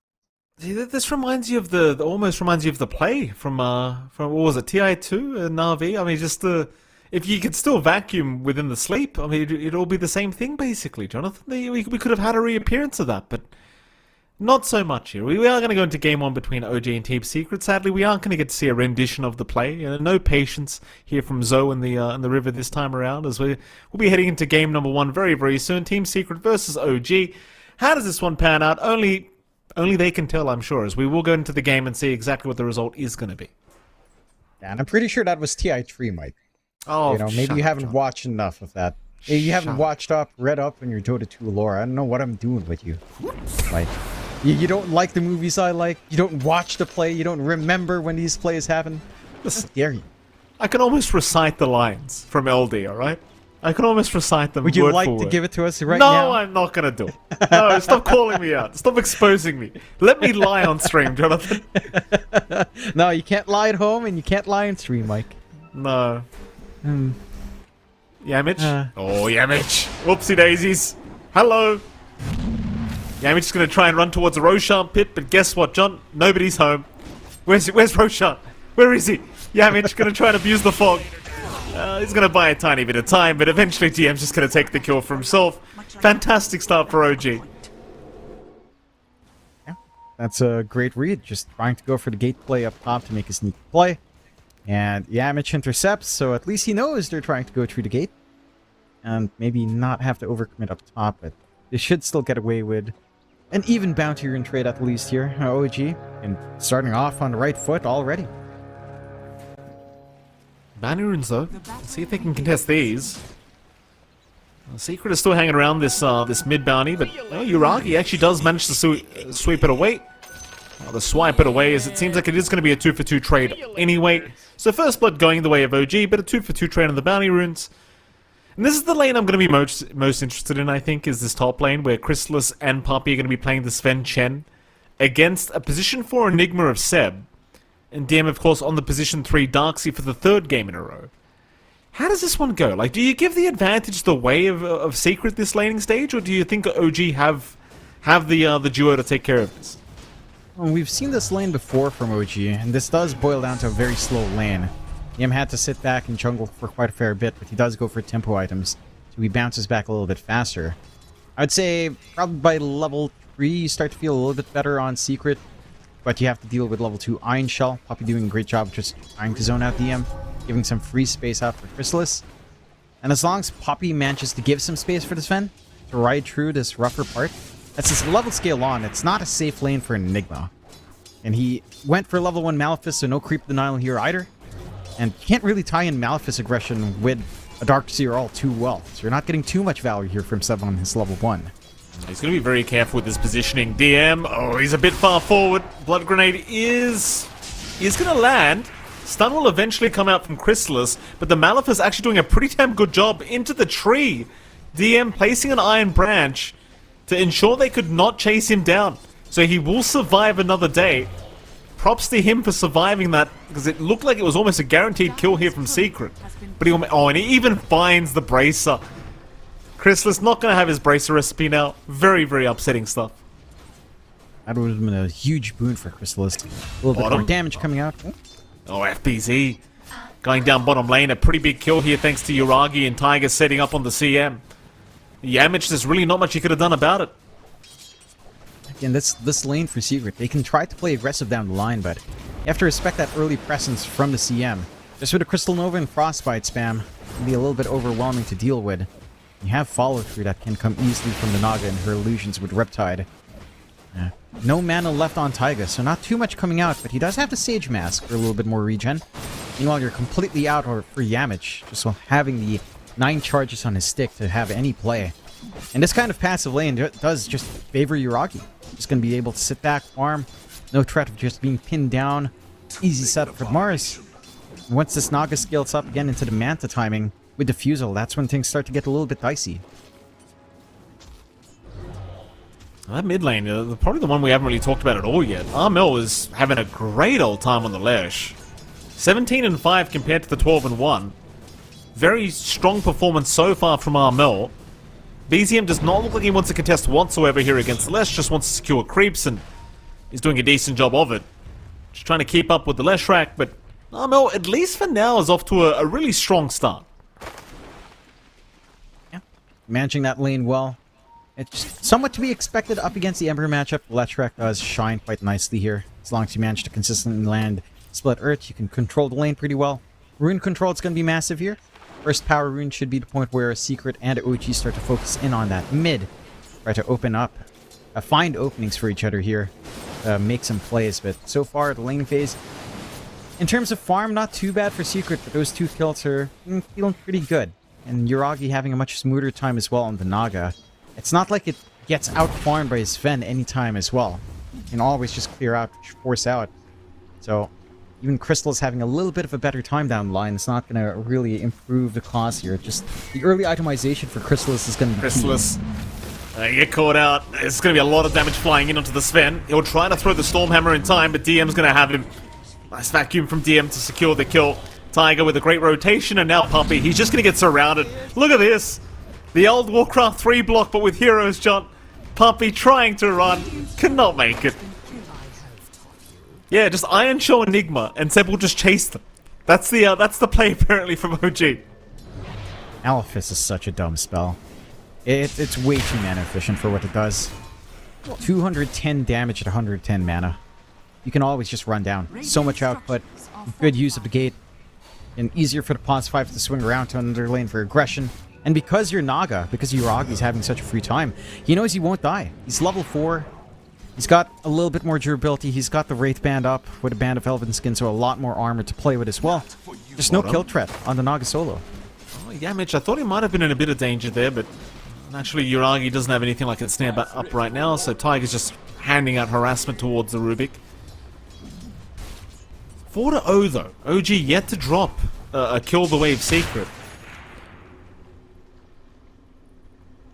I mean, you might see yeah, they are playing very, very clean Dota here. John is Tiger. Going to be spotted by Yamich. He's going to be just fine. Yamich doesn't really have the help he requires to kill off the CM. Meanwhile, mid lane, a bit of a jump in now. Armel trying to get aggressive prior to the level 6 timing of BZM. He's going to get a hell of a lot of damage off, but immediately Step starts rotating in. The Puppy also there with double Mud Golems. This is kind of scary, because if they both split, those Hell Boulders, they do a lot of damage. There's basically 500 damage with the 4 mini Golems if he does get to that stage. There's one. Seb will help him out. But he'll just use them the Eidolons. Just get some farm out of this. Not going to bleed out too much. At least that holds off that rotation from the Enigma. Armel has some space for himself. Does have the regen bottled up. Big rune for the Lesh to find to start clearing out a few creeps here and there. We'll just get the farm efficiency. We are going to have a quick pause here from OG's end of things. Hopefully everything is okay. I mean, certainly in this game, one thing's are feeling very okay, even better. Again, 4-0 with a very slight net worth lead their way. I guess the one concerning point for OG might be the fact that Armel is having a very good laning stage on the Lesh track, and he might be able to set a pace that you just can't keep up with. I don't think OG will be too concerned about that, though. Like, Armel hasn't outright destroyed the mid lane, but he is 13 CS ahead, and as you can see in terms of the XP department, he's also quite ahead. Pretty damn good on that Lush, having good launching point for the team considering that slower starts in the other lanes here. That is a big hero to have on a ramp up. For Team Secret rushing into that Bloodstone timing for Armel, looking for a rotation down bot if they manage to get the catch here. They'll miss out. Stunning an illusion. Kinda hard to catch Yuragi, though lift is out. Armel gonna rotate in, and they've got plenty of damage now. Yuragi, still level 5. Wouldn't have skilled Song anyway at level 6. Easiest kill of their lives, so Team Secret getting one on the board off the back of the rotation from Armel. Top lane, Chrysalis gonna pop the God Strength, preemptively just preparing for the fight as they will get the wall illusion out onto Chrysalis. It's a fair bit of damage coming in. Armel is chasing Seb in the meantime, but Chrysalis is in such big trouble. FBZ finally makes it in there. But are they gonna find a decent trade? DM's just TPing out, and he's gonna make it. I can't believe it either, DM. I really can't. It's just too durable. With a Vanguard up, just not enough damage coming out. Not enough left in the tank there for Armel to look for the cleanup. And just stun stack a little bit too hard. The spear back into the split earth. Not respecting the TPs and get away with murder on OG. Here comes Secret. Mid lane. Chases onto Seb. BZM can't really die here. Seb, however, he certainly can. Puppy will take that kill. Ooh. BZM gonna try and punish Puppy, but it will not be enough. He will survive as he'll go back in onto Tiger now. Tiger copping stuns left, right, and center from these shard golems. But he's gonna survive for another day. Yeah. Rather unfortunate for BZM. Doesn't manage to find the rune that he wants. No power rune controller coming in here for OG. 2 for 2 right now in Secret. Armel just gets to step back, farm up before resetting and coming back in. Has a little bit of play with the illusions. Maybe look for a dodge play down the line here. Get himself out of danger if the chains do come out eventually from BZM. Secret starting to find their own position in game. 5-3. Less than 1k lead coming out here for Secret. Not the biggest amount. And considering this pacing here, you are more than happy to find something. You will want to start securing some space for Chrysalis though. Like this Sven needs a lot of space to farm up. Wants to hit that fast Echo Saber, clear out, start to play aggressive down the line. Bit of a chase on DM. He's going to be okay. Armel, BZM, both running towards the top lane. Armel actually leaving the bounty rune. And so BZM's just going to casually walk in and take it. No problems. Bit unfortunate there for Armel. Meanwhile, top lane, DM still playing with fire. Make it Hurricane Bite back by Puppy, but not quite. It's BZM and Tiger still hanging around. The creeps will give vision over these guys, though. We'll just chain up the chain creeps instead. Try to get something for their time. And that'll be about it. BZM, he'll get one of those pine cone creeps, and that'll be enough for him. He's out of it. So we are going to have a pause from Secrets in now. It's a Southeast Asian pause, Mike. It is. Maybe a Merienda break for good old Armel. Of course. He is the Merienda boss, after all. I haven't forgotten, Jonathan. I know it's been a while since I've had the pleasure of casting Armel. Oh, he comes Just out type mid. Merienda right now. Right now. Merienda. No. Merienda. We know it. Yeah. Come on, Armel. Hurry up. Let's go. Here we go. He's done. He's done. He's happy. That was a quick munch, Armel. Nothing less to be expected from the Riyadh Master himself. Dig ourselves back into this game. That's why they call him the Chief. Yamich trouble. Bottom lane is definitely dead. Yuragi will take that one. And Yuragi, he's had a very free time in this Naga Siren. Second in net worth, only second to DM on the Darks here. He's having probably one of the freest Naga games of his life. At least for now. It's mid lane. Chrysalis. Seb, he's going to go down bottom. Looks like Chrysalis is going to be fine to back out of the mid lane, back into his triangle. But OG may have an idea he's around the area. They are going for a chase. But it seems like Chrysalis, at least for now, going to be just fine. We've got the double damage rune bottled up as well for BZM, so they're going to clear out some of these ancient stacks. Not the biggest ones, but every single one you take away from Chrysalis is going to impact. And this is very reminiscent of the game 1 we saw of 9 Pandas versus OG. Just good reads onto the map, good takes from stacks, choking out the side of Team Secret just a little bit here. Still grouped up down bot though. Yeah, they've got the chains out, Armel. Maybe going a bit too far this time. Gonna be locked down and has no way out. Just slowed up by the wall, backed right back in. OG not messing around, understanding how important this Leshrac is. His mid lane, even Yamich now, not gonna be safe as BZM will just dive right in with the Iron Shield damage of DM and hands over a kill to the Darks here across the map. DM gonna be more than happy to take that one for himself. Almost has the mech up already. Top the early lane. Guardian Greaves time. It's very concerning, like, you're just finding so much on DM. In Secret, I don't think they can defend this top tier 1 tower. Like, OG are just happily diving Puppey. Tiger's even joined in here on the CM. Puppey is there with Chrysalis, so they could try to set up for something. They are going to try to continue defending. Problem is their mid-tier 1 tower is also being forced in by BZM. So 2 very important towers right now are being taken by OG. As Tiger does jump in with the freezing field out on Puppey. He's forced to pop the Hand of God. He will survive another day, and Tiger is the one to get caught. But it will be a 4-hero rotation to get this Crystal Maiden down. And everyone else from OG will just retreat. In fact, never mind that. They'll move back in because they've spotted out FBZ on the Mars, and he is a much better target than the CM was. Seb will pop the Malefice. FBZ still in quite a bit of danger, but it seems like they should be able to protect him as they'll hurricane him back. He'll survive another day. In comes Yuragi though now. As Seb, he's gonna get jumped. Maybe looking for a black hole, but will not last long enough. As Yuragi, he will be able to TP on the Naga Siren. Meanwhile, Yamich in the middle of absolutely nowhere, but he's got the Ember Remnants up, so he is running. But the actual Ember Spirit is right behind him. Running back past the cliff. Here comes BZM, and the chains will land. So Yamich, it's a bit of time wasted for sure. But he should be just casually dying here to BZM, I think. And there you go. Yep. Get some info for the team at very least. Good forward ward to play with here. Right by that cliff area. By the stairs. So they should be able to plan some movement out aggressively if they want to invade that triangle. Should be able to get the info out. Secret, again, they're still getting some room to farm up.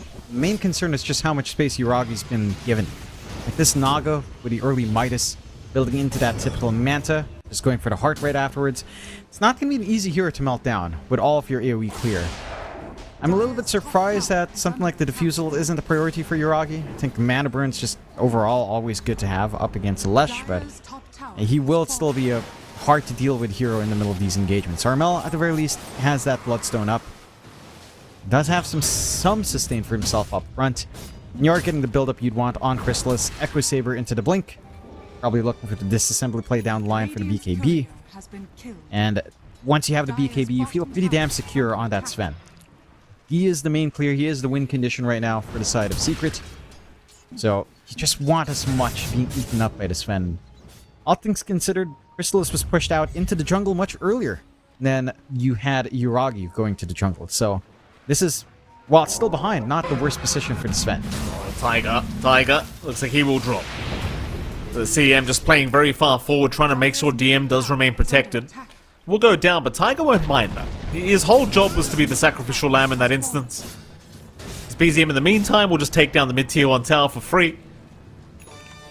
Now, I'm not sure how happy OG are of just playing this slow game, but they do have a Naga. So it's just one of those things, like Naga Siren in the late game. It's not just about how powerful the hero gets.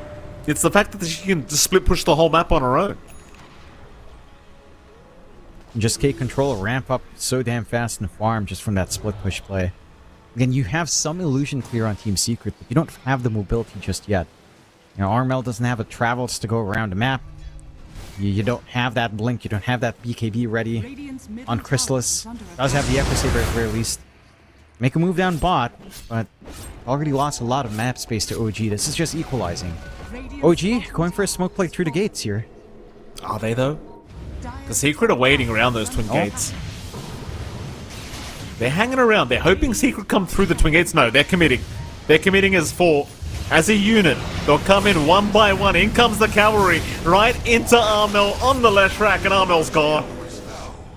They just left the Lesh behind. It's like, yeah, you'll be right, mate. Just keep farming in that area. And OG, they take full advantage. In fact, they might even just play around Roshan now. Though it's a bit early, but they'll just control this area. Get some wards, cut off that farm. Team Secret still trying to build up under Lesh and even under Sven. Still not at the point where they can directly take control of these fights. We've got the blink up in FBZ though. And try to look for a blink arena here, but I mean, assuming he doesn't die, John. Assuming he doesn't die. So FBC's going for a run. Arena down. He's still going to try and turn back around, but is not going to be able to really find himself a target. Meanwhile, Seb has been caught by Chrysalis, but the Black Hole immediately committed with a nice cancellation. FBC was there, and now Yamich, he's got the Black Hole. He'll commit it. He's found 2 targets. There's no cancel for him, but there's also no damage. There was no damage in the stolen Black Hole. They just didn't have anyone around to get it off. As the song's set up now, coming in from Yuragi, just locking them down. That's Chrysalis gone. Armel is still trying, but he is just surrounded. They're just kiting in and out. Wait for the mana of Armel to be gone, though he is still very healthy. Armel trying to protect FBZ, and it seems like that's going to be enough. But it's still a great fight for OG. lines up for them. You managed to get the kill you'd want, especially on that Sven. Crystal is just not having a great time right now. And OG, again, moving as a unit quite well. They're just playing around these early spikes. This is a Naga with just a Manta up. Already showing up for these engagements. DM has the durability for the team lined up. Seb always has the threat of Black Hole. He doesn't even care if Black Hole is stolen. There's just no clean follow-through from Secret. Puppy. The response is just shaky. Oh, did he just... He just got netted by a neutral creep. As oh, never mind, BCM! My goodness, Chrysalis really took care of that quite quickly. BCM just gives his life away for a Chen kill.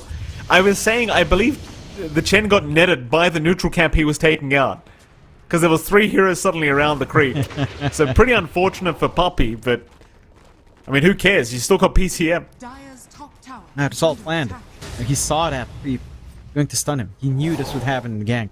Chrysalis was ready. That is God's strength down. But a pretty big kill for Chrysalis to find working into that BKB. I believe it is going to further the disassembly plane now with a recipe coming in.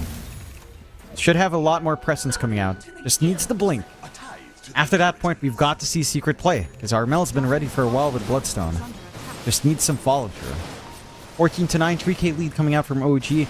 Not the worst position for Secret, but OG, again, in a very strong position to just take control of this game. 1 or 2 good fights into a Roshan takes, perhaps, and things start to really get southbound for Secret here.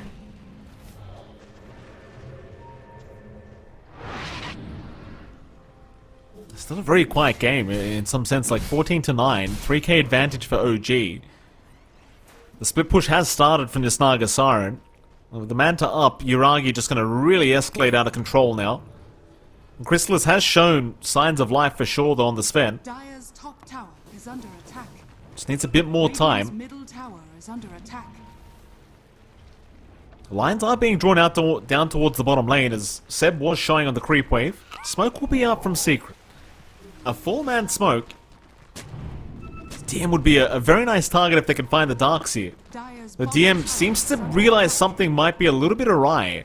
Does back his way out at the right time. Smoke and Team Secret, they're finding nothing. In fact, you might be right. They may have smoked right underneath an observer ward. So I'm seeing it now in the die triangle. Yeah, it was covered up by all the icons and their bodies, but smoked right in their vision. OG again That's one thing that's been highly consistent for OG across all the games we've seen.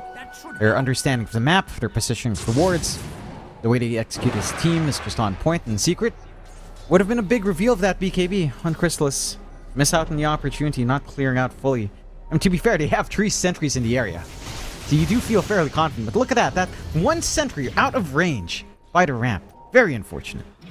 Very. Armel. Not going to find himself a target. Ace Rune will go the way of BZM. Secret still looking like they're prepped for a fight, but realize that the smoke was probably scouted.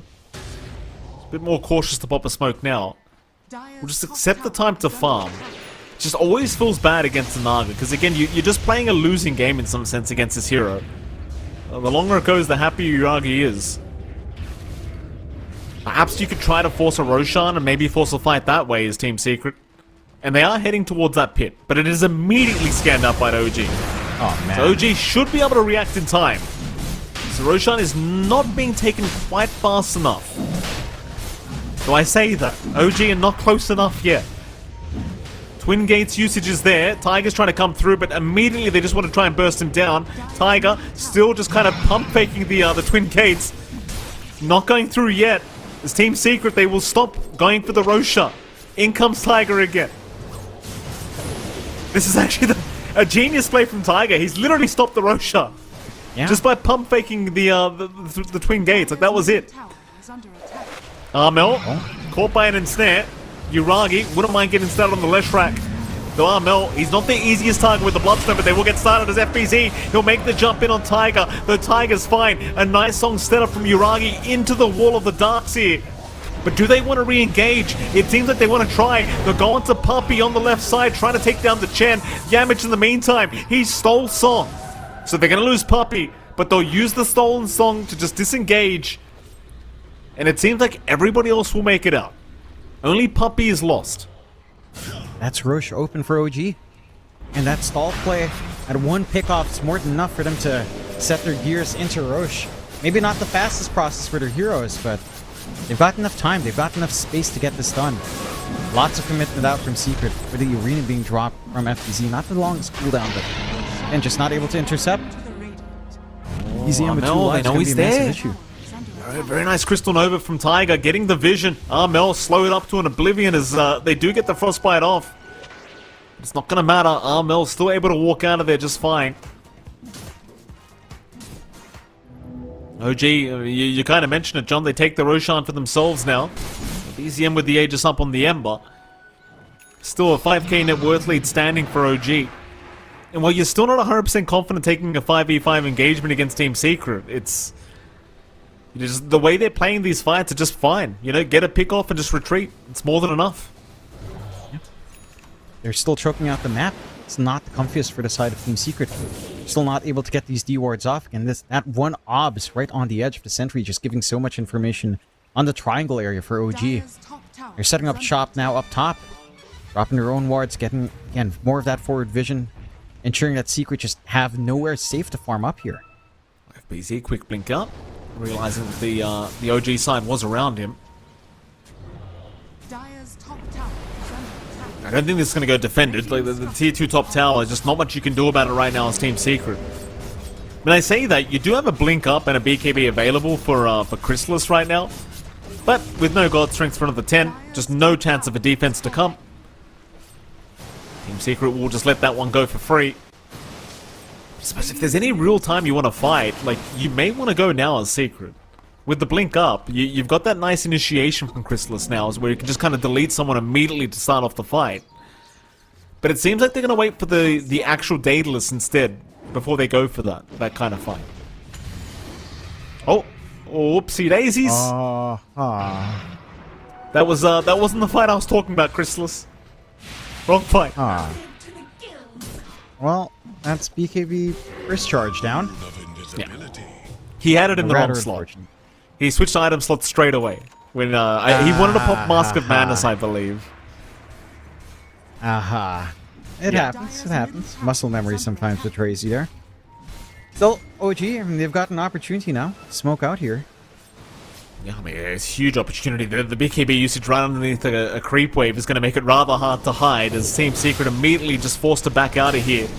Try and give themselves a chance of not falling victim. Although I say that, they popped the smoke. Secret, expecting the rotation from OG, are going to hold their ground in this dire triangle. Mind you, you saw the BKB. It's not available for the Sven, but he may not need it. In the right team fight, they can just burst BZM down immediately. They can find DM as well.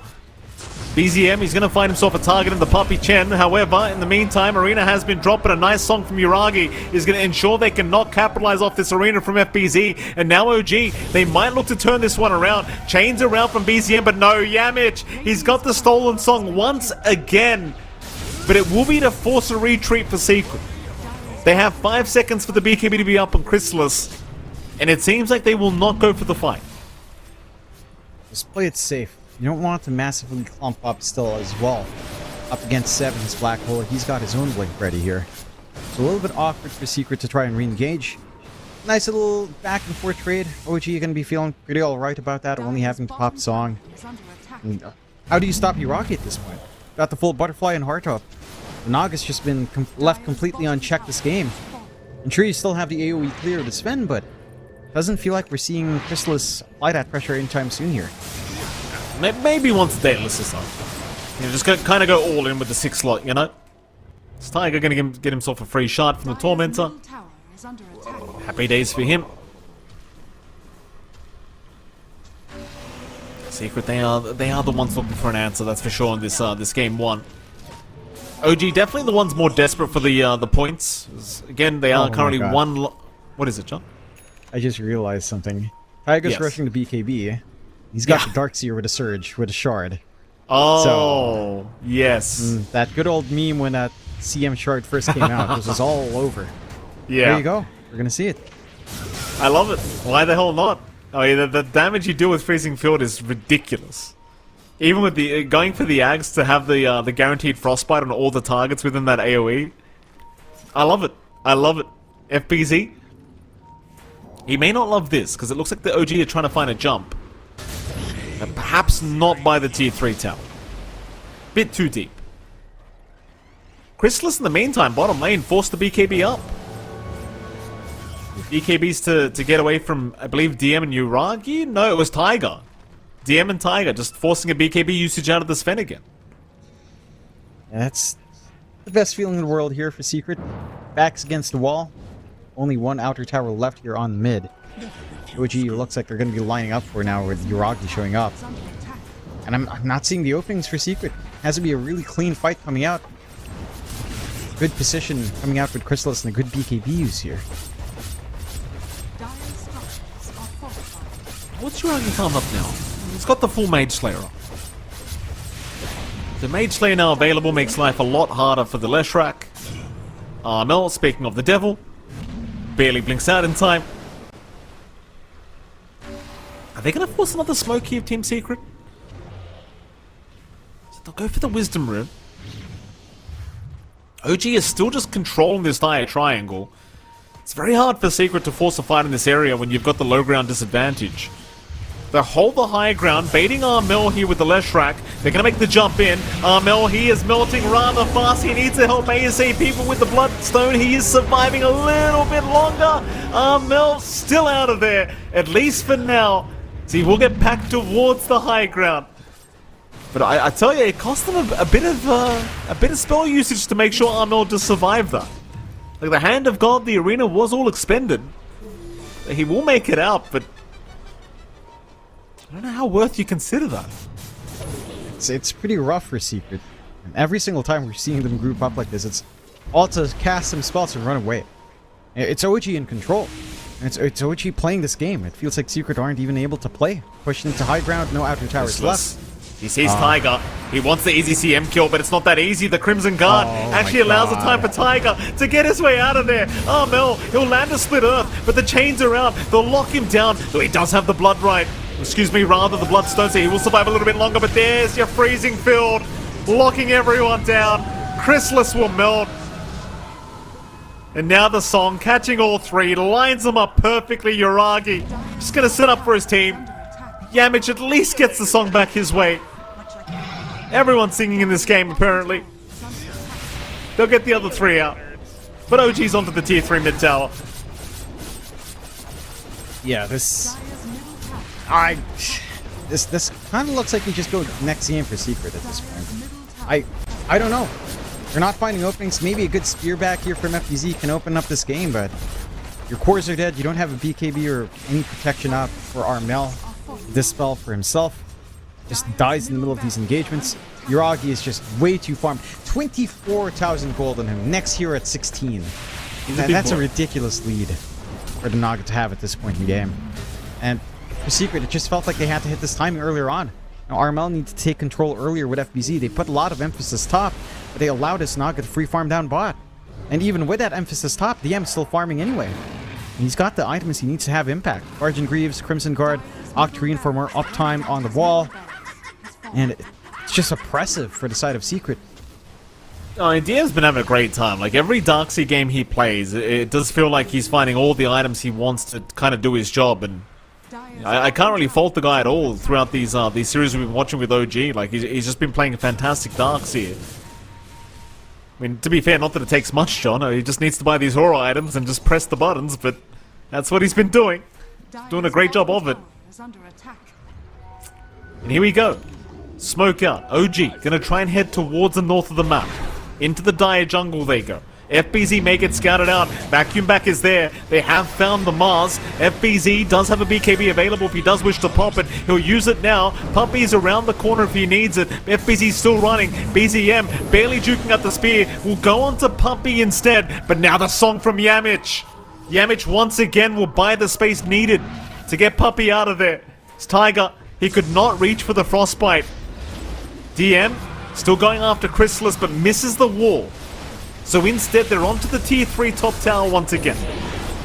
Wall stolen by Yamich. That'll help a little bit. In fact, it may just help a lot. So everyone from OG are getting out of there. Dire's top tower has fallen. Dire's top barracks are under attack. We're busy. If you could set up a nice arena, Chrysalis might just clean up. They haven't got the vision though. They are playing this one blind. Chrysalis, he's going to pop the God Strength, but the chains are out, locking him down already. Tiger, he's baiting them forward. Seb's on the side, just waiting for that black hole. Tiger, still running, still will be able to get away. Chrysalis trying to chase him down, but he can't do it. He's just gone too far. Oh, and a perfect song into the black hole from Seb. Oh, it's a perfect setup. GG, get us out of here. Team Secret have seen enough. What a mess. OG, they play them like a fiddle. Like, GG, I'm pretty sure here it's not even good game, it's just good God. What happened? That was just a wipe. Secret. Every single fight we saw from Secret, they just ran. Like, they weren't playing the game, I have to say. OG just crushed them. Like, what game did they have? They clumped up top early, they let Yuragi free farm down bot. Armel gets run over a little bit. He had a decent time mid, but just not enough to really take over, and it just falls apart. OG, again, they're warding their vision game, they're positioning in these fights, they're understanding these fights, like this movement out from Taiga that we're seeing. Now, all of these things to just collapse, emphasize these lanes, and drag this attention away was massive. Certainly was. You saw, like, they tried their best here, Team Secret. Like, even moments like this where DM just casually TPs out in the middle of the arena is just so annoying to deal with. And I think OG, you'd have to argue, were just in control the whole game, it seemed like, as just trying their absolute best here, Team Secret. But I'm not sure what to quite blame it on here, John. Like, what do you think Secret needed to change up to really beat out OG in this game 1? I'm not. It's hard to say. I feel like the draft wasn't necessarily the issue. Maybe just down to execution. Like the top lane, Poppy wasn't able to do as much to secure an early start for Chrysalis, although he wasn't doing too bad despite some of those deaths. I think the main issue is maybe just, again, this emphasis on top and leaving bot alone. Like, no one answered to Yuragi, no one pressured at Naga. They get a couple of rotations in, but they never managed to pin down Yuragi either. And all they could do is back off. Like, they had no great jump outside of just a blink arena. Right? Like, they'd get stolen song in Yamich, they'd lose one here, they'd back off. I mean, it felt like they didn't have a way of fighting. It felt like they just wanted to run every single time. And again, just the vision game from OG, I think it's the big thing they've got to watch out for. They've got to, I don't know, I know, it's like that one ward was just so unfortunate on that triangle. Right? Like barely, 5 pixels away from the sentry range when they went for that smoke play. Yeah. But they've got to respect this vision game from OG. I think that's where they really got crushed. Just the movement being a lot better in OG and the information from OG. Like, remember that Roche fight where Tiger was just spamming in and out of a gate? Like, and he got away with that? It's like, really? Like, come on, they didn't even have vision on the pit itself. They had vision by the Lotus pool. That's the thing that got me. They didn't even have vision. The Tiger knew when to pump fake the twin gate usage, and it actually kind of worked. Like it was almost like he could see without seeing. Almost. I'm not sure how he did it, but he just kind of figured it out. Well, with that, John, we are going to head off to a quick break, and of course, right after that break, we're going to be back with Game 2 between OG and Team Secret. We'll see you all again very soon.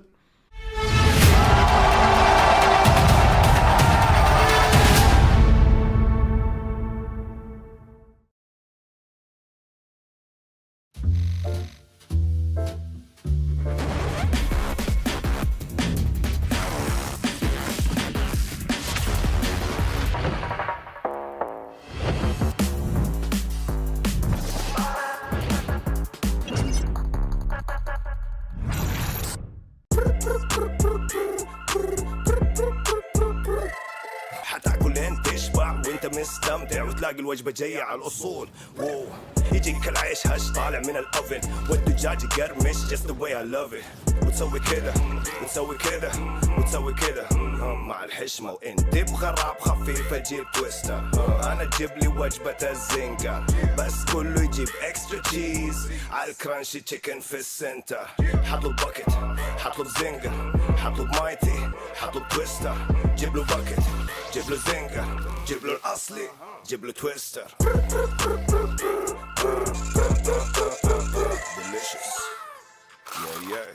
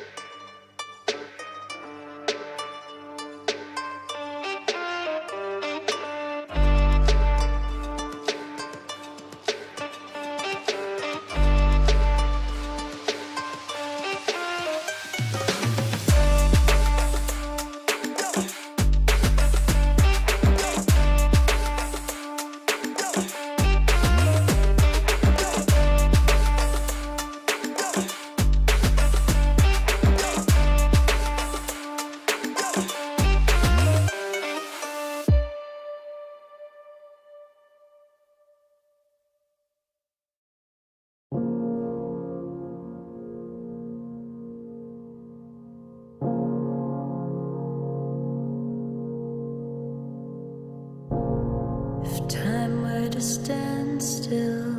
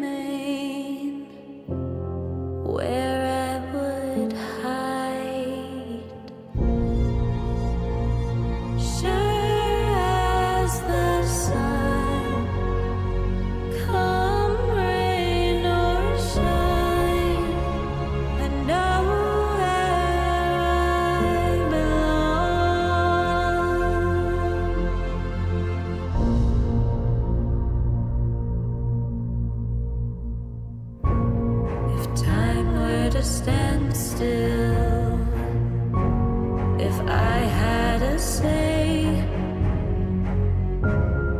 where I'd run to, where I would lay, if time bent to my will, if I could decide where I should remain, where I would hide.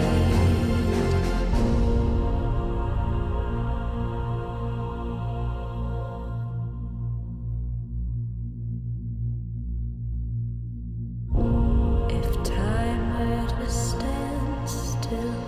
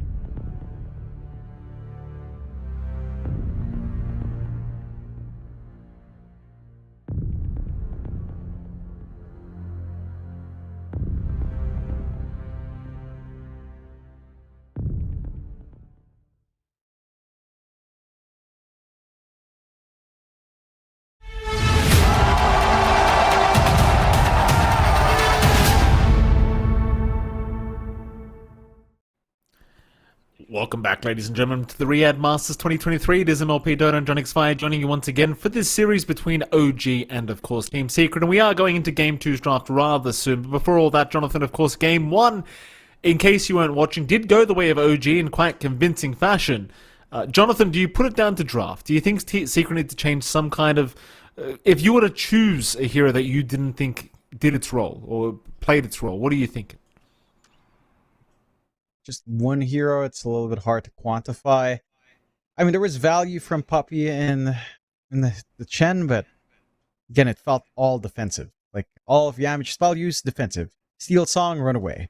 You know, Hand of God, run away. It's like, nothing was offensive coming out outside of maybe FBZ and Armel trying to jump forward, but just didn't feel like you had follow-through here from your supports, and I'm not sure if that was a hero choice. It felt more like just the position they were in the game was really hard to play into. So if I had to choose one hero to change, maybe Puppey's Chen. I don't think it played the best into the Enigma. A lot of his creeps early on were just getting idoled.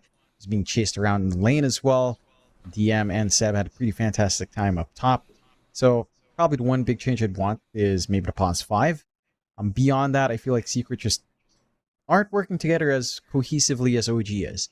Because it does feel like OG, even if, you know, we've seen them take some losses here and there, they've only found one win overall.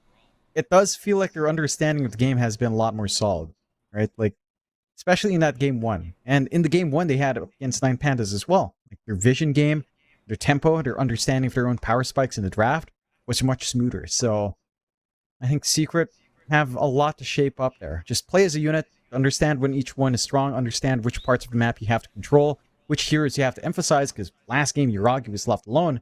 And if it can sort some of those issues out, we might have a closer game here. Well, let's hope so, John, because Game 2's draft is now officially underway, so we can head over to that draft and see exactly where these two teams are going to be headed for this game number 2. I wonder if OG gets away with their Darkseer Enigma opening again. Because you know what? Every time they've gone for that opening so far in the last 2 series, it has worked. In fact, both games were quite convincing. So I wonder if they just go back for the Darkseer Enigma. I wouldn't fault them for going back into that for OG.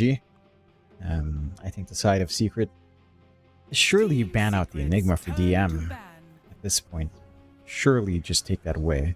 I feel like you mean the Enigma Darkseer you can afford to give out. Yeah, the Darkseer. Just ban out the Darkseer for DM. Just, it does way too much. His aura build-up is too effective. He knows what to do with his Vac Waltz. And there you go. They respect ban the Darkseer, so that combination's thrown out the window. OG, will they stick to their guns and pick up the Enigma early on? Doesn't look like they care too much about the counters with Rubik or Silencer. I wouldn't be too surprised if they just wanted that for Seb, but keeping your options open. I wouldn't blame it. It's the fear of God with the Enigma pick. I mean, you and I, we always talk about it when the Enigma is in meta, but it literally is, where's this Enigma? When's he going to use Black Hole? Does he have a blink up yet? Yeah, and there you go. I mean, OG, they've already just taken the Enigma again. This is very reminiscent of the way Seb does play when he has to stand in for OG last minute. You know, you tend to choose 1 or 2 heroes for him, and he just plays them the whole tournament. But if it works, it works. And last game, it certainly worked. So why the hell not? Is Yamich going to go for a Rubik pick now? Are we going back to Rubik? I don't fault this Rubik. Again, like, he was stuck having to go for these defensive spell steals, but Rubik's still a really good solution for Enigma. So I really don't think that was the issue, and they'll just go back into it. The question now is, do you still go back into the Mars? And they'll go for the Timbersaw instead. So I like the shake-up for Secret. I think the Timbersaw can solo play a lot better. It still deals with the Eidolons quite nicely.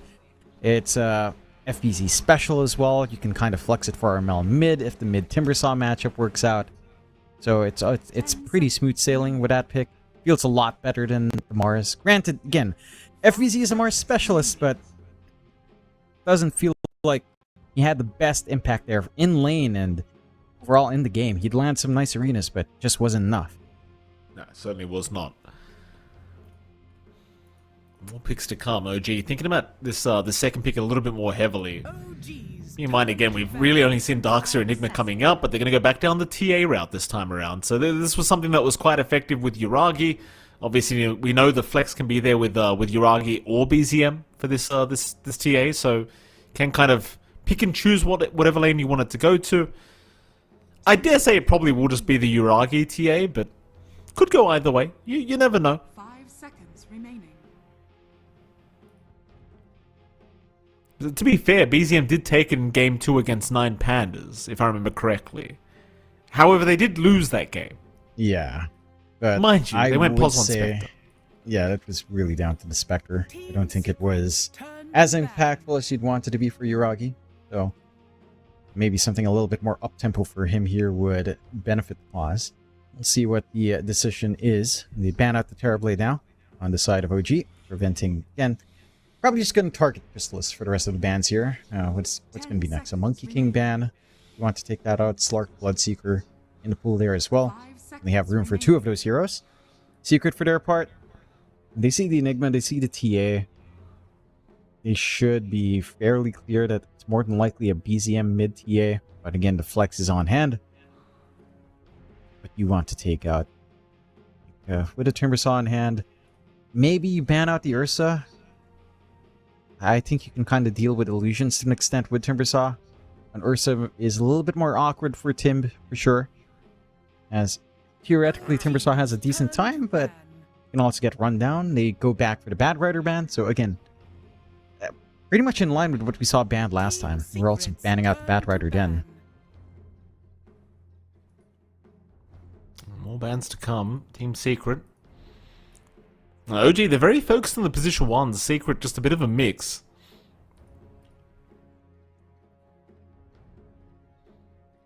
Again, I feel like OG are probably a little bit more desperate for the 2-0 victory here. Team Secret currently, I believe, tied in second place with a 1-1-1 scoreline, whereas OG are currently bottom place with 0-1-2. Secret's still thinking about this 4th ban.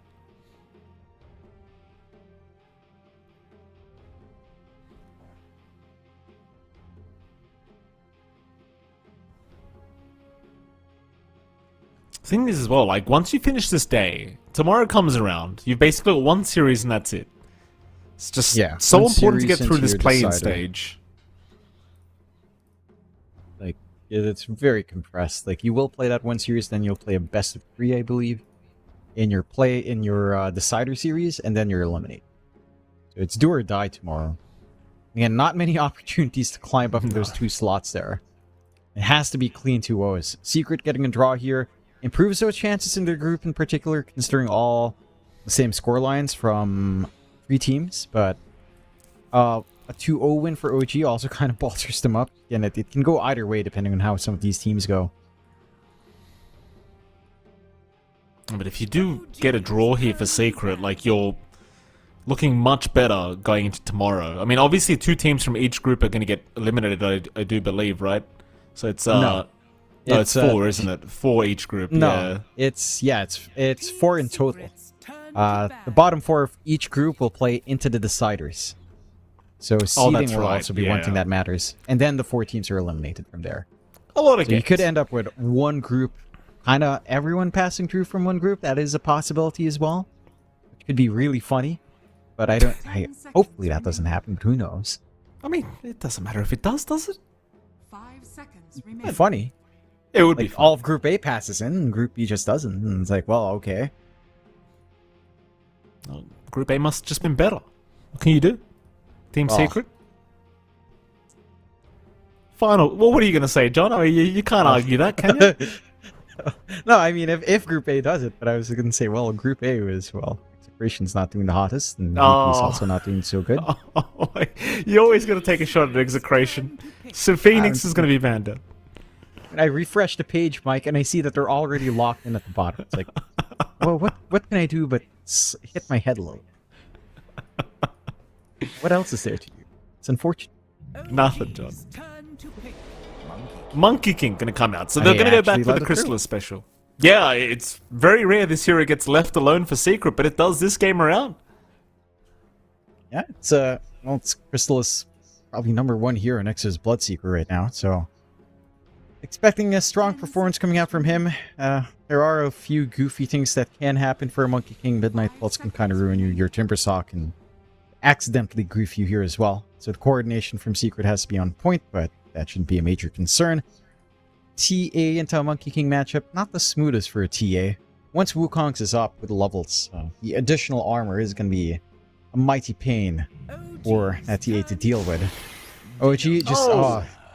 Here we go. Okay. Oh, the God. Cuckoo Mancer makes its appearance, Jonathan. Here it is. Oh, God. It's a great game for the Venom. John, against the Timber, against the I was Monkey gonna King. say this is disgusting because you've got... I've seen a lot of builds for the Venomancer come out. Mind you, this probably doesn't translate into pro games at all, but I've seen the sheer idiocy of going Venomancer Gleipnir, and it actually works. It's universal, man. This here is just dumb. Like, you lock someone in, you spit at them, you do pretty decent right click, and you just run and it's like, oh, disgusting. You are right. This is a great Venomancer game, just highly disgusting. After the curb stomping OG had in game 1, where they watched Team Secret steal a song to run away, now they play the Venomancer. That is true latent toxicity right there. It certainly is. OG. Fourth pick for themselves. Now, I imagine this should be a support Venomancer we're looking at. Probably the Pos 5 Tiger Veno to come out, I'd imagine. I suppose it could be a core DM offlane Veno, perhaps. You never know. I feel like a Veno Enigma lane is just so toxic. I mean, Malefice, Gale. It's like, ugh. Oh, and it might just be that. Yeah. Cuckoo is sitting there somewhere smiling right now. You're seeing Enigma Venomancer offlane. He is smiling. Cuckoo's very happy seeing this. It's a secret Cuckoo technology. Yucky, yuck, yuck. Good God. This is gross. Ugh. Ugh. I mean, to be fair, DM could bust out like a position 3 clock. No, I don't think so. But it could happen. I think the Veno with farm is so much better, to be frank with you. It feels so good. Okay, and Secret shift gears. They go to Bloodseeker instead. So that should be probably a support Monkey King, perhaps a mid for RML, although that's probably not the best position for it. So we are seeing Yamich on the Monkey, which we have seen him play multiple times before. The Bloodseeker in that lane, it deals with a Venomancer maybe a little bit better, but it's still a melee hero into a Veno Clockwork lane or a Veno Enigma lane, which, again, just Malefice, Gale, Poison Sting, wards. Yeah, you're just not going to have fun, I don't think, overall there. Don't forget the Blood Grenade. And the Blood Grenades, of course. Thank you, Mike. Almost forgot. Yeah. It's going to be very nice as well, because with that offlane of OG, like, Tiger's going to have some really easy rotations to make as the clockwork. You just go through the twin gates. It's a guaranteed kill. If you land Malefice into Gale, they're dead. Like, no one's escaping if the clockwork's there on top. So I do appreciate the aggressiveness OG can have in this laning stage.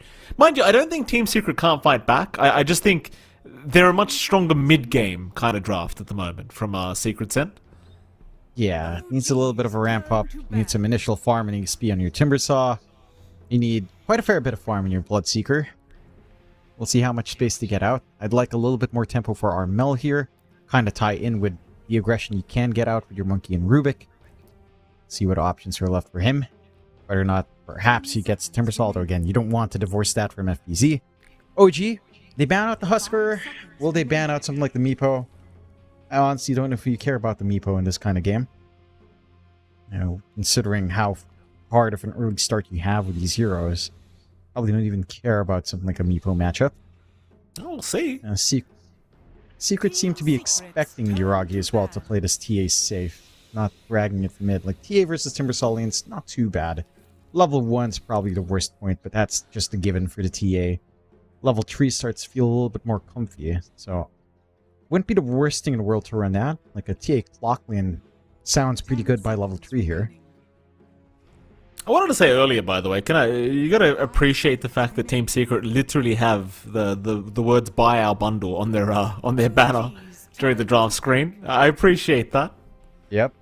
I don't know what that meme's called, by the way. That face. Isn't that the Maui Stoneheads? I don't Easter know, heads Jonathan. with Probably. an undying hat. Looks I'm like old, John. Give me a break. I'm old. All right, I can't keep up with the memes anymore. OG. Why is that a meme? It feels like an old meme at this point, doesn't it? We're old people, Jonathan. We'll never understand it. 10 seconds Oh, left but for it's OG. an old meme. 5 Aged seconds meme. left for OG. Aging by the second year. Thank you, Mike. Snapfire. Snapfire. There's the universal hero to close it out. That's the mid for BZM. I would expect it doesn't do too bad safe lane either, to be fair. Like a clockwork snap lane sounds extra painful. I wouldn't mind it either way. You have really good scaling, you have really good lanes. Snapfire doesn't get threatened by the Timbersaw. You know what? I'd prefer a snap safe. Let's take it easy here, John. Let's take it easy. You know, don't get too crazy. You have 3 universal heroes. Wait, is Clockwork universal? You have 4 universal heroes. Team Secret, they get the Visage, so that should be your FBZ hero. You are running the Yamich Monkey, and Armel is taking that Timbersaw mid. And now OG can kind of decide. Yeah, DM's taking advantage. I'm sure. All right. Okay. And Uragi's just running the safe temple. Okay, you still match the Snap versus Timbersaw, which is pretty damn good here for BZM. Again, you have 4 universal heroes for OG. That's pretty much go next, perhaps. Like perhaps. We'll see, Jonathan. I'm more intrigued by this offlane Venomancer. You know, I get excited. It's been many, many years since we've been blessed with offlane Venomancer, and you know the particular player I'm talking about that drove me absolutely nuts, 1TI, as part of the Team T1. That offlane Venomancer was not a big fan back then, but now, Jonathan, I'm a different man. I like the offlane Veno. I think it's a good pick here, and I know Master Cuckoo's out there somewhere. He's happy. He's going to be made proud here by DM, I'm sure. That's for sure. It's funny for me because I feel like we've gone through a lot of phases of offlane Venos from players that play it that when it's dead. Yeah, Cuckoo was certainly one. I believe Forev used to run it a lot as well when he was under T1, which is very funny that has happened to 2 players on T1 in very different iterations. But that was there. So that's what comes into mind. This is a lot better. And it's universal type. It's got good damage scaling. It's a medicine lane. You're running Venomancer Enigma. Good God. Just saying that. It's disgusting. I mean, you can tell. I like OG's draft better, but there is play here for Secret. You know, it's not completely closed out from draft, but I just think this early game's disgusting. I think OG are just looking to end the night early so that everyone could get into their hot tubs. I suppose. Game 1 has officially begun. We'll get into it. I think Game 2. we can. Excuse me. We have not traveled back in time, Mike. It's 5:35 in the morning. Just shut up, Jonathan. Let's get into game number 2 here. Shut up, Mike. Cut it away. Cut it away, producer. We're done. Get us out of here. You see? Our producer listens to me better, Mike. Look at that. Oh. Wow. Thank you. You can see I was uncomfortable, John. You got me off the camera quick. You got me off quick. Anyway. Conspiracy theory, Jonathan. Yes. Ice Frog waited for Cuckoo to switch to position 5 and then buffed Venomancer. You tell me that's not a conspiracy. Ice Frog. Perhaps. Like you're onto something. Big smoke up. OG want to go for a fight. High ground advantage is the way of Secret there. They're holding on around the outpost of their Radiant jungle. Puppy, he's in position to break the smoke. Seb's gonna have his smoke broken, so will Tiger. They'll get the vision down. Puppy hasn't seen him yet, and now he will. But can they break the gap towards the Rubik? BZM could skill up Cookie. He'll go for the Scatter Blast instead, but a big Boundless. Oh, it lands on 3. Secret moving in, just so much damage being dealt. They've also got the Visage to play with. So that Soul Assumption, it hurts. But none of it's gonna be enough. They don't have the lockdown. Close but no cigar. Bounty runes, however, should be off them being cleaned up here by Secret. Let's see if FBZ does do to run through. That should compensate for a lack of first blood. Just a good 160 gold for everyone to start off with. Gonna feel pretty nice here for Secret. OG, it's always a little bit awkward doing that smoke from Radiant trying to go into high ground. But you do force out a couple things. Blood right level 1 for Chrysalis. Probably not gonna feel as good to try to control the lane in comparison to Terse trying to just CS and copy the harassment. So that does give a little bit of a boon for OG. And again, I'm down bot. You're running a DM Venomancer and a Seb Enigma. This is not going to be comfy for anyone in this lane. It's just not. It's just disgusting. Yeah, it certainly is. I mean, at least Chrysalis should be somewhat okay once he has the thirst up. He should be alright to just continue healing up through this, but there is certainly times during this laning stage where if you get caught with your pants down, you are as good as dead. Seb Go for the block on the cap. Not interested in allowing Puppey this kind of exit strategy away from this toxic ass lane that they've picked here with DM and Seb. And meanwhile, mid lane, Armel already dropping so damn low. Kind of the thing though, that the Snapfire proving to be one of the better heroes against the Timbersaw mid lane. Especially at these earlier levels, just the amount of damage you can deal with this Scatterblast cookie is kind of ridiculous, and Armel gonna have to watch himself against BZM Snap. Not gonna get comfy here. Even level 2 reactive might not be enough for you once the Scatterblast cookie spam is in play. It's just gonna have to watch that spacing, allow BZM to get what he wants and get what you can for Armel without risking too much. See as it develops. Power Rune's gonna be really big here for that mid lane matchup as it is per usual, but not as big of an emphasis in comparison to other lanes. In particular for Team Secret, I think you'd really want to emphasize it for OG to ensure BZM has that ramp up. We are taking a look up top as well. FBZ on the Visage with Yamich on that Monkey King up against Taiga, and Uragi on the Clockwork TA. Fairly straightforward lane for OG. Melee hero with a good range hero for it to follow up. Bit of a jump in here from Tiger. Not going to be too much harassment though, as it seems like they are a bit afraid of FBZ joining the fray against Uragi and Tiger. So Uragi just backing his way up. Finding pretty free farm on the TA though for now. Not too much threat his way. I suppose the lane that's probably going to have the most action, arguably, is the bottom lane, but everything's very split up right now. Like, Seb and Puppey are just running across the map together at the moment as top lane. Yamich again going to be chased down by Tiger. He's going to be fine. And Seb and Puppey are still just kind of running into the jungle. Eidolon's now up for Seb. Puppey, kind of outnumbered by the boys. He's going to take the boys out, though. Puppey, he's got them hands. Eventually, we'll be able to get his way out. Meanwhile, mid. Mel, trying to get a little bit aggressive against BZM, but can't really contest the Snapfire right now. Maybe this is the way to play, John. Like for this bot lane of Secret, is just make sure Seb's not there to have the Malefice, and ultimately this toxic duo is not really going to pan out anyway. And it's still extra toxic for Crystallis, but it's much more manageable. It's a solo lane, still not finding that farm he'd want on the Bloodseeker. I want to say as well, Mike, showing those hands. I like that phrase. Very nice. You sounded hip, Mike. Thank you, John. I did say showing them hands, by the way. Yeah, showing them hands. Yeah, that is how the young attacks. Very cool. Very cool, Mike. Well, it's a way of saying, you know, he threw some punches, Jonathan. It's the young people talk. Is it really? I thought it was literally because of his attack animation. No, he see, if shows his hands. If you're gonna try and threaten someone, you say you're about to catch these hands or something like that. I'm too old for this crap, John. I have no idea. You know? How would you catch hands? Because if you're like, he's gonna catch it with his face. You see? Yeah. Mid lane. Yeah. Armel, he's in big trouble. He's catching some hands right now, John. Armel's gone. Seb will pick up first blood, roaming on Enigma again. What a hero. Yeah. No, How are you going to credit the hero, John? He's level 2 roaming. Seb's done this so many times, so he's just insane. He knows what to do with these heroes.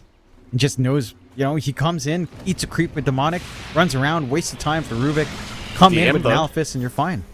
Oh, I thought DM may have been in a bit of danger there, John. Turns out he was not so much. So just turn around. Seb will rejoin him just to ensure he does remain safe. It's kind of the thing with the Veno, because it's universal. He just goes the Bracer route. So very, gets pretty tanky with the raindrops up, and yeah, even with the Blood Right combo, just wasn't enough. In fact, speaking of, well, Puppey, he's going to go for a bit of a run. Seb unable to land the Malefice. Meanwhile, top lane, pings are coming out, but it doesn't seem like they're able to find an angle to make a jump in.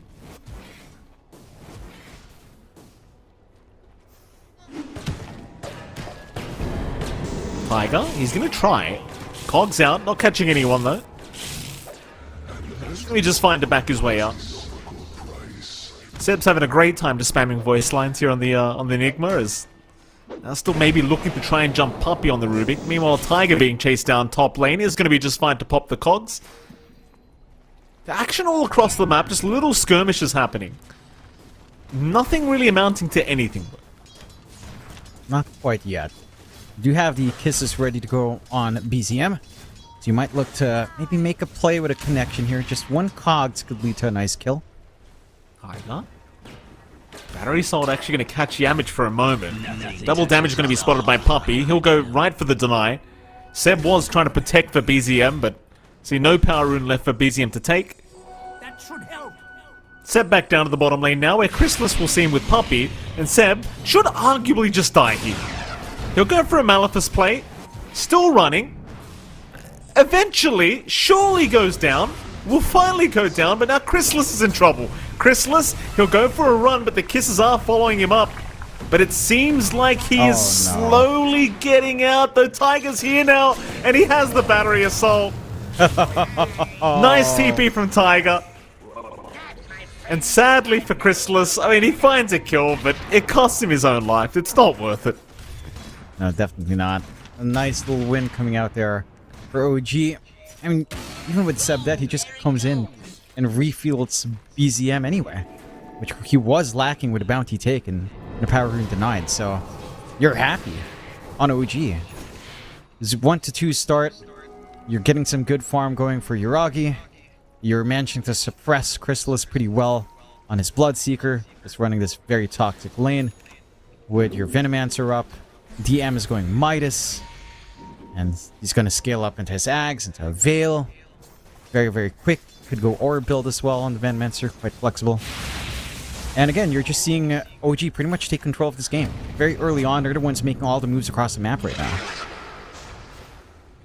Well, bottom lane, more aggression coming. TP's flying out from Armel in preparation as they are going to run into Seb. Seb, surely, cannot make it this time. I mean, BZM's there. Seb is still juking them out. Cookie's going to land on two. Alright, Yamich misses the Boundless. And Seb is still juking and jiving, finally going down. Goodness me. BZM still going to make it in time to get the regen rune in the mid lane, though. He's a happy lad. Seb again with a sacrifice for the team. And allowing his bigger cores to just get that farm they want. Get away. Get the top ups. It's a lot of space for Yuragi. This is very reminiscent of what happened in Game 1. Again, I keep citing that Game 1 of OG up against 9 Pandas, but Yuragi's left it alone, farming that TA, and no one's answering. You know, he's just ramping up. You've got so much pressure in Chrysalis. His Maelstrom's a mile away. Whereas Yuragi, Dragon Mount's not too far off. Desolator timing's going to be on point, and then Roshan's wide open after a pickoff.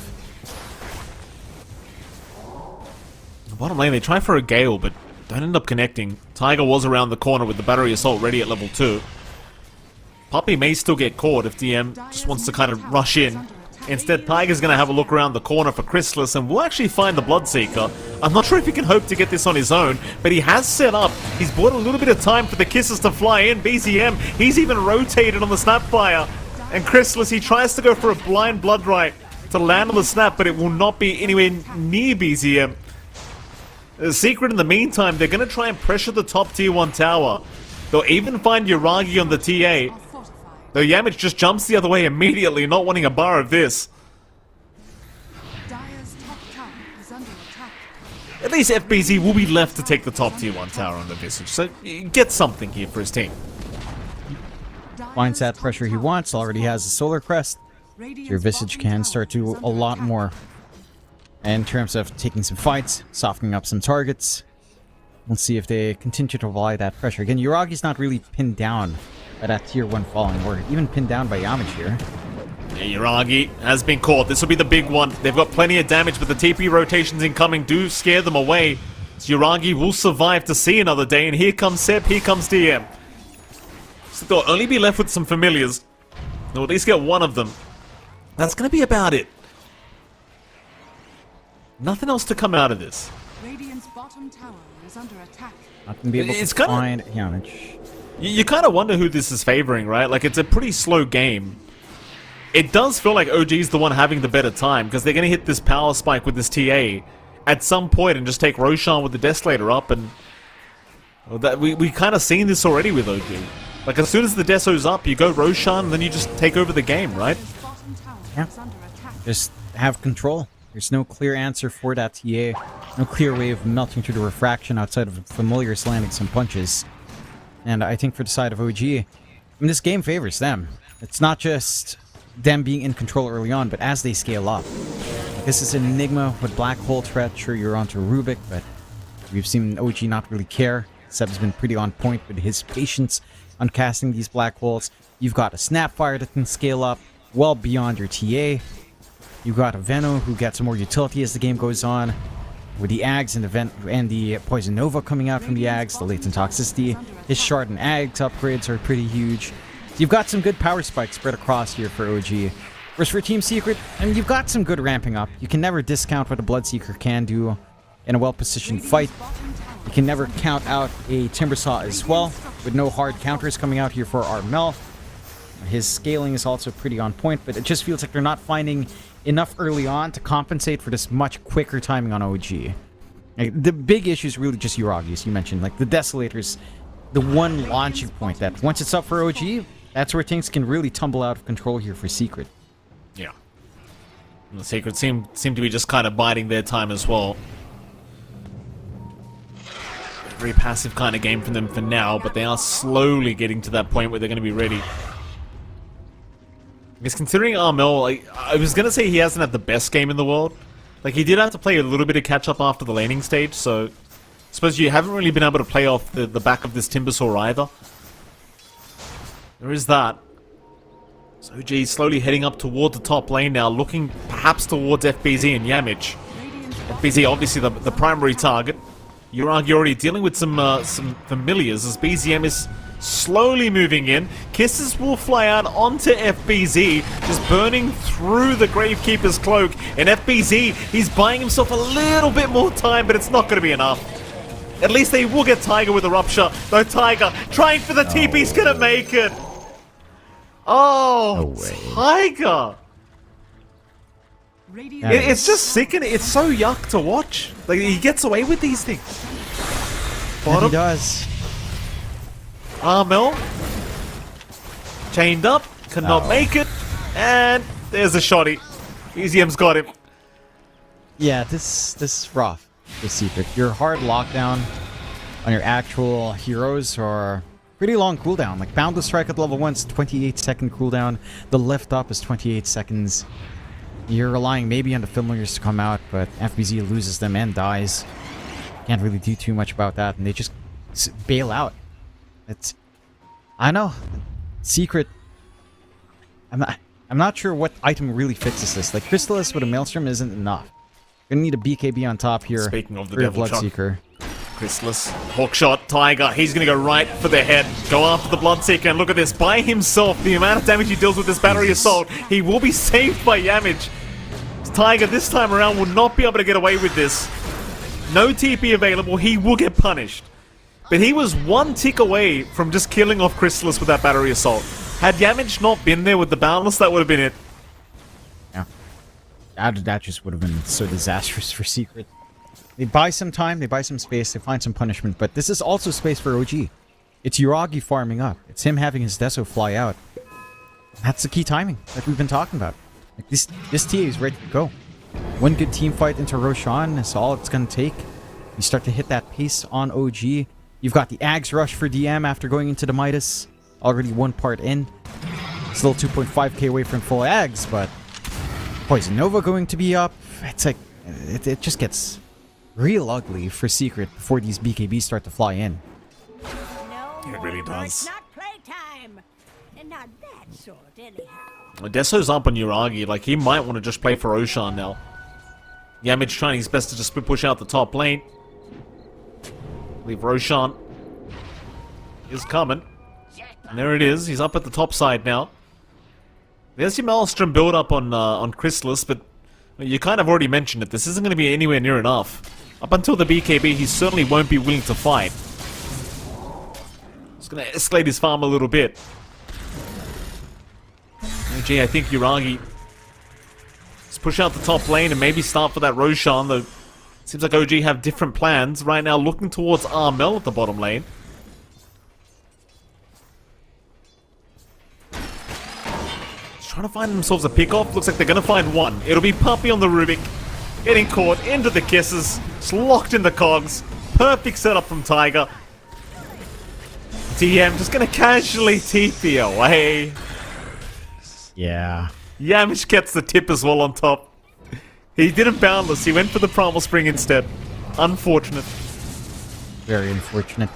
At the very least, Puppy got to steal Gale for a moment. Spat back right to DM, so you got to experience some of that toxicity. Not enough, but it sends a message, Mike. It does. A 6k advantage now from OG. 3 to 6, 16.5 minutes in. Tiger, at least for me, has been the MVP of this game on the clockwork. It's as he was last series as well, quite frankly. It's a fantastic support performance here from Tiger, at least so far. It's very annoying giving a hero like this away to a player like this, because he just scouts out so much of the map with the utility he does have. At least now, they do have a pipe up on Secret. Like, FBZ does have his pipe ready, so you could try to play off of that. But OG, they are slowly securing the area around Roshan. So Secret, it seems like they know they've got to head up to that area and try to contest. But Roshan hasn't started yet, but they see OG. They see Seb, they'll see DM now, they'll make the jump in immediately, they just want the Veno, though DM proving to be a little bit tankier than you'd expect, getting a bit of damage off before he does go down. But with the pipe out, they don't really take too much. Seb, in the meantime, also scouted by FBZ's familiars, will go down. A nice fight from Secret. It's a huge opening. Team fight's taken away from OG. OG, for their part, just planting some wards, getting some vision in, where the fight can fully break out. They spot the sentry, but they don't spot the obs. No, they don't spot the obs or Tiger in the tree line here, John. Tiger, he's got the hook shot up, he's got a rocket flare ready. He'll just wait for the right moment. Mind you, the rocket flare will make it pretty obvious where he is right now. We'll get the vision. Familiars will start scouting out immediately. Tiger, how you gonna get yourself out of this one? He'll cogs up, hook shot, it won't be enough. He is gone.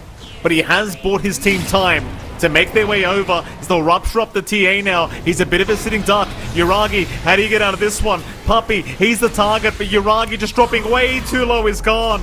They've lost the TA. Onto Seb they go, the Enigma. A bit of a sitting duck. He's down. In fact, DM, he just respawned up. But he's gone to boot. 4 down from Team Secret. ZOG, one by one they will come and one by one they will fall. And sadly, I think for Tiger, just a little bit too early on the rocket flare.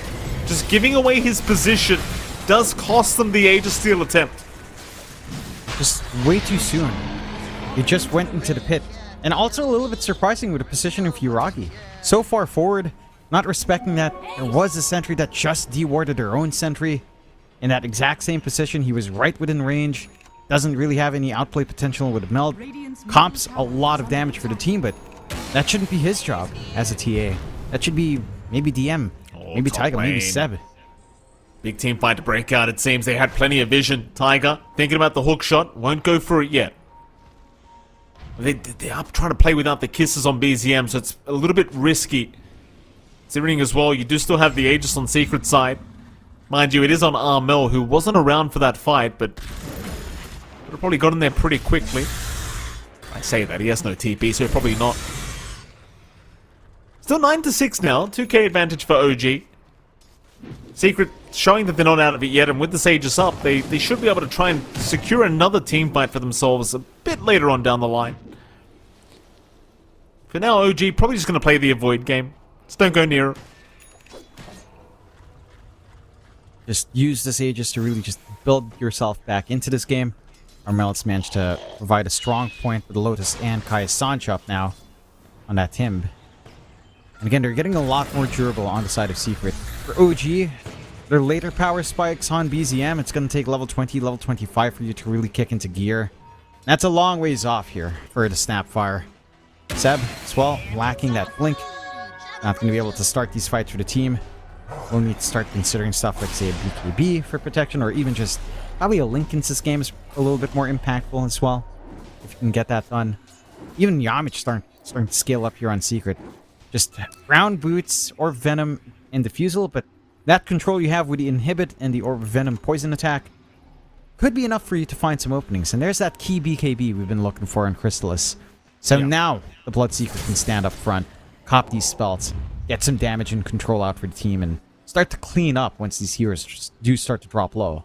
Well, they're going to smoke off the back of it. As soon as he has it up, Puppy pops the smoke, running down towards the bottom lane.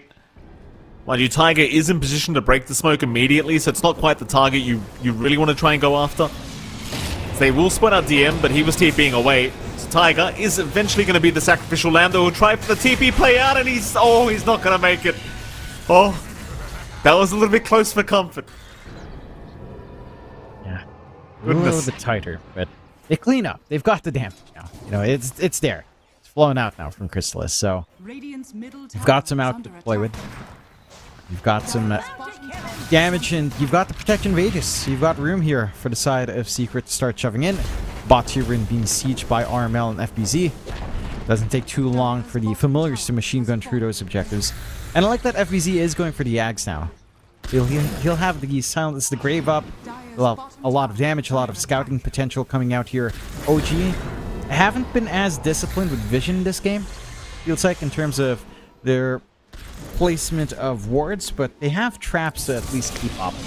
They will need sentries, though, once that Axe is up.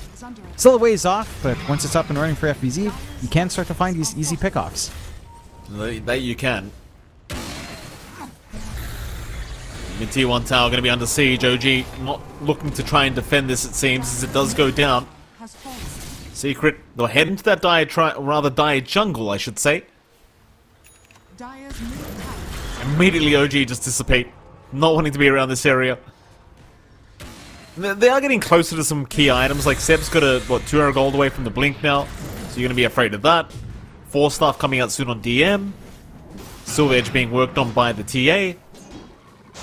You got some nice items coming out very, very soon, so they just want to try and wait out this Aegis on RML first before they really get going.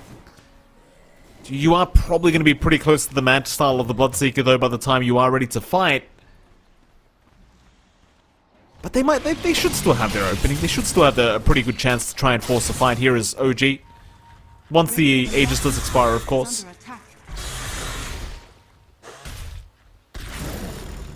And for OG, they're playing it patient. They understand now that they're going to need a little bit more coming out from BZM outside of Kisses. Going to need his talent spikes to really kick in. They'll try to work their way onto level 20. And try to keep this build-up coming out on Uragi. He has opted for a Shadow Blade into the Silver Edge. They want Source of Break to deal with Armel. Armel is going for a really aggressive Blink. Just wants to be able to gap close, initiate for the team. Going to be able to do a lot with that. Aegis does expire now, so OG's done a good job of avoiding, but and Secret for their part aren't looking to engage with Aegis, just wanting to farm. This is exactly what they're getting. Oh, Yamich, nice tree cut from Tiger. We'll just pop the cogs to try and get away, but the lift back is there from Puppy. I mean, sure, Tiger does die here. Zarmel will take the kill for himself. Tiger just getting a little bit too excited on the clockwork, is going to pay for it with his life. But again, I don't think he cares about dying, because he's just getting so much space and info for his team. He's just happy to throw his life away as the clockwork over and over again. Just knowing how many heroes have to rotate to get this done. And OG just move across the map, though I say that BZM... Nah, he's fine. Just TP away. Boundless was not going to be there in time anyway. It's a little bit unfortunate for Chrysalis. Probably wants a Basher, but really needs the Manta first. It's understandable here for the Bloodseeker in this game. Into the Mjolnir as well for a little bit more attack speed coming out. Should be really nice to start to rip through some of these heroes here once that is up and running. BZM just being very patient, farming up in the jungle, playing safe. Has the full Gleipnir up with the Dragonlance going for the Lincoln Sphere next. I mean, once that little Shredder uses your attack damages up, once you hit that 20 talent, it can be a little bit ridiculous with how far BZM can attack. With a Grove Bow and the Dragonlance up, of course, could be a little bit scary, but for now, not an issue. Full Silver Edge up on Uragi, so the break is on hand. We've got a way of dealing with Armel if they can find that jump. Well, the question is, can you find the jump though? Like, I just feel like we haven't really seen a big fight in quite a while, and the net worth is still just sitting very even. In fact, the win probability right now is 49 to 51% in favor of OG by 1%. That's how close the game is right now. It's just anyone's game to take. One fight could dictate who wins this game with the way this is going. We'll find out in 40 seconds as well when Roshan's going to respawn, so obviously that's going to be a huge objective for either side. Secondary Roshan, very, very important in a game like this, where it's just, you know, neck and neck. On the top side, there is a bit of rotations happening here, like Yamich get a deep observer ward down, but that's going to be about it for him. Just keep tabs on the outpost on that dire side of things. There's your eggs up on FBZ now, so he's got the Silent as the Grave now available. Much more annoying to try and deal with him on the Visage. So they are going to group up, Team Secret. Perhaps thinking about a smoke as 5, but instead no, they're running right towards Tiger. Tiger pops the jetpack, tries to go for a run. With the drums popped, he's going to be just fine. Tails out, good sentry placement out from OG. They had a good border as well. Earlier on, that wasn't dewarded with 3 sentries right around it. And OG knowing these ward spots, allowing them to stall for time. They managed to clear out bot tier 2. All of that happens again to push potential with Enigma and Venomancer still up, and Yuragi's actually looking to pressure onto the high ground just a little bit. Secret need to react. They know Secret are probably waiting for Roshan, that's why they're doing this. They'll force the reactions back from Secret. FBZ, he gotta be careful. They don't have the vision right now to see him. Yuragi, he's still running. He's going to find himself a Puppy Rubik. Puppy immediately getting annihilated here by the TA. The DM now going to be targeted by FBZ, taking a fair bit himself, but he will be able to escape. As Seb has somehow landed himself on the high ground. He'll be spotted by Armel. Oh, the chains. And the Boundless again, not there in time. So Seb freely able to TP away. A little bit unfortunate again from Team Secret. No G. Oh, they've done a very good job. Again, forcing Secret to rotate across the map. Delaying the Roshan attempt. And Secret, they will eventually start it now. But OG should be able to respond just fine. With this rocket flare vision, they'll know it's happening. But can they make it in time to contest? The answer is yes, they can. They've not got the forward vision here in Team Secret. Can't really spot it. And smoke out OG. And they've been holding on to this black hole and Seb for all game here as well. Yeah, Mitch trying to set up with a nice balance, perhaps. Tiger still just being a nuisance, standing in the front, just waiting for someone to make the jump in as they found the Monkey King. Yeah, Mitch. Could be a nice pick-off to get early on. Looks like he does get caught. Meanwhile, Armel just casually jumping in onto BZM, and FBZ's there as well. The black hole, it's only really got some familiars and Armel, but it's still doing the work they require. Armel is gone. Triple kill for Yuragi. Chrysalis at least will be able to go for a run with all the thirst movement speed he gets. But I can't say the same for Puppy, who does get left behind. Sam will get tipped by DM. And with that, they're on to Roshan. And just great understanding on OG. Really good position for Seb to pop that black hole. He saw an early spell steal coming out from Puppy, I believe, with the animation flying out. They had the room to just commit. Now with Roshan in the hands of OG with the Aegis down and the cheese for their end, you're approaching that level 20 mark for BZM. And he's also almost finished up with the Daedalus. Like, this is scary times for Secret.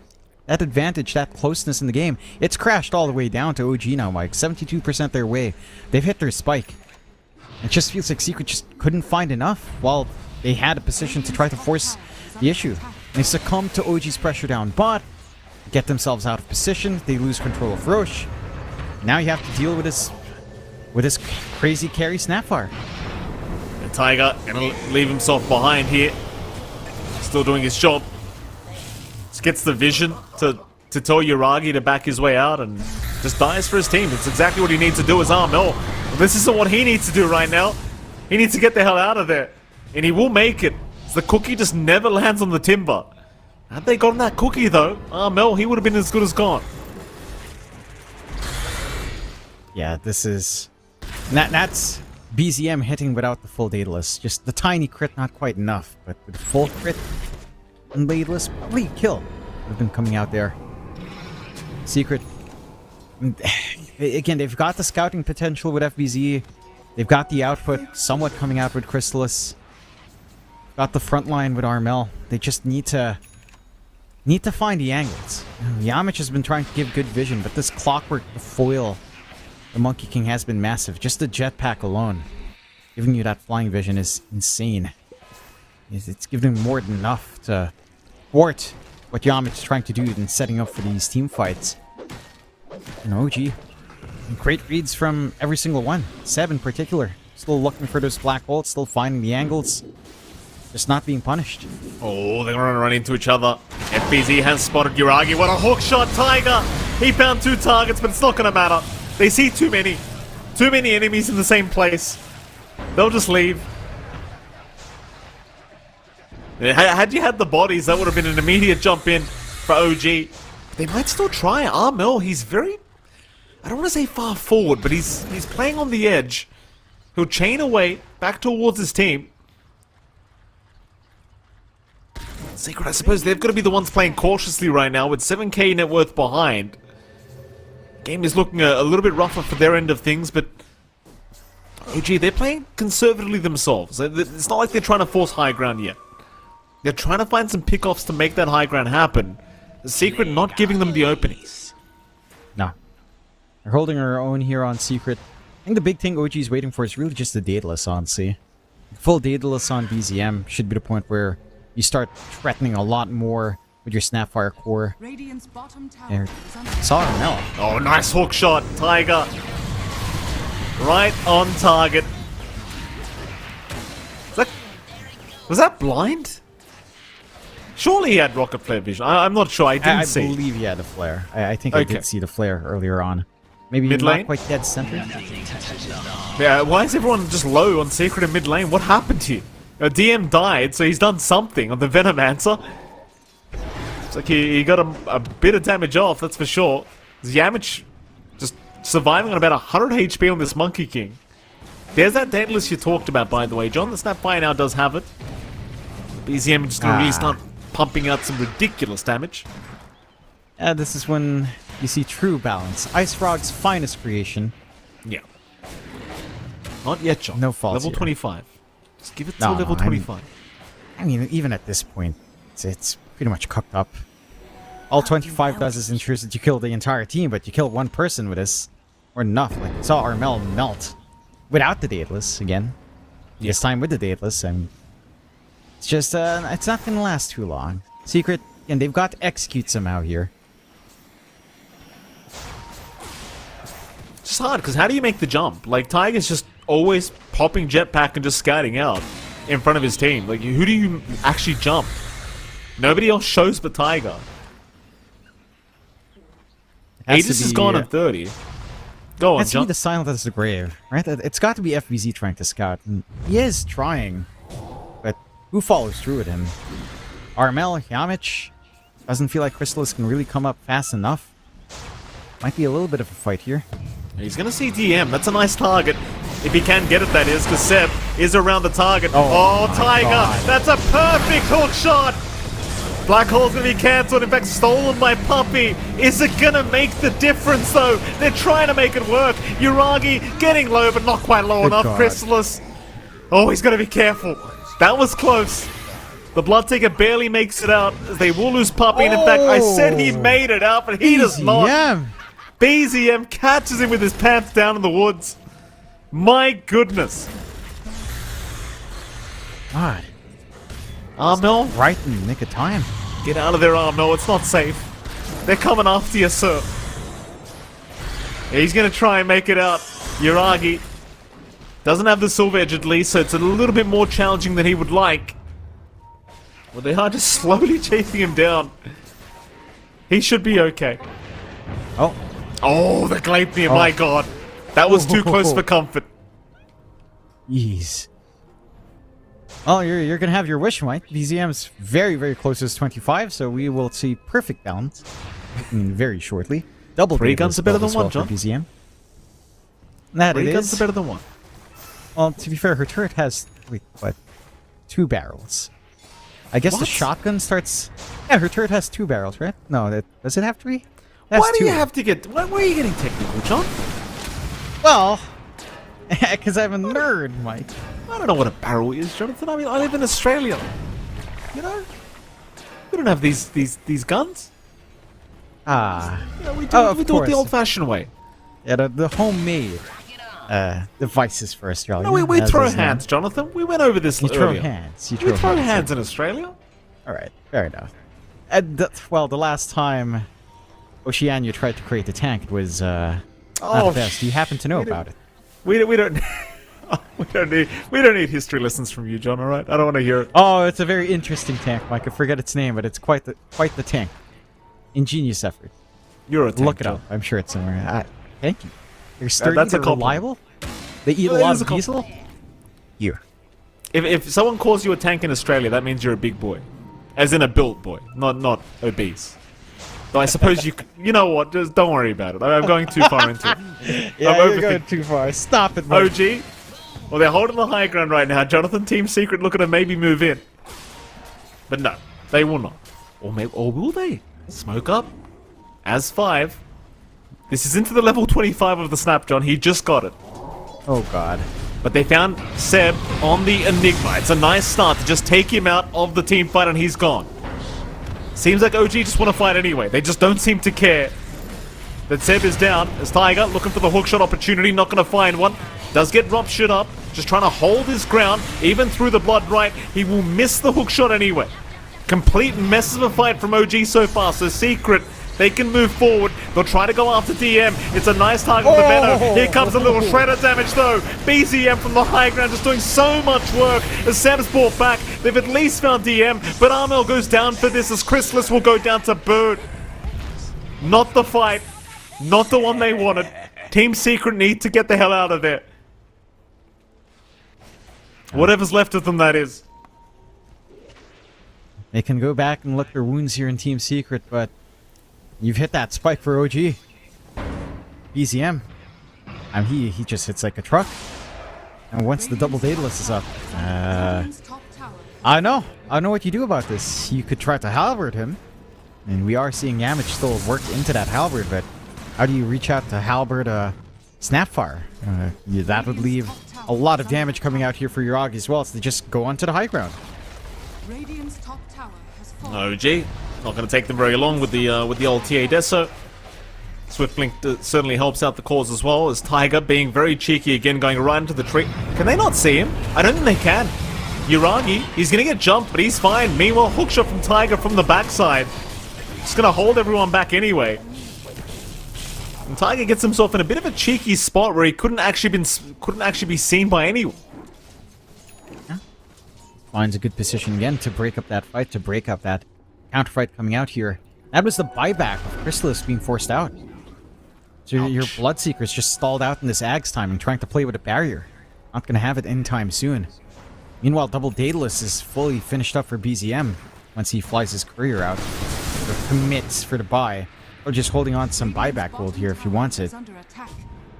And, no, yeah, doesn't quite buy. Just holding on. Damage will ramp up. Roshan respawning in a few seconds here as well.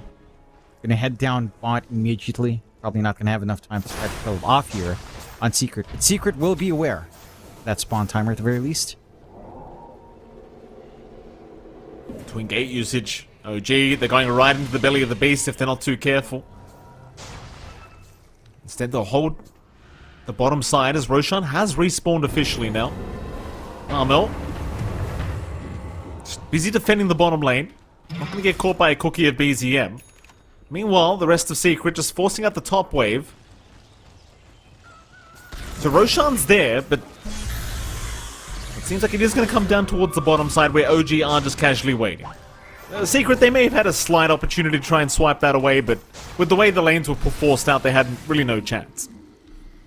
No. And this is not going to take too long for OG to clear out now around here. A little shredder up, minus armor you've got. Roche is just basically gone. See if Secret manages to find a follow-up fight, though. It doesn't seem like it. Scan was out anyway to get the vision. Or get the info that they were there. Man. 3 Ags as well for Uragi. Very nice. He can just keep jumping across the map. That psionic projection. Just keep the split push going. Choke out Secret. Very hard. Force him into the high ground. Secret, they're holding high ground, they're waiting. DM, he's going to be jumped. The Blood Rite is there as well. DM just melting through the damage output. Will drop. OG still thinking about this fight though. Tiger is providing so much vision again, but he'll forcing a bit of a scuffle. He does hookshot away, but he ends up killing himself. Yuragi is trying to get this done on his own, and he's kind of doing a good job of it. This BCM jumps in with a little shredder. Armel is just melting to the damage output. He will barely survive, but perhaps not for long. The poison's still ticking him down. DM trying to move in, misses the gale. Not quick enough. So Armel's going to be alright. 1 for 1. 1 for 1. Buyback on DM. Not as big as the earlier commitment out from Crystallis, but still a nice little get here for the side of Secret. Second Daedalus fully up now. This one's gonna hurt. This one is gonna hurt. BZM looking to move in. Has it charged up. We'll just commit onto the tier 3 tower though. This is when you get into that real painful territory against that Snapfire. They'll try and Yuragi. Little Shredder, almost deleting both Visage Familiars, but not quite. They'll survive another day for now. And even the annoying thing is they're just casually waiting for the Little Shredder to be back up every time. As Armel losing over half his HP to BZM. He wasn't even broken. No. Doesn't need to be. They did hand the Ags over to Seb, so you've got the gravitational pull in the black hole. Uh-oh. Or the old Midnight Pulse effect on, so it's a lot of damage coming out now on that black hole if you can get it out here. Yuragi again. They'll try to target the TA, but with the refraction, he just blinks out. Mel, again being targeted, will try and get his way out of this one, but it's not looking too good for him. He'll barely escape, but not for long. The Poison Nova. Or rather, the Noxious Plague, I should say. Only go. OG, they're not done. Top Rax is now under siege. Team Secret, they'll buy back on at least Armel. Rupture again on Tiger, but he's off the map now with the jetpack. Jeez. Tiger will eventually die at least. Meanwhile, Yuragi, still manning up, will eventually blink away, as now DM's going to get ruptured here by Crystallis. But it doesn't matter, because he's just going to TP out. They're just disengaging. Though OG, they have left Yuragi and BCM behind. This could be the opening they've been looking for. They'll tree drop on the Monkey King though. God. And now Armel. Armel's going to get the hell out of there. It's too much damage. They can't deal with BCM, let alone Yuragi. Zarmel, he might just die back and he's gone. Oh boy. You got these two cores that you just... Who do you target? Like, do you target BCM and risk just getting wiped? Do you go after Yuragi with an Aegis? Like, who do you go for? There's no easy answer. You know, you disarm the TA, sure, but the Snapfire stands a mile behind. Just little shredders here. Top Rack's gonna go. No buyback in terms of full mega creeps up. Team Secret doesn't feel like they've got too much to hold on to here. H is still up and running. Chi's still available. Not much to stop OG from this push. Tier 4 towers under siege. That'll be one gone. Yuragi happily taking care of it as FBZ trying to set up with the familiars. Yuragi sees him for a moment. Does jump in immediately for the Meld Strike, but really gets no damage off. Seb still holding on to the black hole, just daring them to come forward. It's very hard to force a defense here without your Timbersaurus. Now the little Shredder is out. Yamich will kind of save the day, buying a bit more time. Crystallis, though, already just melting to the damage output. He can't survive through it. You've got to call it. It's too much. Genius call. The black hole is out for celebration. Pull in the Rubik. Puppy's part of the party, too. OG, they will secure a 2-0 victory over Team Secret in this best of 2 series. That's great news if you are an OG fan, John, because they needed the points. Yeah. They dragged themselves up to a 1-1-3 scoreline and dragged Secret down to a 1-1-2 scoreline and Secret down to a 1-1-2 scoreline. So they improved their odds of maybe gunning for that top 2 spot. Certain things have to happen tomorrow, though, for Ninth Pandas in particular. I think they're the ones in danger. So we can take a look at those highlights coming out here for that last match. OG, again, playing very disciplined for the most part, understanding their early spike, sitting back and farming up when it started to fade away in Secret for finding openings. But overall, it just felt like the same issues from game 1 here for Secret, Mike. Like, they just didn't feel like they were taking control of the game. You know, they weren't taking the initiative. They weren't able to find these fights as often as they'd want to, and OG managed to bail out and re-engage on their own terms every single time. Well, they certainly did. OG obviously showing up today here in these final series at least. I mean, obviously the first half of the day was not too great for them, but this game, this series overall was fantastic. Mind you, Team Secret, like, showing signs of brilliance here for sure. Not the, you know, not out of it yet, to say the least here, Team Secret, but maybe just some cleaning up to do. Because it just didn't look as clean as what you'd expect from a team like this, and we'll see how they change things up. Obviously, they still have a series on tomorrow, I believe, so there is that. Perhaps they can kind of adjust there, as OG, on the other hand, I suppose they're in a bit of a similar boat. They've got to keep winning and see if they can get that done. They're on the right path, though, at least, John. That they are. Like, if somehow, if Team Secret wins their last match, they do have Extreme Gaming. If Team... No, I'm looking at it wrong. They do have 9 Pandas, so that's the determinant match. Actually, Right. if 9 Pandas loses Team Secret, there could be a tiebreaker for that decider slot. Like, who gets into the group stage smoothly and who has to play those decider matches. And OG will also have to find her win up against Extreme. So, those two series are pretty much a determinant for ties coming out.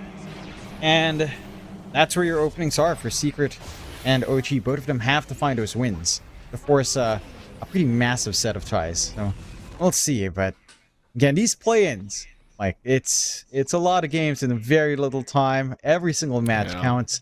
OG finds the big one in keeping some hopes alive for the free ride into group stage. But even if things don't pan out, they've always got the decider matches. And I think coming into it, I do feel like OG is not a team you can count out. You can, even though their scoreline's not the most impressive here, Mike, it is looking like they're a strong team. They understand their timings and they play around it well. You know, another strong man, Jonathan, is the Colonel. We've got the Colonel's Choice highlights here to show off, I think. And here we go. The Colonel's Choice, presented by, of course, KFC. And you're kind of looking at the highlights chosen here. I mean, it was a big day of Dota, John. I don't know exactly how many series were on today. I think it was something like 24 individual series or something crazy like that. So I can only imagine what picks they've made. But, well, here you go. Quest versus 9 Pandas, a big vortex from this storm. My goodness. And I think this is what we were saying earlier about Kiyotaka. Like, this guy on this storm is pretty ridiculous. Can get out of control very fast when he does get in that storm. A really good choice by the Colonel there, Mike. Just like his choice of chicken is always good.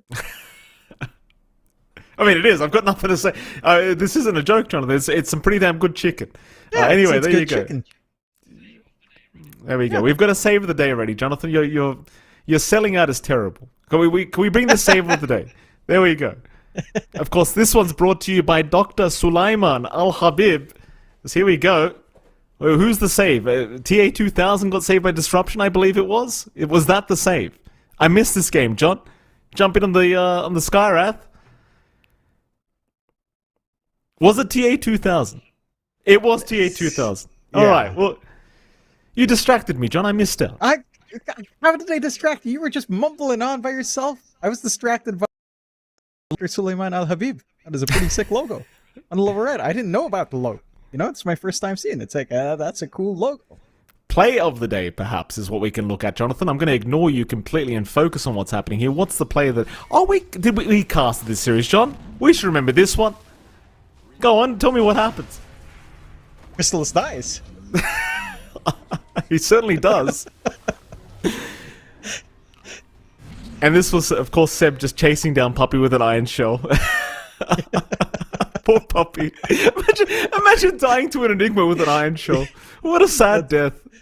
I don't think anyone ever expects that when you play a game like that. Not even in your turbo games do you expect the Enigma to run up and do that to you. And very well executed coming out from OG. Certainly a very worthy choice for the play of the day, because who expects that? Who expects that, Mike? With that, Jonathan, I think we can end off the day. It's been a fantastic day one for the play-ins of the Riyadh Masters 2023. It's been a very long day, but the day is now officially over. Of course, we are going to be back tomorrow for some more play-in games, and after that, Jonathan, we're back into the group stages of the actual Riyadh Masters. So things are getting hype already after our first day of the play-ins. Of course, it is MLP Dota. It's Jonix Fire, and it's been a pleasure. We'll catch you all again tomorrow for some great international Dota action. We'll see you then.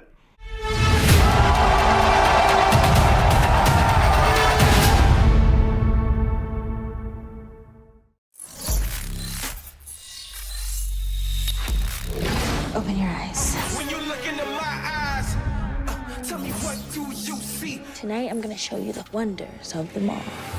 Hey, I got nothing to lose. I got nothing to lose. I need warriors. So is this what you want in? You wanna war? Show me what's up then. Now we ready to bust in. Take everything, leave them with nothing.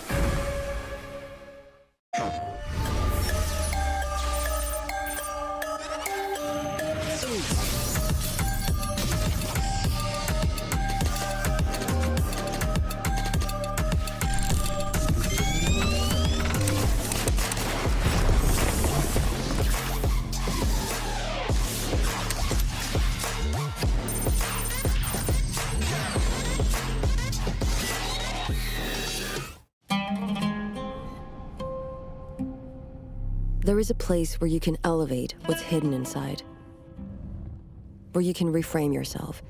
Sonomi means the new you. The you can step into. Because when we know who we really are, we become unstoppable. Enter new dimensions of you. Sonomi.